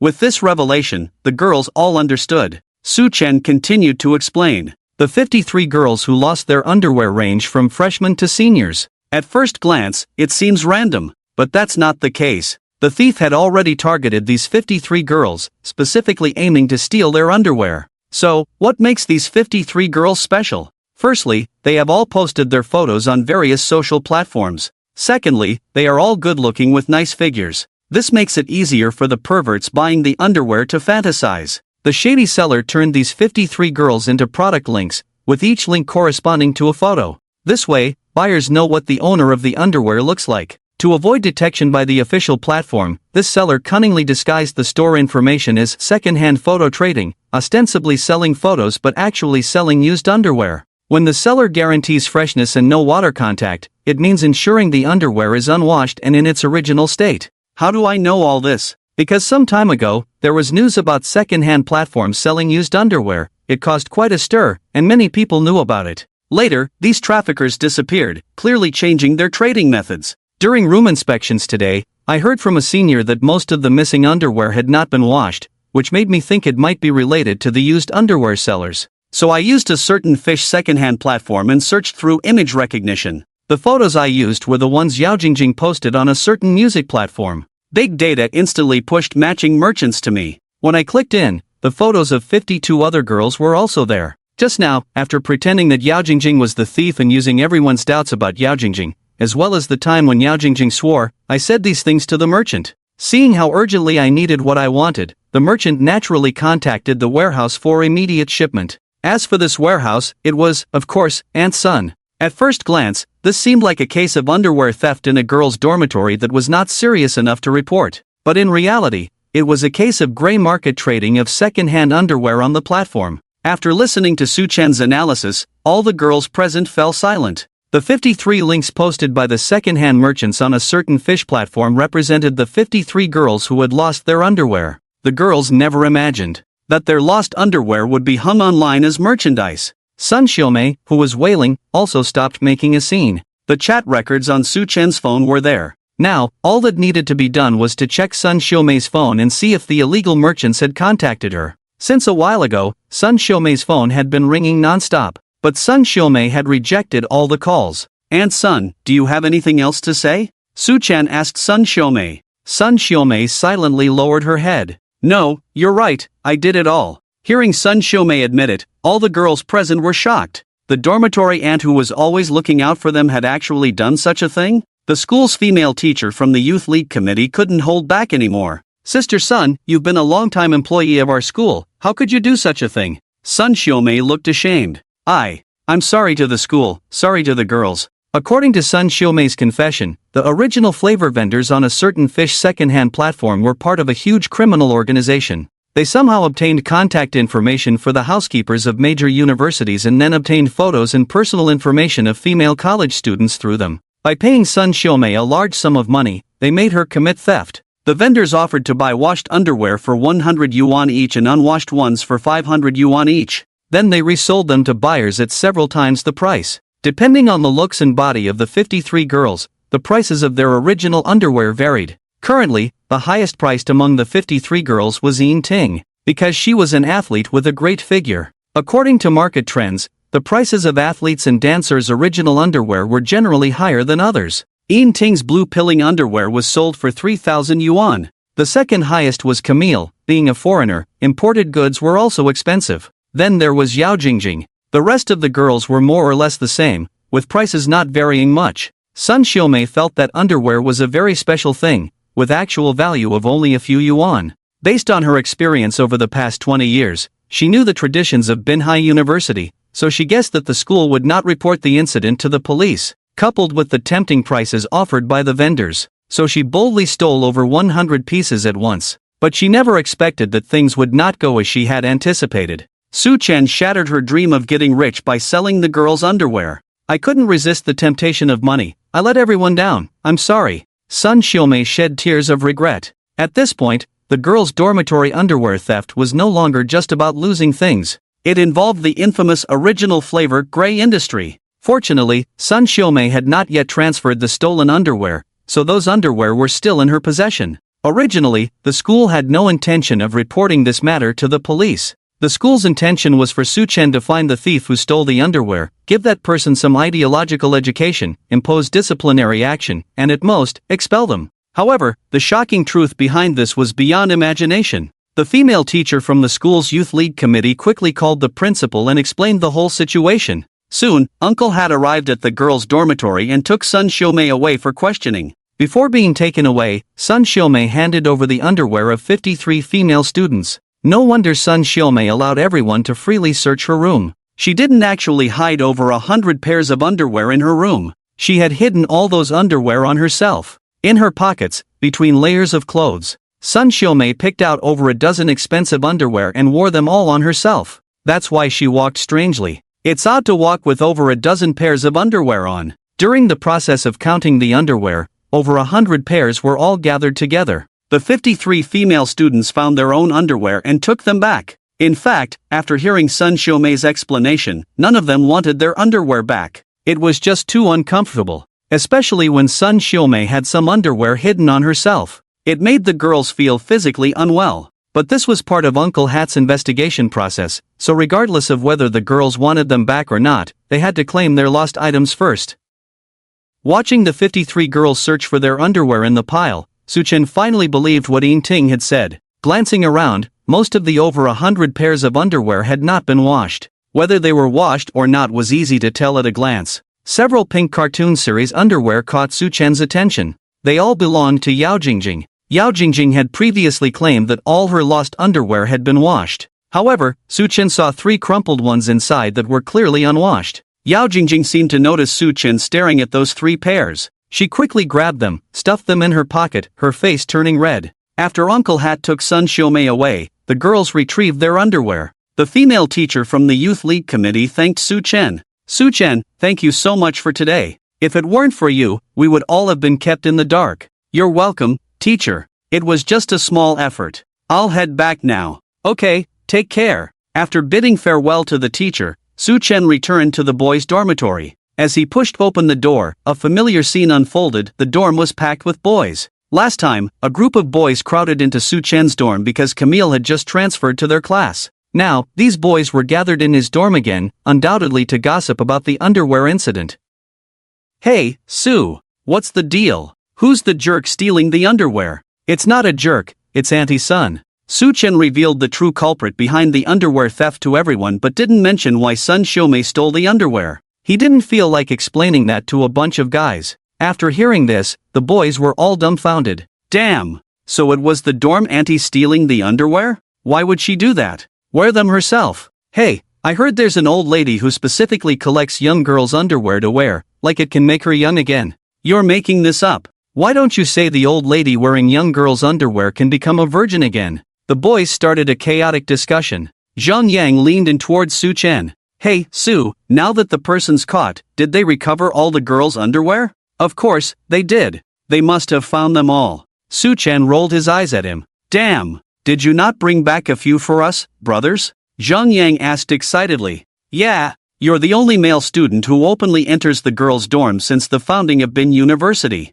Didn't you bring back some benefits for us? Even if you brought back a big butterfly, it would be fine. I don't mind if they're used. You're so disgusting. But I can accept the ones used by Camille and Yao Jingjing. Forget about the other girls. The boys surrounded Su Chen for benefits. Su Chen was left speechless by this group of old lechers. He reached into his right pocket. I can't do anything with you guys. After finally going to the girls' dormitory, how could I not bring back some benefits? Hearing Su Chen's words, the boys collectively boiled with excitement. Old Su is awesome. He's really loyal. I've always said that old Su is a good brother, going to the girls' dormitory and still thinking about us. Don't call him old Su, call him Godfather. Godfather, please give us some benefits, Godfather. Su Chen took his right hand out of his pocket, spread his fingers, and held it up in front of everyone. Come on, guys, this is the benefit. The boys looked around Su Chen's empty right hand. Everyone had a puzzled look on their faces. Godfather, what do you mean?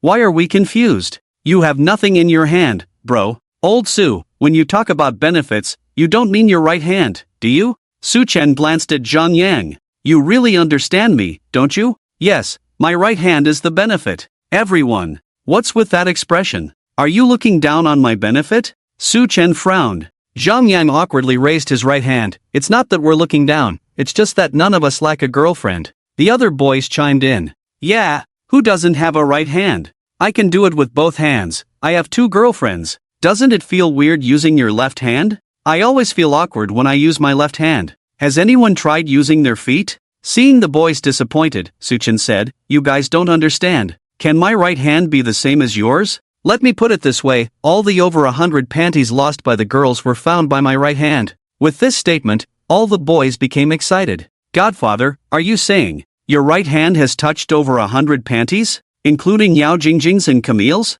Inside and out, front and back, have you touched them all, especially in the middle seam? Su Chen smiled and nodded. In fact, he had never touched them at all. In the end, the girls each retrieved their own panties, and Su Chen had never been involved. Who would have time to touch girls' panties? And unwashed ones at that. He was just teasing the lickspittles. Unexpectedly, everyone believed him. Zhang Yang was the first to rush over and grab Su Chen's right hand. Old Su, do you know what your right hand represents? It represents you controlling the original scent of 53 girls. It's not just a hand anymore. It's now the god of Greek mythology in charge of girls' panties. A total of 53 girls, 53 different scents. On average, each of your fingers has touched at least 10 girls. Enough talking, I'll be the first to inhale in respect. After speaking, Zhang Yang ecstatically brought his nose to Su Chen's hand and sniffed vigorously, as if addicted. Su Chen was about to pull his hand back. The other boys also rushed to grab his right hand, eager to smell and even take a few sniffs.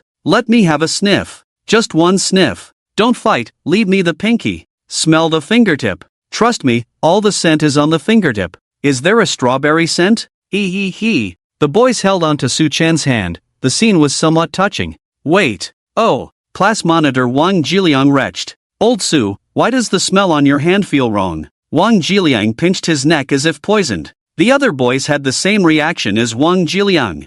I also feel something's off. Why doesn't it smell good at all? It's not even fragrant, there's not even a hint of a bad smell. It's not at all fishy. I smell a strange odor, very familiar, but I can't quite place it. Could it be a feminine hygiene product? Is it possible that some girl is unwell? No. That smell seems like poop. Yes.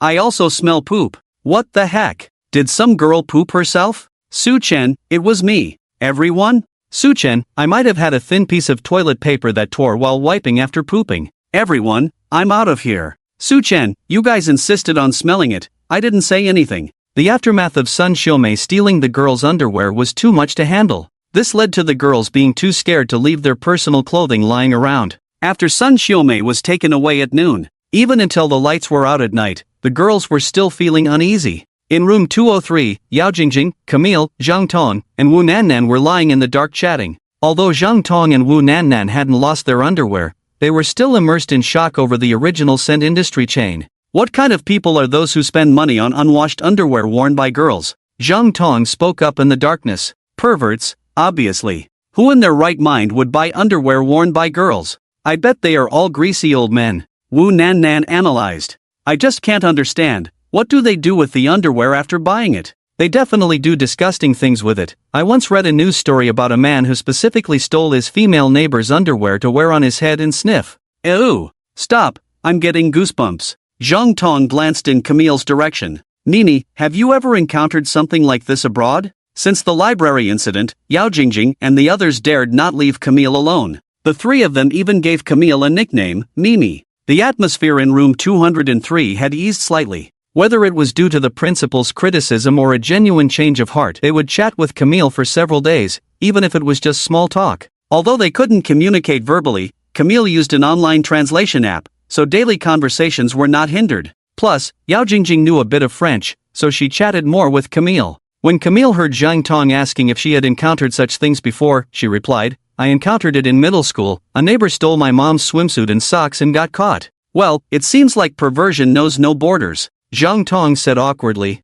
The three chatted aimlessly, but Yao Jingjing remained silent. Zhang Tong half sat up and looked at Yao Jingjing on the upper bunk. In the moonlight, she saw Yao Jingjing staring at the ceiling, lost in thought. Jingjing, you're not asleep? Huh? What? Yao Jingjing snapped out of it. I said you're not asleep? Zhang Tong repeated. Oh, I'm not asleep. Yao Jingjing absent-mindedly replied. You haven't said a word for a while, I thought you were asleep. Zhang Tong said. Yeah, I thought you were asleep too. You haven't said a word since the lights went out, Jingjing. What are you thinking about? Wu Nannan chimed in. Yao Jingjing stared at the ceiling, her face turning red and then pale, as if she was pondering something unsettling. I'm thinking, if Su Chen has some bad intentions towards me. Bad intentions? What kind of bad intentions? I mean, like sinister motives, having thoughts about me. As soon as she said that, Zhang Tong and Wu Nannan both sat up. Their expressions changed instantly. Oh my, did Su Chen say something to you in private? He wouldn't be trying to ask you out, would he? Yao Jingjing shook her head. No, not at all. Huh? Then why do you think he has sinister motives towards you? Zhang Tong asked curiously. Do you remember at noon on the first floor, when Su Chen accused Aunt's son? Yao Jingjing asked. Yes, I remember, both Nannan and I were there. Yao Jingjing nodded at the words, yes, so you must have seen Su Chen pretending to be a buyer in the chat records with the second-hand platform seller, right? Yes, we did. Didn't you find anything unusual from the chat records? Zhang Tong and Wu Nannan recalled the chat records from back then. It seems Su Chen placed an order to lure the scammer, right? Yao Jingjing said, exactly. He clicked on the third link. Zhang Tong asked, and then? Yao Jingjing continued, the third link was for my pagewaxing underwear. Zhang Tong asked, and then? Yao Jingjing, seeing Zhang Tong still not getting it, felt a bit embarrassed. Oh, Tong, what's wrong with you? Usually, you're quick to react. Why are you so slow today? Ah, maybe my brain is slow in the evening. Jingjing, stop teasing me, just tell me the answer. Zhang Tong urged impatiently. Yao Jing Jing sat up from the upper bunk, and with a meaningful look, said, "Have you ever thought, out of 53 girls who lost their underwear, why did he specifically choose me?" This sentence activated the hidden talents of the group. Zhang Tong slapped her thigh as if her brain had rebooted. Right. Out of 53 girls, why did he choose to click on Jingjing's order? This is definitely not a coincidence. Wu Nan Nan chimed in, "I get it. He's playing a hidden game. On the surface, he's trapping the original scent trafficker and leaving evidence, but in reality, he wants to express that out of the 53 girls, he's only interested in our Jingjing." "Nan Nan, you're quick-witted," Yao Jingjing smiled. Phoenix plus 1 point. As a hidden dragon, Zhang Tong couldn't fall behind. Frowning, she added, "The third link was for that set of pink pagewaxing underwear. Su Chen kept saying Jingjing's underwear was childish yesterday. If he thought it was childish, why did he click on the pagewaxing underwear? Men are contradictory. The more they want something, the more they act like they don't care. This means, actually, Su Chen really likes Jingjing's pink pagewaxing underwear." "Tong Tong, you're on point." Yao Jingjing laughed. Hidden dragon plus 1 point. The three of them discussed animatedly, while Camille remained silent. She couldn't understand at all, so she didn't interject. Yao Jingjing leaned over from the upper bunk. "Mimi, do you think the same?" Camille didn't understand what they were saying, but hearing Yao Jingjing ask, she went along. "Yao, I think the same as them." With the approval of the hidden dragon, Phoenix, and Camille, Yao Jingjing became even more convinced of her theory. Su Chen coveted her underwear. No, her body. His previous actions of blocking her and breaking off contact were all to cover up his desire for her body. Otherwise, why would he specifically choose her pink pagewaxing underwear in front of everyone? Clearly, he's thinking about me, but he keeps pretending otherwise. This man is playing hard to get. Yao Jingjing happily lay back on her bed. She opened a shopping app and quickly ordered several different styles of pink pagewaxing underwear. She also bought a pink pagewaxing short-sleeved shirt. The next 2 days, a new auntie was assigned to the girls' dormitory. This auntie was a female teacher in charge of logistics at Binhai University, similar in age to Sun Xiaomei, and both were longtime employees of Binhai University. Due to the peculiar nature of the underwear theft case in the girls' dormitory, the school authorities suppressed it. Moreover, there was nothing worth discussing about the girls losing their underwear. The novelty wore off after 2 days. None of the 53 girls wanted to wear the over 100 recovered underwear again. Since it was Saturday, all the girls took advantage of the day off to buy new underwear. Yao Jingjing had already bought hers online. However, Camille couldn't shop online because her figure was too unique, and the sizes online were inaccurate. She had to go to a physical store. To strengthen her friendship with Camille, Yao Jingjing decided to accompany her to the mall. Of course, deepening their friendship was just one aspect. On the other hand, Yao Jingjing wanted to figure out the relationship between Camille and Su Chen by spending more time with Camille and listening to her talk. When Camille heard Yao Jingjing's invitation to go shopping, she was naturally very happy. After dressing up carefully, the two walked out of the dormitory building and arrived at the playground. Unexpectedly, they ran into Su Chen. Early in the morning, Su Chen received a message from Yan Luoxue. Yan Luoxue said she needed his help with something and would discuss the details when they met. Su Chen understood that she must need his help with something at home again. Just now, Yan Luoxue said she was waiting for him at the school gate, so he went downstairs to leave. Unexpectedly, he ran into Yao Jingjing and Camille who were going to buy underwear. "Su!" Camille exclaimed excitedly. Su Chen turned around and saw Camille and Yao Jingjing walking hand in hand towards him. Are you two going out?" Su Chen asked. "Yes. Yao is taking me to buy underwear." Camille smiled.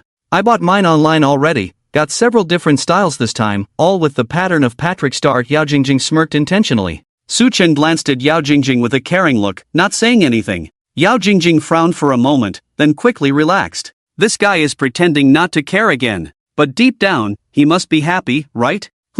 Su, where are you going?" Camille asked. "I'm going to meet a friend," Su Chen replied. "Oh, by the way, if you're buying underwear, try to get them in purple." "Why?" "Wearing purple underwear brings good luck in exams." "Ha ha ha, okay. Su Chen and Camille chatted and laughed as they walked out. They completely ignored Yao Jingjing the whole time. Yao Jingjing understood that Su Chen was using this behavior to hide his excitement. She deliberately kept quiet, not wanting to expose Su Chen's feelings. Soon, the three of them walked out of the school gate. Across the street from the school, there was the familiar pink Koenigsegg parked. Yan Luoxue, sitting in the driver's seat, rolled down the window and waved at him. "I'll go ahead."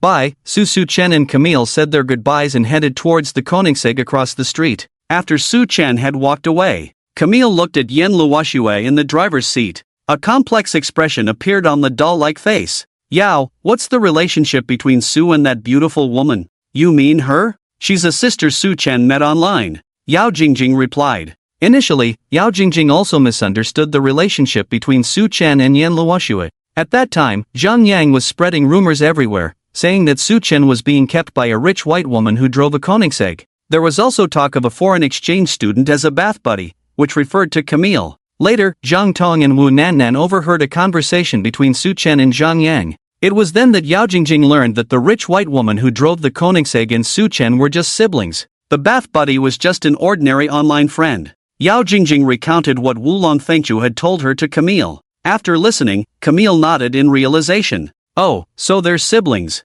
Yao Jingjing looked at Camille. Nini, I thought you would be curious about the car, but you seem more curious about the woman driving it. The car? What about it? Camille was puzzled. Thinking that Camille didn't know much about cars, Yao Jingjing explained beside her. That car is very expensive. I heard from the guys that it's a limited edition, costing over 10 million when it's brand new. Oh, I know the price of that car. Camille smiled. Ha? I thought you would be surprised. I didn't expect you to know what kind of car it is, Yao Jingjing said. I know, we have one at home, so I'm not amazed. Camille explained. You have one at home? Yes, my dad has a black one, and my mom has a white one. Yao Jingjing was stunned. She suddenly realized that since Camille moved into their dorm, she had never known what Camille's family did. Now listening to Camille casually mention that her dad drives a Lamborghini, and her mom also drives a Lamborghini. What kind of family background is that? In an ordinary family, who has 2 Lamborghinis? Camille must be a foreign rich girl. Nini, what kind of business does your family do? Although it's not polite to ask such questions, Yao Jingjing couldn't help her curiosity. We are in the wine business, mainly dealing with the military, but I never pay attention to the family business. Camille smiled. Oh, I see, no wonder uncle and auntie have such expensive cars, Yao Jingjing laughed. Yao Jingjing thought Camille's family was wealthy from selling wine. She completely didn't understand what Camille meant by dealing with the military. She had no idea about the influence of Camille's family in both Russia and France. The 2 campus belles continued chatting as they walked towards the mall. After picking up Su Chen, Yen Luoxue chatted with him while driving. Today, Yen Luoxue was wearing a white casual suit with a black collar, a tight skirt, and black high heels. She exuded a sense of mature beauty in the workplace, especially with those long legs. Those legs were wasted just walking, they should be aimed at the ceiling. Yen Luoxue's temperament was very charming. She always gave off a healthy beauty vibe of regular menstruation, high fertility, good at childbearing, and never hungry for children.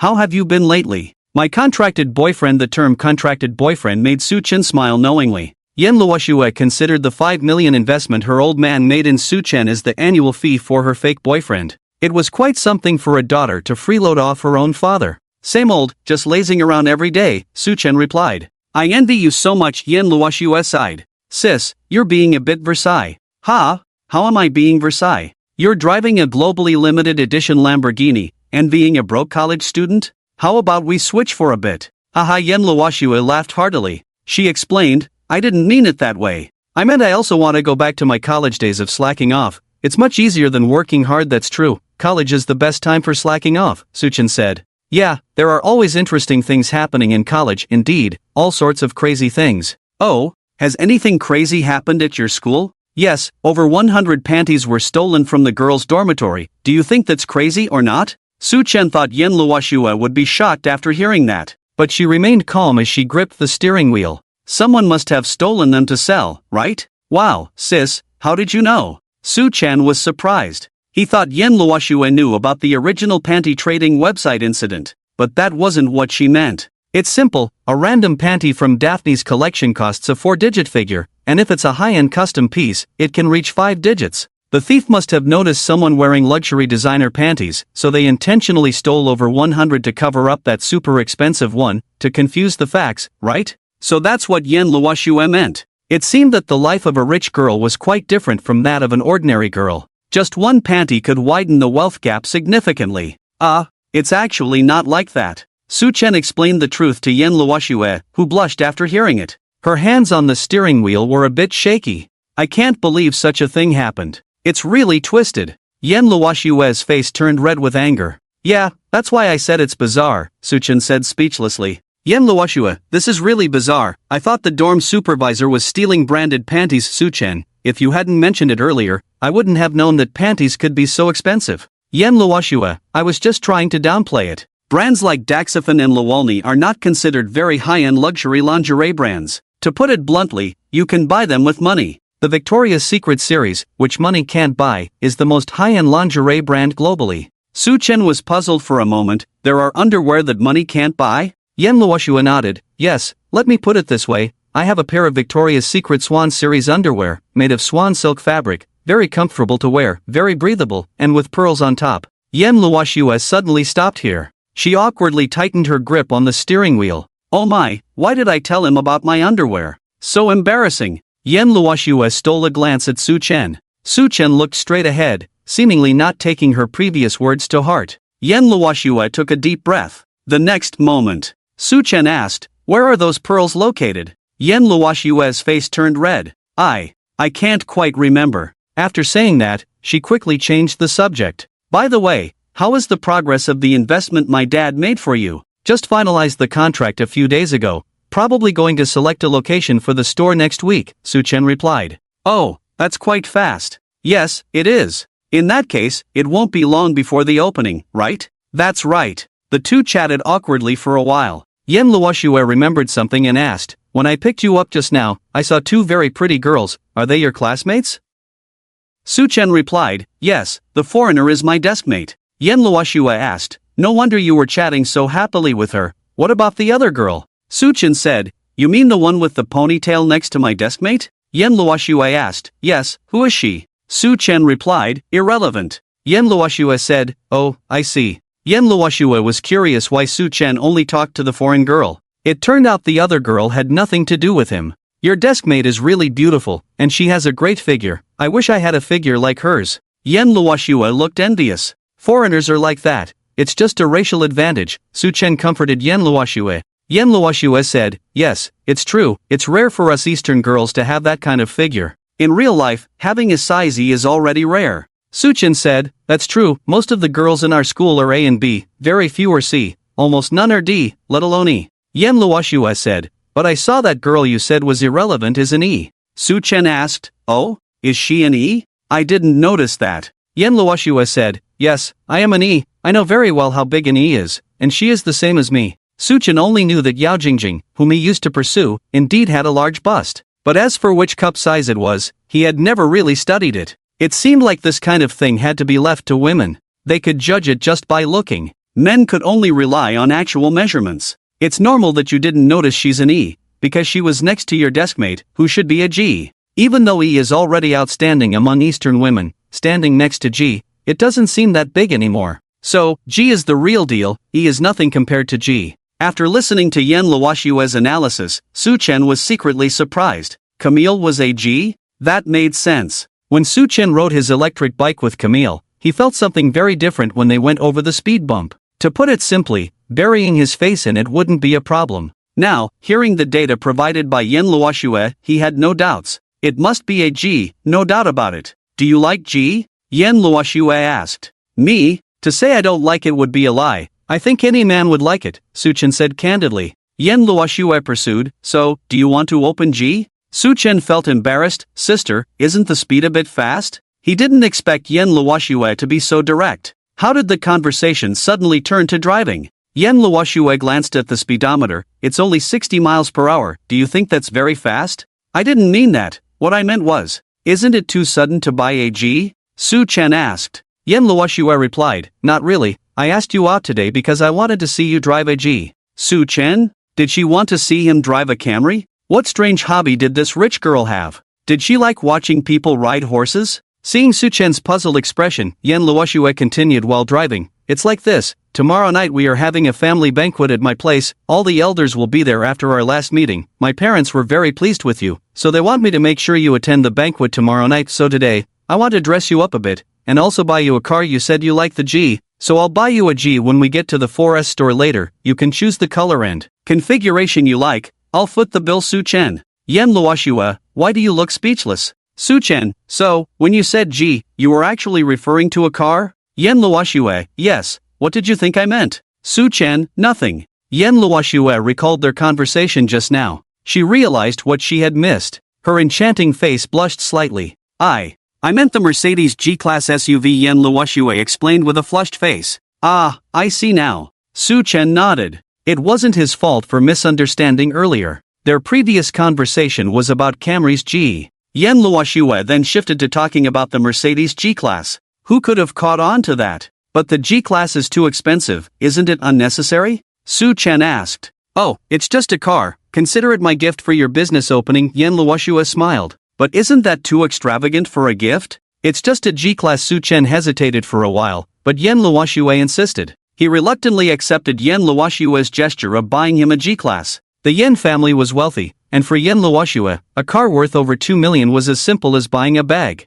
She didn't care about such trivial matters. Soon, they arrived at a nearby Mercedes-Benz dealership. Inside the dealership, the manager personally welcomed them, and all the staff provided enthusiastic service. After all, Yen Luoxue was the future female CEO of the Yen Group and the heiress to a future billion-dollar fortune. The dealership couldn't afford to neglect Yen Luoxue. The process of buying the car went smoothly, without any cliched scenes of bargaining. Su Chen didn't understand the configurations of the G-Class. He randomly chose the latest Black Warrior model. After paying, the dealership completed all the paperwork. Once they had the temporary license plate, Yen Luoxue sent someone to take the car to the vehicle registration office. While waiting for the registration, Yen Luoxue took Su Chen to a tailor shop for a custom-made suit. After buying the suit, Yen Luoxue also bought a Vacheron Constantine overseas watch worth 200,000. The sapphire blue dial complemented Su Chen's style perfectly. With everything done, including the registration, Su Chen happily received the Mercedes G-Class worth over 2 million.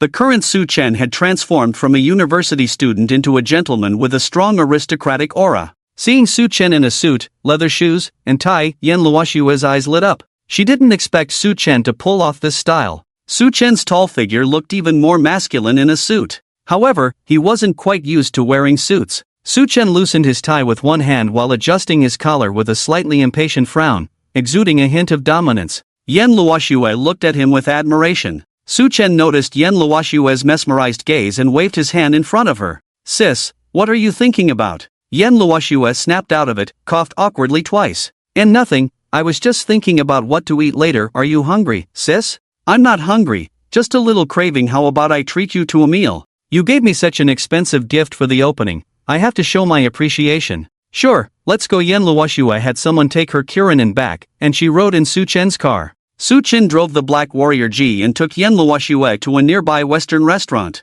The two found a quiet corner to eat and chat. Their conversation revolved around tomorrow's family banquet. In order to smoothly navigate through the family banquet, Yen Luoxue briefly explained the situation of the Yen family to Su Chen, such as who the elders attending tomorrow are, and their status in the Yen family. Su Chen ate while jotting down what Yen Luoxue said. As Yen Luoxue spoke, her expression became somewhat serious. By the way, there's something I've been wanting to tell you, but never had the chance. Since you're playing my boyfriend now, I think it's necessary to tell you about this. Seeing Yen Luoxue so serious, Su Chen put down his chopsticks and listened attentively to what she had to say. My second uncle will also be at the family banquet tomorrow. If he doesn't initiate a conversation with you, you don't have to bother with him. Second uncle? Your dad's younger brother? Su Chen asked. Yen Luoxue nodded. Yes, but my dad and my second uncle have never gotten along. They always end up quarreling whenever they meet. If it weren't for the family banquet, my dad wouldn't even meet my second uncle, and my second uncle is quite unpleasant. He's considered an outsider in our Yen family. Hearing Yen Luoxue say this, Su Chen thought of the melodramatic plot of a chaebol family's youngest son in a Korean drama.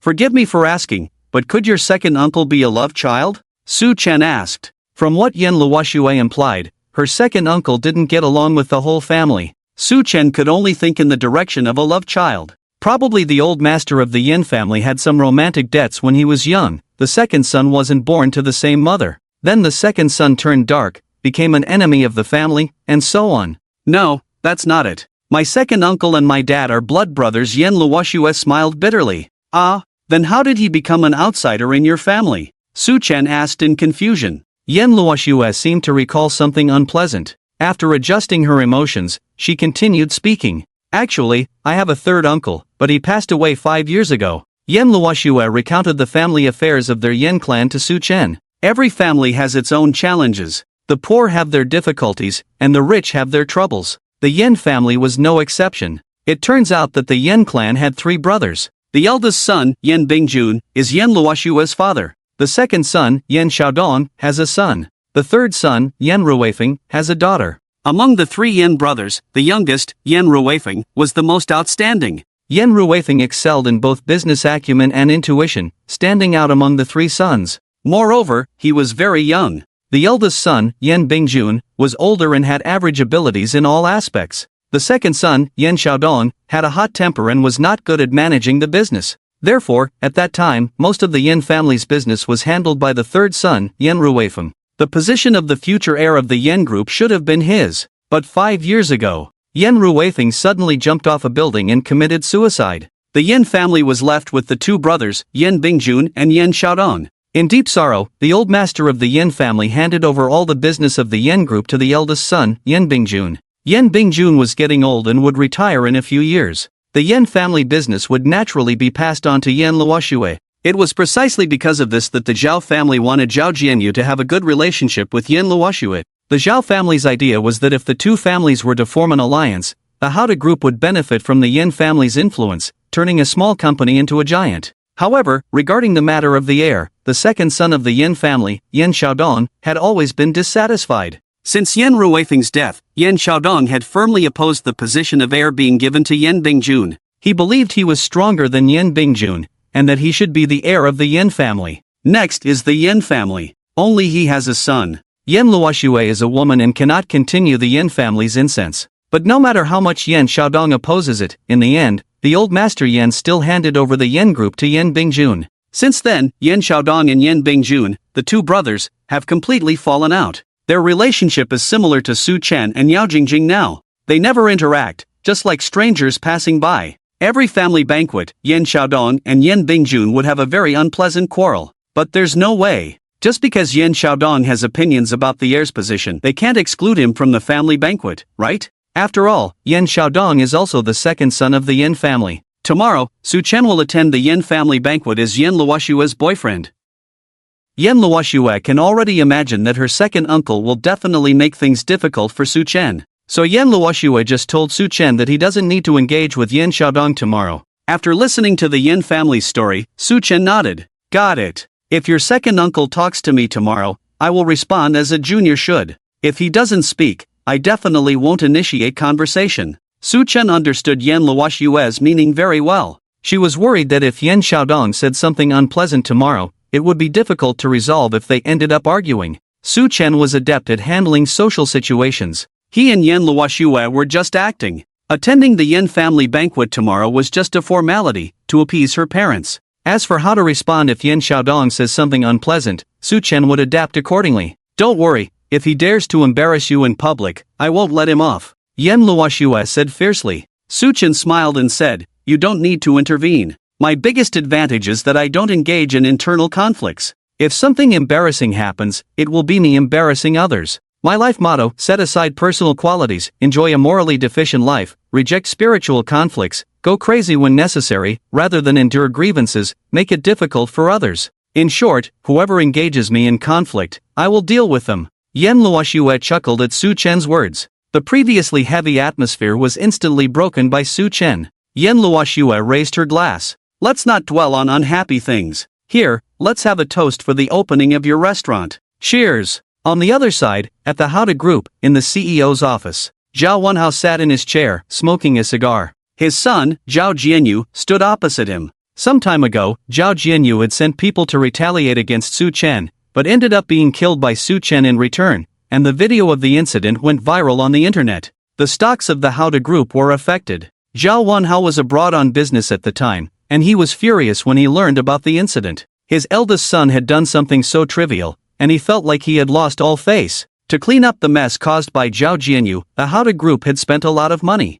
Today, Zhao Wenhao returned to the country, and Zhao Jianyu was prepared to be scolded. Dad, it's all my fault. I messed up the 50 million investment, and our stock price dropped a lot because of me. I'm useless. Zhao Jianyu confessed with his head down. It's okay, the matter is in the past. Zhao Wenhao exhaled smoke. Dad, should I go visit the Yin family again and talk to Yin Bingjun? Zhao Jianyu asked. Talk to him for what? In the future, our Haoda group will only cooperate with Yin Xiaodong. Zhao Wanhao replied. Dad, why cooperate with Yin Xiaodong? He's not the heir of the Yin family. Zhao Jianyu asked in confusion. Zhao Wanhao sneered. The position of the heir might end up in someone else's hands. Ha? Dad, how? How could Yin Bingjun not pass the business to his daughter? Zhao Jianyu asked puzzled. Zhao Wanhao chuckled. Holding his cigar, a hint of playfulness flashed in his eyes. Do you really think Yen Ruweifeng committed suicide? Hearing his own father say this, Zhao Jianyu realized something. Dad, are you suggesting Yen Ruweifeng didn't commit suicide, he was murdered? I didn't say anything, I was just speculating, Zhao Wanhao said with a serious expression, holding a cigar. Zhao Jianyu was speechless for a moment. Dad, why are you playing word games with me? We're not strangers. Don't you know that walls have ears? Besides, how can one speak so easily about such matters? Zhao Wanhao gave his eldest son a stern look. Zhao Jianyu nodded. Dad, I understand. If Yen Ruweifeng was murdered, then why did the police conclude it as suicide in the end? That's because the police didn't find any evidence, Zhao Wanhao said, holding the cigar between his fingers. 5 years ago, Yen Ruweifeng died by jumping off a building. The Yin family used all their connections to investigate the cause of Yen Ruweifeng's death. But they found nothing. Yen Ruweifeng was determined to have committed suicide. A young and promising heir of the Yin family, without any illness or trouble, suddenly jumps off a building? Who the hell would believe that? Unfortunately, there was no way.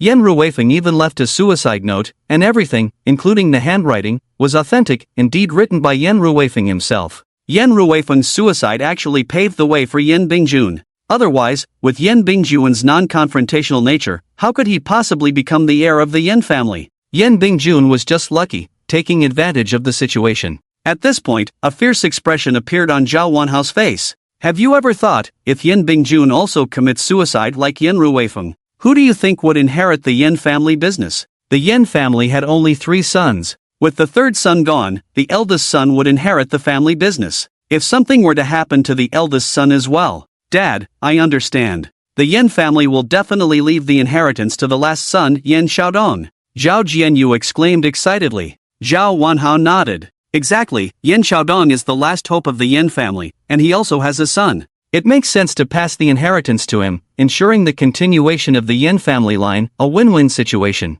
That's why I said, all we need to do next is to maintain a good relationship with Yin Xiaodong. I can say with great responsibility that Yin Xiaodong becoming the heir of the Yin family is a done deal. Without hesitation, Zhao Jianyu said, Dad, but currently, everything in the Yin family is under Yin Bingjun's control. Even if something happens to Yin Bingjun, the position of the heir will likely go to Yin Luoxue. Idiot. Yin Bingjun can make decisions because he's still alive. Don't you understand the saying, people only appreciate you after you're gone? If Yin Bingjun suddenly disappears, do you think Yin Xiaodong would let Yin Luoxue, that little girl, take advantage? After all, Yin Xiaodong is the second son of the Yin family. Do you think everyone under the Yin family would approve of Yin Luoxue? When the leader falls, the followers scatter. By then, the entire Yin family's assets will be at the mercy of Yin Xiaodong. As for that girl Yin Luoxue, ha ha, all that talk about a wealthy young lady, the jewel of the Yin family, it's all nonsense. The day her father is gone, she will completely lose the Yin family's protection and become a destitute orphan.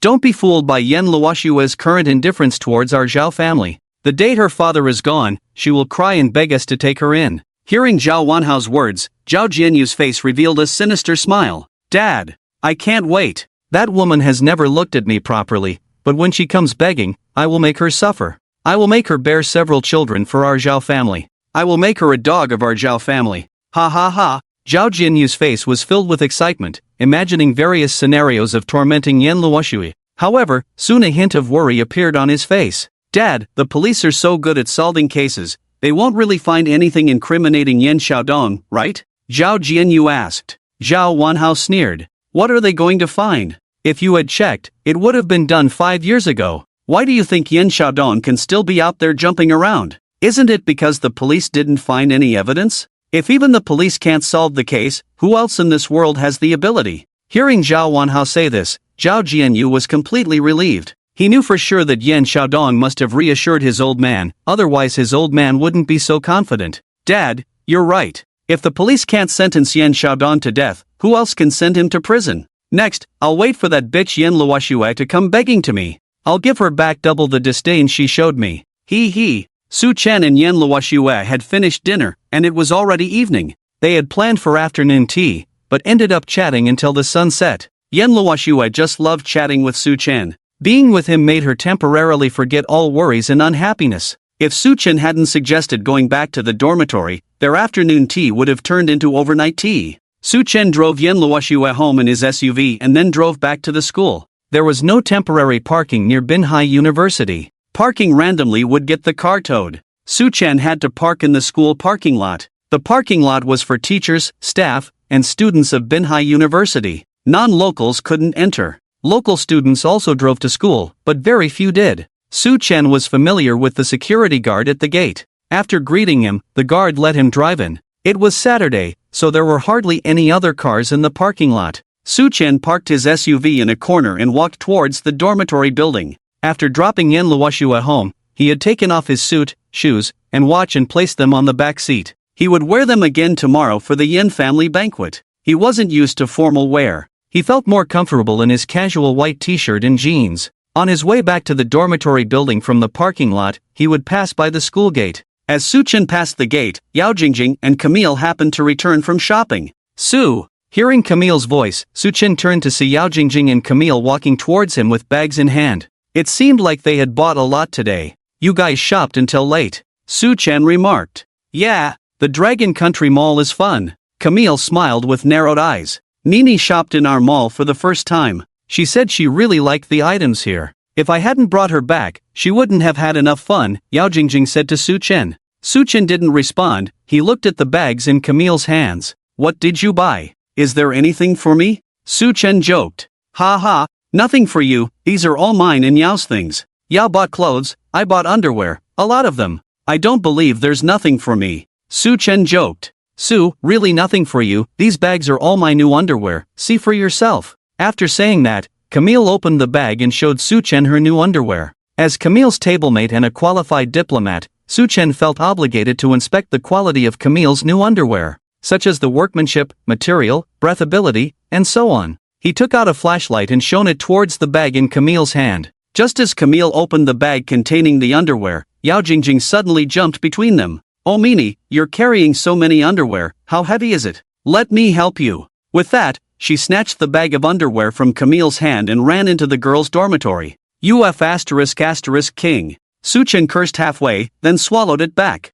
This guy was really annoying. Can't you just disappear? Su, what were you saying just now? Nothing, I said need. Tomato, suddenly craving tomatoes. Oh no, the underwear that was about to reach the mouth flew. No, it flew in front of the eyes, making the atmosphere somewhat awkward. Camille's hands were empty. Su Chen and she stood face to face under the girls' dormitory building. The surroundings were pitch black and very quiet. In the distance, the trees chirped incessantly. In this hot summer, it was the season for male and female cicadas to mate. Puff! Camille suddenly chuckled. What are you laughing at? Su Chen asked in confusion. Su, actually I have another one, Camille smiled shyly. Another one? Where is it? Su Chen looked at Camille with empty hands. Here Camille pointed below herself. The one I'm wearing now is also newly bought today. Su, do you want to see it? This was an easy question. If Su Chen hesitated for even a second, it would be disrespectful to Camille and distrustful of a foreign friend. Before he could answer, Camille suddenly took a step forward. Su Chen was almost struck by lightning. The distance between them was less than a centimeter. Although they were not touching, he could still feel the heat emanating from Camille, and her unique body fragrance. The air was hot, making the scent particularly strong. They could hear each other's breathing. Camille was wearing a loose white short-sleeved shirt and tight jeans today. Her blonde hair was loose, and her two ears peeked out cutely through the golden strands. Camille looked up at Su Chen, her eyes full of teasing. Su, don't just look at my bear, look here. With her eyes, she gestured downwards. It wasn't Su Chen's fault, he was looking down at Camille from a higher position. Unfortunately, her pair was quite obstructive. He moved his head back a bit so he could see the scene below. Camille placed her hands on the button in the middle of her jeans. She slowly unbuttoned it. The seal of the jeans was broken, and the waist loosened. Then, she held the waist with one hand and slowly pulled down the zipper with the other. As the zipper moved down, the jeans split open to reveal the inner beauty on both sides. In the light of the flashlight, Su Chen saw a hint of purple inside. In this moment, he remembered a line from a song, I lower my head, smelling a fragrance, swish. Camille zipped up again, buttoned the jeans. The whole process seemed complex, but it took less than 3 seconds. Su, I listened to you and bought purple, sorry, I didn't see clearly just now, please show me again. Camille chuckled and playfully punched Su Chen's chest. Good night, Su. Camille turned and ran into the girls' dormitory. In fact, she just wanted to prove that she obediently followed Su Chen's instructions and bought purple. At the dormitory door, she mischievously beckoned Su Chen with her finger. If Camille and Yao Jing Jing didn't share a room, Su Chen would have rushed in today. He turned off the flashlight, took a deep breath standing alone in place. Half a minute later, he turned and walked towards the boys' dormitory. He couldn't walk straight now, he had to bend over. That's how life is, some parts are too straight, and some parts have to bend down. Back in the dorm, there was only Zhang Yang. Today was Saturday, as usual, Tianjie and Zhou must have gone to the internet cafe to stay overnight. These two were addicted to the internet, always staying overnight. Unlike Zhang Yang, who would study new knowledge whenever he had free time, Su Chen saw Zhang Yang holding a laptop without turning on the light. The moment he opened the door, Zhang Yang quickly pressed the pause button. Although Zhang Yang's reaction was fast, Su Chen still heard a scream before the laptop paused. Yes, yes, oh my god. After pressing the pause button, the sound abruptly stopped. In the darkness, Su Chen stood at the door, Zhang Yang lying on the bed with the laptop. The two looked at each other from a distance. Lao Zhang, did I disturb you? Su Chen didn't enter immediately. No, I just started watching, Zhang Yang explained. Su Chen, oh, we haven't started yet, right? Zhang Yang, damn it. I'm still a kid, I have no idea what you're talking about. Su Chen, stop pretending, Lao Tian and Zhuzi are not here, what's there to be embarrassed about with me? Zhang Yang, damn, you really do understand me. Seriously, if you're not comfortable, I can step out for a while, it'll only take a minute anyway, Su Chen said earnestly. Just a minute for you. I don't need it, Zhang Yang retorted. Fine, I'll go in then. With that, Su Chen entered the room and closed the door, turning on the light. Zhang Yang took the tissue roll out of the quilt and placed it aside, then sat up holding his laptop. Su Chen glanced at Zhang Yang's computer screen. What theme are you watching today? It's the previous Small Cabin series. The Small Cabin series? Yes, the check cabins, enter the cabin, pay, take out the Q series. Zhang Yang summarized accurately. Geez, haven't you watched this series many times before? Hey, it's lively with lots of people, and there's always something new to gain each time. Su Chen remembered how Zhang Yang had successfully influenced Tianjie and Zhou with the Small Cabin series when school started. It had to be said that the setting of the Small Cabin series was quite nice. Pay to enter, buffet style, photos on each position. For newcomers, it was indeed very impactful. The boys in the neighboring dormitory all revered Zhang Yang as the master of adult films because of this resource. You carry on, I'm going to bed upstairs. Su Chen couldn't be bothered with him. Camille had made him unable to straighten his back for a long time that night. Returning to the dorm, he saw Zhang Yang watching the Small Cabin series. Just now, Su Chen glanced at the blonde actress on the screen, and all he could think of was Camille with her blonde hair. He was really annoyed now. Climbing up to the top bunk and lying down, Su Chen's phone vibrated. He took it out and saw a message from Hai Jixin. Their last conversation was about the issue they disagreed on. Yao Meijing's final words were still on the chat box. Su Chen was even more irritated. On the screen, the other party sent several aggrieved expressions. Finally, a text message came through. Hai Jixin, are you asleep? I want a video chat with you. The other party retracted a message. Hai Jixin, are you asleep? I want a video chat. Yao Meijing deleted the extra word she typed. Su Chen peeked at it. Zhang Yang on the lower bunk had already put on his headphones and immersed himself in the world of the small cabin. Su Chen called out to Zhang Yang a few times, but he didn't react at all with his headphones on. He was probably completely engrossed, imagining himself as one of the foreigners paying to enter the cabin. Su Chen replied to Yao Meijing, not asleep, we can video chat. As soon as the message was sent, Yao Meijing's video call came through. It was evident she was very eager. After connecting the video call, Yao Meijing's charming face appeared on the screen. She was still wearing the same nightgown as last time, just in white this time. Su Chen could tell she had been drinking. Her eyes were hazy, her cheeks flushed, clearly trying hard to chat with Su Chen on the video call. What's going on? It's so dark on your end. Yao Meijing's alluring mature voice came through the phone. Su Chen held up his phone. I didn't turn on the light, my roommate is watching a movie. Oh, I thought you were alone in the dorm. Yao Meijing lowered her voice. I have another roommate on the lower bunk. Su Chen replied. Will he hear me if I talk? Yao Jing asked softly, covering her mouth. No, he's wearing headphones and watching a movie. Su Chen then turned the camera around, secretly filming Zhang Yang from the top bunk. While filming him, he called out to him a few times. Zhang Yang furrowed his brows, staring at the screen, completely oblivious to Su Chen calling him. See that? He can't hear a thing. Su Chen told Yao Jing. Got it. At that moment, Yao Jing accidentally caught a glimpse of Zhang Yang's computer screen. On the screen, inside a small cabin, a man was arguing with a blonde, blue-eyed woman over money. The man's attitude was very bad, shouting fiercely, leaving the woman no chance to retort. Her face was flushed, tears welling up in her eyes, clearly lacking oxygen. Yao Jing's beautiful face blushed. Su Chen also noticed something amiss and quickly adjusted the camera. He saw Yao Jing's ambiguous expression on the screen. Su Chen hurriedly explained, let me clarify, I don't usually watch this stuff, it's just him in the dorm watching it. I don't believe you, you must love watching this kind of stuff. Yao Jing squinted and smiled. Is that how you see me? Do you think I'm a pervert? Su Chen said helplessly. Not really, but I always feel like you might do something perverted to me. Yao Jing giggled drunkenly. Have you been drinking a lot to act like this over a few dishes? Su Chen asked. No, after my daughter went to college, I drink when I'm bored alone, not much. Yao Jing murmured, propping her head with her hand. Go to bed early, we can talk when you're sober. No, I'm not sleepy at all, sister, your eyes can barely stay open. Don't call me sister, call me Jingjing. Yao Jing teased Su Chen, looking mischievously at him.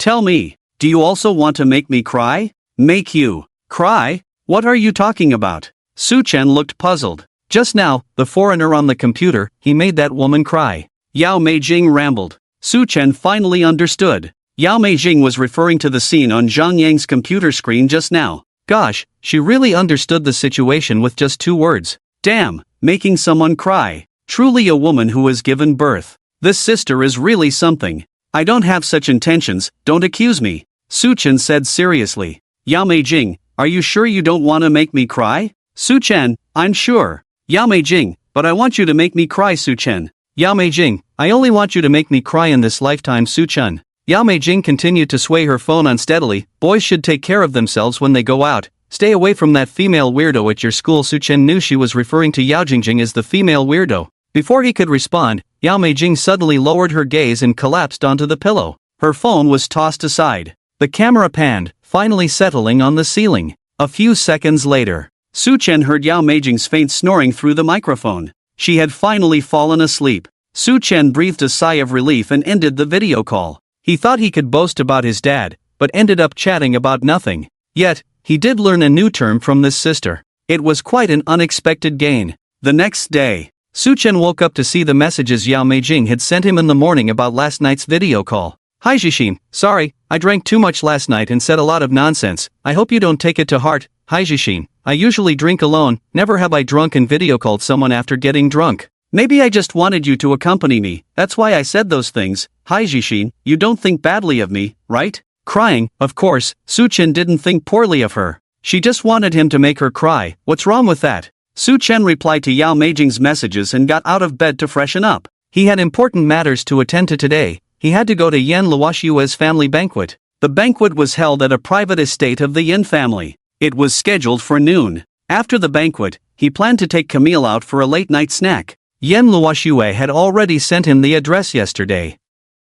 After Su Chen finished washing up, Zhang Yang was still asleep. Maybe he glued too much. Su Chen put on his clothes, grabbed some breakfast at the cafeteria, then changed into fresh clothes in the car and set off for the Yin family's private estate. Over half an hour later, Su Chen arrived at his destination driving the Big G Yun Valley Manor. It was called a manor, but it looked more like a huge golf course. Endless green lawns, lush welcoming pines. Several black swans were playing in the artificial lake at the center of the lawn. Su Chen parked the car in the parking lot. All he could see were million-dollar luxury cars. Maseratis, Cayennes, Land Rovers, Bentleys. Yan Luoshue's pink Lamborghini was among them. Su Chen parked his black G next to the Lamborghini. After parking the car, Su Chen got out. Yan Luoshue, dressed in a black evening gown, walked over from a distance. Yan Luoshue was dressed to the nines today, with big waves in her hair, fiery red lips, and stunning makeup. Paired with the black gown, she exuded an unattainable air.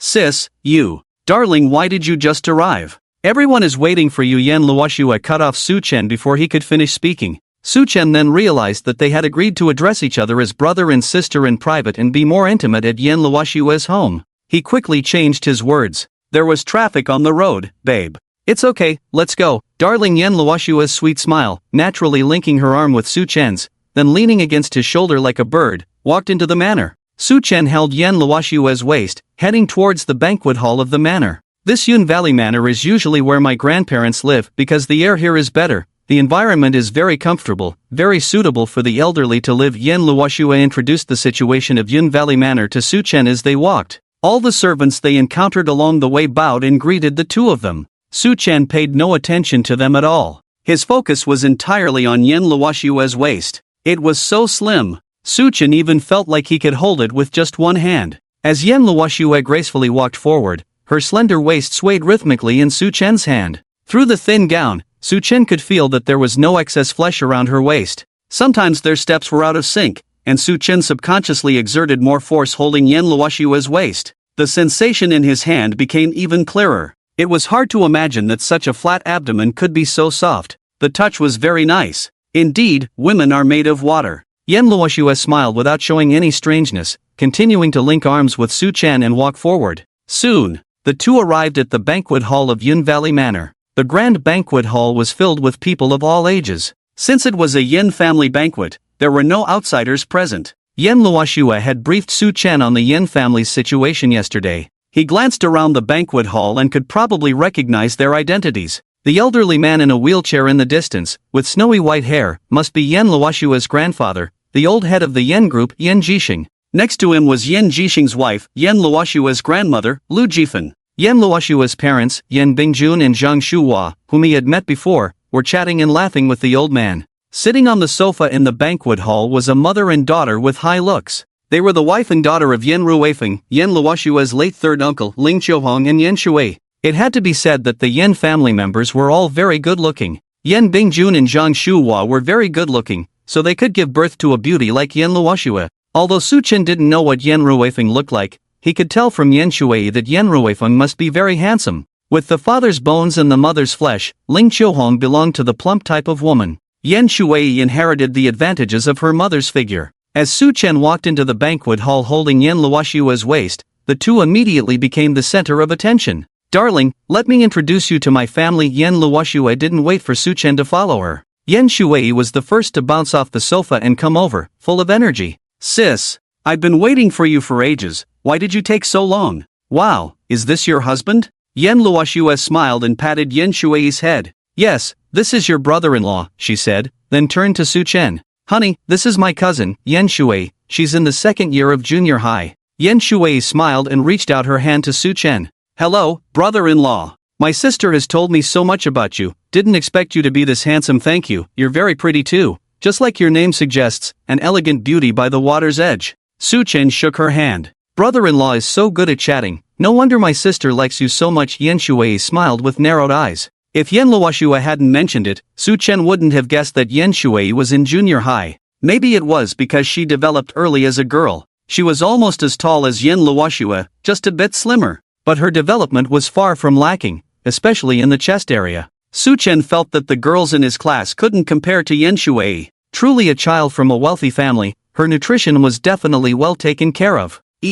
Don't hog your brother-in-law, let's all have a chat with him. Zhang Shuhua called from a distance. Oh, okay. Yan Shui, with her mushroom hairstyle and hands holding up her emerald green dress, skipped over to make way. From her awkward handling of the dress, Su Chen could finally see that she was indeed a junior high student. She didn't usually dress so formally. Yan Luoshua led Su Chen to her grandparents. Grandpa, Grandma, this is my boyfriend. Su Chen politely greeted the elderly couple. Hello, on behalf of the Yan family, welcome. Yan Jixing, sitting in a wheelchair, reached out his hand to Su Chen. Su Chen politely bent down and shook hands with the old man. Little Su is really handsome, somewhat resembling me in my younger days, Yan Jixing praised. Lu Jifan rolled her eyes at Yan Jixing. Oh, you shameless old man, you're way off comparing yourself to young Su. How so? Look at Su's features and physique, reminiscent of my youthful vigor. Yan Jixing reminisced. Oh come on, do you think I don't know how you looked when you were young? Are you losing your memory, old lady? Go on, bring the old photo album, I want to compare notes with you.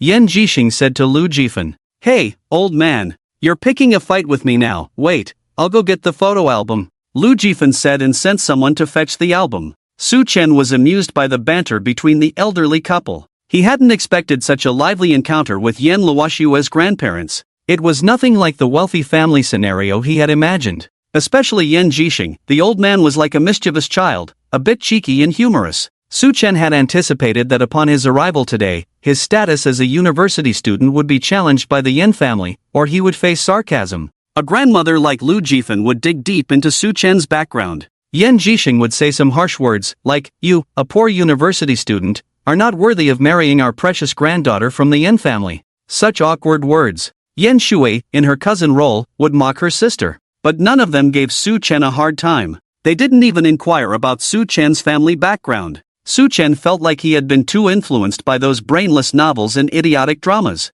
Truly wealthy people didn't exude such hostility. Growing up with a silver spoon, what hostility could they have? So they didn't care about your family background, how much you earned in a month, or whether you had a house, a car, or savings. Only those with underdeveloped brains or complete lack of development would say such brainless things. Who would slam the table and shout as if they had a deep-seated grudge upon first meeting a good person? From Yan Luoshue, one could see that the Yan family had high standards. Among the people present, Ling Qiuhong seemed a bit aloof. She was dressed entirely in black from head to toe. Even when she greeted Su Chen, she forced a smile. Yan Luoshue, fearing Su Chen might misunderstand, quietly explained to him, "My third uncle and aunt had a great relationship. After my third uncle passed away, my third aunt never smiled again. She hasn't attended any family banquets since then. Today, it's already rare for her to come knowing I'm bringing you to meet my parents. I hope you don't get the wrong idea. Don't worry, I'm not thinking too much. I can understand your third aunt."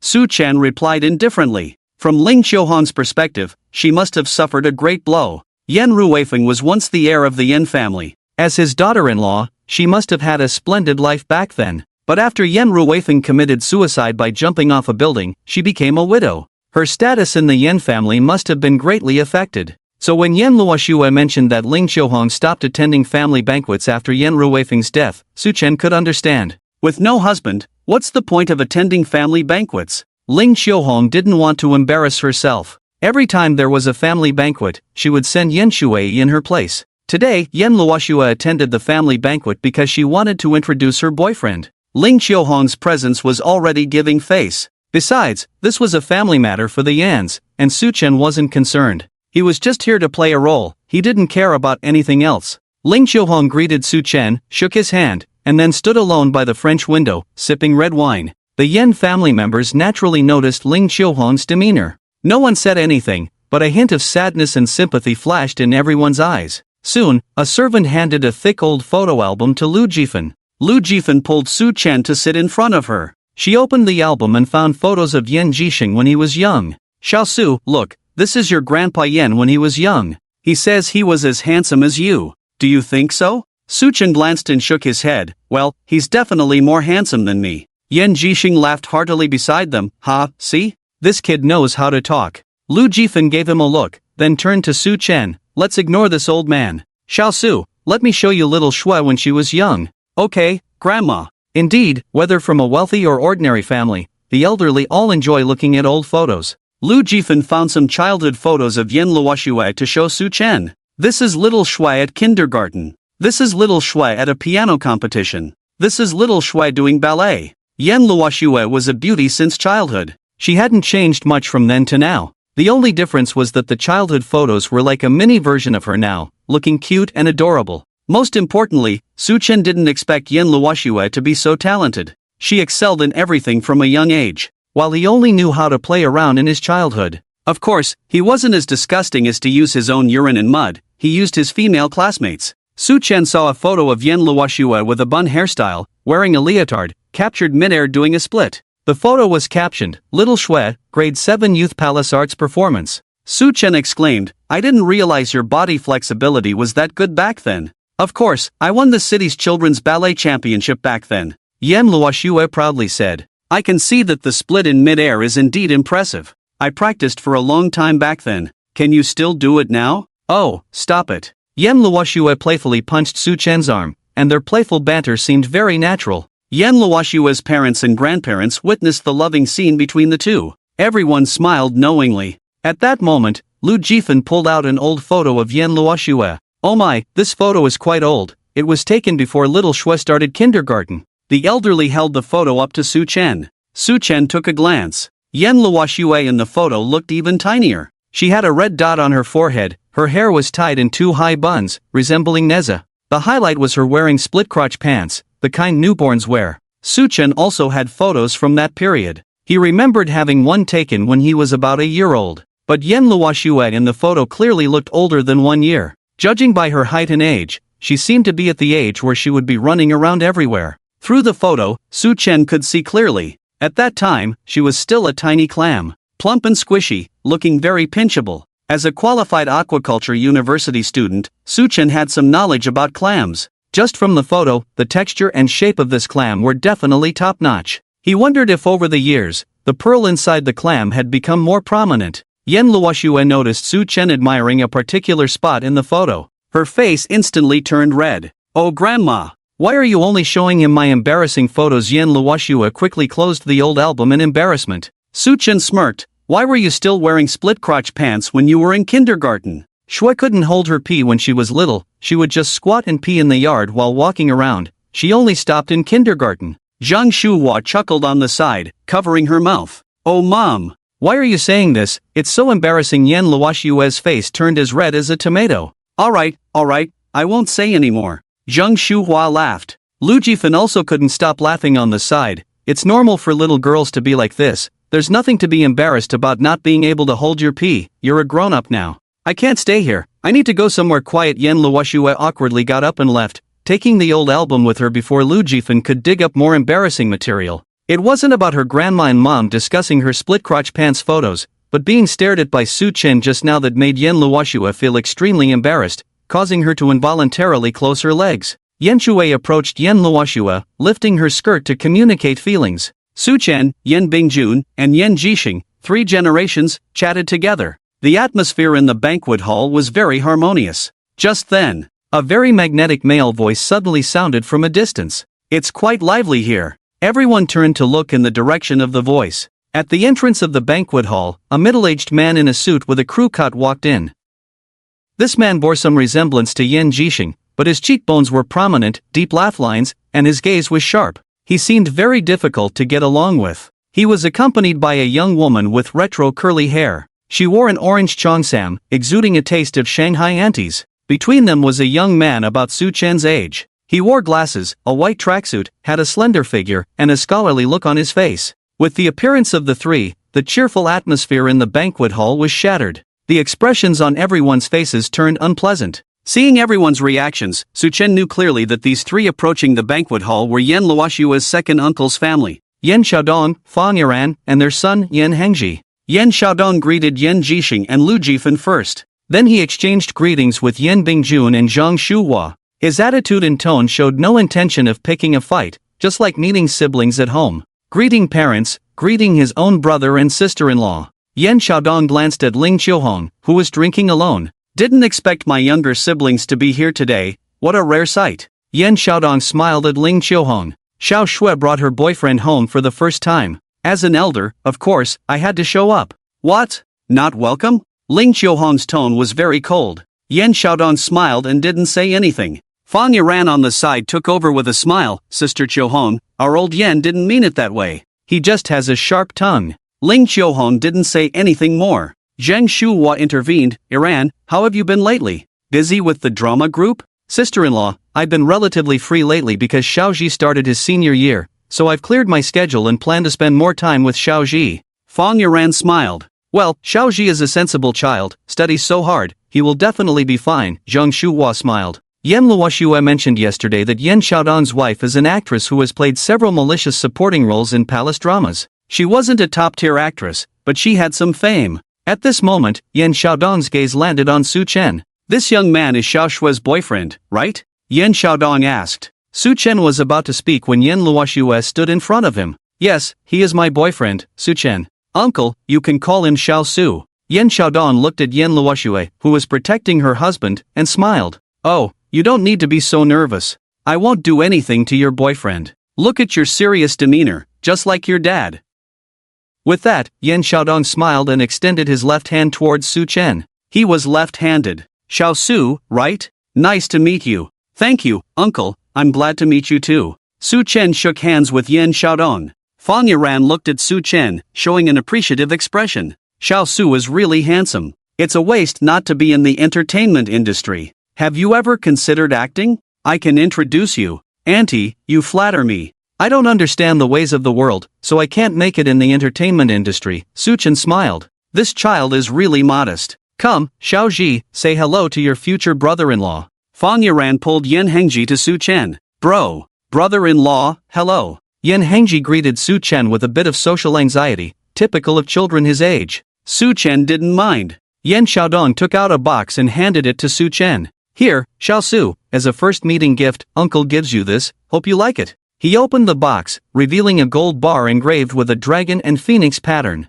Uncle, this gift is too precious. I appreciate your gesture, but I can't accept the gift. Su Chen declined. It's not about being precious. I only have Xiao Shui as a niece. This small gift represents my heartfelt wishes, hoping you two will be united soon. Yan Xiaodong emphasized. Yan Bingjun spoke up. Xiao Su, since your uncle is so sincere, you should accept it. Fang Yiran and Zhang Shuhua also joined in urging Su Chen to accept. Unable to refuse, Su Chen accepted the gift from Yan Xiaodong. Thank you, uncle. Don't mention it, we are family from now on. Yan Xiaodong was expected to do something eccentric or say something offensive next. However, he didn't. After giving the gift, he complained about being hungry and urged to start the meal. With Yan Xiaodong's family's arrival, the Yan family was finally complete. After everyone took their seats, Yan Jixing announced the official start of the family banquet. During the serving of dishes, Yan Xiaodong didn't show any abnormal behavior. Besides inquiring about his father Yan Jixing's health and exchanging a few words with his elder brother Yan Bingjun about company matters, he didn't say anything else. The next part was just eating and drinking. Wealthy people tend to prioritize health, and the ingredients used in the family banquet were grown on the estate. No pollution, no technology involved. Yan Xiaodong kept his head down throughout the meal, occasionally chatting with his parents, older brother, and sister-in-law. However, the conversations were stiff, and the atmosphere was very awkward. Su Chen noticed that after Yan Xiaodong arrived, Ling Qiuhong and Yan Shuai became quite despondent, especially Yan Shuai. She used to be lively and energetic, but since Yan Xiaodong's arrival, her expression turned serious. Every time she looked at Yan Xiaodong, her eyes were filled with resentment. Ling Qiuhong was the same. She didn't show Yan Xiaodong a good face the entire time. Judging from the strange atmosphere at the dining table, today's family banquet was probably more uncomfortable than before. Soon, the table of sumptuous dishes was almost finished. Yan Xiaodong said he had something to attend to and left with Fang Yiran and Yan Hengji. After Yan Xiaodong left, everyone's mood noticeably improved. Su Chen and Yan Luoxue went for a walk in the garden behind the banquet hall after the meal. It's strange, really strange. Yan Luoxue murmured softly. What's strange? Su Chen asked. He's so strange, completely different from usual, like a different person today, Yan Luoxue said, looking puzzled. Su Chen knew she was talking about Yan Xiaodong. Do you think I'm lying? He's usually so annoying, always causing a scene at family banquets. Who knows what's gotten into him today, acting so out of character? Yan Luoxue said helplessly. I don't think you're lying. I'm not stupid. I can tell from your family's expressions that your second uncle isn't usually like this, Su Chen said. Exactly. He's never like this, it's so unusual. Yan Luoxue muttered. According to Yan Luoxue's previous descriptions, Yan Xiaodong was the type to argue with anyone and everyone. Every family banquet, he would argue with everyone in the Yan family. Several times, he and Yan Bingjun would quarrel, leading Yan Bingjun to flip the table in anger. But today, Yan Xiaodong suddenly turned into a good elder. Whether with family or Su Chen, Yan Xiaodong was polite and very courteous. Something was definitely amiss. However, Su Chen was an outsider after all. He didn't want to meddle in Yan Luoxue's family affairs. Yan Xiaodong was pretending to be a good person, and it had nothing to do with him, so he didn't bother getting involved. Maybe your second uncle felt that since you brought your boyfriend home for the first time, he should tone it down a bit? Su Chen suggested. He never tones it down for anyone in our family, so why would he do it just because I brought my boyfriend home? Yan Luoxue frowned. Then why do you think he's suddenly acting like this? Su Chen asked. I have no idea. Maybe, as you said, he suddenly realized he hadn't been good before. Yan Luoxue pondered. In Yan Luoxue's impression, Yan Xiaodong had always been a person focused on quick gains. From childhood to adulthood, he looked down on everyone in the Yan family, as if he were the most outstanding one. Yan Xiaodong's unusual behavior today, speaking nicely to everyone and even giving Su Chen a gift, was indeed out of character. But Yan Luoxue couldn't understand why he was acting this way. By the way, is there anything wrong with the gift he just gave you? Yan Luoxue asked. No, it's just a regular gold bar from Zhou Shifu, Su Chen replied. Open it, especially the packaging, make sure there's no bug or anything hidden inside, Yan Luoxue said, looking cautious. Ha? A bug? Isn't that a bit much? Su Chen said as he opened the box, finding nothing inside except the gold bar. Yan Luoxue picked up the gold bar, tapped it on the ground. Clang! Clang! Clang! The gold bar made a clear sound. After confirming multiple times that the gold bar was fine, Yan Luoxue returned it to Su Chen. It's solid inside, there shouldn't be anything strange embedded in it. Embed something strange in a gold bar? Su Chen was amused by her wild imagination. You're making it sound like your second uncle is a secret agent, with bugs and things embedded in gold bars. Even 007 wouldn't go that far, Su Chen joked. You have no idea what kind of person my second uncle is. I heard from my dad that my second uncle has caused the demise of many competitors through eavesdropping and secret filming. He pretends to be submissive on the surface, but actually sneaks up for a surprise attack. Seeing him acting so unusually friendly with you today and even giving you a gift, I can't help but wonder. Yan Luoxue explained. So that's how it is. I didn't expect your second uncle to be such an old. Su Chen stopped mid-sentence. He wanted to say your second uncle is such an old schemer, but he felt the other party was at least an elder, so it didn't seem appropriate. What do you mean by old? Yan Luoxue asked. Oh, I meant your second uncle is really an old fox. Su Chen raised his thumb. A farting old fox. He's just an old schemer. Yan Luoxue snorted. Ah, well, old schemers are indeed annoying. The thing I hate the most in my life is old schemers, lying still in the grass, waiting to ambush you when you get on the car. Su Chen complained. Yan Luoxue's spirit lifted instantly upon hearing this. Exactly. And those who hide in rooms without moving, giving you a scare when you enter. Do you play PUBG too? Su Chen asked. Yan Luoxue nodded vigorously, yes, but I'm not that good, KD 5, and I rely on looting for equipment. Relying on looting for equipment? What's that about? Su Chen couldn't help but ask. It means when two teams fight, and after they finish fighting and leave, I go loot the remaining equipment in the crates. If I'm lucky, I might even find a first aid kit or something. Yan Luoxue chuckled. Su Chen didn't expect that the future female CEO of the Yen Group would be a gaming addict. Don't rely on looting anymore. I'll take you for a chicken dinner, that's more fun. Su Chen said confidently. Really? Can you take me for a chicken dinner? Of course, follow me, and you'll be having chicken dinners every day. That's great. How about a game now? Now, isn't it a bit inappropriate? Your family banquet isn't over yet.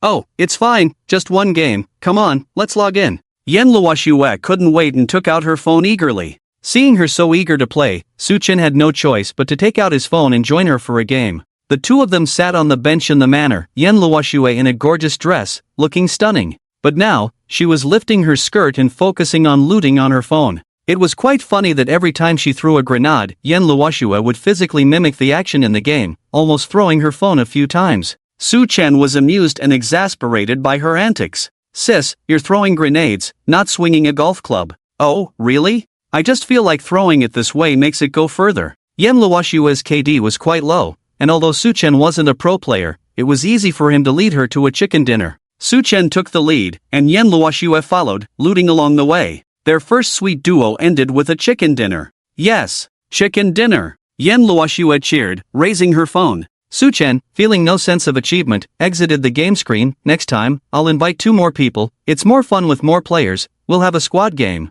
Sure, but if you find something good, you have to give it to me first, don't give it to others. Yan Luoxue said playfully. It's useless for you, your shooting skills are too weak. Oh, I'll improve, you'll see next time. After finishing the game, the two chatted as they returned to the manor. Due to Yan Xiaodong's unusual actions, today's attendance at the Yen family banquet went much smoother than expected. There were no difficult situations at the banquet, and Su Chen didn't need to showcase any shocking reactions. None of the lines he prepared were used, but it was for the best, saving him from having to act. Yan Jixing wanted Su Chen to stay for dinner at the manor, but Su Chen politely declined, citing evening self-study as the reason. The Yen family saw Su Chen off to his car. Just before getting in the car, Yan Luoxue sweetly hugged Su Chen. Su Chen knew that this was a show put on by Yan Luoxue for the elderly couple next to them. Xiao Su, drive safely on the road, take it slow, Zheng Shuhua kindly reminded. Okay, auntie, don't worry, Yan Bingjun patted Su Chen's shoulder. Xiao Su, don't rush back next time, make time to have a drink with me.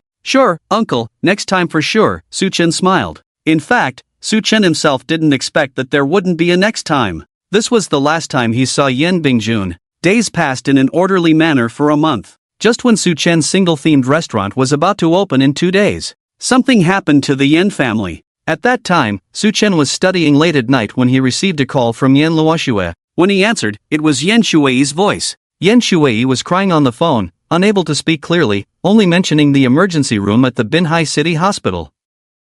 Su Chen hung up and rushed to the hospital. When he arrived, he found everyone from the Yan family there. There were also many unfamiliar faces, probably Yan family's subordinates. The corridor of the emergency room was filled with cries. Yan Luoxue and Zhang Shuhua, mother and daughter, were crying in pain. Lu Jifan was also sobbing uncontrollably. Yan Jixing sat pale-faced in a wheelchair without saying a word. Ling Xiuhong's eyes were red, clutching tissues in her hand. Yan Shuei came crying to Su Chen and explained everything. Su Chen's face changed after hearing it. It turned out that a few hours ago, Yan Bingjun was in a car accident and was rushed to the hospital for rescue. Just now, bad news came from the operating room. The rescue of Yan Bingjun was unsuccessful. He had passed away. Uncle is gone, woo. Yan Shuei cried. Su Chen comforted Yan Shuei for a few moments, then walked over to Yan Luoxue. He bent down and gently placed his hand on her back. Yan Luoxue, who was sobbing uncontrollably, looked up when she saw Su Chen and threw herself into his arms, crying loudly.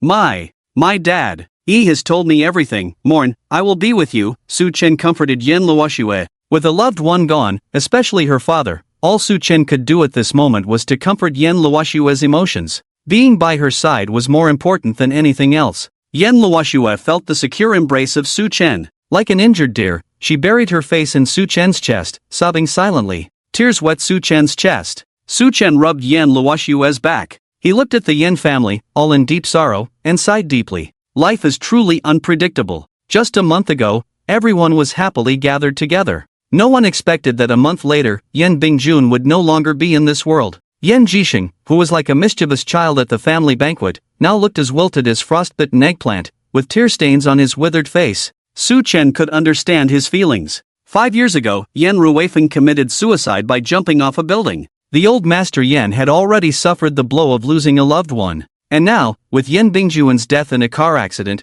the old master Yan had to endure this blow once again. Anyone in his shoes would find it unbearable. The old master Yan showing up here was already a sign of great strength. Just then, Yan Xiaodong rushed over with a group of people. When he heard the news of Yan Bingjuan's passing, he wailed in anguish. Big brother, how could you leave like this? After crying for a while, Yan Xiaodong wiped his tears and stood up. Where is the person who killed my big brother? Where is he? I damn well want him to pay with his life. Yan Xiaodong lost control and started looking around frantically. People around him tried to restrain him as if breaking up a fight. Ling Xiuhong, on the side, saw Yan Xiaodong cursing like a madman. She wiped her tears and spoke softly. The driver who caused the accident died before my big brother arrived at the hospital. Died? Yes, after crashing into my big brother's car, the car lost control and exploded off the overpass, and the driver burned to death on the spot. Ling Xiuhong's tone was icy. Damn, what's the use if he's dead? Can his life be the same as my big brother's?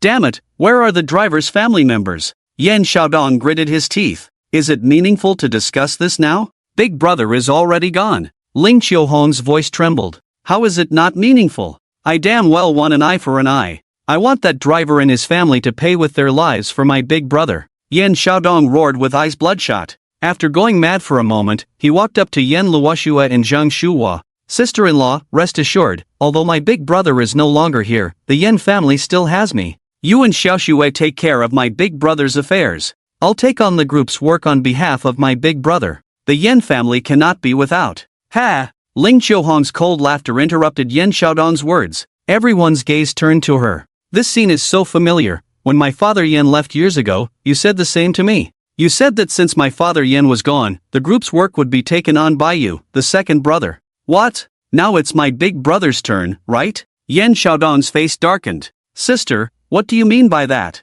You don't know what I mean? Yen second, are you a bit too eager? Big brother's body is not even cold yet, and your biggest concern is the Yen family business. Are you even human? Ling Qiuhong scolded. Watch your mouth and show some respect. Don't mess with me. Yen Xiaodong pointed at Ling Qiuhong and cursed. Don't give me that act. My father Yen died under mysterious circumstances, and now big brother is in trouble. Can you swear to God that you're not involved? Asterisk smack. Asterisk Yen Xiaodong slapped Ling Qiuhong directly. Everyone was stunned by his action. Ling Qiuhong, don't you have any shame? If it weren't for my third brother's sake over the years, there wouldn't be a place for you in the Yen family. Ling Qiuhong glared fiercely at Yen Xiaodong, holding her face. Come on, hit me. Keep hitting me. Even if you beat me to death today, I will speak up. You, Yen Xiaodong, killed my father Yen, and now you've killed big brother. You're a murderer. You will have a bad end. Yen Xiaodong's mouth twitched twice, cursing as he raised his hand to continue.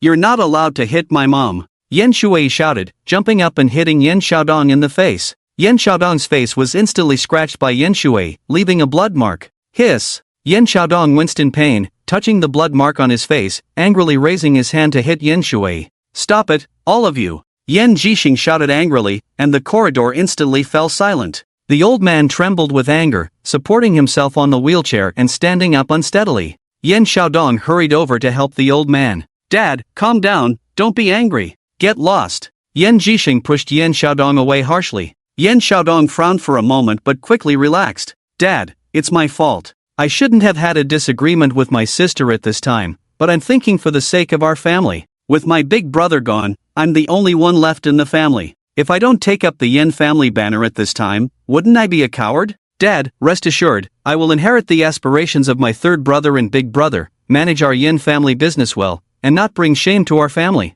Yen Jixing looked at Yen Xiaodong expressing loyalty in front of him, trembling all over. Family misfortune. Family misfortune. The old man looked up to the sky and howled, then blacked out and fell directly onto the wheelchair. The Yen family members in the corridor exploded. Doctor, come and save him. The corridor turned into chaos. The doctors rushed over and quickly pushed Yen Jixing into the emergency room. Seeing her old man collapse, Lu Jifan also fainted in agitation. Yen Bingjuan's passing had already brought a heavy blow to the Yen family. Now with Yen Jixing and Lu Jifan both unconscious, the entire Yen family was in chaos. After the doctor's relentless efforts, Yen Jixing and Lu Jifan were finally saved. Both of them were overwhelmed with grief, and Yen Xiaodong's anger had caused them to have heart attacks. Lu Jifan's symptoms were milder and not a big issue. However, Yen Jixing, being older, needed some time to clear the accumulated blood stasis. The old man has not completely escaped from the danger of his life. Yen Luoxue stood by Yen Jixing's sickbed. She had not yet recovered from the pain of losing her father, and now she had to worry about her grandfather's condition. Ling Qiuhong asked Yen Shui to stay and accompany Yen Luoxue. She and Zhang Shuhua went to arrange Yen Bingjuan's affairs. In the ward, only Su Chen, Yen Luoxue, and Yen Shui were left. Looking at Yen Jixing lying unconscious on the sickbed, Yen Shui bit her lip, tears falling down. Second uncle killed my dad, now he has killed my eldest uncle, and grandpa was also upset by him. Sob.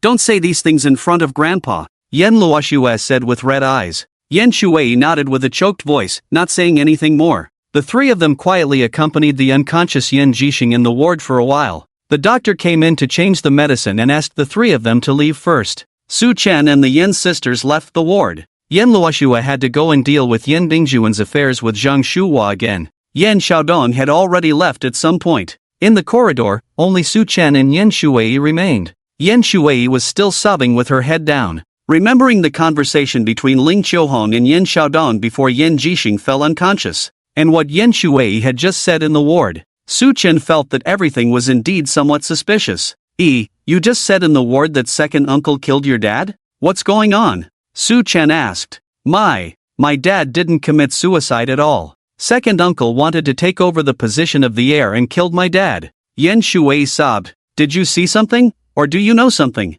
Su Chen meant to ask if Yen Shui had any evidence. Yen Shui shook her head. No, but my dad was a very sunny person. He would never jump off a building for no reason. And after my dad passed away, second uncle, just like today, didn't care at all about how sad my mom and I were. He kept insisting on sharing the business of the Yen family on behalf of my dad. Later, Grandpa handed over the Yen family business to my eldest uncle. Second uncle was furious. He quarreled with my eldest uncle several times, blaming Grandpa for giving the heir position to my eldest uncle. Su Chen nodded, understanding Yan Shui's meaning. Earlier, Yan Luoxua had talked to him about Yan Ruifeng. From Yan Luoxua's description, Su Chen knew that Yan Ruifeng was a very outstanding person. With a harmonious and happy family, a thriving career, and a great influence in the Yan family, Yan Ruifeng did not seem like someone who would commit suicide. Now, listening to Yan Shui's description of her father, Su Chen's suspicion that Yan Ruifeng might not have committed suicide was further strengthened. But all of this was just speculation. Since the police closed the case as suicide 5 years ago, it must have been because the evidence at the scene was not enough to prove it was murder or an accident. The specific scene and the forensic records were in the hands of the police, and Su Chen was not a psychic. How could he know the situation when Yan Ruifeng jumped off the building 5 years ago? Su Chen focused on Yan Bingjuan's traffic accident. He asked several people from the Yan family and sorted out the general situation. Yan Bingjun went to negotiate a business deal out of town, and on the way back, a large truck driving in the opposite lane collided head-on with Yan Bingjuan's car. After the large truck overturned Yan Bingjuan's car, the vehicle lost control and fell off a viaduct, causing an explosion, and the driver of the large truck was burned to death on the spot. When the traffic police arrived at the scene, they found that the driver of the large truck had been driving under the influence before the accident. This wave of events was purely unfortunate for Yan Bingjun. The responsible party for this accident was, of course, the driver of the large truck. However, since the other party died in the accident, there was no evidence to prove anything. No one knew what the driver of the large truck had experienced before, or if there was any intention to harm. On the surface, it was a traffic accident. But if everything was as Yan Shuai suspected, all of this was planned by Yan Xiaodong, then the nature of the incident would change. However, there was currently no evidence to prove that Yan Xiaodong was involved in this traffic accident. The driver of the large truck was dead, and there was no evidence to prove that he was acting on Yan Xiaodong's orders. As for Yan Ruifeng's suicide case, that was even more complicated. There is no way to prove the relationship between Yan Xiaodong and Yan Ruifeng's suicides. 3 days later, Yan Bingjuan's funeral and cremation took place. The entire Yan family gathered together. As Yan Luoxua's boyfriend, Su Chen naturally accompanied them. The Yan family's ancestral grave was located on a mountain. Yan's ancestors were all buried there. Yan Bingjuan's grave was separated from Yan Ruifeng's by one spot, left empty for Yan Xiaodong. During the burning of offerings, Yan Xiaodong was overwhelmed with sorrow. Elder brother, third brother, may your spirits in heaven bless our Yan family with prosperity. Once I have expanded our family's business, I will come to accompany you. Yan Luoxua knelt in front of Yan Bingjuan's grave in silence, looking extremely haggard. Her tears had dried up in these past few days. Zhang Shuhua was the same. The mother and daughter spent their days in tears, feeling as if the sky had fallen. Yan Jixing sat in a wheelchair with an oxygen tank on his face. Despite his condition, he insisted on seeing off his eldest son for the last time. After Yan Bingjuan's ashes were buried, the Yan family, along with relatives and friends who attended the funeral, returned to Yun Valley Manor. Yan Bingjuan's memorial feast was arranged there, a customary gesture to thank those who attended the funeral. Just a month ago, the Yan family banquet was held here. Who could have imagined that a month later, Yan Bingjuan's funeral feast would take place here? Emotions were low at the dinner table. Yan Luoxua, Zheng Shuhua, and Lu Jifan wiped their tears in silence. Yan Jixing's face was ashen. Ling Qiuhong and Yan Shuai constantly comforted Yan Luoxua and Zhang Shuhua. Yan Xiaodong was responsible for toasting each table to thank the guests. With him being the last hope of the Yan family, he naturally took on the responsibility of socializing with the guests. After Yan Xiaodong had finished toasting each table, he returned to his family's table. Seeing everyone's low spirits, Yan Xiaodong sighed as if in sorrow. The living move on, may the departed rest in peace. My elder brother in heaven surely wouldn't want to see us like this, let's all pull ourselves together. Then, he turned to Yan Jixing, Dad, I have thanked all the relatives and friends who came to my brother's funeral on behalf of the Yan family. If there's anything you need, just let me know. Yan Jixing completely ignored Yan Xiaodong's words. Perhaps it was his mention of on behalf of the Yan family that displeased the old man. Trembling, he gestured to the steward beside him, push me up to the stage. Yes, sir. The steward pushed Yan Jixing's wheelchair onto the stage in the banquet hall. Everyone saw that the Yan family patriarch seemed to have something to say, so they all set down their chopsticks and quieted down. Yan Jixing picked up the microphone, trying to compose himself, and with a choked voice, he began, Thank you all for coming to my son's funeral today. I want to announce something on this occasion. My son, Yan Bingjun, was the chairman of Yan Investment Company, and he managed all the Yan family businesses. Now that my son has passed away, the position of chairman of Yen Investment Company naturally passes to my son's daughter, my granddaughter, Yen Luoxue. In front of all the relatives and friends present, I, as the head of the Yen family, declare all the industries under the Yen family will be inherited by Yen Luoxue, effective immediately. Yen Luoxue was Yen Bingjuan's daughter, so it was only natural for her to take over as chairman after her father's passing. Just as everyone was preparing to accept this fact, discordant voices arose from the audience. Handing over the position of heir to a little girl so casually, isn't that inappropriate? Exactly. Choosing an heir so casually, isn't that treating the group's future as a joke? The Yen family now only has Yen Xiaodong left, he is the most suitable heir. If the Yen group is so irresponsible, I'd better seek opportunities elsewhere. These dissenting voices were not from outsiders. They were all senior executives of Yan's venture capital and regional leaders of the Yen group. These people are all senior figures in the group. They have laid half of the foundation for Yan's venture capital. Their influence within the group is enormous. They used to all obey Yen Bingjun. After Yen Bingjuan's death, they should have supported Yen Luoxue. Unexpectedly, they are now collectively singing a different tune, firmly opposing Yen Luoxue as the successor. Yen Xiaodong saw more and more people booing against him in the audience. He smiled calmly without a word. Everything was arranged by him. On the second day after Yen Bingjuan's death, Yen Xiaodong summoned these company elders together. Yen Xiaodong offered very attractive conditions. The elders could not resist the temptation, but what they valued more was the higher chance of Yen Xiaodong becoming the successor. After all, Yan's family only had him as the sole heir. Everyone knew that Yen Xiaodong had a deep foundation in the Yen family. Even if Yen Luoxue was Yen Bingjuan's daughter, so what? With Yen Bingjun gone, there was still a second son in the Yen family. How could Yen Luoxue possibly stand out? Therefore, all these company elders sided with Yen Xiaodong, firmly supporting him as the successor. Yen Jixing saw everyone opposing Yen Luoxue as the successor. The old man was furious on the spot. Don't forget that I am the founder of Yan's venture capital. I have the power to veto.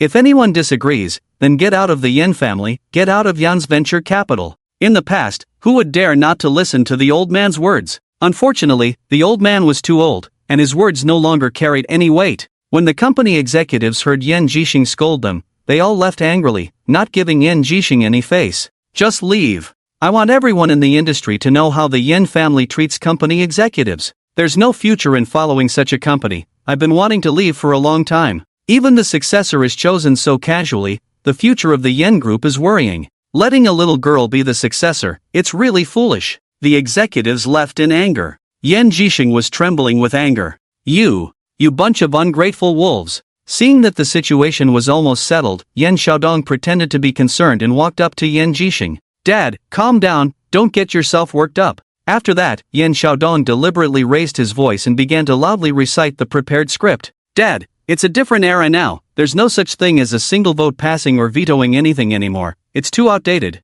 Now it's about fairness, justice, and transparency. Just announcing verbally that Shui will be the successor, isn't that dictatorship? I also want Shui to take my brother's place. As his younger brother, I'm willing to work for my niece, we're all family, who becomes the successor between me and Shui doesn't matter, right? The problem is, even if you and I want Shui to take over, if the regional leaders and executives of the group disagree, there's nothing we can do. For the matter of a successor, causing our group's talented individuals to leave, what a huge loss. Dad, I know you're upset about my brother, but you must consider the bigger picture. Just because my brother is gone, you can't break everything and give up on the entire Yen group, right? After saying these words, Yen Xiaodong not only elevated himself significantly but also subtly criticized Yen Luoxue. It was as if Yen Jixing handing over the successor position to Yen Luoxue meant abandoning the Yen group. The executives in the audience all cheered and sided with Yen Xiaodong. There were also many partners of the Yen group present. Seeing that everyone from top to bottom of the Yen group supported Yen Xiaodong, they also followed suit. After all, they had long-term cooperative relationships with the Yen family. With Yen Xiaodong gaining power, they naturally wanted to please this new successor of the Yen family. Yen Jixing had already seen through the ambitious nature of his second son, but now, he was completely trapped. Yen Xiaodong had completely taken control of the situation. Facing Yen Xiaodong leading the senior executives of the Yen group to collectively pressure him, Yen Jixing was powerless. Yen Xiaodong looked at Yen Luoxue, who kept her head down without saying a word. He pretended to be compassionate and said, "My niece is still in mourning for her father. I hope everyone won't put too much pressure on her. Whether it's me or someone else as the heir, it doesn't matter. Since I am the elder, I should act like one. If my niece wants to be the heir, if she thinks she is stronger than her second uncle and has the confidence to lead, then let's convene a board meeting and decide by vote who will be the heir. If my niece feels she is not in the mood to be the heir because of her father's death, and she just wants to take care of my sister-in-law and the family, then as her second uncle, I am willing to work harder and take on the role of the heir for her. Xiao Xue, what do you think? All eyes turned to Yan Luoxue. Yan Xiaodong gave Yan Luoxue two choices with his words. In summary, it boiled down to two sentences. Choice 1, convene a board meeting, vote for the heir, whoever is chosen will be the heir. Choice 2, you voluntarily step down and give up the position of heir. Yan Xiaodong was being very straightforward now. If he didn't even care about his own father, would he care about Yan Luoxue's face? Therefore, he didn't mind speaking so harshly in front of so many people. Yan Luoxue raised her head slightly. She looked at Yan Xiaodong on the stage, a hint of mockery flashing in her eyes. Everyone knows that the Yan Group is a family business. The position of heir has always been passed down from elders to juniors, generation after generation. Grandfather passed it to his son, my father then passed it to his daughter, me. If I now voluntarily step down and give the position of heir to my second uncle, doesn't that mean my second uncle is my father's daughter? Is my second uncle becoming my elder sister? As soon as these words were spoken, laughter filled the banquet hall. Such a serious occasion was really not suitable for laughter. But Yan Luoxue's counterattack caught everyone off guard. It must be said, Yan Luoxue's words were truly cutting. It was also truly satisfying. Yan Xiaodong on the stage clearly couldn't hold his composure. He was about to explode in anger. Yan Luoxue's eyes turned cold as she continued speaking. Since my second uncle has considered me so thoughtfully, I certainly cannot disappoint his kindness. Convene a board meeting, vote for the heir, right? Fine, no problem, I agree to choose the heir in this way. At this point, Yan Luoxue raised her jade hand and gestured with the number 4. 4 days. 4 days later is my father's 7th day memorial. After my father's 7th day, we will return here to convene the board meeting. At that time, everything will be decided by votes. Whoever has the most votes will be the heir of the Yan family. Good. Let's do as my niece says. After that, Yan Xiaodong added, to be fairer, 4 days later, I will invite all the representatives of our partners to Yin Valley Manor. Our Yin family's partners also have the right to participate in the vote, and it is necessary for them to know about the change in the Yin family's heir. This way, it will prevent outsiders from gossiping, making it seem like I have bribed the Yin family's own people. Xiao Xue, do you have any objections to my arrangement? No problem, alright, it's settled then. In the presence of all the Yin family members, Yan Luoxue accepted Yan Xiaodong's proposal. This meant that 4 days later, she and Yan Xiaodong would compete at Yin Valley Manor to determine the heir of the Yin family. After seeing off the guests from the Yan family, Yan Xiaodong didn't stay long in the banquet hall and left. In the manor, there were only Yan Jixing, Lu Jifan, Yan Luoxue and her mother, Yan Shui and her mother, and Su Chen. There were also some Yan family servants responsible for cleaning up the scene. Lu Jifan pushed Yan Jixing to the study to rest, while Yan Luoxue and the Yan family women accompanied the old man to the study. Compared to the pain of losing a father, the pain of watching loved ones age and suffer was even deeper for Yan Jixing and Lu Jifan. The elderly couple had gone through it once 5 years ago, and now they were going through it again. The younger generation, including Yan Luoxue, was very worried about the health of the elderly couple. Everyone thought about spending more time with the two old people. Xiao Xue, you shouldn't have agreed to what your second uncle said. Once the vote is cast, the position of the heir might be. Yan Jixing didn't continue. Grandfather, I am well aware of the outcome of the vote, but I cannot back down. I will not willingly give up the position of the heir to him. In the end, these are all things I should face. Even if today's events didn't happen, and the position of the heir was given to me, if the senior members of the group do not approve of me, it will still be troublesome in the future. In that case, why not be straightforward and let everyone vote to resolve it? Yan Jixing sighed. That rebellious son came prepared, and those wolves in sheep's clothing in the group support him. In 4 days, we won't be able to stop him from becoming the heir. Zheng Shuhua rushed to Yan Jixing, crying, Dad, let's call the police. Bing Juan's car accident was definitely not an accident. Xiaodong must be behind this. Ling Qiuhong also spoke up to support Zhang Shuhua. Dad, my father Yan died under mysterious circumstances back then, and now my big brother has passed away so suddenly. All of this is definitely related to Yan Xiaodong. Yes. Just as soon as uncle left, second uncle started clamoring to compete with my cousin for the position of the heir, just like when my father passed away. Yan Shuwei tearfully agreed. Yan Jixing smiled bitterly. The moment June had the accident, I contacted the coastal police station, hoping they would investigate the truth of the matter. Yesterday, the police gave me a reply. After various investigations, their conclusion was that it was a traffic accident, ruling out any deliberate murder. It's just like when Xiaofeng jumped to his death. Even the police couldn't do anything. What can I, as a father, do? Do you think I don't want that rebellious son to face legal consequences? If the police have evidence to prove that he did all this, I am willing to personally send him to prison, have the law sentence him to death, and bring justice to Xiaofeng in June. Yan Jixing's words silenced everyone. The old man being able to say such harsh words now showed that he was already disillusioned with Yan Xiaodong. After Yan Ruweifeng's suicide, Yan Xiaodong came to seize the position of the heir, and at that time, the old man only thought Yan Xiaodong was despicable, devoid of brotherly feelings, only seeing his own interests. But he never thought that Yan Xiaodong could have possibly killed Yan Ruweifeng. 5 years later, with Yan Bingjuan's accidental death, Yan Xiaodong mobilized forces to pressure for the heir position, making it hard for the old man not to have suspicions. He didn't want to admit that his second son could be a murderer. The fact was that Yan Xiaodong wasn't devoid of brotherly feelings, he was devoid of humanity. Grandfather is right, even the police couldn't do anything. What can we do? Yan Luoxue murmured in despair. Yan Shuei bit her lip and wiped away her tears. She saw her past self in Yan Luoxue 5 years ago. Sister, he will face retribution. God will not let him off the hook. Yan Shuei said sternly. He is right, what goes around comes around. Yan second did something. God sees it all. Ling Qiuhong echoed. Yan Luoxue smiled bitterly. Yes, now all we can do is pray for God's help in the Yan family. No one else can be relied upon. After a long period of painful contemplation in the study, Zhang Shuhua and Ling Qiuhong escorted Yan Jixing and Lu Jifan back to their rooms to rest. Yan Luoxue and Su Chen went outside to the garden to get some fresh air. Just a month ago, the two of them were having chicken here. Little did they know that a month later, everything had changed, and the Yan family had turned upside down.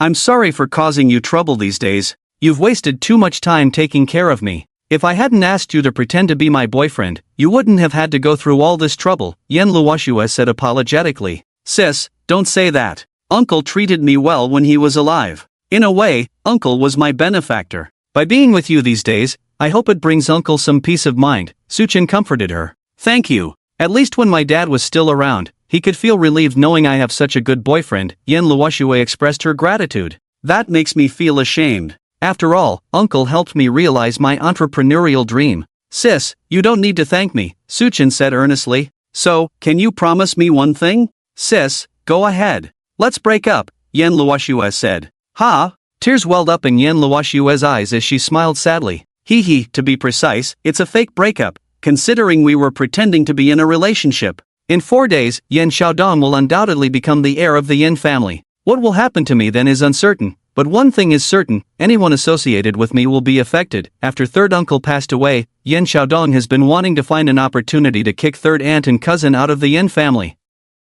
He doesn't want anyone to share the Yan family's inheritance with him. Fortunately, my dad protected third aunt and cousin, so Yan Xiaodong couldn't succeed. Now that my dad is gone, Yan Xiaodong has no one to fear anymore. My mom, third aunt, cousin, including me, we will all be driven out of the Yan family. But you're different. As long as you and I are no longer a couple, you have no connection to the Yan family. From now on, everything will be under his control, including your store. If you remain my boyfriend, Yan Xiaodong will definitely come after you. Unless a miracle happens, I will definitely not become the heir. So, before it's too late, cut ties with me now. Focus on running your business and making money. Your bright future is just beginning. Yan Luoxue's ability to say this indicated that she was prepared to lose in 4 days. She had planned an exit strategy for Su Chen. She had no way out herself. Ultimately, this was the grudge between her and Yan Xiaodong, and had nothing to do with Su Chen. In Yan Luoxue's eyes, involving Su Chen would not solve any problems but only burden him. Rather than burden Su Chen, Yan Luoxue chose to have Su Chen stand with Yan Xiaodong.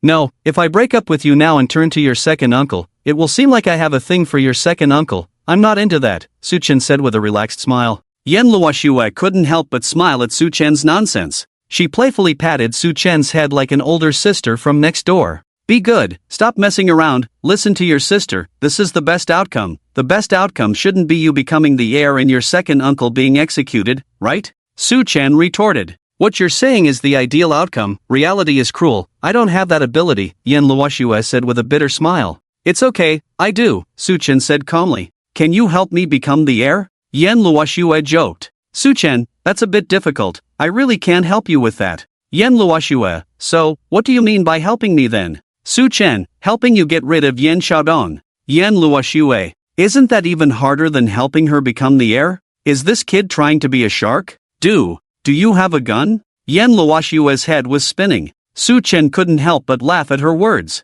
Sis, what are you thinking? Do you think I'm going to shoot your second uncle? This isn't a battle royale. Then, what do you mean? Yan Luoxue also felt she was being a bit out of line. Perhaps the recent stress was getting to her. My point is, a life for a life, a debt must be repaid. If Yan Xiaodong really killed your third uncle and your father, he will definitely face legal consequences and be sentenced to death, Su Chen explained. Yan Luoxue nodded in sudden realization. I understand what you mean, but if the police haven't found any evidence, even they can't punish him. Just because the police can't, doesn't mean I can't, Su Chen interrupted Yan Luoxue. Yan Luoxue was stunned. Su Chen continued, if the police haven't found evidence, there are two possibilities. First, your second uncle is innocent, or there is another culprit. Second, your second uncle is guilty, but the police investigation went wrong, letting your second uncle slip through the cracks. Rest assured, no matter the possibility, I will find out the truth. If your second uncle is innocent and your third uncle and father were indeed murdered,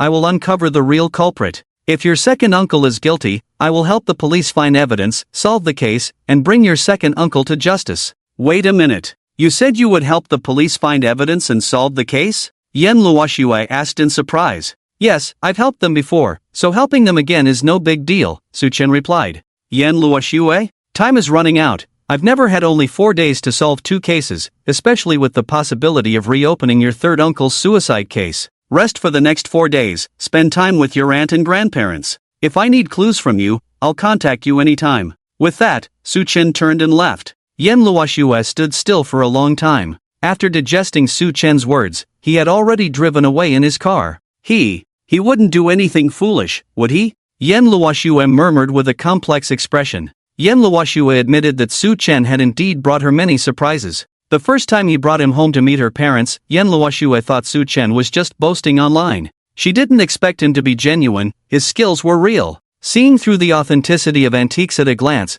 predicting the future of finance, foreseeing trends in industries. Yan Luoxue truly admired Su Chen. However, just now Su Chen said he would investigate the deaths of her father and third uncle, and help the police find clues to solve the case. From what he said, he had helped the police solve cases before? Yan Luoxue found it hard to believe. After much thought, Yan Luoxue thought Su Chen might be trying to ease her emotions through this approach. In Yan Luoxue's eyes, Su Chen had always been a humorous and witty big boy. He was playful in his speech and could make her laugh with just a few words. Yan Luoxue felt that Su Chen was trying to offer her some emotional value given her current despair. Regardless, Yan Luoxue appreciated Su Chen's intentions. She was happy to have met him in this lifetime, even if this happiness was short-lived. Because her life ahead was not going to be smooth sailing. Without the status of an heir, Yan Luoxue didn't even know what kind of situation she would end up in. She sighed and turned back towards the manor. Her father had just been buried, and there were still a lot of things waiting for her at home.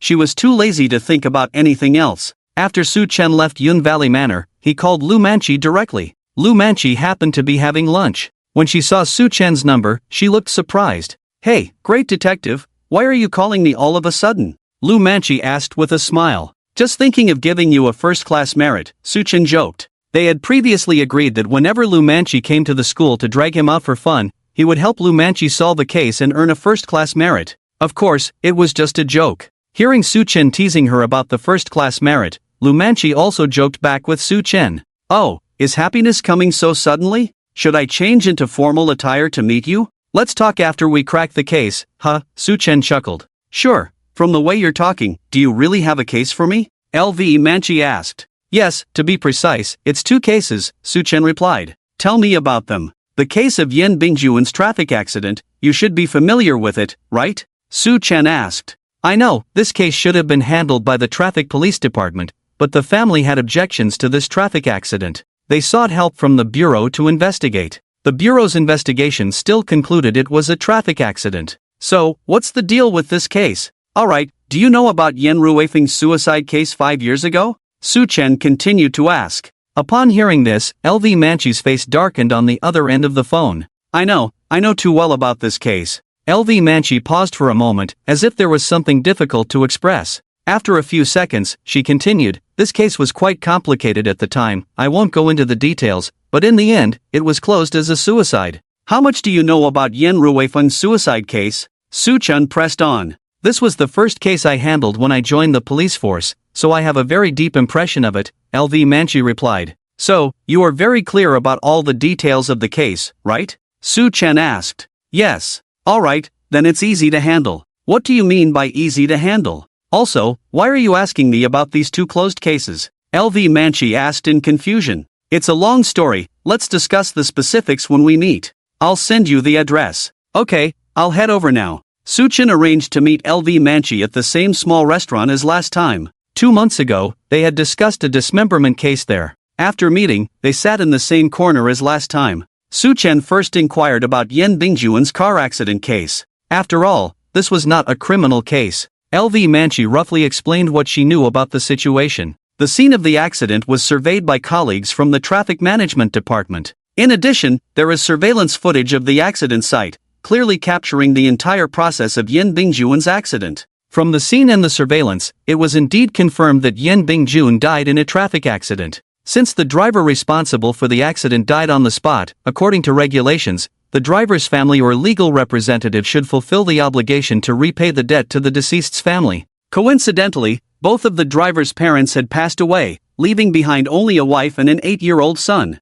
His son had leukemia, and in order to afford his son's medical treatment, the driver had borrowed money from relatives and friends. His family situation was very difficult. Considering that the other party was unable to repay the debt, the Yen family did not sue them. The main compensation for this accident was covered by the insurance company. Primarily, the Yen family's financial strength was evident, and they were not concerned about whether the driver's family would pay or not. The Yen family suspected that this was not simply a car accident. The day after Yen Bingjuan's accident, the Yen family reported to the police seeking assistance. They believed that Yen Bingjun did not die accidentally but was deliberately murdered. After receiving the report, the bureau assigned us to thoroughly investigate the details of Yen Bingjuan's car accident case. However, we did not find any evidence to prove that the driver had deliberately murdered him. In the end, this accident was closed as a major traffic accident. After listening to LV Manchi, Su Chen nodded. He didn't show much surprise and didn't ask any more questions.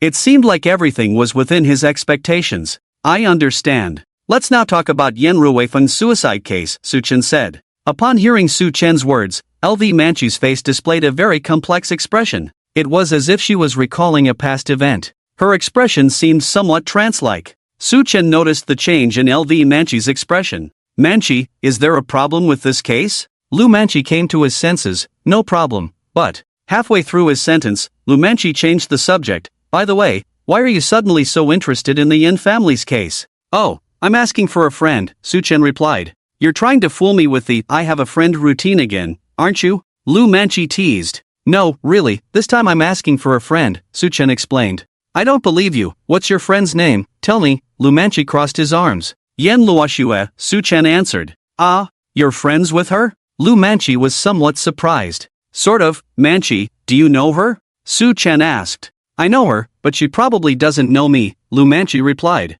"Why?" "Because of the Yen Ruifeng suicide case," Lu Manchi added. "To be precise, I'm quite familiar with the Yen family, but most of them don't know me. Among the whole Yen family, I'm only close with Ling Qiuhong and Yen Shuai and her daughter." Earlier on the phone, Su Chen had heard Lu Manchi mention that the Yen Ruifeng suicide case was the first case she handled when she joined the police force. Now, hearing Lu Manchi speak like this, he understood that there must be a story behind it. Ling Qiuhong and Yen Shuai believe that Yen Ruifeng didn't commit suicide, right?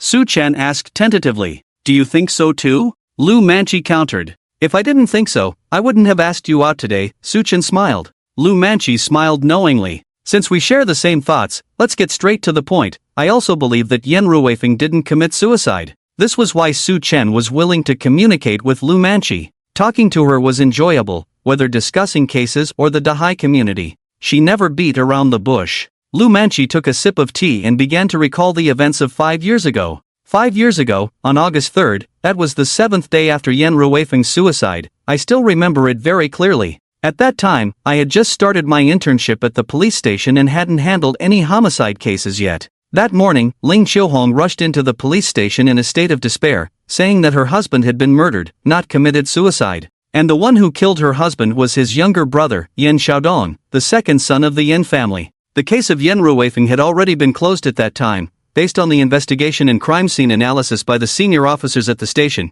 it was determined that there was no foul play or harm involved in Yan Ruifeng's suicide. It was ruled as a suicide, and the station had already issued a death certificate for Yan Ruifeng to the Yan family. Ling Qiuhuang was causing quite a scene at the time, vehemently accusing Yan Xiaodong of killing her husband Yan Ruifeng. To avoid disrupting the station's normal operations, I was tasked with taking Ling Qiuhuang to the visitor's room to calm her down temporarily. After Ling Qiuhuang's emotions stabilized a bit, she tearfully told me the reasons why she suspected Yan Xiaodong. It turns out, after Yan Ruifeng became the heir of the Yan family, Yan Xiaodong harbored resentment towards him. Yan Xiaodong had quarreled with Yan Ruifeng several times and had repeatedly targeted Yan Ruifeng and his family at family gatherings. From Ling Qiuhuang's description, Yan Ruifeng was a very optimistic and positive person before his death. He loved his family very much, was passionate about his career, and would never have had suicidal thoughts. But the suicide note he left behind, although the handwriting was Yan Ruifeng's, the content inside was completely unlike something Yan Ruifeng would write. Ling Qiuhuang suspected that Yan Xiaodong had forced Yan Ruifeng to write the suicide note and then forced him to jump off the building. From Yan Ruifeng's perspective, he had no reason to commit suicide. Coupled with Ling Qiuhuang's reaction, I also found Yan Ruifeng's suicide very suspicious. I reviewed Yan Ruifeng's file and indeed found several questionable points, but those points were far from sufficient to be used as evidence. So that's why the seniors in the bureau closed the case as a suicide. Even after so many years, looking back at those doubts now, it's still impossible to prove anything, and it would still be closed as a suicide. But I've always had this intuition that Yan Ruifeng's suicide case was definitely not that simple. Because of that, I often spend my spare time reviewing Yan Ruifeng's suicide case. But no matter how much I review, I still haven't found any new discoveries. Over the next 2 years, I've applied to the leaders several times to reopen this case, but it was rejected due to lack of evidence and factual basis. The seniors in the bureau also advised me not to be too persistent, to solve cases based on evidence, and not to blindly trust intuition. I've received a lot of disdain and ridicule because of this case. Everyone says I'm being emotional, that the case is straightforward, yet I can't let go and keep wanting to overturn it. Looking back now, maybe my obsession is too deep. I've tried countless times to tell myself to let go of the obsession, not to continue getting stuck in Yan Ruifeng's suicide case. But I never thought I couldn't let go. This case is like a thorn, deeply piercing my heart. Every time I remember Ling Qiuhuang's heartbroken look, this thorn hurts faintly. Now, 5 years have passed. This thorn is still there. At this point, LV Manchi adjusted her emotions. She shifted her gaze from outside the window back to Su Chen. So, why did you ask me out today? What do you want to do?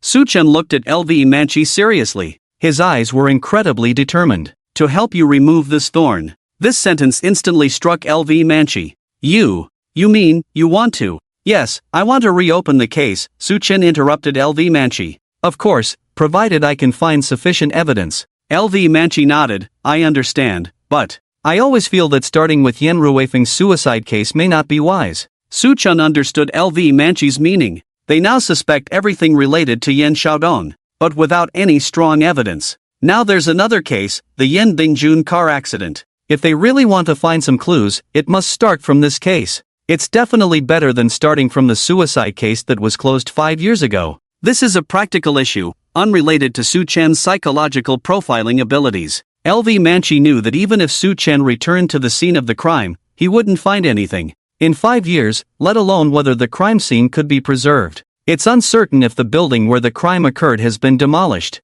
Starting with Yan Ruifeng's suicide case is the best choice, Su Chen said firmly. LV Manchi asked, why? Su Chen replied, do you think Yan Xiaodong is a fool? LV Manchi was stunned by this statement. She didn't understand what Su Chen meant. Su Chen calmly explained, based on your description just now, the Yan Bingjun car accident case is basically meaningless. The truck driver didn't choose the regular route to transport flammable materials on the day of the incident, but opted for a difficult mountain road, choosing the narrow mountain road instead of the spacious national highway and expressway. At that moment, Yan Bingjun happened to be driving by. Then, coincidentally, the heavy truck lost control and collided head-on with Yan Bingjun. How should I put it? If you say it's a coincidence, it seems far-fetched. If you say it's not a coincidence, it's very absurd. So, let's assume it's not a coincidence, and everything was arranged by Yan Xiaodong. If that's the case, then this case would be considered a contract killing. As you mentioned before, The truck driver's son had leukemia and urgently needed money.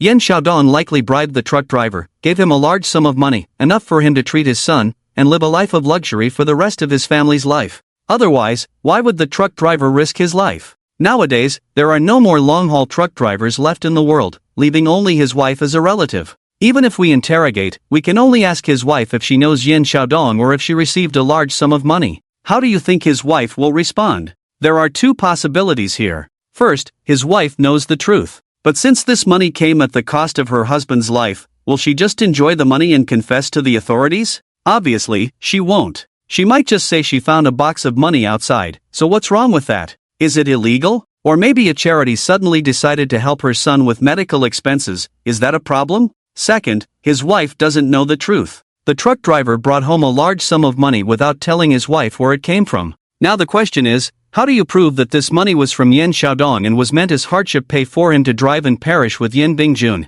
I can even predict that this money didn't come from Yan Xiaodong's pocket. Whether it's his personal or company accounts, you won't find any trace of this money being spent. And this money is definitely in cash, completely eliminating any suspicion and leaving no evidence behind. So, I say investigating Yan Bingjun's car accident case is now meaningless. After listening to Su Chen's analysis, LV Manchi fully agreed. If Yan Bingjun's car accident case was indeed a murder orchestrated by Yan Xiaodong, it would indeed be difficult to investigate.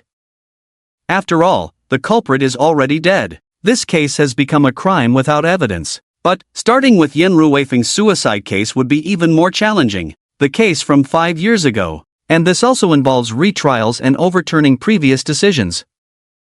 After hearing LV Manchi's concerns, Su Chen reassured her without any pressure. There is no such thing as a perfect crime in the world. As long as there is a crime, there will be evidence. This has nothing to do with how meticulous the perpetrator was during the crime. No matter how well planned or thorough it was, once a crime is committed, it will leave traces. In fact, crime follows the principle of energy conservation. No matter what kind of criminal behavior it is, once it happens, regardless of the process it went through, its total quantity will not change. Cases like dismemberment are easy to solve because the perpetrator killed multiple women, leaving too many loopholes. Yan Xiaodong's suicide case is no different. The only distinction is that it has very few loopholes. Few, but not none. Perhaps looking at it from a different angle, this case will have numerous flaws. After listening to Su Chen's words, LV Manchi was deeply moved. Is this young man in front of her really just a college student? For some reason, when Su Chen doesn't talk about the case, he seems just like any other college student. But when he does talk about the case, LV Manchi feels like Su Chen is an experienced old detective with decades of experience. Su Chen's words just now reignited hope in LV Manchi for the case from 5 years ago. You're right, maybe I've been looking at the case from the wrong angle. If Yan Xiaodong committed a crime, there will definitely be evidence left behind. LV Manchi's enthusiasm was ignited. If the case of Yan Ruweifeng's suicide could be successfully reopened, then all the disdain and ridicule she endured over the past 5 years would be worth it. But don't get too excited too soon. I need to look at the case file of Yan Ruweifeng's suicide from 5 years ago first, Su Chen said. LV Manchi looked hesitant. The case files are in the archives. I don't think I can sneak them out without the cameras noticing. This statement was full of a sense of mischief. Well, let's forget about it then. Don't make mistakes just for a case, Su Chen advised. Case files are not something you can easily take out, and Su Chen understood that very well. Oh, right. Actually, there's no need for the case files. I have the investigation records from the scene back then saved on my phone,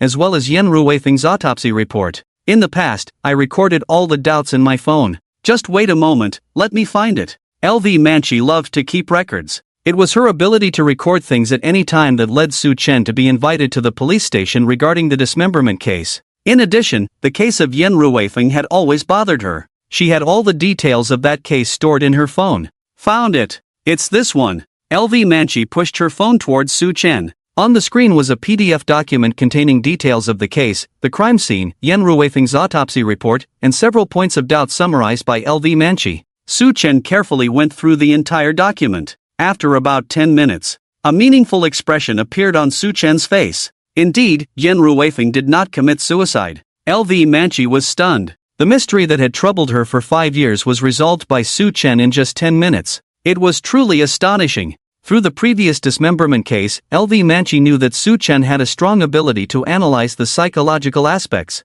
His ability even surpassed the professional profilers in the department. Now, seeing him assertively stating that Yan Ruifeng did not commit suicide, LV Manchi knew he must have discovered something. Just from the file of Yan Ruifeng's suicide case, we can now confirm that Yan Ruifeng did not commit suicide. As for who the killer is, I cannot draw a conclusion just from this file. I need to visit the crime scene. After listening to Su Chen, LV Manchi nodded. Alright, I'll take you there. She was very familiar with the place where Yan Ruifeng jumped off the building. Over the past 5 years, LV Manchi had revisited the crime scene many times, but unfortunately, she had found nothing. 1 hour later, LV Manchi brought Su Chen to Muping District. Muping District was quite remote on the map, almost at the edge of Binhai City. Moreover, Muping District was all mountain roads, requiring a 1-hour drive from the city center. LV Manchi parked the car in front of a half-built building. 5 years ago, Yan Ruifeng had jumped from the rooftop of this half-built building. LV Manchi had investigated and found out that this half-built building was part of a hot spring resort that Yan Xiaodong had invested in 10 years ago.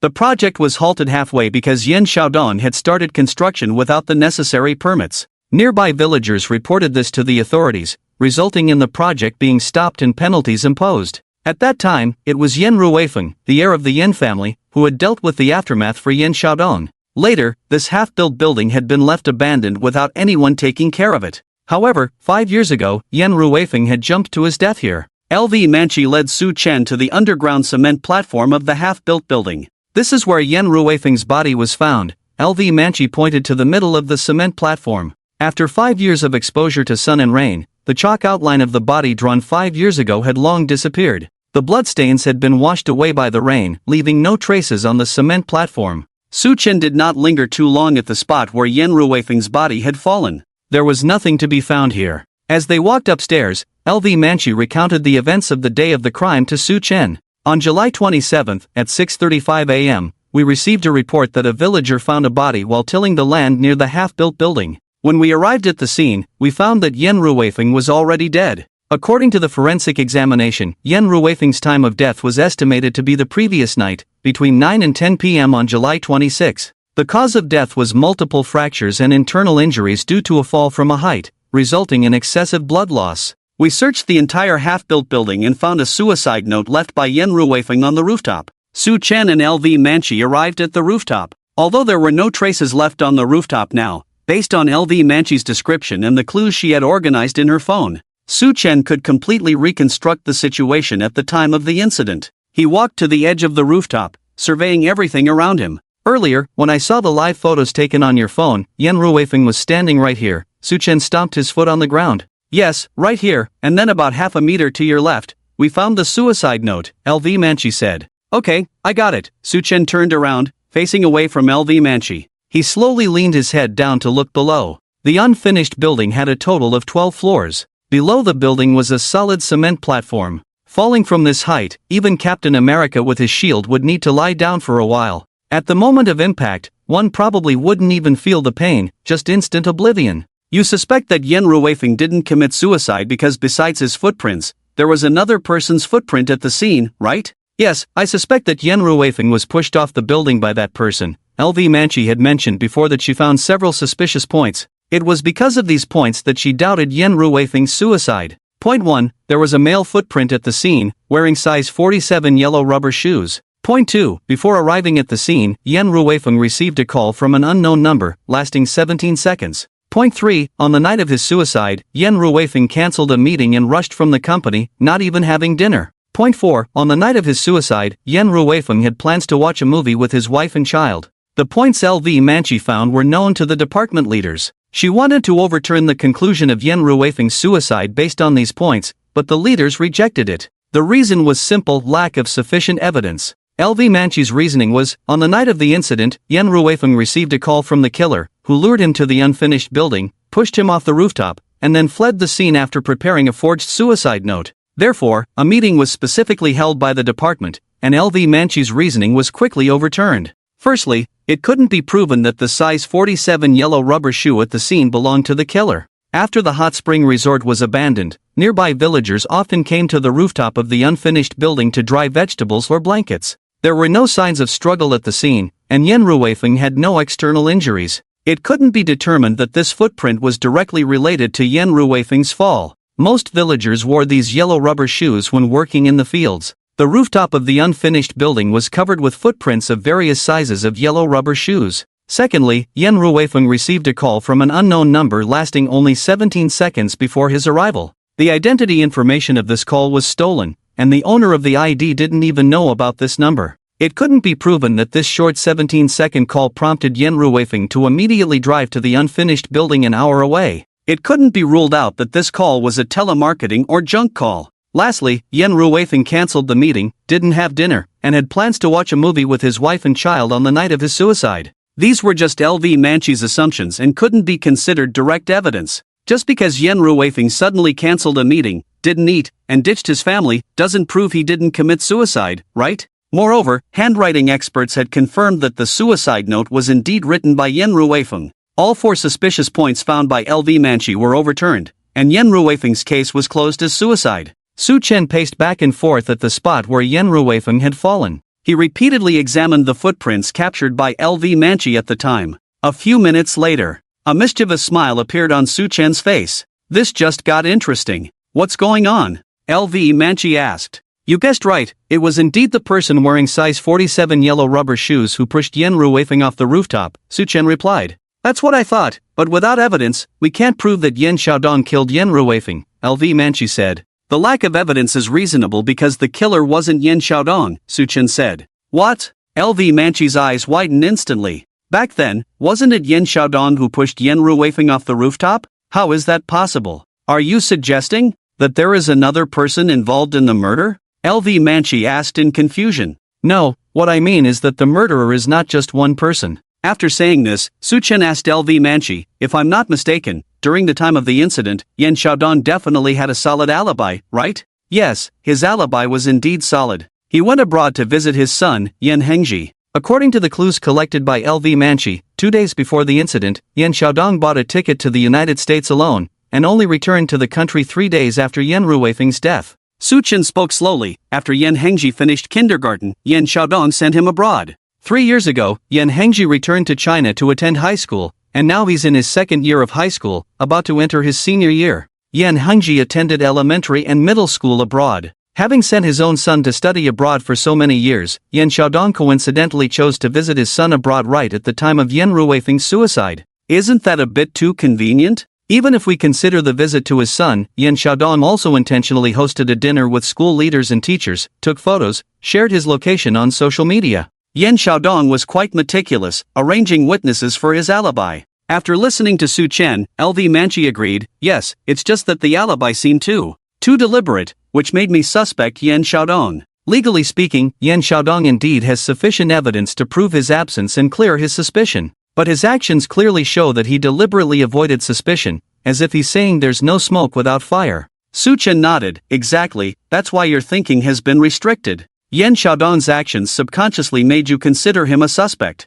So, you tend to attribute all the doubts found at the scene to Yan Xiaodong. The pair of size 47 yellow rubber shoes is a prime example. Yan Xiaodong is 189 centimeters tall, and the size of his shoes matches the height of the footprints found at the scene. This inevitably led you to suspect that Yan Xiaodong wore a pair of yellow rubber shoes, waited on the rooftop for Yan Ruifeng to arrive, and then pushed him off when he wasn't paying attention. But Yan Xiaodong was not in the country at the time of the incident. He had flown to the United States to avoid it. This conflicts with the actual situation, creating a contradiction between the two. Yan Xiaodong was not present at the scene of the crime at all. No matter how much you investigate, you won't find evidence against him.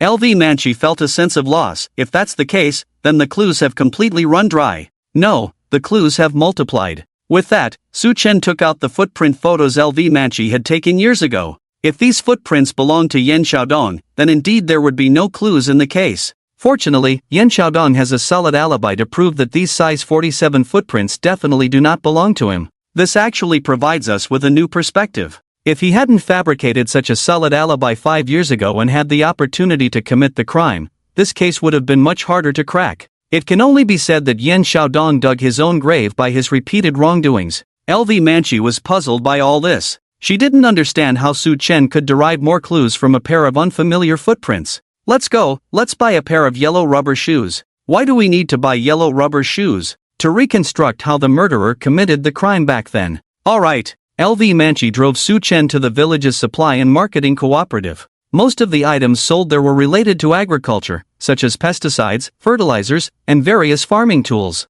Based on the photos LV Manchi had taken, Su Chen quickly found the same yellow rubber shoes. These yellow rubber shoes were quite common, the kind worn by Lu Haiju. Military green in color, with soft soles and waterproof features. Su Chen bought a pair of size 47 and another pair of size 43 for himself. After purchasing the yellow rubber shoes, Su Chen and LV Manchi returned to the rooftop of the abandoned building. The ground of the unfinished building's rooftop was a mixture of mud and sand. In dry weather, walking on it would leave clear footprints. Su Chen first put on size 43 shoes that fit him and walked around the rooftop. His distinct yellow rubber shoe prints were left behind. Then, he changed into size 47 yellow rubber shoes and walked another round. Do you see any difference between these two rows of footprints? Su Chen asked Lu Manchi. The sizes are different, there's quite a gap between size 43 and 47, Lu Manchi replied. Besides the size difference, what else is different? Su Chen continued. Lu Manchi squatted down, carefully observing the two rows of footprints.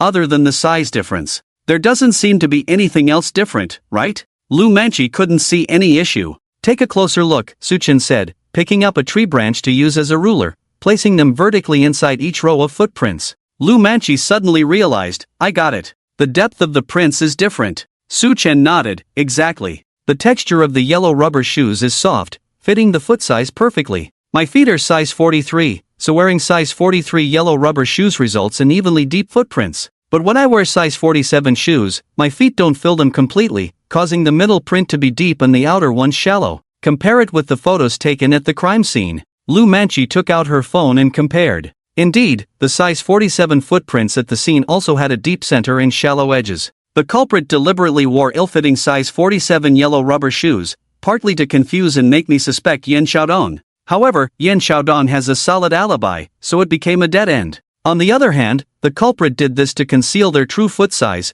Lu Manchi speculated. Smart, see how the clues unfold? Su Chen smiled. Lu Manchi looked embarrassed. It had to be you, otherwise, I wouldn't have noticed such details. It's never too late to notice. Come on, take off your shoes. Su Chen stared at Lu Manchi's feet. Ha? Take off my shoes? Yes, the deep part of the footprints in the photo is noticeably smaller than mine, proving the culprit has smaller feet than mine. I want you to try on the size 47 shoes. Oh, okay. Lu Manchi obediently took off her pure white sneakers. She was wearing short flesh-colored stockings. I'm often on duty outside, so my feet sweat a lot, that's why I wear breathable ones. Lu Manchi explained shyly. Su Chen understood, as a policewoman, she must walk a lot, so wearing breathable socks was nothing unusual. Lu Manchi had size 36 feet, and wearing size 47 yellow rubber shoes felt like standing on a skateboard. Su Chen helped her tighten the laces. After stepping on the footprints, comparing them with the culprits in the photo, both of them were stunned.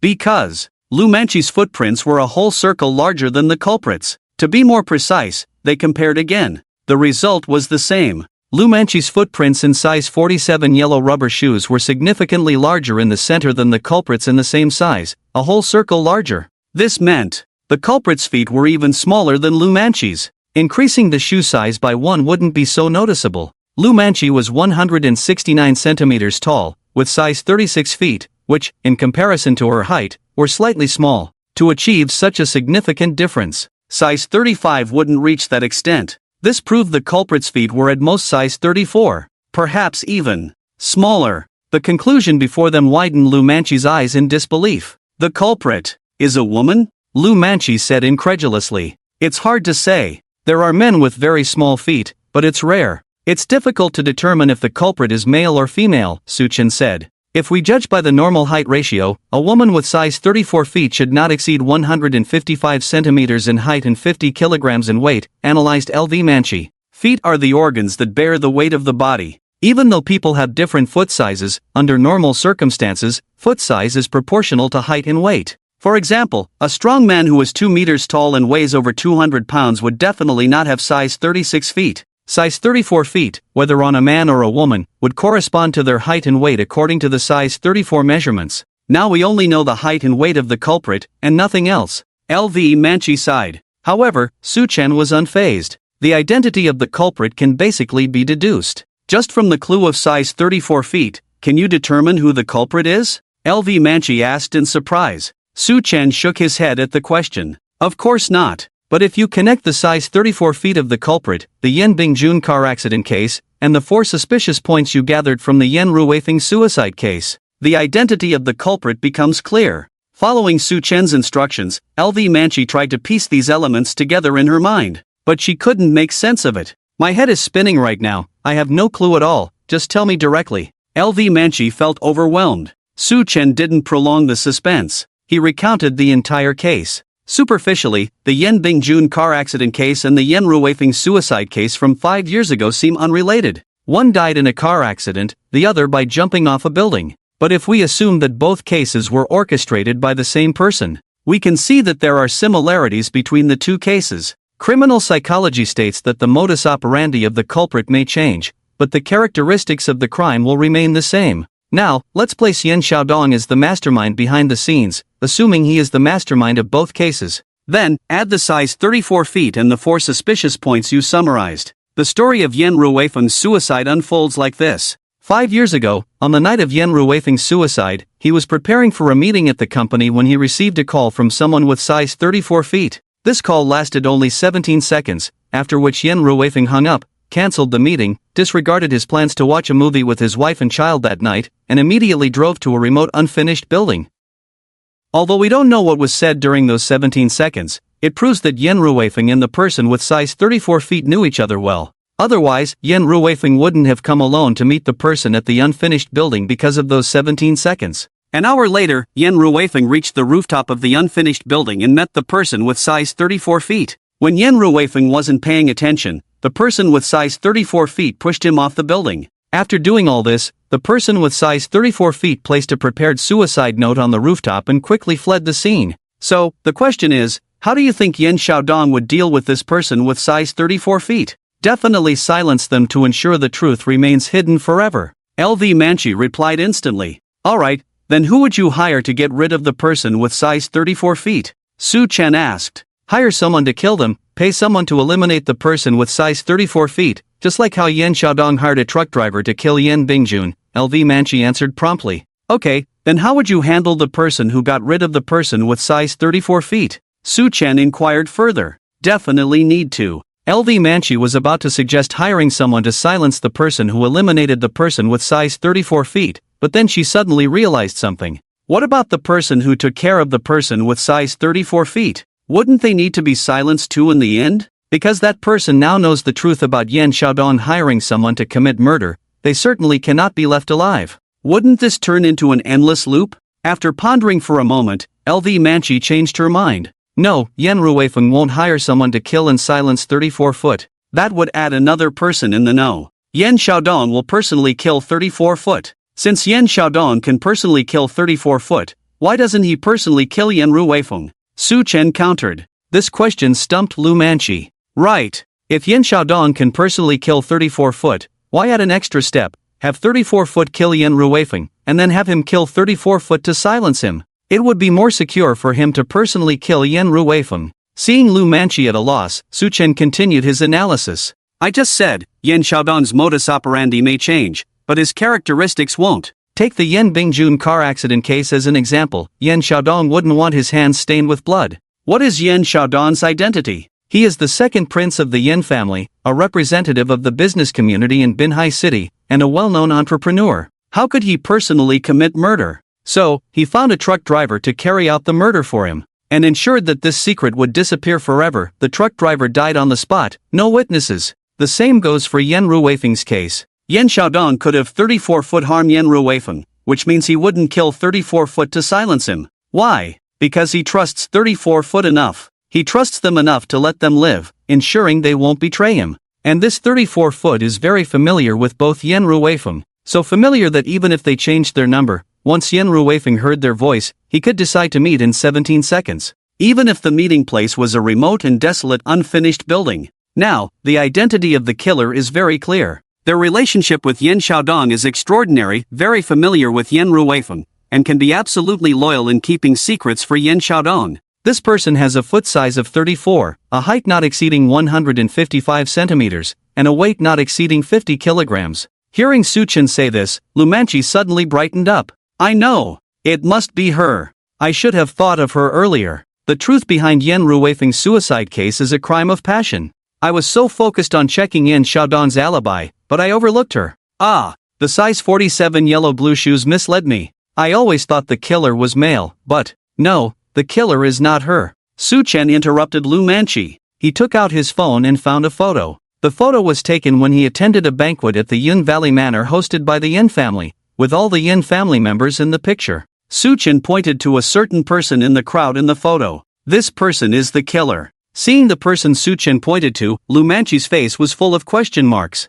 This is unlikely, right? Are you sure this person is the killer? I'm very sure. After that, Su Chen explained his hypothesis. When these assumptions were combined with the clues Lu Manchi had gathered, the killer was indeed the person Su Chen pointed to in the photo. After listening, Lu Manchi's shocked expression lingered for a long time. If that's the case, the crimes committed by Yin Xiaodong are much more serious than hiring someone to kill. No, to be precise, his crimes are even more serious than personally committing murder. It is absolutely intolerable from both a legal and moral perspective. Su Chen, indeed, worse than beasts. After exchanging a few comments, Su Chen looked at Lu Manchi. Manchi, once Yin Xiaodong's crimes are confirmed, he will definitely face the death penalty, right? It must be the death penalty. Even the death penalty is too lenient for him. Lu Manchi gritted her teeth. Alright, let's split up and investigate. Manchi, you check whether the killer has an alibi and if they match my speculation. Then I'll visit Ling Qiuhong and take a look at the suicide note left by Yan Ruweifeng.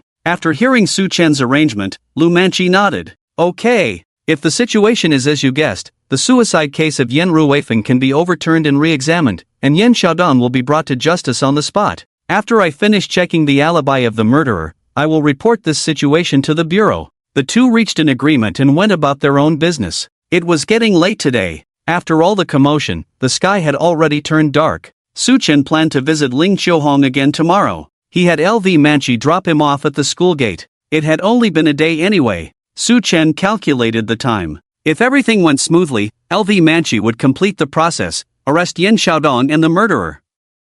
Maybe just in time for the day of the heir's election. There were still 3 days left, everything was still manageable. It was just right to make better use of these 3 days to prepare more thoroughly. Then, he would deliver a thunderous blow directly to Yin Xiaodong, leaving him no chance for any sophistry. After bidding farewell to LV Manchi, Su Chen walked into the school gate. These days, he had been helping Yan Luoxue with her father's affairs, taking advantage of the 2-day weekend, and also took a day off with the homeroom teacher, Lao Zhao. Smelling the scent of books in the air, he felt a sense of nostalgia. Indeed, university life was good. Climbing to the 3rd floor, he could already hear strange noises coming from his dorm room from a distance. Su Chen walked to the door, and inside the dorm room, there were continuous sounds of hey-ha and the crisp sound of metal collisions. Zhang Yang was on the upper bunk bed? Su Chen opened the door and saw Zhang Yang doing bicep curls with 2 dumbbells. He was grunting hey-ha as he lifted them. Tian Jijie was swinging a kettlebell back and forth. Zhou Zhu was doing pull-ups on the bunk bed railing. The clanging of metal was from him shaking the bed frame. It turned out that the pictures of teachers Fukada, Yamate, and Arisu on the wall had been replaced. They were now replaced with posters of fitness gurus Ronnie, Will Brother, and Nitrogen Pump Brother. There was also a large bucket of protein powder on the table. He had only been away for 2 or 3 days, and the dorm room had been transformed into a gym? Lao Su, come on, let's work out. Zhang Yang's neck veins bulged as he shakily held the dumbbells in front of Su Chen. No need, I don't want to work out right now, Su Chen quickly pushed back. Damn, I'm not working out for speed, okay? Zhang Yang put down the dumbbells with a grimace. I can vouch for that. Lao Zhang is fast enough, he doesn't need to work out for speed. Zhou Zhu added. I agree. Tian Jijie chimed in while swinging the kettlebell. What's gotten into you guys? Why is everyone suddenly working out? Su Chen asked curiously. Of course, it's for the girls. No, more precisely, it's for the younger girls. Zhang Yang switched to a heavier set of dumbbells.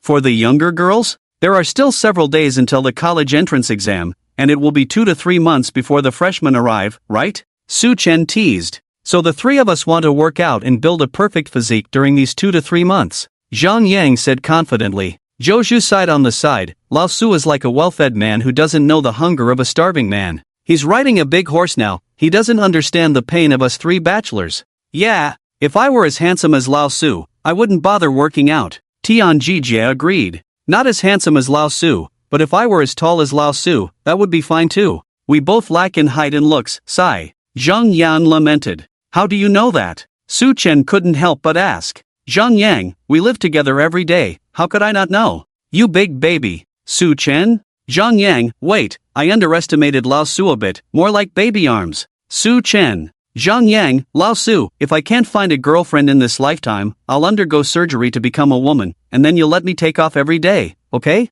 Playing disgusting tricks, huh? Do you believe I'll sprinkle your ashes? With protein powder. Su Chen picked up the protein powder on the table. Bro, I was wrong. That imported protein powder is damn expensive. Zhang Yang quickly surrendered. Lao Zhang, you're really disgusting. I'm about to throw up. Zhou Zhu gagged. Quick, change the subject. Think about something else. Think about after school starts, the pink schoolgirls will be here. Tian Jijie fantasized with a smile. Give it up, only elementary schools have chalk. Su Chen retorted. Lao Su, you're really heartless. Ha ha ha, I finally understand what Lao Su means. I'm still a child. I don't understand anything. They bantered for a while. Zhang Yang put down the dumbbell in his hand. By the way, Lao Su, what have you been up to these days? A friend's elderly relative passed away, so I went to help out, Su Chen replied. Oh, I see. The topic of the elderly relative's passing was quite heavy. Su Chen wanted to talk about something cheerful to change the mood. I wasn't here these past few days, did anything funny happen at school? Plenty. Let me tell you. Zhang Yang sat next to Su Chen, counting the funny incidents of the past few days on his fingers. Wang Jilian, that silly guy, sent the Hulk and Black Widows memes to the wrong group, our class group, and as punishment, Lao Zhao didn't let him be the class monitor anymore, ha. Su Chen chuckled. Ha ha ha. This morning in math class, Yang Pengda fell asleep on the table, had a nightmare, and cried loudly. He was made to stand for the whole morning, ha. Su Chen laughed. Ha ha ha. Also, Hu Haobo wanted to prank me on the playground with the 1,000 years of death move, but he mistakenly stabbed the school principal, Pa Yanzi, and was punished to run 5 kilometers around the playground, ha. Su Chen chuckled. Ha ha ha. And, yesterday, Yao Jing Jing accidentally fell in the school parking lot, hit her head on a big G car, smashing its headlight, ha. Su Chen fell silent. Tian Jijie and Zhou Zhu couldn't help but burst into laughter. That's right. I was there at the scene. Yao Jing Jing looked like she was drunk, hitting the big G's headlight to pieces, ha. Too bad for that big G. I checked its specs, it's the Brilliant Black Warrior Special Edition, 4.0T, 421 horsepower V8. Costs over 3 million on the road. Indeed, that seemed like a new car, the paint was shiny, looked like it was just picked up, really feel sorry for the owner. Feel sorry my foot. Anyone who can afford to drive that kind of car must be loaded. True, didn't expect our school to have such heartless rich second generations. After listening to Zhang Yang and the others' descriptions, Su Chen felt a buzzing in his head. When he received the news of Yan Bingjuan's passing a few days ago, he was in evening self-study. The car keys were in his coat, which was in the dorm. In a hurry, he didn't go back to get the keys, but took a taxi directly to the hospital. He didn't expect to stay there for 3 days. His big G had been parked in the school parking lot all this time. Just hearing what Zhang Yang and the others said, it was obvious that Yao Jing Jing had smashed the headlight of his big G. What the hell was going on? He had heard of breaking a stone in the chest, but never heard of smashing a headlight with the forehead. Su Chen frowned. Tian Jijie curiously asked, Lao Su, why aren't you reacting at all? Because Lao Su drives his big G when he's fine, he doesn't find it strange. Zhang Yang smirked. Ha, Lao Su drives. Oh, I get it now. Ha ha ha. Tian Jijie understood instantly. Oh my god, I get it too. If I had to choose, I'd choose the big G Lao Su drives. Another day of envying Lao Su. I want a big G desk partner too. When Zhang Yang and the others mentioned the big G, they weren't referring to a car. Su Chen was not in the mood for jokes. He got up, went to the cabinet, grabbed the key to the big G car, and hurried downstairs. Zhang Yang and the others were dumbfounded when they saw Su Chen take out the key to the big G car from the cabinet. What did Lao Su just take out? It looks like a lighter? Why do I feel like it's a car key? Su Chen arrived at the school parking lot. Sure enough, the right headlight of the big G was broken. It wasn't severely damaged, just a coin-sized hole. But it couldn't be repaired, the entire right headlight had to be replaced. The cost of the big G's headlight itself was more expensive than that of an ordinary car. Plus, Su Chen's big G was a special edition released this year, making the configuration even more expensive. Just the light bulb for the right headlight alone cost 5 figures. Su Chen didn't care about the money. Anyway, the forest store had insured the car, so he didn't have to worry about replacing the light. What he cared about was Yao Jing Jing breaking the headlight. If it was another student at school who accidentally broke the headlight, Su Chen wouldn't be so angry. An apology from the other party would have been enough, especially since there was insurance to cover the costs. He wouldn't go as far as hiring a lawyer and taking someone to court demanding 30 or 50,000 for a headlight, right? Everyone at school was supposed to get along. Su Chen wasn't that petty. But now, the person who broke his Big G's headlight was none other than Yao Jing Jing. How could Su Chen let her off the hook? He noticed a piece of paper on the windshield wiper of the Big G. Su Chen opened the paper, and inside was a note left by Yao Jing Jing. I'm sorry for accidentally breaking your car light. I'm giving you 2 lollipops, hoping you can forgive me, Su Chen. The Big G's headlight was worth 2 lollipops? He leaned in to take a closer look. Under the windshield wiper were 2 lollipops. What was more unfortunate was that, after being exposed to the sun, the 2 lollipops had melted into 2 puddles of glue. Now there were only 2 sticks left. Su Chen reached out and poked the 2 puddles of glue. Due to the large temperature difference between day and night, the glue had solidified. What made Su Chen unable to hold back was, the melted lollipops had stuck the windshield wiper. Stuck tightly. Su Chen tried to gently break it off, but he couldn't move it at all. Great, the windshield wiper was also broken. Su Chen took a deep breath, trying to calm himself down. He took out his phone to make a voice call to Yao Jing Jing. It was then that he realized he had already blocked Yao Jing Jing. Well, he had to make a call then. Su Chen found Yao Jing Jing's number in the blacklist and dialed it. Girls' dormitory building, room 203. The dormitory was pitch black. The girls had all finished washing up and were lying in their beds using their phones. On the top bunk, Yao Jing Jing was applying a pre-sleep mask. Buzz, buzz, buzz. The phone kept vibrating, and a long unseen number appeared on the screen. Yao Jing Jing's eyes widened instantly. Su Chen? She sat up abruptly from the bed, her face mask flying off. Su Chen actually called me. Yao Jing Jing was so excited she didn't know what to do. The moment she answered the call, she pressed the mute button. Then she cleared her throat and deliberately raised her voice. Classmate Su Chen, it's so late, what's the matter with your call? This voice instantly woke up the other 3 people in the dorm. Zhang Tong and Wu Nannan looked curiously at Yao Jing Jing's top bunk. Camille, who was sleeping on the bottom bunk, also perked up her ears. The next moment, Su Chen's impatient voice came from the dormitory. Come downstairs, I'm waiting for you in the parking lot. Yao Jing Jing instinctively covered her mouth. Downstairs? Now. Su Chen, yes, now. Yao Jing Jing, but it's too late now. Can't it wait until tomorrow? Su Chen, no, hurry up, stop dilly-dallying. Asterisk click. Click, click. Asterisk Su Chen hung up the phone. Zhang Tong and Wu Nannan instantly erupted in excitement. Ah, is Su Chen asking Jing Jing out for a date in the middle of the night? Where are they going at this hour? In the dead of night, a man and a woman alone outside, this is too exciting. Yao Jing Jing pouted, oh, annoying. What nonsense are you 2 talking about? We're not talking nonsense. Otherwise, why would he urgently call you out in the middle of the night? It must be something he can't say over the phone, something intimate. Definitely. He sounds so agitated, I bet he's been drinking and now wants to share some heartfelt words with Jing Jing. Exactly. Aren't all guys like that, pretending to be drunk to speak their minds, or confessing their love crazily under the dorm building?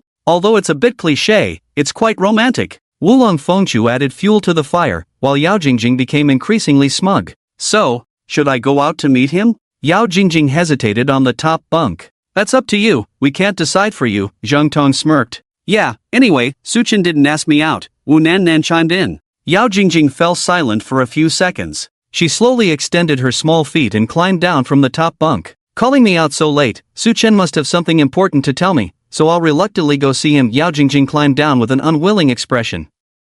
Zhang Tong and Wu Nannan were even more excited than her. They danced around as if something was about to happen. So looking forward to it. I wonder what Su Chen will say to Jing Jing. Jing Jing, do you want to bring your ID? I feel like you won't be back tonight, hee hee. And the phone charger. Remember to bring 2 packs of wet wipes. If you can't walk properly tomorrow morning, we can help you ask for leave. When girls get excited, boys are basically irrelevant. Stop talking nonsense, I won't let Su Chen touch me. I've always treated him as just a friend, Yao Jing Jing said proudly. Camille didn't say a word throughout. Yao Jing Jing noticed this detail. Camille often had heated conversations with Su Chen in the dorm. Today, Su Chen took the initiative to call Yao Jing Jing out. Finally, Yao Jing Jing had a chance for revenge. She picked out 2 outfits from the closet and stood in front of Camille. Mimi, do you think I look better in this dress or this denim jacket? Normally, Yao Jing Jing would ask Zhang Tong and Wu Nannan such questions. Asking Camille now seemed out of place, clearly showing off something. Camille looked seriously at the 2 outfits in Yao Jing Jing's hands. Neither looks good, Yao Jing Jing. Yao, did you forget? Su likes purple, Camille smiled. Yao Jing Jing retorted, the more he likes purple, the less I'll wear it. After choosing her outfit, Yao Jing Jing took a shower, mainly to wash her hair. One of the things girls must do before going out is to wash their hair. After finishing everything, Yao Jing Jing put on a blue floral dress, tied her hair in a high ponytail, and got ready to leave. Before heading out, she reminded her sisters. I'm leaving, you can go to sleep, no need to wait for me. I might come back very late, Yao. Have fun, okay, Jing Jing? Stay safe, yes, be sure to stay safe, Zhang Tong and Wu Nannan joked. Yao Jing Jing gave the 2 a disdainful look. She noticed Camille watching her, so she deliberately came back, took her ID from the top bunk, and put it in her pocket. In fact, she had no intention of staying out overnight. She just wanted Camille to see it on purpose. Camille showed no emotion when Yao Jing Jing came back for her ID. After closing the door, Wulong Fengshu kept chattering incessantly. Did you see that just now? Jing Jing still brought her ID in the end. I saw it. Jing Jing is so straightforward, clearly wanting to spend the night outside but not admitting it. Jing Jing's first time will be given to Su Chen, I really want to witness it by the side. I wonder how Jing Jing's expression will be at that time, it must be very rich. Su Chen waited in the parking lot for an hour. Yao Jing Jing finally walked over from a distance. He was already angry because Yao Jing Jing had damaged his headlight. And now Yao Jing Jing took so long to come over. Su Chen is really angry now. Yao Jing Jing walked up to Su Chen. Su Chen noticed that Yao Jing Jing's hair was slightly damp, and there was a hint of shower gel on her body. Under the street lamp, he noticed that Yao Jing Jing had put on light makeup. No wonder she took so long to come out. Did she take a shower? Seeing Su Chen staring at her, Yao Jing Jing's eyes dodged, subconsciously adjusting her clothes. Snap! Her ID card accidentally fell out of her pocket. Yao Jing Jing. Su Chen? Yao Jing Jing quickly bent down to pick up the ID card and put it back in her pocket. As she bent down, well, Yan Luoxue was right, they indeed have the same model. Don't misunderstand. I brought my ID card not to stay overnight with you. I hope you don't have any extra thoughts about me.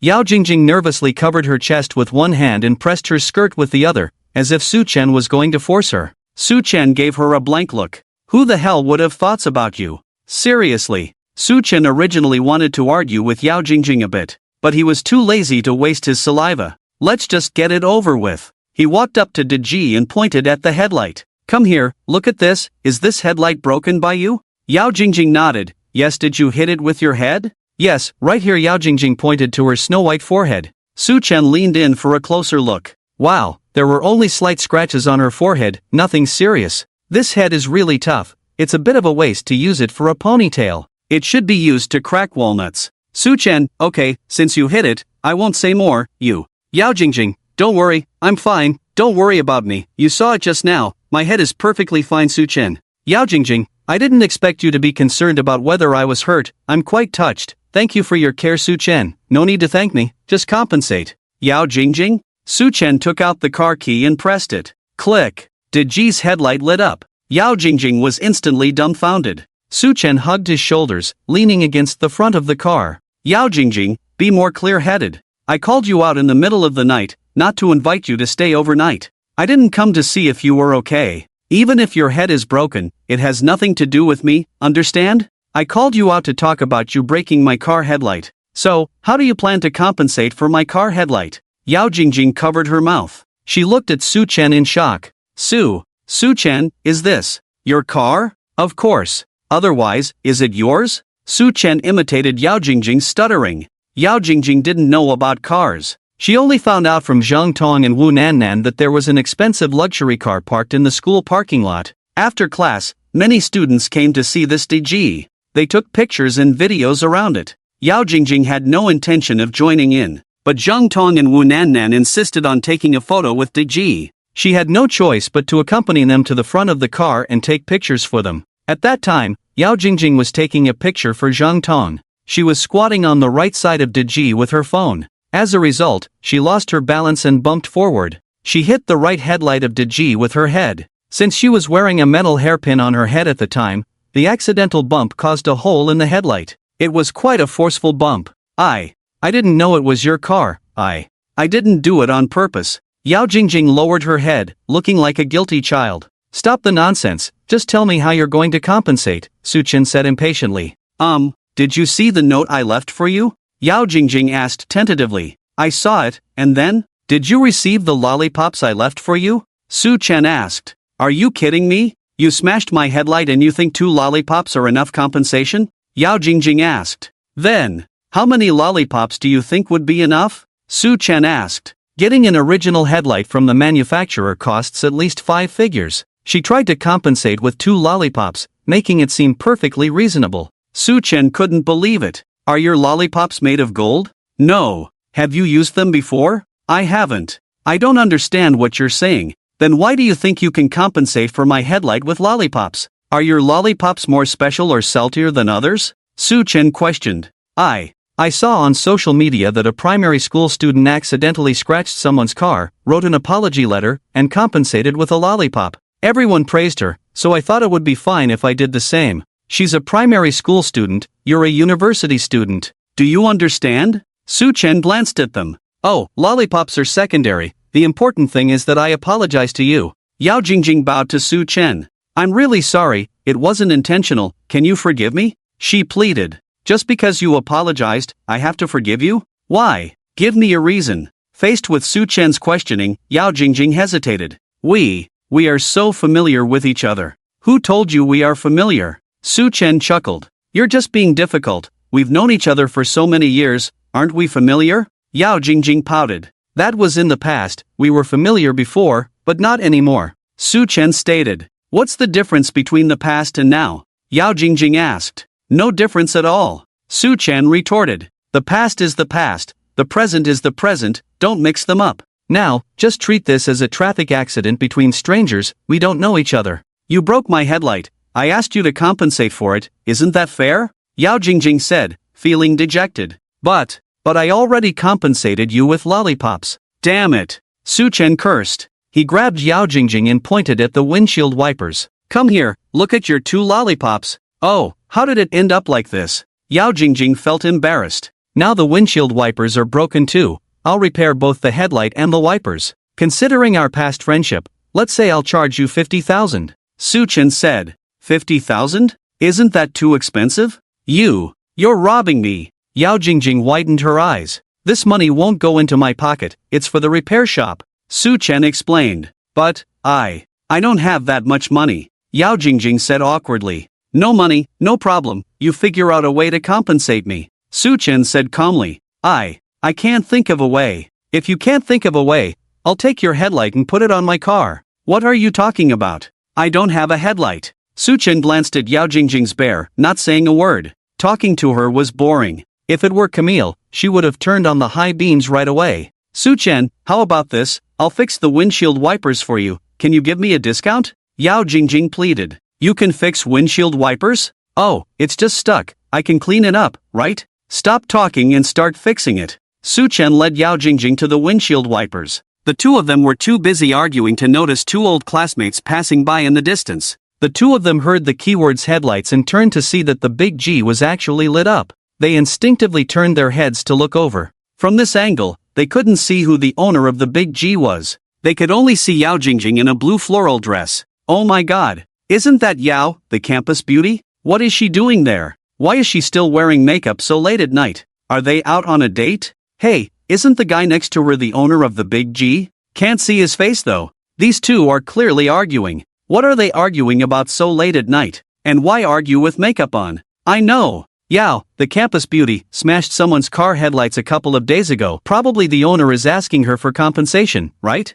Yeah, that makes sense. Come on, let's get closer and listen. The 2 eavesdroppers sneaked into the bushes behind the big G. They couldn't see what was happening in front, only hear the voices of Su Chen and Yao Jing Jing. In front of the car, Yao Jing Jing peeked at the melted lollipop stain. She reached out and poked it, finding the stain hard. It's so hard, what should we do? Don't just use your hands, if your hands could solve it, I wouldn't need you, right? Ha? If not hands, then what? Of course, use your mouth. Now that the lollipop had solidified, it needed warmth to melt again.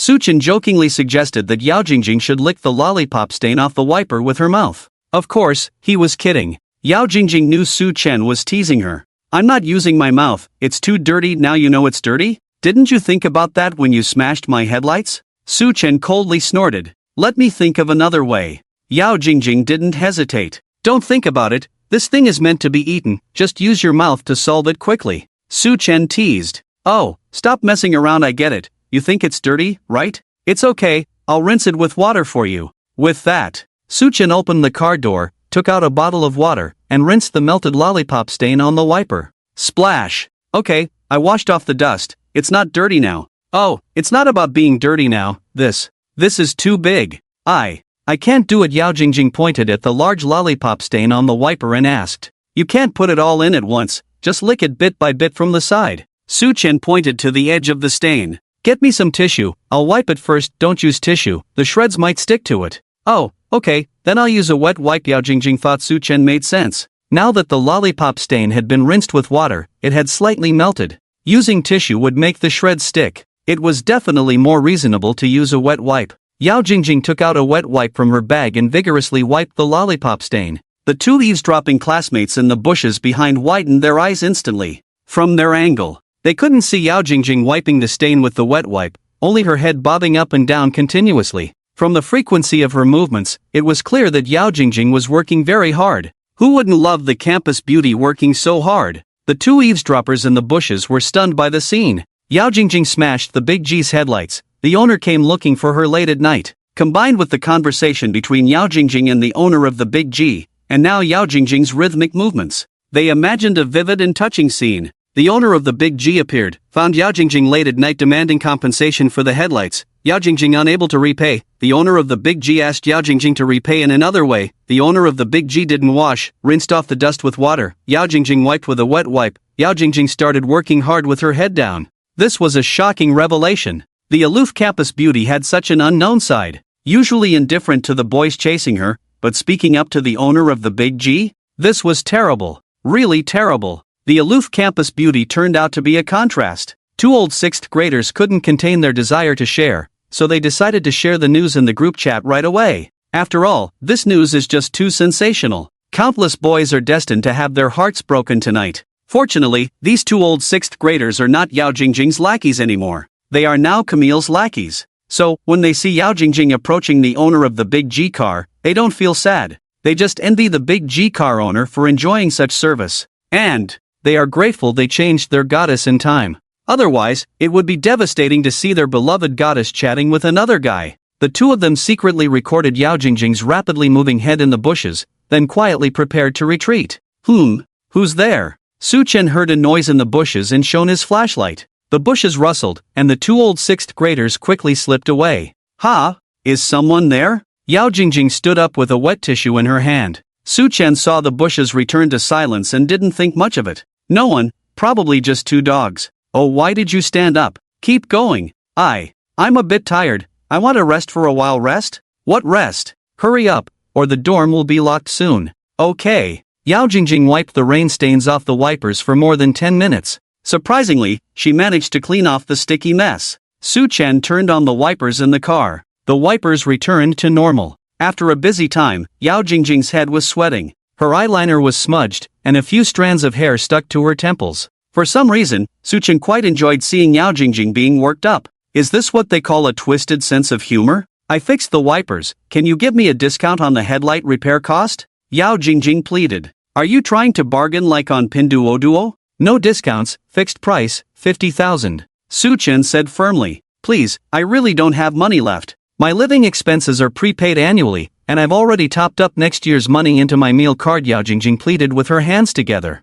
Are you crazy? Who tops up a meal card for a whole year at once? Are you trying to become a premium member of a loving wife? Su Chen looked puzzled. I find it convenient this way. Yao Jing Jing said weakly. Yao Jing Jing's monthly living expenses are lower than others because she preloads her meal card annually. The remaining money is for miscellaneous expenses. Su Chen was speechless. It's okay, the money in the meal card is still money. You can use that to compensate for my headlight. But the money in my meal card is not enough to cover your expenses. I'll arrange a payment plan for you. A payment plan? How does that work? Su Chen proposed a compensation plan for the headlight based on Yao Jing Jing's situation. The plan, from now until graduation, Yao Jing Jing will cover all of Su Chen's daily expenses on campus, using the student meal card. The meal card at Binhai University is a one-card pass. As long as you're on campus, you can use it at the cafeteria, convenience store, water dispenser, anywhere money is needed. From now until graduation, even if we calculate it generously, it's only 3 years.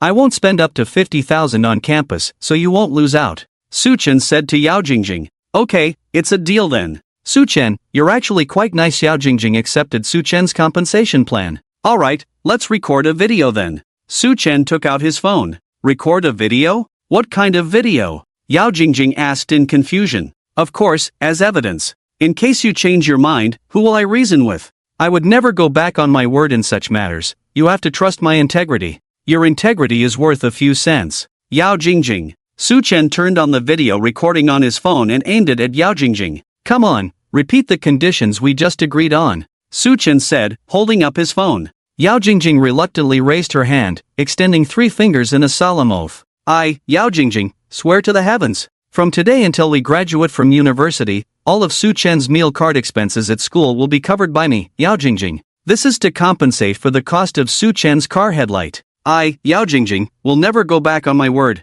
Su Chen, what if you do change your mind? Yao Jing Jing, if I do, I will be struck by lightning, hit by a car when I step out, and never find happiness in my life. No, this oath isn't strong enough. Su Chen shook his head. This isn't strong enough? Yao Jing Jing widened her eyes. Su Chen pondered for 2 seconds. Here's what you add. If you go back on your word, then you'll have irregular periods and get your period every day. Yao Jing Jing. Su Chen, hurry up, stop dawdling. Yao Jing Jing, if I go back on my word, I'll have irregular periods and get my period every day. Su Chen nodded in satisfaction, putting away his phone. Agreement reached. This meant that for the next 3 years, Yao Jing Jing would be buying whatever Su Chen wanted to eat or drink at the school cafeteria. Su Chen wouldn't lose out anyway, the headlight insurance company would replace it, and he wouldn't have to spend a penny. From now until graduation, as long as they were at school, whatever Su Chen wanted to eat or drink, Yao Jing Jing would use the meal card to buy it. This was also a lesson for Yao Jing Jing. Just as Su Chen was about to return to the dormitory, Yao Jing Jing called out to him from behind. Wait.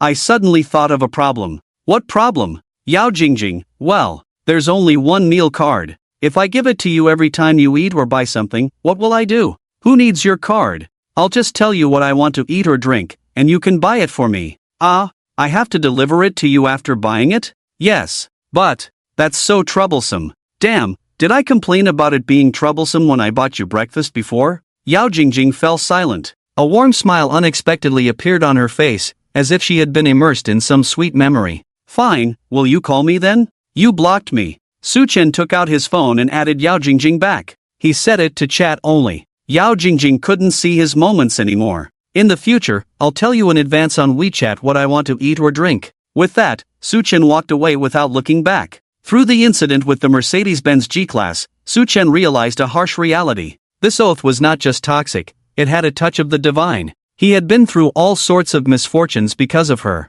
Even his car was suffering along with him. This was too damn mysterious. Su Chen decided to go home for the new year and find a master to break a spell. Was there something on Yao Jing Jing that was causing clashes with him? After Su Chen left, Yao Jing Jing also returned to the dormitory. The 3 roommates were puzzled. Jing Jing, why are you back so soon? Zhang Tong asked in confusion. Yeah, that was quick. Did the hotel run out of rooms? Wu Nan Nan teased. Is this the legendary battlefield? Oh my god. Is it this intense on the first time? I'm all ears. I'm all ears too. Share with us, Jing Jing. But Yao Jing Jing was not in the mood for jokes. She thought Su Chen had called her out late at night to confess something. She never expected it was to make her compensate for the car headlight. Fortunately, they finally reached an agreement, otherwise, her headlight would have been taken off by Su Chen.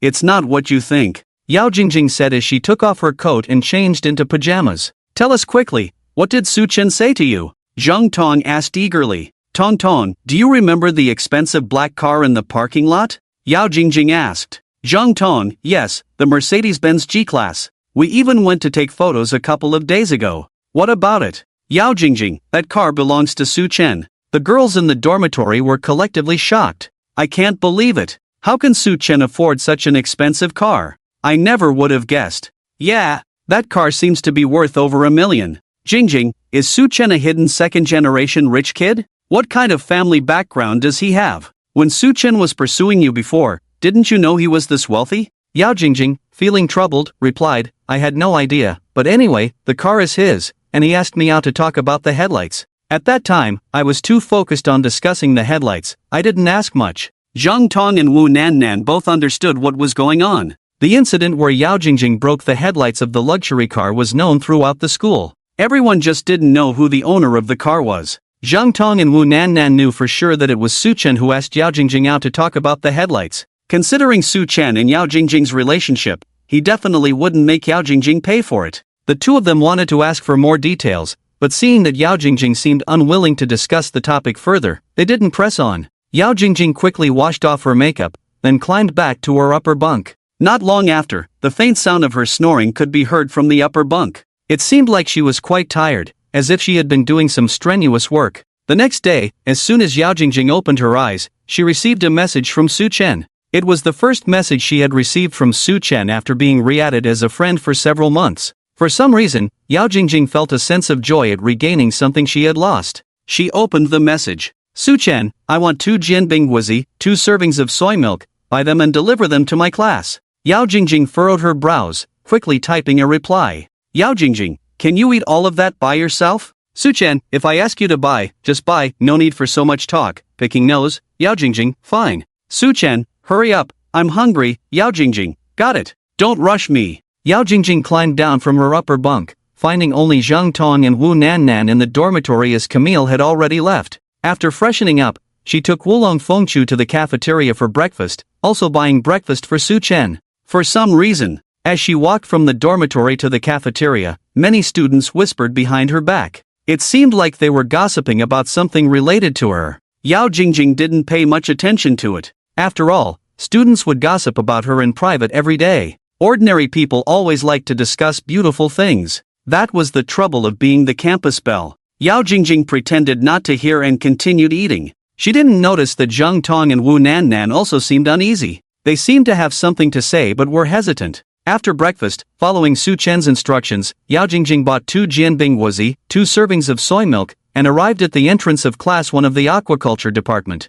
This was the first time Yao Jingjing had visited Su Chen's class since starting school. The arrival of the former campus belle at Class 1 of the aquaculture department immediately attracted the attention of numerous students. Oh my god, why is Yao, the campus belle, here? Isn't her class upstairs? Yeah, this is really unusual. Wait, who is Yao, the campus belle, buying breakfast for? Everyone quickly noticed the breakfast Yao Jingjing was carrying. Seeing everyone staring at her, Yao Jingjing felt a bit embarrassed. She stopped a female student from Su Chen's class. Excuse me, could you give this to Su Chen, please? Oh, sure. After handing the breakfast to the girl from Su Chen's class, Yao Jingjing quickly left. The surrounding students, of course, heard what Yao Jingjing said. Everyone had a curious expression. Wow, Su Chen? Is that the brother from Ip Man? He's so cool. Yes, that's him. The heartthrob of Class 1 of the aquaculture department, the Conan of Binhai University. The campus belle Yao actually bought him breakfast? What's the relationship between these two? Could they be dating? Dating my foot. Haven't you heard about what happened last night? What happened? Tell me, bro. The girl who brought the breakfast entered the classroom and placed it on Su Chen's desk. Su Chen, Yao Jingjing asked me to give this to you. Okay, thanks. Su Chen calmly opened his breakfast, took out a serving of fried pancakes and soy milk. Then he left the rest for Camille. At this moment, Zhang Yang ran over from the back row. Old Su, there's big gossip. Su Chen, munching on fried pancakes, mumbled, what gossip? Yao Jingjing hooked up with the owner of the big G car last night. Zhang Yang, excited, leaned in front of Su Chen, his voice trembling. A guy from the neighboring class saw it with his own eyes last night. Yao Jingjing was pinned down by the big G car owner. It seems that because the big G car owner asked Yao Jingjing to compensate for the headlights, Yao Jingjing couldn't afford it, so she used a segment of box to exchange. Tian Jijia chimed in, I heard about it too. Yao Jingjing even dressed up and put on makeup specifically to give him the box. I also heard that at the time the big G car owner hadn't showered, Yao Jingjing found it dirty, so the big G car owner just rinsed her with mineral water and started. It's so stimulating to think about. Added a nearby boy. Everyone sighed. Damn, it's good to be rich. I envy that big G car owner. I wonder which class that guy is from. I really want to know how good Yao, the school flowers, box skills are.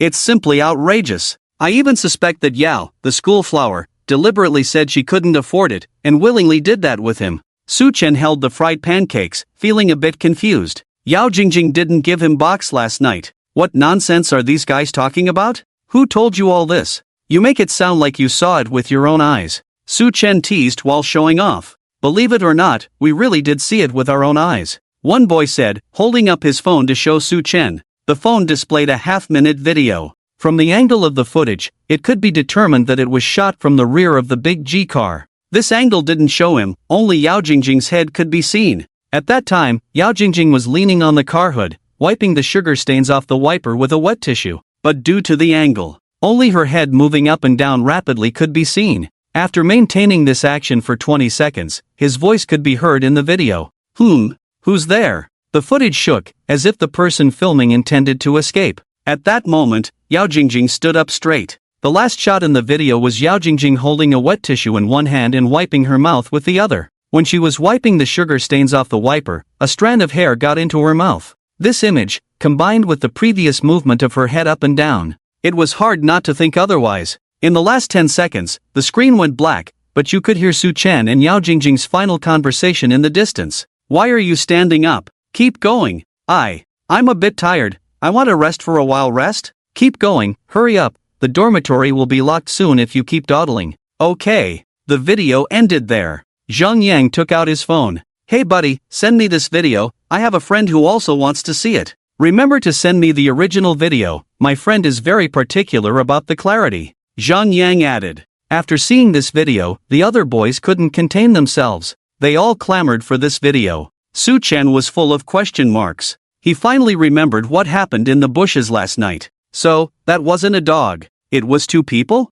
And then Yao Jingjing cleaning the wiper was misunderstood by the other party, mistaking it for something else? Su Chen suddenly had a sense of déjà vu. Initially, Camille was misunderstood by Yao Jingjing when she was clearing the milk tea straw for him. Now Yao Jingjing was misunderstood by others for cleaning the wiper, and then being filmed in a suggestive video. It was a perfect opportunity for Yao Jingjing to experience what it felt like to be misunderstood. Only by experiencing it firsthand could the best punishment be achieved. So, faced with everyone's misunderstandings towards Yao Jingjing, Su Chen did not clarify or explain. He let everyone gossip as they pleased. In just one class, Yao Jingjing's scandal spread throughout the whole school. After all, Yao Jingjing was the first-generation school beauty, and the situation was truly mind-boggling. In the eyes of all the boys in the school, Yao Jingjing had always been aloof, keeping her distance from the boys. Who would have thought? The aloof school beauty would actually perform such a skillful act for the owner of the luxury car. The once goddess in the boys' eyes had now fallen to being the cleaner for the wealthy. Everyone couldn't hold back. Soon, this half-minute video quickly spread to every corner of the school. By the end of the morning, everyone at Binhai University had seen this video, including Yao Jingjing herself. After school in the afternoon, unable to bear everyone's pointing and whispering, Yao Jingjing ran back to her dorm at the fastest speed, threw herself on the bed, and burst into tears. Zheng Tong and Wu Nannan accompanied her. Both of them didn't know what to say. Yao Jingjing wiped her tears, gritting her teeth in anger. Who the hell recorded the video? Damn it! Yao Jingjing couldn't help but curse. Jingjing, don't be sad. Let them say what they want, just focus on being yourself. Yeah, those gossipers are like the village gossips, not worth paying attention to. Wulong Fengchu comforted her on the side. Zhang Tong couldn't help but ask, so, Jingjing, did you really do that with Su Chen last night? Yao Jingjing frowned. Tong, what do you mean? You don't believe me either? No, Jingjing, that's not what I meant. Jingjing, Tong is just concerned about you, don't be angry, we're just curious. Wu Nannan chimed in. This morning, after Zhang Tong and Wu Nannan heard about the incident, they didn't believe it at first. They were loyal little sisters to Yao Jingjing, of course, they sided with her. But after watching the video, both of them fell silent. As roommates, they knew best about Yao Jingjing's return last night. She was all made up, sweating a lot, looking tired and not wanting to talk much. It was obvious she was tired from talking. Now, combining that with the video that surfaced, even Zhang Tong and Wu Nannan, who wanted to believe Yao Jingjing, couldn't. Jingjing, in the movies, if a girl cries after doing that with a guy, it's because the guy is too long. Your eye makeup was smudged last night, looking like how girls look after doing that in the movies, so I thought. Shut up, Yao Jing Jing snapped. Zhang Tong quickly shut her mouth. She and Wu Nannan exchanged a glance, not knowing what to say. Yao Jingjing didn't know how to prove herself. She picked up her phone and called Su Chen. To let Wulong Fengchu hear, she put it on speakerphone. After a few rings, Su Chen answered. Su Chen, hello, what's up? Yao Jingjing, Su Chen, everyone is spreading rumors about last night. I can't face anyone anymore. What should I do now? Su Chen, you can't face anyone, how's that my problem? Yao Jingjing. Now only Zhang Tong and Wu Nannan knew that the owner of the luxury car was Su Chen. Others didn't know this truth. Everyone only knew that Yao Jingjing had done that with a guy, but they didn't know who the guy was. Su Chen was indifferent. After all, it was Yao Jingjing who couldn't face anyone, not him. Su Chen, how can you be like this? If it weren't for you, would I be misunderstood by everyone? Yao Jingjing urged. Blame me? If you hadn't smashed my headlight, would this have happened? Su Chen's tone was not good. Isn't the headlight thing in the past? Why do you bring it up again? If you don't blame me, would I bring up the headlight? Can you help me explain to everyone? I don't want everyone to misunderstand me, it's really annoying. Yao Jingjing pleaded. Why should I help you explain to everyone? Su Chen retorted. Yao Jingjing, because there is a misunderstanding. Don't you want to clear it up? Su Chen, I don't want to. Yao Jingjing. Su Chen, anyway, I'm not in that video. Yao Jingjing, I know you're not, but this kind of thing definitely needs to be explained to everyone, right? Last month at the library, did you explain things to everyone? Su Chen asked. Yao Jingjing knew what Su Chen was referring to. It was about her misunderstanding of Camille giving Su Chen a cigarette. Oh, the library incident is long gone, no one brings it up anymore. Why are you still holding a grudge until now? Yao Jingjing said resentfully. Are you just going to change the subject? I'm asking you, did you explain things to everyone about the library incident? Su Chen asked word by word. No, Yao Jingjing said softly. Well, there you have it, if you didn't help Camille explain, why should I help you explain? Su Chen said impatiently. Hearing Su Chen siding with Camille, Yao Jingjing felt both wronged and angry. This is completely different. How? How can I be the same as her? Why not? Are you wearing a gold border? Or are you nobler than her? Or is it that only you know how uncomfortable it is to be misunderstood, and Camille doesn't? What makes you different from Camille? I find you to be a real hypocrite, forgiving yourself generously and attacking others harshly? Yao Jingjing didn't know how to respond to Su Chen's retorts. But no matter what, you also bear responsibility for last night's incident. If you hadn't called me out last night, this wouldn't have happened, right? Why don't you say if your mom hadn't given birth to you, this wouldn't have happened either? Su Chen, you should go to the hospital and get your head checked. I think you hit your head on a lamppost. With that, Su Chen hung up the phone. Yao Jingjing trembled with anger as she held her phone. Zhang Tong and Wu Nannan didn't know what to say. At that moment, Camille walked in from outside. Seeing Yao Jingjing sitting tearfully on the upper bunk, with Zhang Tong and Wu Nannan looking lost below, she curiously asked, Yao, why are you crying? Camille was unaware of Yao Jingjing's situation. She had heard the boys in the class mention Yao Jingjing's name in the morning, but she hadn't paid attention to the specifics. With the language barrier and the complexity of the situation, Camille couldn't understand the conversations. Her WeChat only had Su Chen and a few other girls from the class. Naturally, she hadn't seen Yao Jingjing's video in the box. Zhang Tong and Wu Nannan saw Camille showing concern for Yao Jingjing. They briefly explained the situation to Camille through gestures and words. After listening, Camille looked surprised. Yao, so you went out last night? Camille didn't continue, she could only comfort Yao Jingjing not to be upset. Nini, you and Su Chen sit together, your relationship is so good, why don't you help Jingjing persuade Su Chen? Zhang Tong said to Camille. Yes, everyone in the school is spreading rumors now, Jingjing is really losing face, Nini, please help Jingjing. Wu Nannan echoed. Yao Jingjing remained silent on the upper bunk. She didn't expect Camille to help her. The incident at the library was when she reported to the principal, causing the whole school to gossip about Camille giving Su Chen a cigarette. Now facing a similar situation herself, Yao Jingjing felt that Camille was probably delighted and wouldn't speak up for her. Unexpectedly, Camille readily agreed. She made an okay gesture and then sent a voice message to Su Chen. Yao Jingjing could understand what Camille was saying. She was indeed helping her ask Su Chen to clarify things with everyone. Soon, Su Chen replied to the message. After reading the message, Camille helplessly shrugged at Yao Jingjing. Yao, I'm sorry, Su said to give up hope, he won't help you. Yao Jingjing cried, if he won't help me, then I'll go explain to everyone myself. I'll say nothing happened between us. Yao, Su said if you explain to everyone, he will admit you helped him, and the job is quite good, Camille said awkwardly. Yao Jing Jing. Camille, oh, Su also asked me to tell you something. What? Yao Jing Jing asked weakly. Su said he wants to eat roasted chicken rice, ask you to buy it for him at the cafeteria, Camille replied. Yao Jing Jing. Rumors are not scary. What's scary is the emergence of numerous versions of rumors. If last night's incident was version T0, after just half a day, the rumors circulating in the school were already version T36. These versions were all fancy, saying all sorts of things. Anyway, they all described how Yao Jingjing was different. Some said Yao Jingjing had an abortion for a rich second generation. Some said Yao Jingjing was kept by a rich second generation. Some said Yao Jingjing was a professional boxing player. No matter what was said, no one knew who the mysterious owner of the big G car was.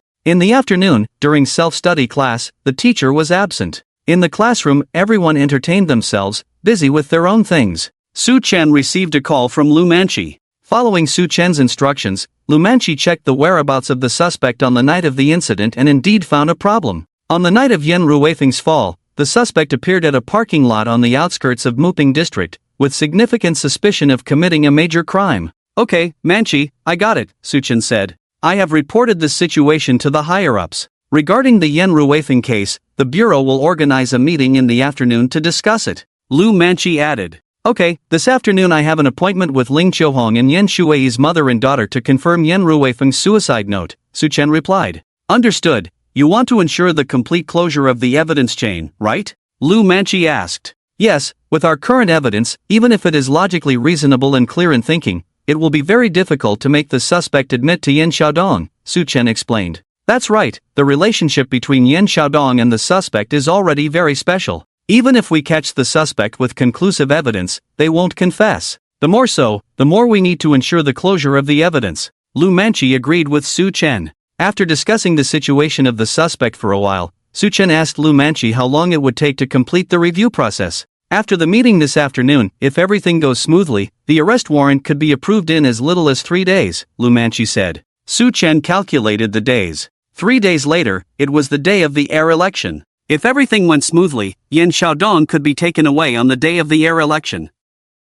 Xiao Su, you have to understand that even with an arrest warrant, we can only arrest the suspect, not Yan Xiaodong. To establish Yan Xiaodong's guilt, you have to use your brains and find a way to make Yan Xiaodong expose himself, or make the suspect confess when caught. Do you understand what I mean? Su Chen certainly understood Lu Manchi's meaning. Don't worry, Manchi, I have everything planned out. On the day of the suspect's arrest, I will need your assistance. No problem, how do you want us to help? It's simple, you just need to be there on the day of the heir election. Su Chen explained his plan to Lu Manchi. After listening, Lu Manchi was somewhat shocked and amused. Xiao Su, are you sure this plan will work? Do you have a better plan? Su Chen retorted. Well, I don't. Your plan is indeed clever and can make Yan Xiaodong face justice, but the problem is, you absolutely cannot let Yan Xiaodong see through it. Once he does, he may never confess. Lu Manchi expressed her concern. Yes, so we must ensure solid evidence, a perfect closed loop of clues, and absolutely no logical loopholes, Su Chen said.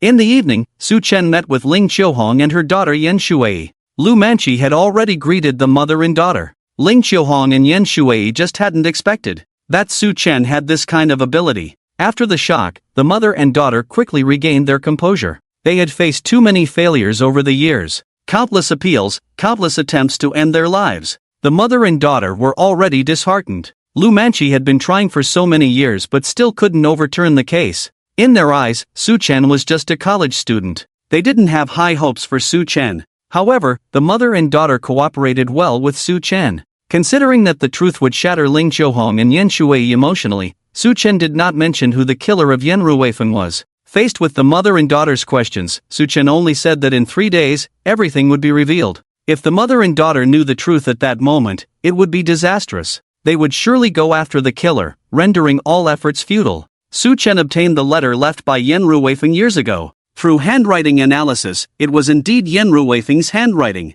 The curves, pauses, all matched Yan Ruifeng's writing style perfectly. But soon, Su Chen discovered a small detail in the letter that was off. It was this small detail that led him to the evidence that the letter was not written by Yan Ruifeng himself. Although the killer had been identified now, the chain of evidence had to be complete. To overturn Yan Ruifeng's suicide case, every link, every clue had to be flawless. Su Chen sent the information about the letter to Lu Manchi. Lu Manchi collected this new clue, which would come in handy at the meeting later. An hour later, at the coastal police station, in the conference room, Chief Luo Qingfeng, Deputy Chief Lu Tianxiao, Criminal Investigation Brigade Captain Zhang Jiaoi, and all department heads were present. Before the meeting started, there was a commotion in the audience. Wasn't the Yan Ruifeng case closed long ago? Why is it being brought up again? It seems like the young detective from the second criminal investigation team, Lu, never gave up. She suspects that Yan Ruifeng was murdered. I'm familiar with this case. There's no evidence proving that Yan Ruifeng was murdered.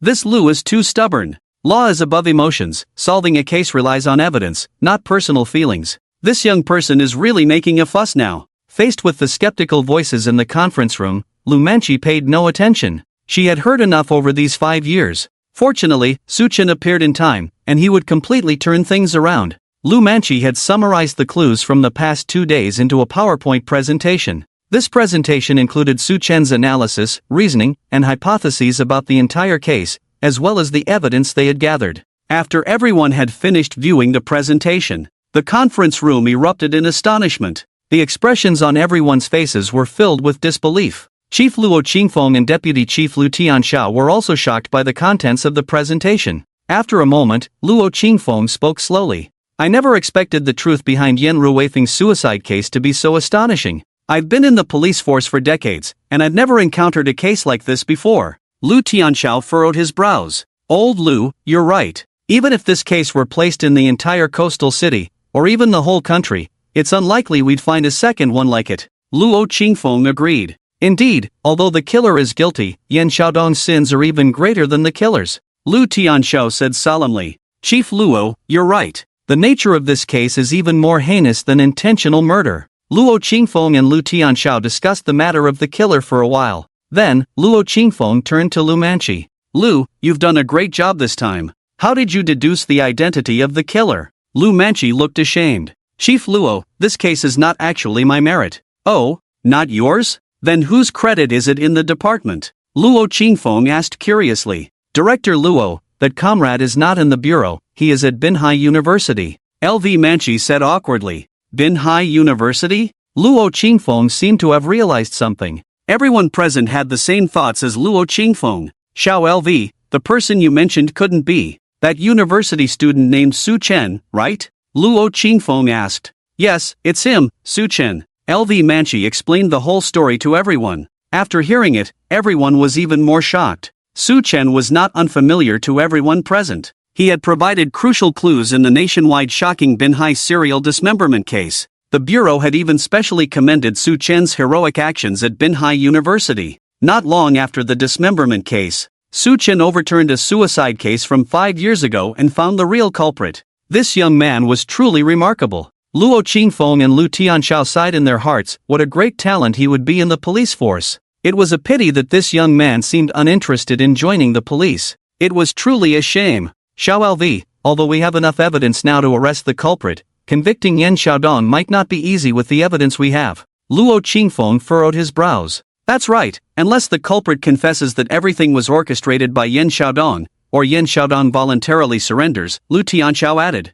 Director Luo, Director Lu, the situation you are worried about, Su Chen has already thought of a solution, but he needs our cooperation in the police force, LV Manchi said. He needs our cooperation? How so? Luo Qingfeng asked. LV Manchi explained Su Chen's plan on the phone to Luo Qingfeng and Lu Tianxiao. The two had completely different reactions after hearing it. Isn't this a bit too reckless? It completely goes against our rules and regulations. Luo Qingfeng said helplessly. Old Luo, don't be so rigid. I actually find Su Chen's plan quite interesting. Just like he said, as long as we keep quiet, there won't be any issues. Besides, we have definitely caught the culprit, so why not strike while the iron is hot and capture both of them at once? Lu Tianxiao chuckled. Director Luo, in fact, Su Chen's identity happens to circumvent some issues, LV Manchi agreed. Luo Qingfeng understood LV Manchi's point. They represented the police, while Su Chen was just a university student. Many things said and done by Su Chen would have a completely different effect compared to them. Moreover, the case of Yan Ruifeng was indeed too special. Perhaps Su Chen's plan was indeed the best solution. After much contemplation, Luo Qingfeng finally agreed to LV Manchi's suggestion. Alright, let's give this Su Chen's plan a try then. It was one day before the 7th day since Yan Bingjuan's passing. This marked the final day for the selection of the Yan family heir. Tomorrow, Yan Luoxue and Yan Xiaodong would compete for the position of the Yan family heir at the Yanggu Manor. At that time, the Yan Investment Board and senior executives would all be present. Apart from them, the heads of all Yan family partners would also be in attendance. They would vote together with the Yan family executives to decide on the family's heir. Early in the morning today, Su Chen received a call from the head of the Yan Investment Department inviting him to visit the headquarters and discuss cooperation matters. His single-person restaurant was a project collaborated on with the Yan Investment. Therefore, Su Chen was also considered a partner of the Yan family. During the call, the Yan Investment side specifically mentioned that it was an invitation from Yan Xiaodong, the Yan CEO, with the heir election meeting scheduled for tomorrow, and Yan Xiaodong inviting partners to visit the headquarters today. There was clearly something fishy going on. Su Chen agreed to the invitation over the phone. He took this opportunity to see what Yan Xiaodong was up to. Binhai High-Tech Zone, Yan Investment Headquarters Building. Su Chen visited as a business partner. He did not inform Yan Luoxue about his visit to the company. Since Yan Bingjuan's passing, Yan Luoxue had not returned to the company. Yan's venture capital has now been taken over by Yan Xiaodong. Although on the surface, the position of the company's chairman has not been finalized, the senior executives have already tacitly accepted Yan Xiaodong as the successor. Su Chen walked into the company building and saw the lobby adorned with plaques displaying the corporate culture. They were taking down Yan Bingjuan's photo and replacing it with Yan Xiaodong's. It seemed that Yan Xiaodong had already arranged everything. The situation was set. The election of the heir to the Yanggu Manor tomorrow was just a formality. Su Chen greeted the receptionist at the front desk. The receptionist led Su Chen to the 8th floor. The head of the investment department was already waiting for him at the elevator. Oh, hello, General Su, long time no see. You can still call me Little Su, Director Zhang. How can that be? Come on, General Su, let's talk inside. After chatting with the head of the investment department about the projects for a while, Su Chen could clearly feel that the other party was not as enthusiastic as before. It was evident that times had changed. With Yan Bingjuan's passing and Yan Xiaodong rising in power, Su Chen's single dining project was invested in by Yan Bingjuan. Now that Yan Xiaodong was the big boss, logically speaking, Su Chen's project should have been cut. Su Chen didn't expect his project to still be going strong. It was just that the enthusiasm of the project coordinator wasn't as high as before. But this was understandable. Everyone had their own priorities. After chatting with the head of the investment department for a few moments, it was time for the tour. The head of the investment department took Su Chen around the various floors of Yan's venture capital. Soon, the two arrived at the top floor of the company, the CEO's office. General Su, actually, today's invitation for you to visit our headquarters was all at the behest of Yan Xiaodong, President Yan. The head of the investment department deliberately emphasized Yan Xiaodong's name, as if afraid that Su Chen would misunderstand his mention of President Yan as referring to Yan Luoxue. President Yan instructed that after General Su finishes the tour, I should take General Su to his office to meet him.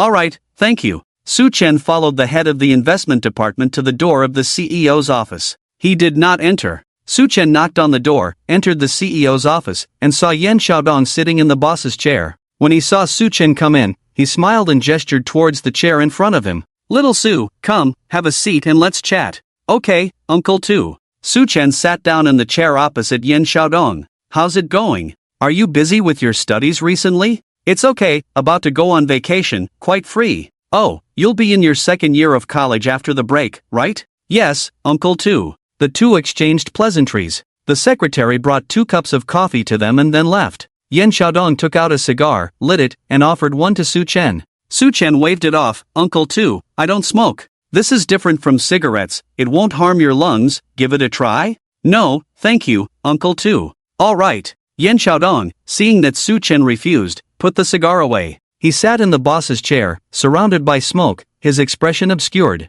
After a while, Little Su, I actually know everything about your identity. Yan Xiaodong grinned with the cigar in his mouth. Uncle Tu, I don't understand what you're talking about. Su Chen responded with a puzzled look. Could this old man know about my investigation into Yan Ruifeng? He speculated in his mind. Su Chen, however, did not show any signs of panic or unease. He. Yan Xiaodong chuckled, holding the cigar between his fingers. You're not being careful, even here you're still pretending with me? After that, Yan Xiaodong leaned forward. It's just the two of us in this room. What are you still pretending for? Pretending? Pretending what? I'm not pretending, Uncle too. Su Chen continued to play dumb. You're pretending right now. Yan Xiaodong slammed the table. Ah, is it because I didn't take your cigar just now? Do you think I'm pretending to be cool? Su Chen asked. Ha ha. Yan Xiaodong laughed heartily twice, unable to resist applauding Su Chen. Oh, I finally understand why Xiaoxue came to you. Your kid really has a sharp tongue. Su Chen remained silent. He quietly observed Yan Xiaodong's every move. After a few seconds, Yan Xiaodong regained his serious expression. Alright, stop pretending. I already know about you and Xiaoxue pretending to be in a relationship. Hearing this, Su Chen breathed a sigh of relief. So that's what he was talking about. But, how did he find out? Seeing Su Chen silent, Yan Xiaodong continued, it's not just me who knows, to be precise, everyone in our Yan family knows. Last night, Xiaoxue sent a message in the family group, saying that she was pretending to be in a relationship with you to show us, to avoid pressure from the family for marriage. Now that my eldest brother has passed away, Xiaoxue feels guilty, so she confessed her mistake to us. Xiaoxue even called me specifically, apologizing for the gift I gave you when we first met, feeling bad for deceiving me like that. I appreciate Xiaoxue's good attitude towards me, her second uncle, admitting her mistake and crying on the phone to repent. I won't take it to heart. You young people nowadays, really, isn't the pressure for marriage from the family for your own good? Is it necessary to deceive us in this way? At that moment, Su Chen finally understood why his project wasn't cut. It wasn't because of Yan Xiaodong's kindness. It was because Yan Luoxue had called Yan Xiaodong to apologize. Yan Xiaodong now knew that Yan Luoxue and he were pretending to be in a relationship, so there was no need to target him. Yan Luoxue, of course, knew that her father's death was related to Yan Xiaodong. But in order to save Su Chen's project, she swallowed her pride, apologized to her father's killer, humbled herself, and even cried on the phone to repent to her father's killer. It's hard to imagine the pain she must have gone through. And all of this was for Su Chen's future. Xiaosu, actually, the first time I saw you, I knew you and Xiaoxue weren't really in a relationship, you were just acting. Yan Xiaodong squinted and smiled. It seems my acting skills are not good enough, making my second uncle laugh. Su Chen said calmly. Don't worry, from now on, don't call me second uncle in the company, it's not good to show favoritism, especially since you're not my niece's husband. Xiaoxue is my niece, how could she find an ordinary college student as her boyfriend? If this gets out, people in the circle will laugh at us to death. Sorry, Xiaosu, I may speak bluntly, don't take it to heart, Yan Xiaodong said with a half smile. I didn't hear a word you said, Uncle Dong. Su Chen said. That's right, call me Uncle Dong then. Yan Xiaodong leaned back in his chair. He looked relaxed. Rest assured, I won't sabotage your project just because you have no relationship with Xiaoxue or cut your project or anything. I've looked at the project the company invested in you, it's interesting. I'll have someone follow up on it. I'm very supportive of college students starting their own businesses. Once your project reaches its target revenue, there won't be any problem with the funding chain. Just work diligently and know what you're doing. With that, Yan Xiaodong smiled meaningfully. For example, do you know what you should do tomorrow? Tomorrow is the day to elect the heir. Su Chen's current status is a partner of Yan's venture capital. If he goes tomorrow, he will definitely participate in the voting. Yan Xiaodong's implication was to nudge Su Chen, to make sure he votes for him tomorrow. Actually, what Yan Xiaodong did was quite unnecessary. The company's signboard already had his picture on it, and he had already taken control of the company from top to bottom. He was already a sure winner of the heir position. So, when he said what Su Chen should do tomorrow, it was just to boost his own sense of superiority. I certainly know what to do tomorrow, I will perform well, Uncle Dong, Su Chen said with a meaningful smile. Yan Xiaodong had no idea what would happen tomorrow. Tomorrow, Su Chen would publicly execute him in front of hundreds of people, serving him a death penalty package from the Binhai prison. When he heard Su Chen say he would perform well tomorrow, he thought Su Chen was now completely loyal to him. So, Yan Xiaodong stood up, walked to Su Chen, and patted his shoulder. Little Su, you are very discerning. I admire you, looking forward to seeing your performance tomorrow. Don't worry, Uncle Dong, tomorrow you will see how I support you, that's all. Good.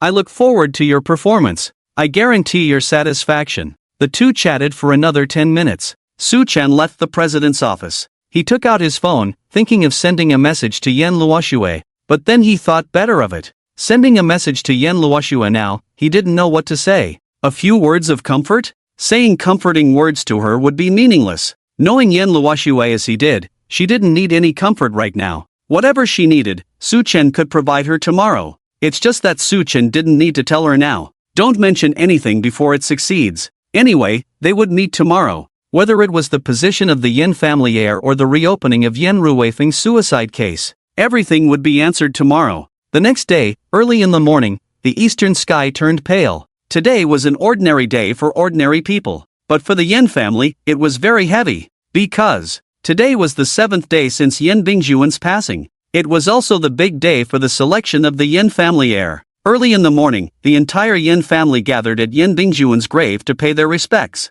Yen Jixing, Lu Jifan, Zhang Shuhua, Yen Luoshua, Ling Qiuhong, Yen Shui. Only Yen Xiaodong and his family were absent. Seeing that Yen Xiaodong didn't come, Yen Jixing couldn't hide his anger. This beast. He didn't even show up for Bingjuan's 7th day. Dad, calm down, don't get yourself worked up. Zhang Shuhua, with red eyes, tried to persuade him. All the Yen family servants saw this. Yen Xiaodong had already secured his position as the heir, so he didn't care about anyone else's feelings. So what if he didn't come for his elder brother's 7th day? He would come if he wanted to, and he wouldn't if he didn't. Now, he held all the power in the Yen family. Yen Luoshua, dressed in a black coat, knelt in front of the tombstone, continuously adding paper money to the incense burner. She didn't cry. She just quietly burned the paper. Seeing Yen Luoshua's pale and haggard face, Ling Qiuhong and Yen Shui felt very uneasy. They had experienced this feeling 5 years ago. So, they understood very well how Yen Luoshua felt now. After the Yen family finished the 7th day rituals for Yen Bingjun, everyone returned to the Yungu Manor. At this moment, the Yungu Manor was already overcrowded. Yen Xiaodong had used the time of his elder brother's 7th day to make some arrangements. The Yungu Manor now looked like it was hosting a grand event. Yen Xiaodong had prepared a celebration for himself becoming the heir. It seemed like a great day, completely disguising the fact that it was his elder brother's 7th day. The company's executives, regional managers, and representatives of the Yen family's business partners arrived one after another. Yen Xiaodong personally welcomed them at the entrance of the manor. Inside, it was even more crowded. When the business partners saw Yen Xiaodong, they all greeted him with smiles. Zhao Wanhao, the chairman of the Haoda group, and his son Zhao Jianyu were among them. Mr. Yen, you look great today, Zhao Wanhao said with a smile. Mr. Zhao, thank you for your kind words. Yen Xiaodong smiled back at Zhao Wanhao. Mr. Yen, after today, we will have even more opportunities for cooperation, Zhao Wanhao said with a hidden agenda. Naturally, I will wholeheartedly assist the Haoda group's projects on behalf of the Yen family. You can rest assured, I have it all planned out. Yen Xiaodong bowed solemnly. With Yan's words, of course, I am reassured. Yen is much more reasonable and understanding than any previous heir. Zhao Wanhao chuckled. Zhao Jian, you couldn't help but speak up beside him. Uncle Yen, don't just help my dad with business matters, can you also help me? Help you? Xiao Yu, what do you need my help with? Yen Xiaodong asked with a smile. Zhao Wanhao snorted beside him. This brat only thinks about that little matter. Dad, you're talking about me, but don't you go to Hung Tai Song and dance troupe every day? Zhao Jianyu retorted. You brat, watch your mouth. Yen Xiaodong understood that Zhao Jianyu was thinking about Yen Luoshua. Alright, Xiaoyu, uncle will think of a way to help you with this matter. Really? Zhao Jianyu exclaimed. Hee, can I lie when I speak? Yen Xiaodong said with a smile that wasn't quite a smile. Alright, Uncle Yen is really considerate, hee. Zhao Jianyu revealed a sly smile. The guests arrived one after another. At this moment, after Yen Luoshua and the others finished burning incense for Yen Bingjuan's 7th day ceremony, they returned to Yungu Manor. When the Yen family members got off the car and saw the joyous atmosphere in the manor, everyone's expressions were grim. Fortunately, the Yen family's patriarch still had some dignity. After Yen Luoshua pushed Yen Jixing into the venue, the people inside the manor who were laughing and chatting toned down a bit. Yen Xiaodong saw his father being pushed in and walked up with a smile. Dad, you're back so soon? What? Do we have to stay away forever to please you? Yen Jixing glared at him. Dad, look at what you're saying. I'm just thinking about my big brother's 7th day ceremony. Yen Xiaodong pretended to be sentimental. If you really care, why didn't you go and offer incense to your big brother yourself? Yen Jixing scolded loudly. His voice attracted everyone's attention. Yen Xiaodong smiled faintly. Dad, as the head of the family, if we all go to offer incense to my big brother, who will welcome the guests? Today is my big brother's 7th day ceremony, also a big day for our Yen family. Dad, you can't just give up on the Yen family because of my big brother's passing. Who gave you the right to be the head of the family? If you're the head, what am I? Yan Jisheng questioned angrily. Alright, Dad, calm down first. Yan Xiaodong had someone push Yan Jisheng into the house. Yan Luoxue was about to follow Yan Jisheng, but Yan Xiaodong stopped her. Xiaoxue, wait a moment. Yan Luoxue halted her steps. Xiaoxue, I want to talk to you alone about marrying into the Zhao family, Yan Xiaodong said with a playful smile. Hearing Yan Xiaodong's words, Yan Luoxue's expression darkened. What do you mean? Seeing Yan Luoxue's cold tone, Yan Xiaodong snorted. Xiaoxue, you've grown up now, not even calling me second uncle when we meet, huh?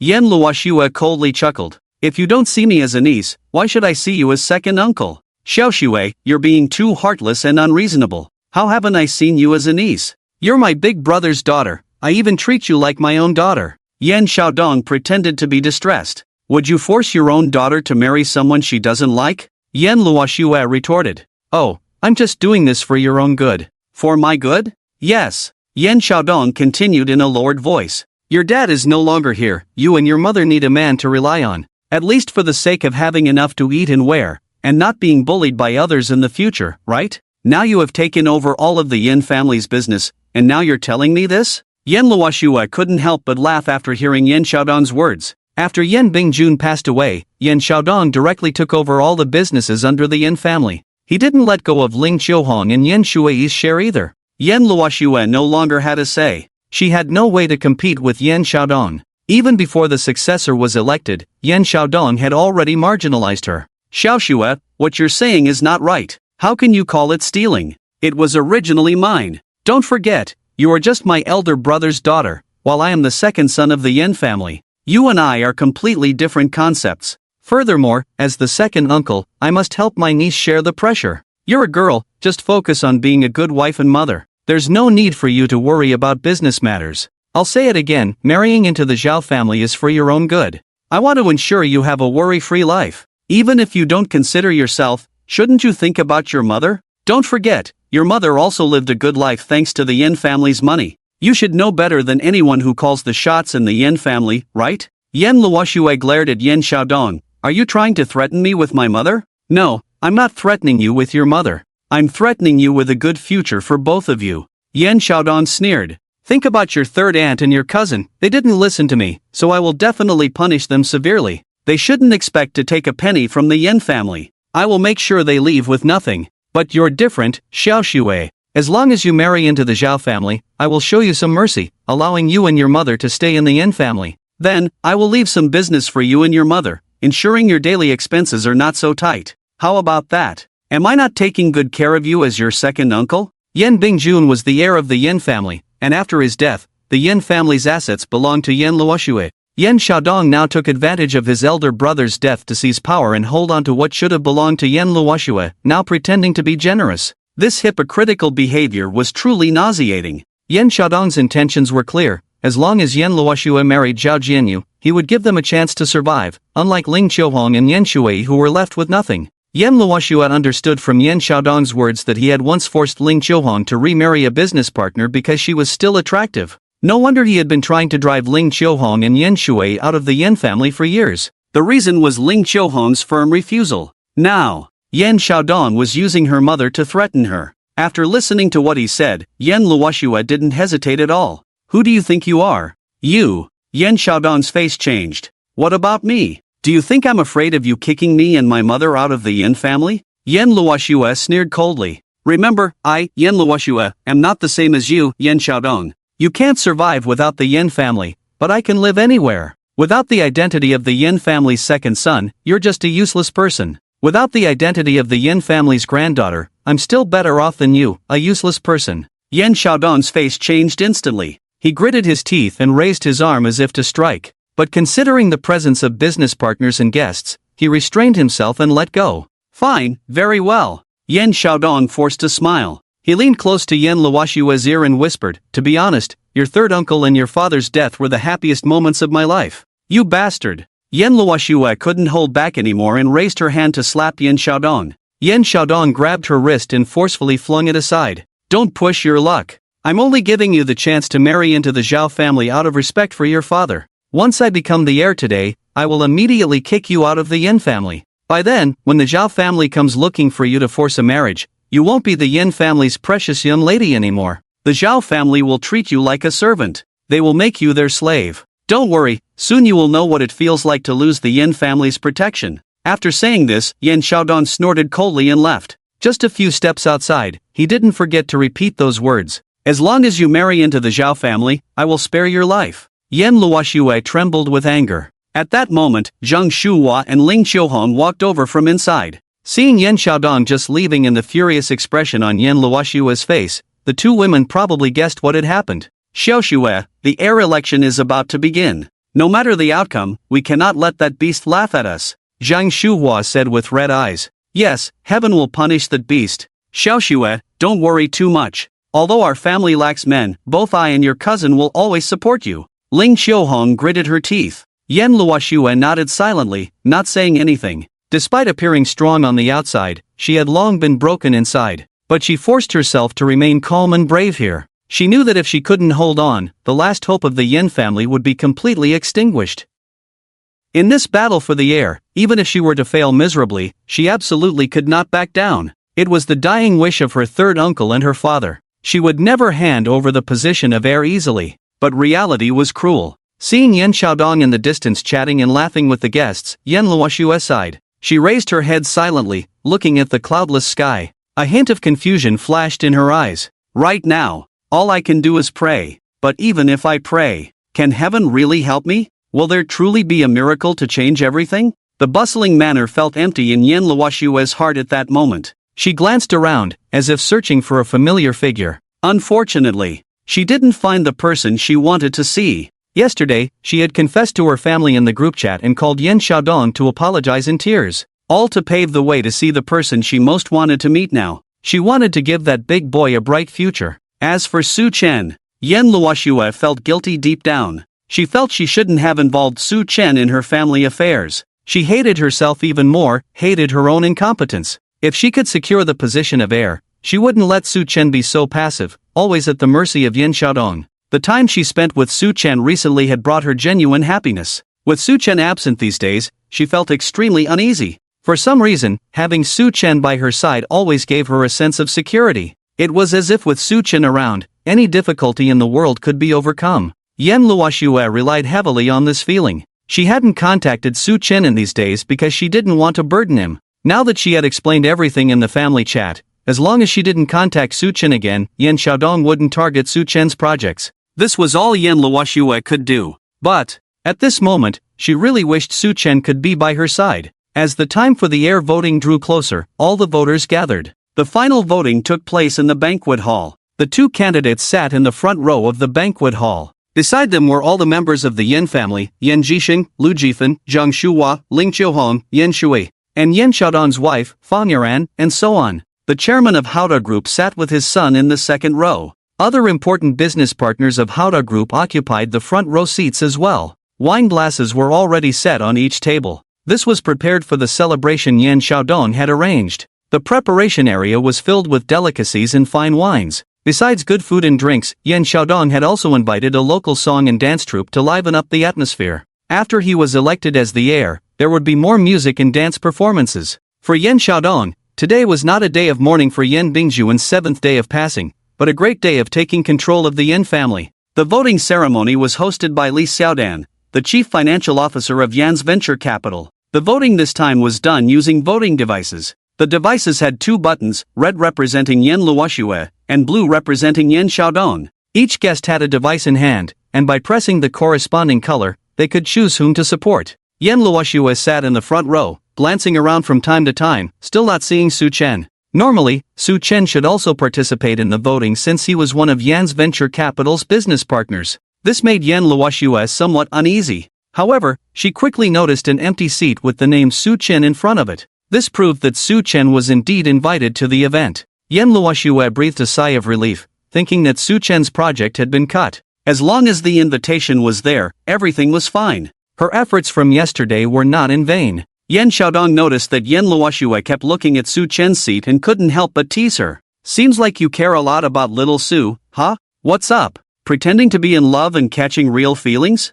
I care about one less person, one less vote. Yan Luoxue pretended to be calm. One less vote from him won't affect the outcome anyway, Yin Xiaodong said disdainfully. Yin Xiaodong was confident about the voting process. He didn't care about Su Chen's vote. Forgot to tell you, I invited little Su to my company yesterday for a chat, Yin Xiaodong said. Yen Luoshue's heart tightened, but she said nothing. Yin Xiaodong continued, I have to say, little Su is quite tactful, knows what he should do. He told me that he would come to the event today to support me properly, and just asked me to watch his performance, but why hasn't he shown up yet? Yen Xiaodong's expression turned somewhat displeased. Su Chen had said good things yesterday, promising to perform well and support him today, but he didn't show up at all, playing the absentee card. Yen Xiaodong thought Su Chen was just a young man good at talking. However, he didn't take it to heart. After all, today was his big day. Hearing Yin Xiaodong's words, Yen Luoshua felt a mix of emotions. She remembered the strange things Su Chen had said to her before. About wanting to get rid of his uncle, about bringing his uncle to justice. Yen Luoshua understood that Su Chen said those things just to make her feel better. She clearly understood Su Chen's intentions. In her eyes, Su Chen was just a college student who hadn't stepped into society or experienced its complexities. What could he do against Yin Xiaodong? He was just trying to comfort himself. Just like his intentional absence from the voting ceremony today. Yen Luoshua understood that he deliberately skipped the voting ceremony. She understood this young man's thoughts. If Su Chen showed up and voted for Yin Xiaodong, it would sadden her. If Su Chen showed up and voted for Yen Luoshua, Yin Xiaodong would surely hold a grudge. In that case, revealing the truth to her family would be in vain. Yen Luoshua knew that Su Chen was using this method to express his dissatisfaction to Yin Xiaodong. Although Yin Xiaodong wouldn't be affected by Su Chen's vote, Yen Luoshua felt warm inside. Similarly, she felt sorry for what Su Chen had done for her. Outwardly calm, she was filled with emotions inside.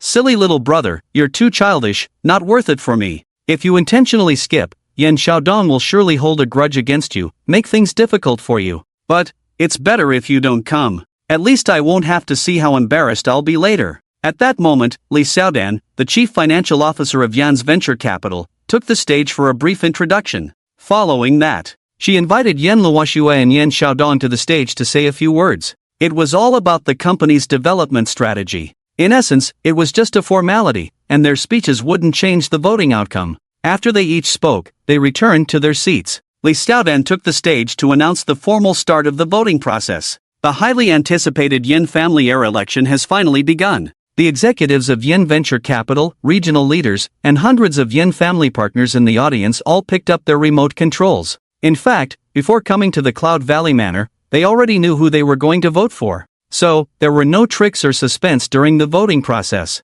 Almost simultaneously, hundreds of people pressed their remote controls, and the voting ended in an instant. Alright, thank you for your valuable votes. Everyone please look at the big screen. After Li Xiaodan finished speaking, the big screen on the stage displayed the final results. There were a total of 433 guests present at the voting scene, with 432 in attendance and 1 absent. Mr. Yin Xiaodong received 285 votes, Miss Yin Luoshua received 147 votes. According to the voting results, Mr. Yin Xiaodong wins. Applause erupted at the scene. Zhao Jianyu stood up excitedly to applaud Yin Xiaodong. He clapped while lecherously looking at Yen Luoshua's back, as if he could already see the scene of her marrying him. Yen Xiaodong smiled slightly, but not as joyous as expected. He thought he had an overwhelming advantage to secure the position of heir. But after seeing the final results, Yen Luoshua actually received 147 votes. Each person at the scene represented a company or institution.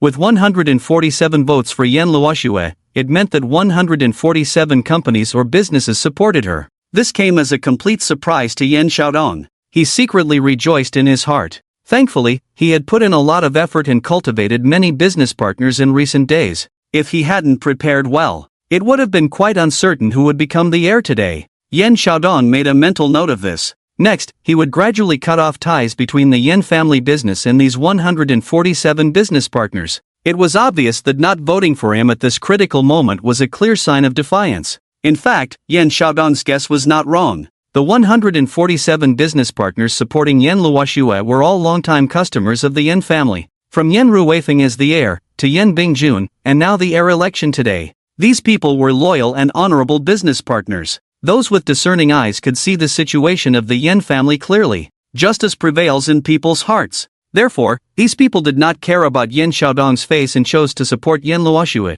Even if Yan Luoxue failed, they would not regret their decision today. These people were also considering the old master of the Yin family wanting fairness for his granddaughter, so they just wanted to do their part. Unfortunately, the reality was harsh. In the end, Yan Luoxue still failed to secure the position of heir. Looking at the Yin family members at the scene, everyone was on the verge of collapse. Yan Jisheng sat in a wheelchair, his face pale. The old master's mouth twitched for a while, wanting to say something but unable to. Zhang Shuhua despairingly shed tears. Ling Qiuhong and Yan Shui gritted their teeth in anger. Only Yan Xiaodong's wife Fan Yuran was beaming with joy. Yan Luoxue sat in her chair, silent. This outcome was within her expectations. She had long known she had no chance of becoming the heir. Everything is over. It seems. Miracles truly do not exist in this world. Yan Luoxue murmured in deep desolation. In fact, she didn't care about managing the Yin family. What she cared about was not being able to hold on to the legacy her father left behind.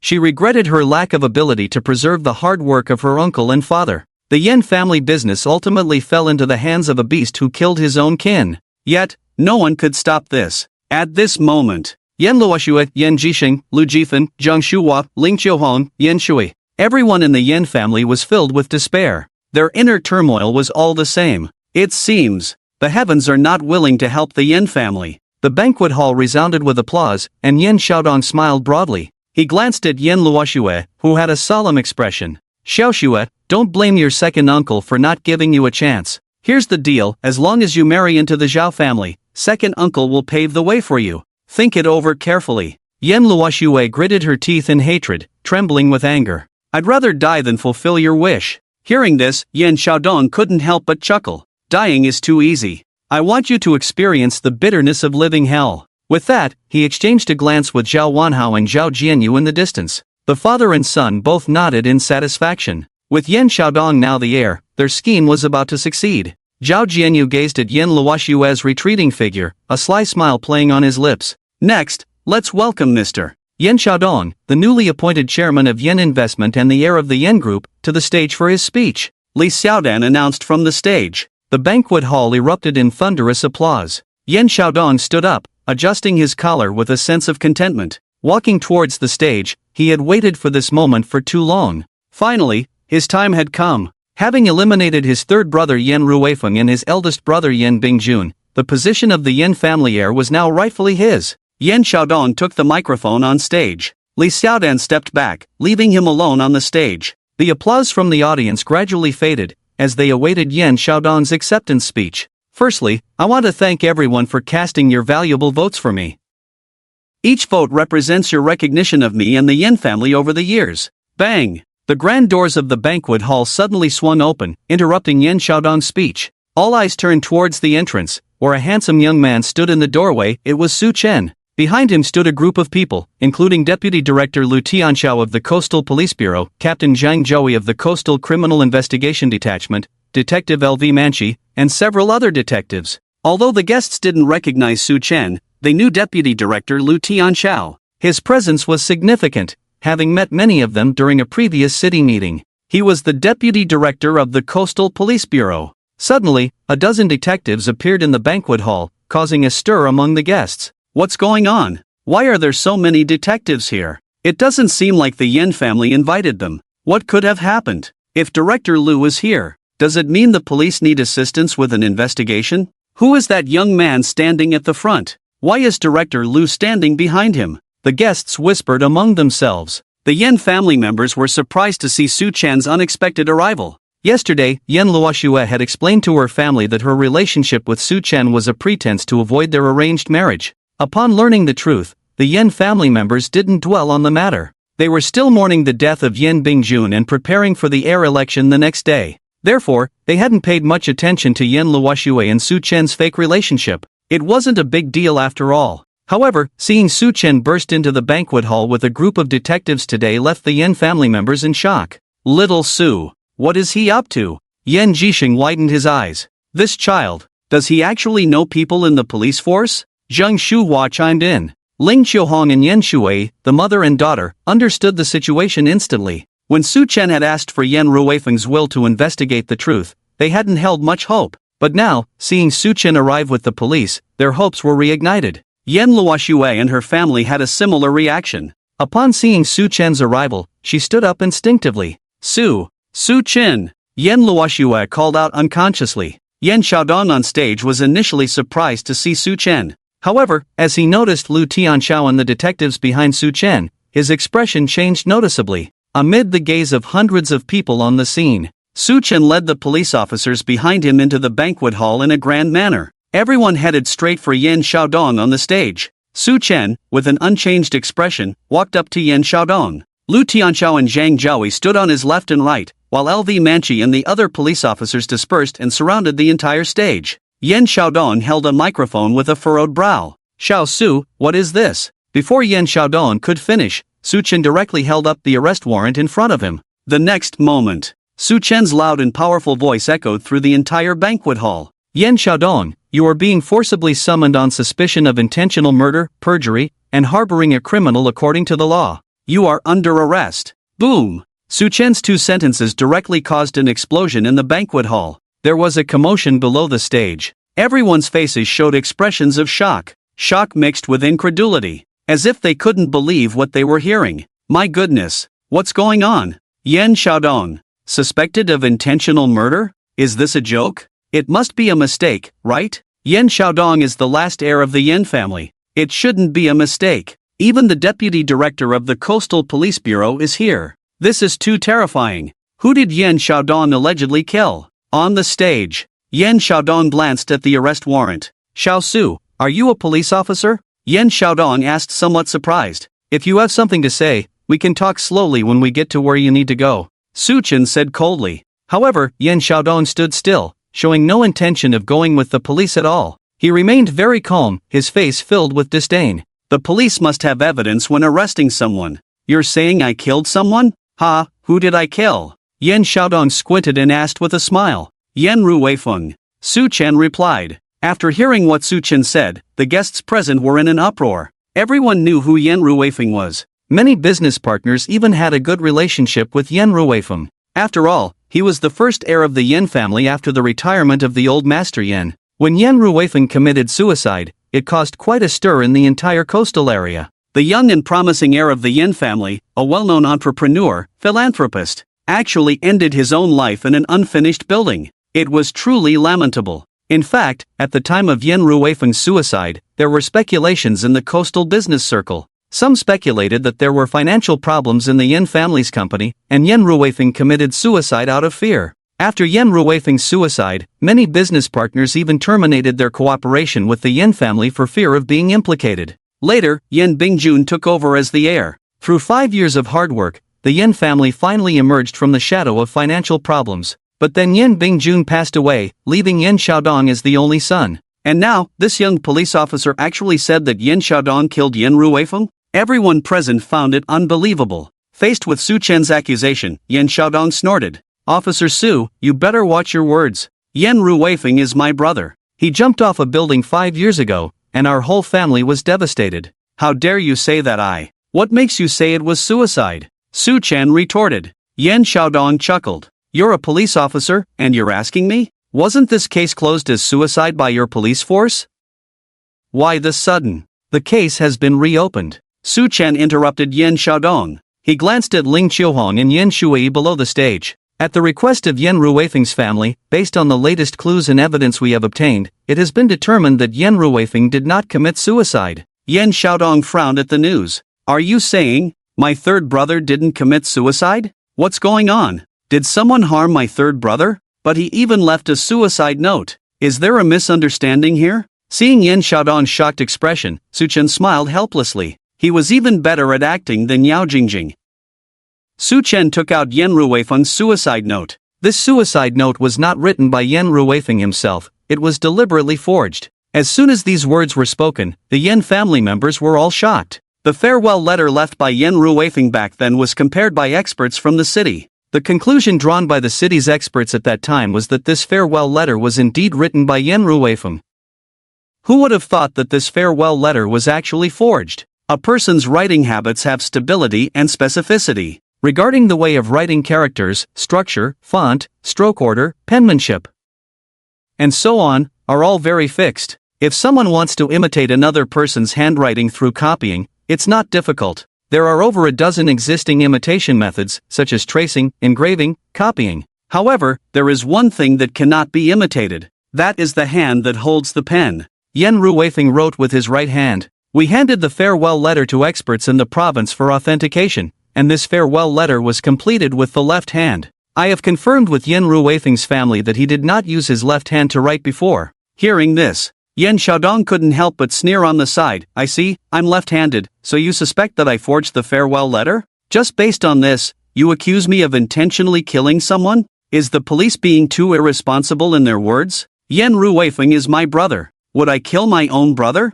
You are slandering me. I will sue you for infringing on my reputation. Get ready to receive a lawyer's letter, Binhai Police Station. The last few sentences were filled with indignation. The guests below felt like the police were making trouble unreasonably. Su Chen, expressionless, spoke, just proving that the farewell letter is forged is not enough to convict you. Then why do you say I committed intentional murder? Yan Xiaodong angrily retorted. Because inciting others to commit murder and hiring someone to commit murder are both judged as intentional murder. Su Chen replied. Yan Xiaodong couldn't help but laugh and cry. Are you saying that I had someone else kill my brother? Not someone else. How could your own son be someone else? Su Chen retorted. Upon hearing this, Yan Xiaodong's face visibly changed. The disdain and arrogance on his face vanished instantly. The people in the banquet hall hadn't yet grasped what was happening. Son? What son? Yan Xiaodong's son? Su Chen's tone carried reproach. Yan Xiaodong, do you realize how serious it is to incite a minor to commit murder? Moreover, this minor is your son Yan Hengji. When Su Chen mentioned Yan Hengji's name, everyone present was shocked, especially the Yan family. Everyone understood what had happened. Is it little Ji who killed old Yan? Ling Qiuhong widened her eyes. Others had the same reaction as Ling Qiuhong. Yan Xiaodong had his own son kill Yan Ruweifeng? This completely exceeded everyone's expectations. Everyone was in chaos. Su Chen continued speaking. You must have thought your plan was foolproof. You must have thought everyone would believe Yan Ruweifeng committed suicide. You must have thought we wouldn't find out about Yan Hengji, right? Yan Xiaodong subconsciously glanced at the audience. Oh no! There was no sign of Yan Hengji beside his wife Fang Yaran, as expected. Su Chen noticed this detail. He raised his voice and continued, Yan Xiaodong, as a father, don't you feel sorry for your son? Yan Xiaodong fell silent for 2 seconds. He placed the microphone on the nearby table. Then, a wry expression appeared on his face. What are you talking about? I had my son commit murder? Are you out of your mind? How can a police officer say such a thing? Ha! My son went to the United States after finishing kindergarten, and only returned 3 years ago. My third brother committed suicide 5 years ago. What does that have to do with my son? Since you say my son is a murderer, then show me the evidence. Su Chen saw that Yan Xiaodong refused to admit it. He calmly continued speaking. Your denial now is useless. Just now, your son Yan Hengji has confessed everything to us. Yan Xiaodong furrowed his brows, looking intently at Su Chen. When he heard Su Chen confess that Yan Hengji had revealed everything, a hint of panic flashed in his eyes. But he quickly composed himself, masking that trace of panic. This small detail went unnoticed by others, but Su Chen saw it all. The final straw that broke Yan Xiaodong's back was his eldest son, Yan Hengji. Yan Xiaodong's inner turmoil was evident. Without a word, he tried to probe with silence. He wanted to test if what Su Chen said was true, if his son had indeed confessed everything to the police. Seeing Yan Xiaodong remain silent, Su Chen began recounting the ins and outs of the whole case. 5 years ago, out of jealousy for Yan Ruweifeng's position as the heir, you conceived the idea of murdering him.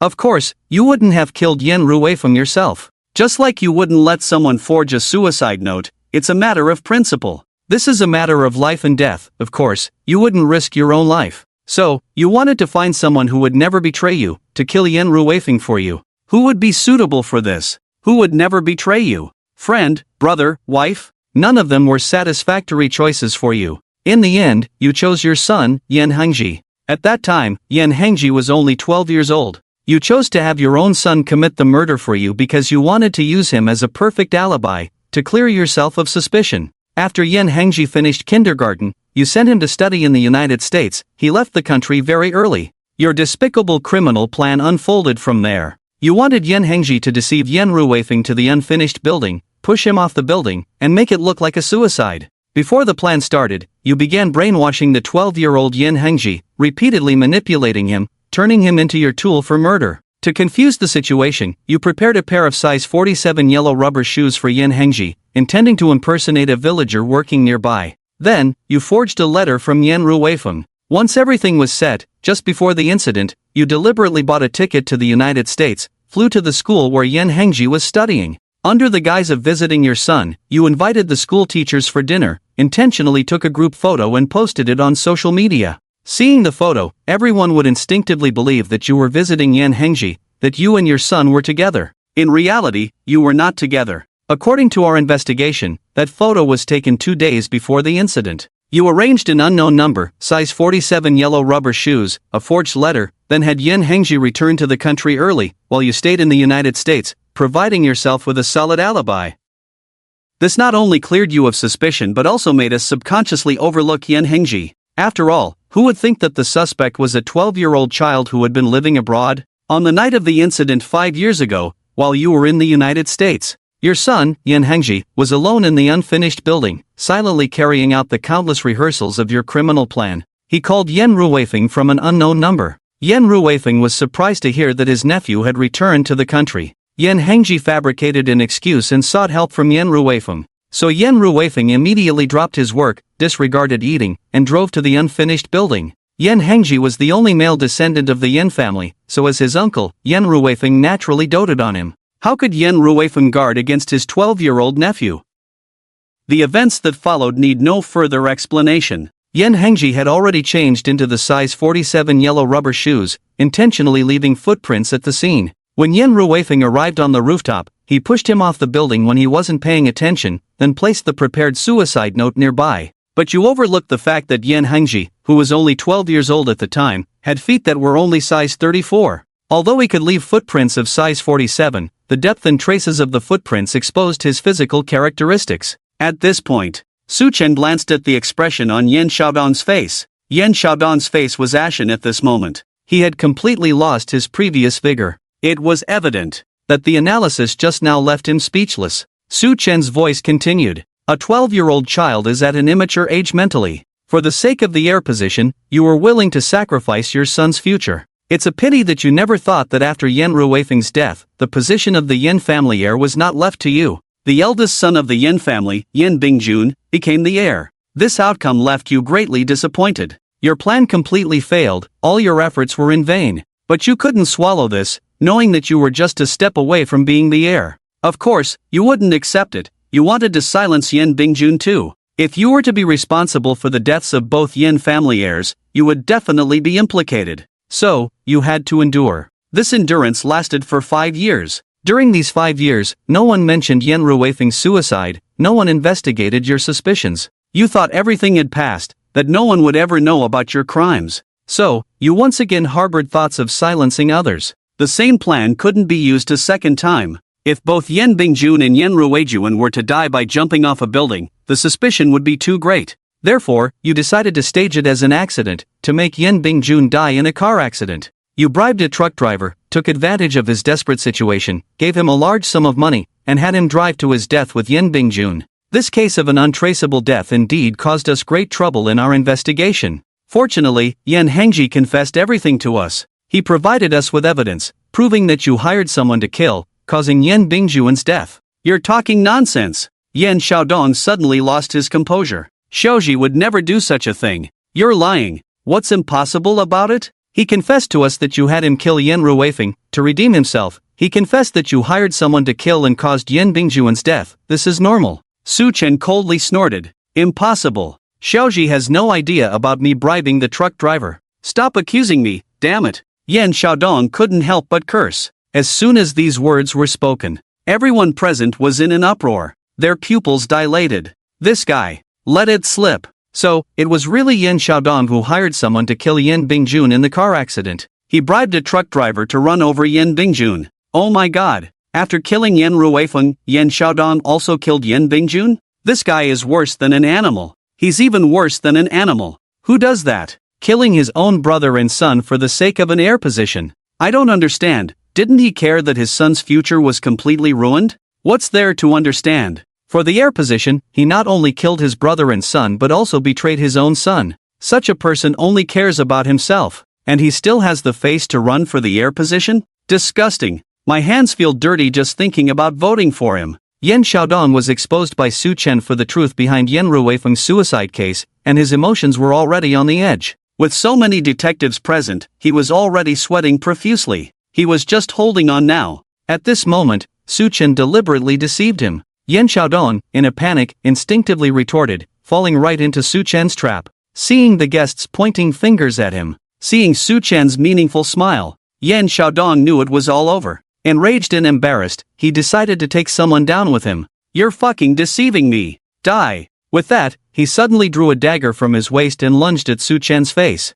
Behind him, Lu Manchi was startled. She wanted to step forward to subdue Yan Xiaodong, but it was already too late. No one had expected Yan Xiaodong to suddenly make a move. Standing at 189 centimeters tall, he was very strong. By the time everyone reacted, Yan Xiaodong's dagger was almost touching Su Chen's face. Su Chen stood still in his place. With the title of Grandmaster of Martial Arts now by his side, he remained calm. Longhua martial arts, profound and extensive. Faced with the knife thrust from Yan Xiaodong, Su Chen had over 100 ways to counter it. He chose the method with the most finesse. He quickly raised his right hand and pinched the dagger between his index and middle fingers. Clang! The dagger was instantly caught between Su Chen's two fingers. It was as light and nimble as holding a cigarette. Everyone was astonished by Su Chen's two fingers and, are these really human fingers? Yan Xiaodong exerted all his strength to stab forward. However, the dagger remained motionless between Su Chen's two fingers, as if it were welded in place. The two men were at a standstill. Yan Xiaodong quickly released the dagger and swung his fist towards Su Chen's face. Su Chen caught his fist and forcefully twisted it backward. Crack! The sound of bones breaking echoed. Yan Xiaodong's hand and wrist bent together at a strange angle. Ah! Yan Xiaodong knelt on the ground, roaring like a slaughtered pig. The entire process seemed complex, but it all happened in the blink of an eye. Lu Manchi and the other detectives rushed over and quickly handcuffed Yan Xiaodong. Yan Xiaodong lay on the ground, roaring like a madman.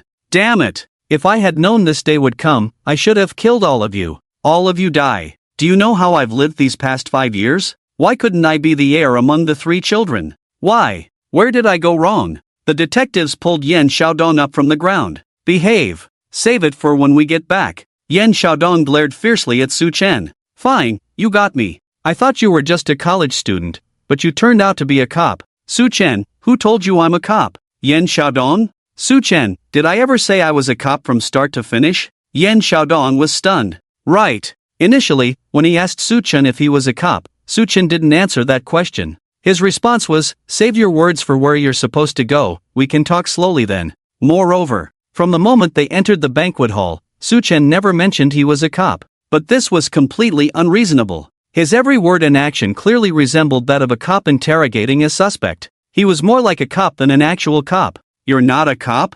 How is that possible? Yan Xiaodong said in disbelief. Su Chen asked with a smile, do I look so much like a cop? So, if I stand with a cop, does that automatically make me a cop? Then if you sit with Yan Luoxue, does that make you the heir of the Yan family? What kind of logic is that? Su Chen retorted. Yan Xiaodong couldn't believe it was true. He subconsciously glanced at the arrest warrant in Su Chen's hand. The name written on the warrant was not his, but Yan Hengji's. Yan Xiaodong instantly realized what was happening. He had been played by this young man in front of him. If his own son had truly identified him, the police would definitely issue an arrest warrant for him. No wonder the police had not made a move since they arrived. It was because Yan Hengji had not betrayed him at all. To convict Yan Xiaodong, there were only 2 ways. First, a direct accusation from Yan Hengji. Second, Yan Xiaodong's voluntary confession. His eldest son, who had been manipulated by him since childhood, would never easily betray him. Without Yan Hengji's identification, the evidence chain could not be closed, and the police could not issue an arrest warrant for Yan Xiaodong. Yan Xiaodong had been led by Su Chen the entire day, completely unaware that he had fallen into the trap. Under Su Chen's guidance, he ended up admitting to his crimes. However, Yan Xiaodong couldn't understand. If his eldest son didn't confess, how did Su Chen know the truth? 5 years had passed, and this case should have long been forgotten. The police had already closed the case. Why? Why was this case being reopened for review? Who exactly was this Su Chen? LV Manchi also stepped forward to add, that's right, Su Chen is not a policeman, we just happened to run into him. This morning, we received a report from a concerned citizen, saying there was a murderer here. Coincidentally, we were on our way to arrest Yan Hengji today, so we decided to stop by. We didn't expect to find an unexpected gain. You are the mastermind behind Yan Hengji's murders. As for Su Chen's actions, they have nothing to do with us, the police. Regarding his unauthorized display of the arrest warrant to you, I will personally educate him on behalf of the police. Yan Xiaodong, come with us. Yan Xiaodong's mind was in turmoil. What a display of the arrest warrant without authorization. He was clearly set up by the police and Su Chen. Seeing Deputy Director Lu Tianxiao from the Binhai police station there made him a bit nervous. And then Su Chen used Yan Hengji's arrest warrant to show his authority. And now, they were bringing up Yan Ruweifeng's suicide case. Yan Xiaodong couldn't bear this pressure. Now he realized. No wonder Lu Tianxiao and the others stood behind Su Chen in silence. Without evidence, they couldn't make inappropriate comments. But Su Chen was different. Su Chen was clearly speaking on their behalf. They deliberately made him think Su Chen was a policeman. It was all a setup. Yan Xiaodong was being dragged out by the detectives, his mind blank. Down below, everyone heard Su Chen's words loud and clear. At this moment, everyone looked at Yan Xiaodong with disdain and disgust. The second son of the Yan family was actually a murderer. 5 years ago, he incited his 12-year-old son to kill his own younger brother. 5 years later, he bribed a truck driver to kill his own elder brother. How could a person do such a thing? Yan Jixing and Lu Jifan stared wide-eyed. The elderly couple couldn't believe their son had done such a thing. Ling Qiuhong and Yan Shui, mother and daughter, were in tears. The hatred that spanned 5 years was finally avenged. Yan Xiaodong was led off the stage by LV Manchi. As he passed by Yan Luoxue, he suddenly knelt in front of her. Xiao Xue, uncle was wrong. Uncle is a beast. Uncle deserves to die. But your cousin is innocent. Please forgive him. Please give him a chance. Uncle is kowtowing to you. Yan Xiaodong desperately kowtowed to Yan Luoxue. Blood splattered on the marble floor. Yan Hengji was only 12 years old at the time, and he was incited by Yan Xiaodong to commit murder. When it came to sentencing, Yan Hengji probably wouldn't be sentenced to death like Yan Xiaodong. Yan Xiaodong was now pleading with Yan Luoxue so that one day, when Yan Hengji was released, he could at least stay in the Yan family. After all, it wasn't Yan Hengji who killed Yan Bingjun. Yan Xiaodong believed that Yan Luoxue would have a heart full of mercy and forgive Yan Hengji. Don't worry, I will forgive Xiaoji. Yan Luoxue whispered. Yan Xiaodong stopped kowtowing. He lifted his blood-stained face, about to express his gratitude to Yan Luoxue. But Yan Luoxue suddenly gave a cold smile. She said the last words he would ever hear in his life. As long as you marry into the Zhao family, I will forgive him. Yan Xiaodong was shattered by this sentence. As he was being dragged out by the detectives, he cursed through gritted teeth. Even if I become a ghost, I won't let you off the hook. Yan Shui stood up in the audience and spat at Yan Xiaodong. Go to hell. My father and my uncle won't spare you. LV Manchi escorted Yan Xiaodong away from the scene. The entire banquet hall fell silent. The incident happened so suddenly that everyone was caught off guard. The newly appointed heir of the Yan family was arrested. How would this end? Su Chen glanced at the large screen behind him. It displayed the voting results of the heir just now. There were a total of 433 guests present at the voting scene, with 432 in attendance and 1 absent. Yan Xiaodong, 285 votes, Yan Luoxue, 147 votes. Su Chen picked up the microphone on the table. Don't be nervous, everyone. In fact, just like you, I am also a partner of the Yan Family Venture Capital. I am here today mainly to vote for the heir. Just now, due to some minor incident, the voting was delayed. Now that the minor incident is resolved, I feel it necessary to cast my vote, to avoid the police misunderstanding me as an accomplice to murder. Now, I want to cast my vote for Yan Luoxue. Su Chen's words were resolute. Everyone present was stunned by his speech, especially those business partners who had voted for Yan Xiaodong. With Yan Xiaodong being taken away by the police in front of so many people, there was no escape from a death sentence. Now, hearing Su Chen say that to avoid police misunderstanding as an accomplice to murder, it made those business partners who had voted for Yan Xiaodong feel uncomfortable.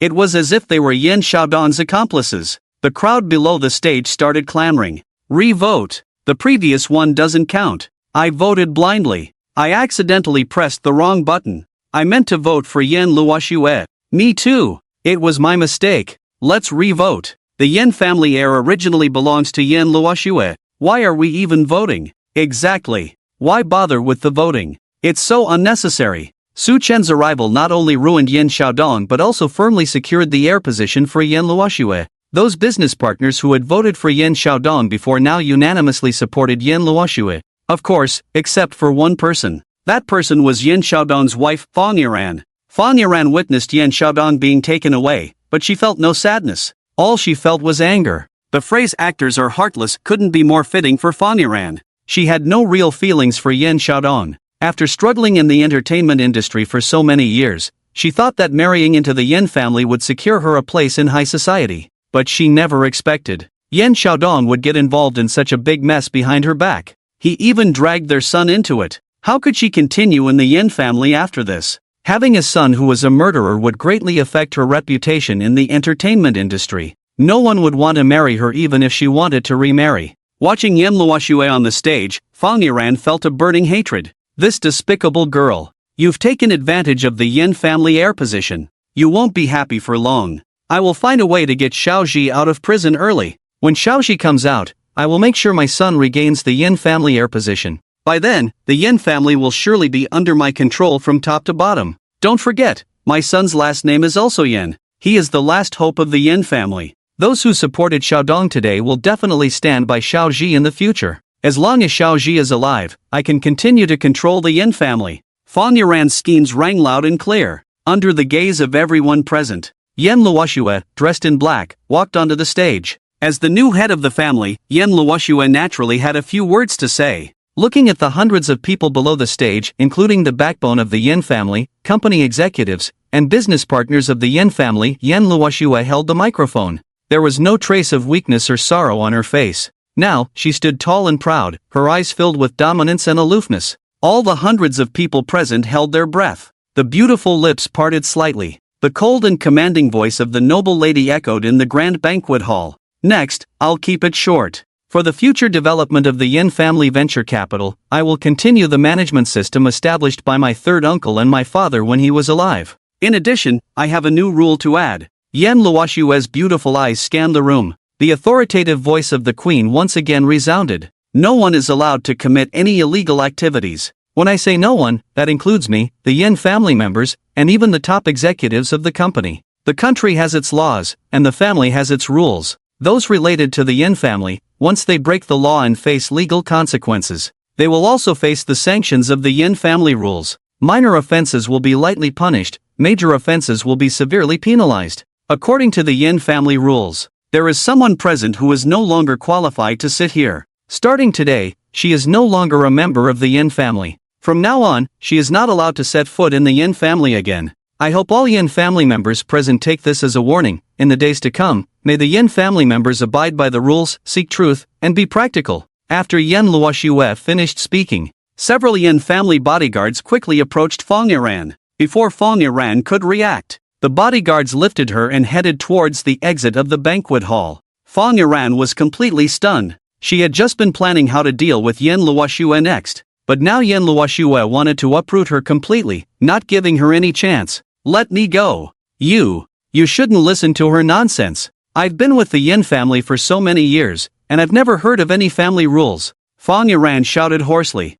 There weren't any before, but now there are, Yin Luoxue said calmly. Fang Yiran struggled and refused to leave the banquet hall. Xiaoji is the last descendant of the Yin family. Do you think you're the only one surnamed Yin? He is too. I am his mother. You have no right to drive me out. Fang Yiran screamed. He no longer has the right to bear the surname Yin, Yin Luoxue said calmly. This statement plunged the banquet hall into silence. Fang Yiran stopped struggling. He no longer has the right to bear the surname Yin? She didn't understand what Yin Luoxue meant. On the stage, Yin Luoxue looked down at Fang Yiran below. Contempt filled her eyes. Ms. Fang, I will give you two options now. The first option is to stay in the Yin family, let your son continue to use the surname Yin. Then, you will bear the punishment of the Yin family rules for your son and husband. The harm and impact your son and husband have caused to the Yin family, all the losses incurred by the Yin family. I will make you repay them twofold on behalf of all the Yin family members, my late father, and my third uncle.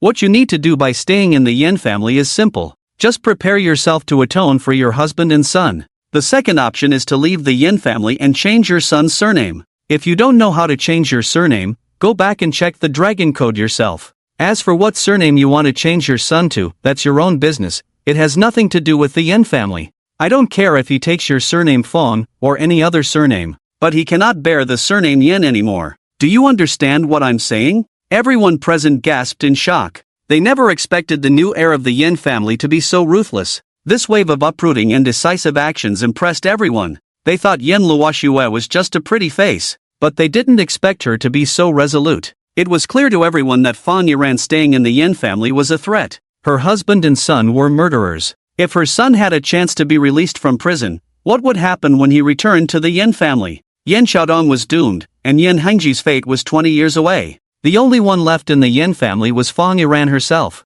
This was a blood feud. How could Yen Luoxue just let it go? Everyone present understood that with the new heir's strong approach, Yen Luoxue would definitely come down hard to set an example. But no one expected Yen Luoxue to be even more ruthless than expected. She didn't just kill the chickens to scare the monkeys, she went straight for the chicken coop. Before the event, the business partners who voted for Yen Xiaodong all showed great respect for Yen Luoxue. Yen Luoxue was not just cleaning house, she was also winning over these business partners. After Fan Yiran listened to what Yen Luoxue said, she was escorted out like a frostbitten eggplant. In the audience, Zhao Wenhao and his son Zhao Jianyu were also crestfallen. They thought Yen Xiaodong had the victory in the bag, but the tables turned, and he ended up ruining himself. The father and son couldn't hide their embarrassment. While Fan Yiran was being escorted out, they slinked away as well. The annoying people all disappeared. After saying what she wanted to say, Yen Luoxue bowed deeply to everyone present. The next moment, someone stood up and started applauding.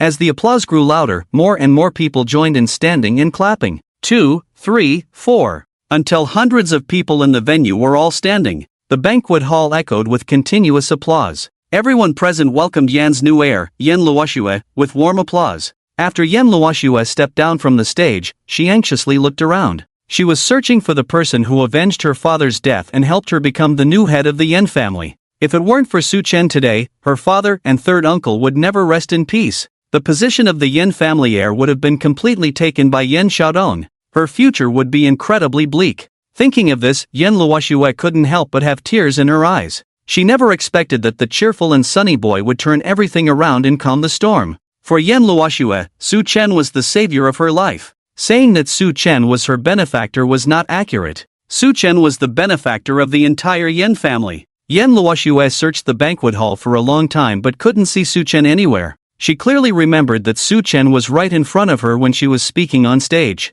How did he disappear as soon as she came down from the stage? Besides Yen Luoxue, the other members of the Yen family were also looking for Su Chen. Everyone's feelings were the same as Yen Luoxue's. Every member of the Yen family wanted to express their gratitude to this great benefactor in person, especially Ling Qiuhong and the mother-daughter pair Yen Shui. If it weren't for Su Chen, Yen Ruifeng's suicide would still be a miscarriage of justice. Su Chen not only avenged Yen Luoxue's father but also helped Yen Shui avenge her father. Ling Qiuhong and Yen Shui, like Yen Luoxue and Zhang Shuhua, searched from the banquet hall to the garden outside. The old master of the Yen family, Yen Jixing, had limited mobility. He could only be pushed around in a wheelchair by Lu Jifan in the banquet hall, looking for Su Chen. But the old couple couldn't find Su Chen either. Yen Luoxue called Su Chen on the phone. When Su Chen answered the phone, before he could say anything, Yen Luoxue couldn't wait to speak. "Where are you?" "I'm in the parking lot." Su Chen replied. "Parking lot? Why did you leave?"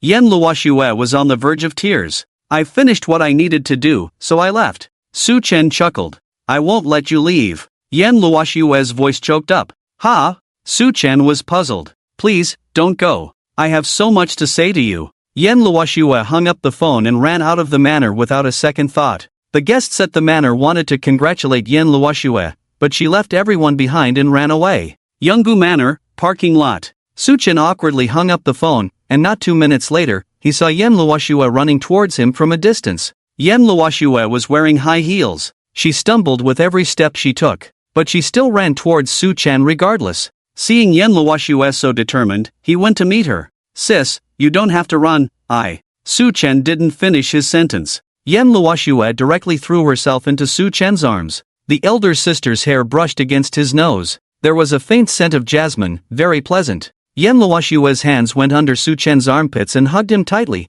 as if afraid he would leave her behind. Su Chen's arms hung in the air. He lowered his head to see Yen Luoxue tightly hugging him, her face pressed against his chest. His hands could only gently fall on her back. Su Chen felt the front of his clothes gradually getting wet. Yen Luoxue was crying. "Xiao Luo, thank you, really thank you." Yen Luoxue choked in Su Chen's arms. The older sister kept crying and thanking herself. Su Chen didn't know what to say. At this moment, the male lead in idol dramas would say some cool and warm words. The female lead would be moved to tears by the male lead and eventually offer herself. Unfortunately, Su Chen was not a warm-hearted guy. He was not good at saying sweet words. He could boil a pot of water with a baby-sized electric rod, but he couldn't warm someone with intimate and romantic words. Yan Luoxue leaned in Su Chen's arms for a long time. Su Chen remained silent. Yan Luoxue felt Su Chen's arms around her were shaking rapidly. Curiously, she raised her head to take a look. Su Chen was holding her while typing on his phone screen. "What are you doing?" "I'm searching on a certain app how to respond with high emotional intelligence to someone who keeps thanking you." Put. Yan Luoxue burst into laughter at Su Chen's antics. "Are you serious? Of course, haven't you heard? The knowledge accumulation of contemporary college students, 1% from textbooks, 3% from asking others, 6% from guessing, and 90% from a certain app's trending topics." Yan Luoxue laughed again at Su Chen's teasing. She playfully punched Su Chen's chest. "Stop talking nonsense." Looking at the gentle and smiling older sister in front of him, Su Chen recalled her cold and domineering appearance as a female CEO on stage. What a contrast! Yan Luoxue looked up at Su Chen in his arms. Her beautiful eyes sparkled. "How many surprises do you still have that I don't know about?" Su Chen didn't answer that question. He looked down at the pretty older sister in his arms, pondering something else. "Sis, I remember we don't need to pretend to be a couple anymore, right?" Su Chen asked. "Yes, that's right." "Why?"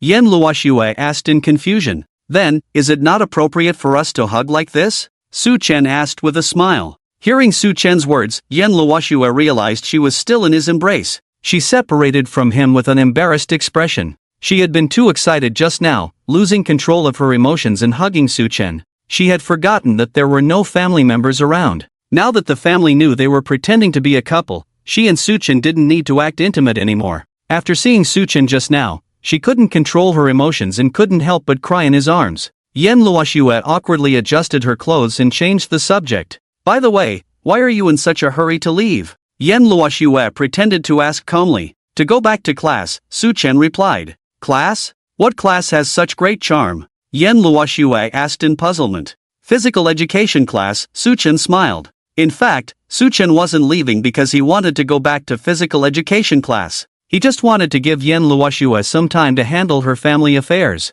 Yan Xiaodong had just been taken away, and she had just become the heir of the Yan family. The Yan family was in chaos right now. He wanted Yan Luoxue, the new head of the family, to adapt first. As for sending Yan Xiaodong to the police station and helping the Yan family vent their anger, there would be time to talk about it later. Yan Luoxue was very smart. She could naturally understand Su Chen's intentions. So, she used the excuse of physical education class to continue the conversation. "Is it really necessary to attend this physical education class? Can't you take a leave?" Yan Luoxue pleaded pitifully. "Mainly because the physical education teacher is unusually not sick today," Su Chen said. "Stay, not just for me, but also for my grandparents. There are many things our Yan family wants to tell you." Yan Luoxue requested again. "Sis, let's leave it for today. You handle the family matters first. We have a long future ahead of us, and, Xiaosu, the future is the future, today is today." The voice of Master Yan from a distance. Su Chen looked up. Lu Jifan pushed Yan Jixing over from afar. Zheng Shuhua, Ling Qiuhong, and Yan Shui, 3 women, hurried behind. Some of the Yan family's servants followed on the side. Just now, Yan Luoxue hung up the phone and ran over to find Su Chen, with the rest of the Yan family following closely. If it weren't for the inconvenience of Master Yan being in a wheelchair, the others would have arrived long ago. Seeing Master Yan coming, Su Chen politely greeted him. "Grandpa, Grandma, aunts, I." Su Chen didn't finish his sentence. Yan Jixing grabbed Su Chen's hand. Master Yan's lips trembled, tears streaming down as he struggled to stand up. "Xiaosu, you are the savior of our Yan family. On behalf of Xiao Jun and Xiao Feng under the 9 springs, I thank you in the name of a father." Master Yan gestured to kneel to Su Chen. Su Chen quickly stepped forward to support Master Yan. "Grandpa, please get up quickly, this is not appropriate." "How can it not be? If it weren't for you, the Yan family would have disbanded long ago." Yan Jixing choked. "Child, if we let you leave like this today, wouldn't our Yan family be seen as ungrateful wolves? Even the heavens would not stand for it." Lu Jifan wiped her tears. "Yes, Xiaosu, if it weren't for you, my father and Xiao Feng would never rest in peace." Zheng Shuhua echoed. Yan Luoshue, Ling Qiuhong, and Yan Shui couldn't help but cry upon hearing this. The Yan family women cried, and Master Yan refused to sit back in the wheelchair no matter what was said. Su Chen supported Yan Jixing but dared not exert too much force, fearing to hurt Master Yan. Master Yan's legs now hung limp on the ground, with his knees just half a centimeter away from the floor. If he let go, Master Yan would kneel down with a plop. Su Chen could only hold onto Master Yan's arms with both hands, maintaining this awkward posture. "Grandpa, please get up first, you're embarrassing me as a junior." "Xiao Su, if you don't stay, I won't get up today," Yan Jixing insisted. Alright, I'll stay, is that enough?" Su Chen said helplessly. Only then did Yan Jixing agree to sit back in the wheelchair. "That's right. Child, if you don't stay today to give us a chance to repay you, it would be a disgrace to our Yan family," Lu Jifan tearfully said. "Grandma, you say repaying the favor would embarrass me as a junior. Uncle Yan treated me well before. If I don't do this today, I would be the ungrateful one," Su Chen said. "Xiao Su, don't say that. Xiao Jun invested in you, that was recognition of your talent. Alright, today is a joyous day for Xiao Shui to take over as the heir. Let's not dwell on sad things, let's prepare for a banquet together." Yan Jixing wiped his tears. In fact, one could understand the feelings of everyone in the Yan family. If Yan Xiaodong were still at large, what would be the fate of the Yan family? Firstly, the position of the heir today would definitely be taken by Yan Xiaodong. Secondly, the women of the Yan family would have to cater to Yan Xiaodong's whims from now on. Ling Qiuhong and Yan Shui would be the first to be driven out of the Yan family. If Yan Luoshue didn't marry into the Zhao family, she and Zhang Shuhua would also be forced out by Yan Xiaodong. The Yan family's assets would all be in the hands of Yan Xiaodong alone. Yan Jixing and Lu Jifan would spend the rest of their lives watching this unfilial son with resentment. Yan Bingjun and Yan Ruifeng under the 9 springs would never rest in peace.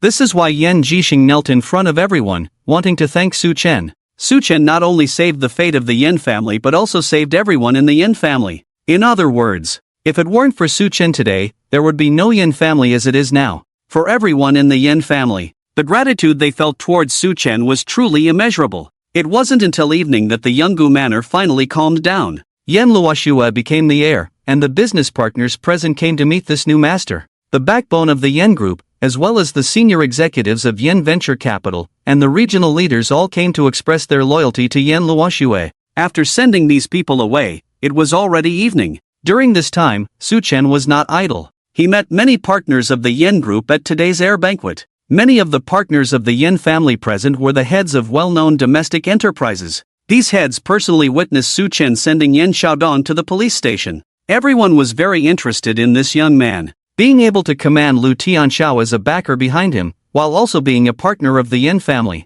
This young man was so young and still in college, seemingly having an intriguing relationship with Yan Luoshue, the heir of the Yan family. It was clear to everyone present that this young man's identity was definitely extraordinary. At least, he was definitely not an ordinary college student. Therefore, these heads of enterprises came over to get acquainted with this mysterious young man. The discerning ones could see that this young man's identity was definitely not ordinary. So, these heads of enterprises came over to get acquainted with Su Chen. Su Chen did not refuse. He very gentlemanly mingled and chatted with these business tycoons. When they were about to part ways, these business tycoons exchanged contact information with Su Chen. By attending the heir election banquet, Su Chen gained a lot of connections and resources. After the guests who came to participate in the heir election left, only the Yan family members were left at the Yungu manor. Su Chen pushed the old master of the Yan family, strolling and chatting on the lawn outside the manor. With the 2 sons of the Yan family gone and Yan Xiaodong inside, now the Yan family only had Yan Jixing,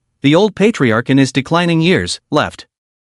There were only a group of women left. In fact, there were many things that the old master of the Yan family could not confide in with the women of the Yan family. He was actually more sorrowful than the women of the Yan family. His second son had killed his own eldest and third sons. As a father, Yan Jixing bore greater pain and blows. Now with Su Chen around, men could open up and talk. Yan Jixing talked to Su Chen about the difficulties he faced as the old patriarch. In fact, the old master saw everything very clearly, but he had no way out. Yan Jixing watched his 3 sons grow up since they were young. When the 3 sons were very young, Yan Jixing noticed the problem with his second son, Yan Xiaodong. He had an extreme personality from a young age. Greedy, arrogant, looking down on others. For what he wanted, he spared no effort. To restrain his character, Yan Jixing put a lot of thought into Yan Xiaodong's education. He sent Yan Xiaodong to the best schools and hired the most famous teachers. Unfortunately, Yan Xiaodong's nature was hard to change. Yan Jixing had no way out.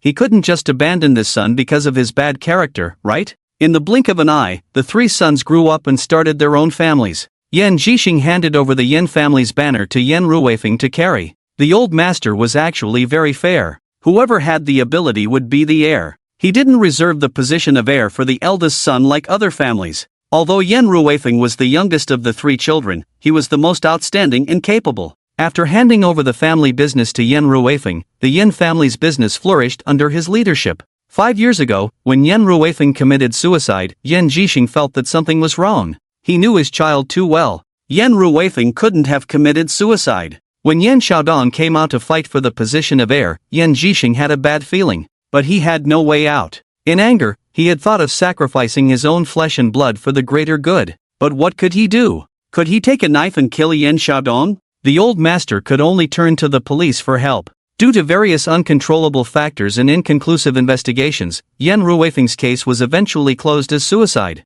5 years later, Yan Bingjun fell victim to foul play once again. Yan Jixing was completely disappointed in Yan Xiaodong. There was a moment when he even wanted to personally end the life of this rebellious son. But he was already an elderly man in his twilight years. He couldn't do anything. He could only watch as Yan Xiaodong step by step took away the position of the Yan family's heir. Fortunately, at the critical moment, Su Chen appeared. Yan Jixing once again sighed with emotion that Su Chen was the savior of the Yan family. The two of them chatted until sunset in the manor before returning to the house. The women of the Yan family had already prepared the dinner. When Yan Jixing and Su Chen returned, the dinner officially began. Although called a dinner, it was actually a very formal expression of gratitude to Su Chen as everyone sat together. The dishes at the dinner were very sumptuous. However, Su Chen had no appetite. He had been talking non-stop in the banquet hall all afternoon. The celebration banquet prepared by Yan Xiaodong to celebrate the heir was extremely luxurious. Su Chen, of course, could not waste Yan heir's kindness. He chatted with the big shots in the business circle while showing off and ate all afternoon. He had just gone outside with old Master Yan to digest the food. Now he felt less full, but he really couldn't eat anymore. The people of the Yan family were also like Su Chen, they had no appetite. But it was not because they had eaten too much, but because of what had happened in the past few days, which had really dampened their appetite. Just after the 7th day of Yan Bingjuan's passing, Yan Xiaodong made a big fuss about taking away the heir's position. Fortunately, with Su Chen's unexpected help today, there was a shocking turnaround. Yan Luoshu successfully became the heir, undoubtedly the only thing worth celebrating in the Yan family these days. All thanks to Su Chen. Yan Jixing picked up a bottle of Feitian Maotai and poured a cup of wine for Su Chen sitting beside him. Xiao Su, on behalf of the Yan family, I toast to you first. Yan Jixing held the wine glass in one hand and shakily stood up from his wheelchair. Su Chen was pleasantly surprised and quickly stood up with his glass. Old Master Yan's lips trembled, as if he was trying to calm his emotions. After a while, the old master raised the wine glass to Su Chen. I have experienced too many ups and downs in my life, too many hardships. Along the way, I have been helped and supported by countless benefactors. For the help of these benefactors, the Yan family has repaid in various ways. But only for your kindness to the Yan family, we are truly unable to repay. It is said that great kindness needs no thanks. In the past, I could not understand what kind of kindness that was, but now I finally understand. Xiao Su, you are a benefactor of our Yan family, and more than that, you are our savior. No matter how grateful words are, they seem too shallow for your kindness to our Yan family. No language can express our gratitude to you. Xiao Su, if you regard our Yan family highly, then consider this place as your own home. From now on, we are one family. Whatever money, resources, as long as the Yan family has it, you can take it from our home anytime, anywhere. Whatever you want to do, just tell our family members. The more the old master spoke, the more excited he became, somewhat incoherent, and finally clinked glasses with Su Chen, taking a sip first. Grandpa, just take a sip, don't. Su Chen didn't finish his sentence before Yan Jixing downed a large glass of white wine. Since the old master had finished his drink, Su Chen quickly raised his glass and downed it in one gulp. The old master coughed slightly. Zhang Shuhua and Ling Qiuhong hurried over to help him sit down. Yan Jixing was quite old and hadn't drunk alcohol in over 10 years. Today, he made an exception to toast Su Chen with a glass, and he drank it all in one go. After the old master sat down and took a while to recover, Su Chen quickly prepared a cup of tea for him. Xiao Su, as the eldest sister-in-law of the Yan family, I toast you on behalf of my husband and my daughter. Zhang Shuhua stood up and raised her glass. Auntie, You don't have to drink it all at once. Oh. Su Chen didn't finish his sentence before Zhang Shuhua also downed her glass. The spiciness made tears well up in her eyes. Xiao Su, you don't have to finish it, just take a sip, Zhang Shuhua advised. Su Chen couldn't help but feel embarrassed, so without a second word, he drank it all in one go. After Zhang Shuhua sat down, everyone took a few bites of food, and Ling Qiuhong and Yen Sui stood up together. Xiao Su, my daughter Yi and I, we toast to you alone. Thank you for upholding justice for us. We thank you on behalf of the late Lao Yan under the 9 springs. Ling Qiuhong finished speaking, and she downed the glass of wine in one gulp. Yen Shui, with her mushroom hairstyle, picked up a glass of juice. Brother-in-law, I'm allergic to alcohol and can't drink, so I'll toast you with juice instead. As soon as the term brother-in-law was mentioned, the atmosphere at the dining table instantly became very delicate.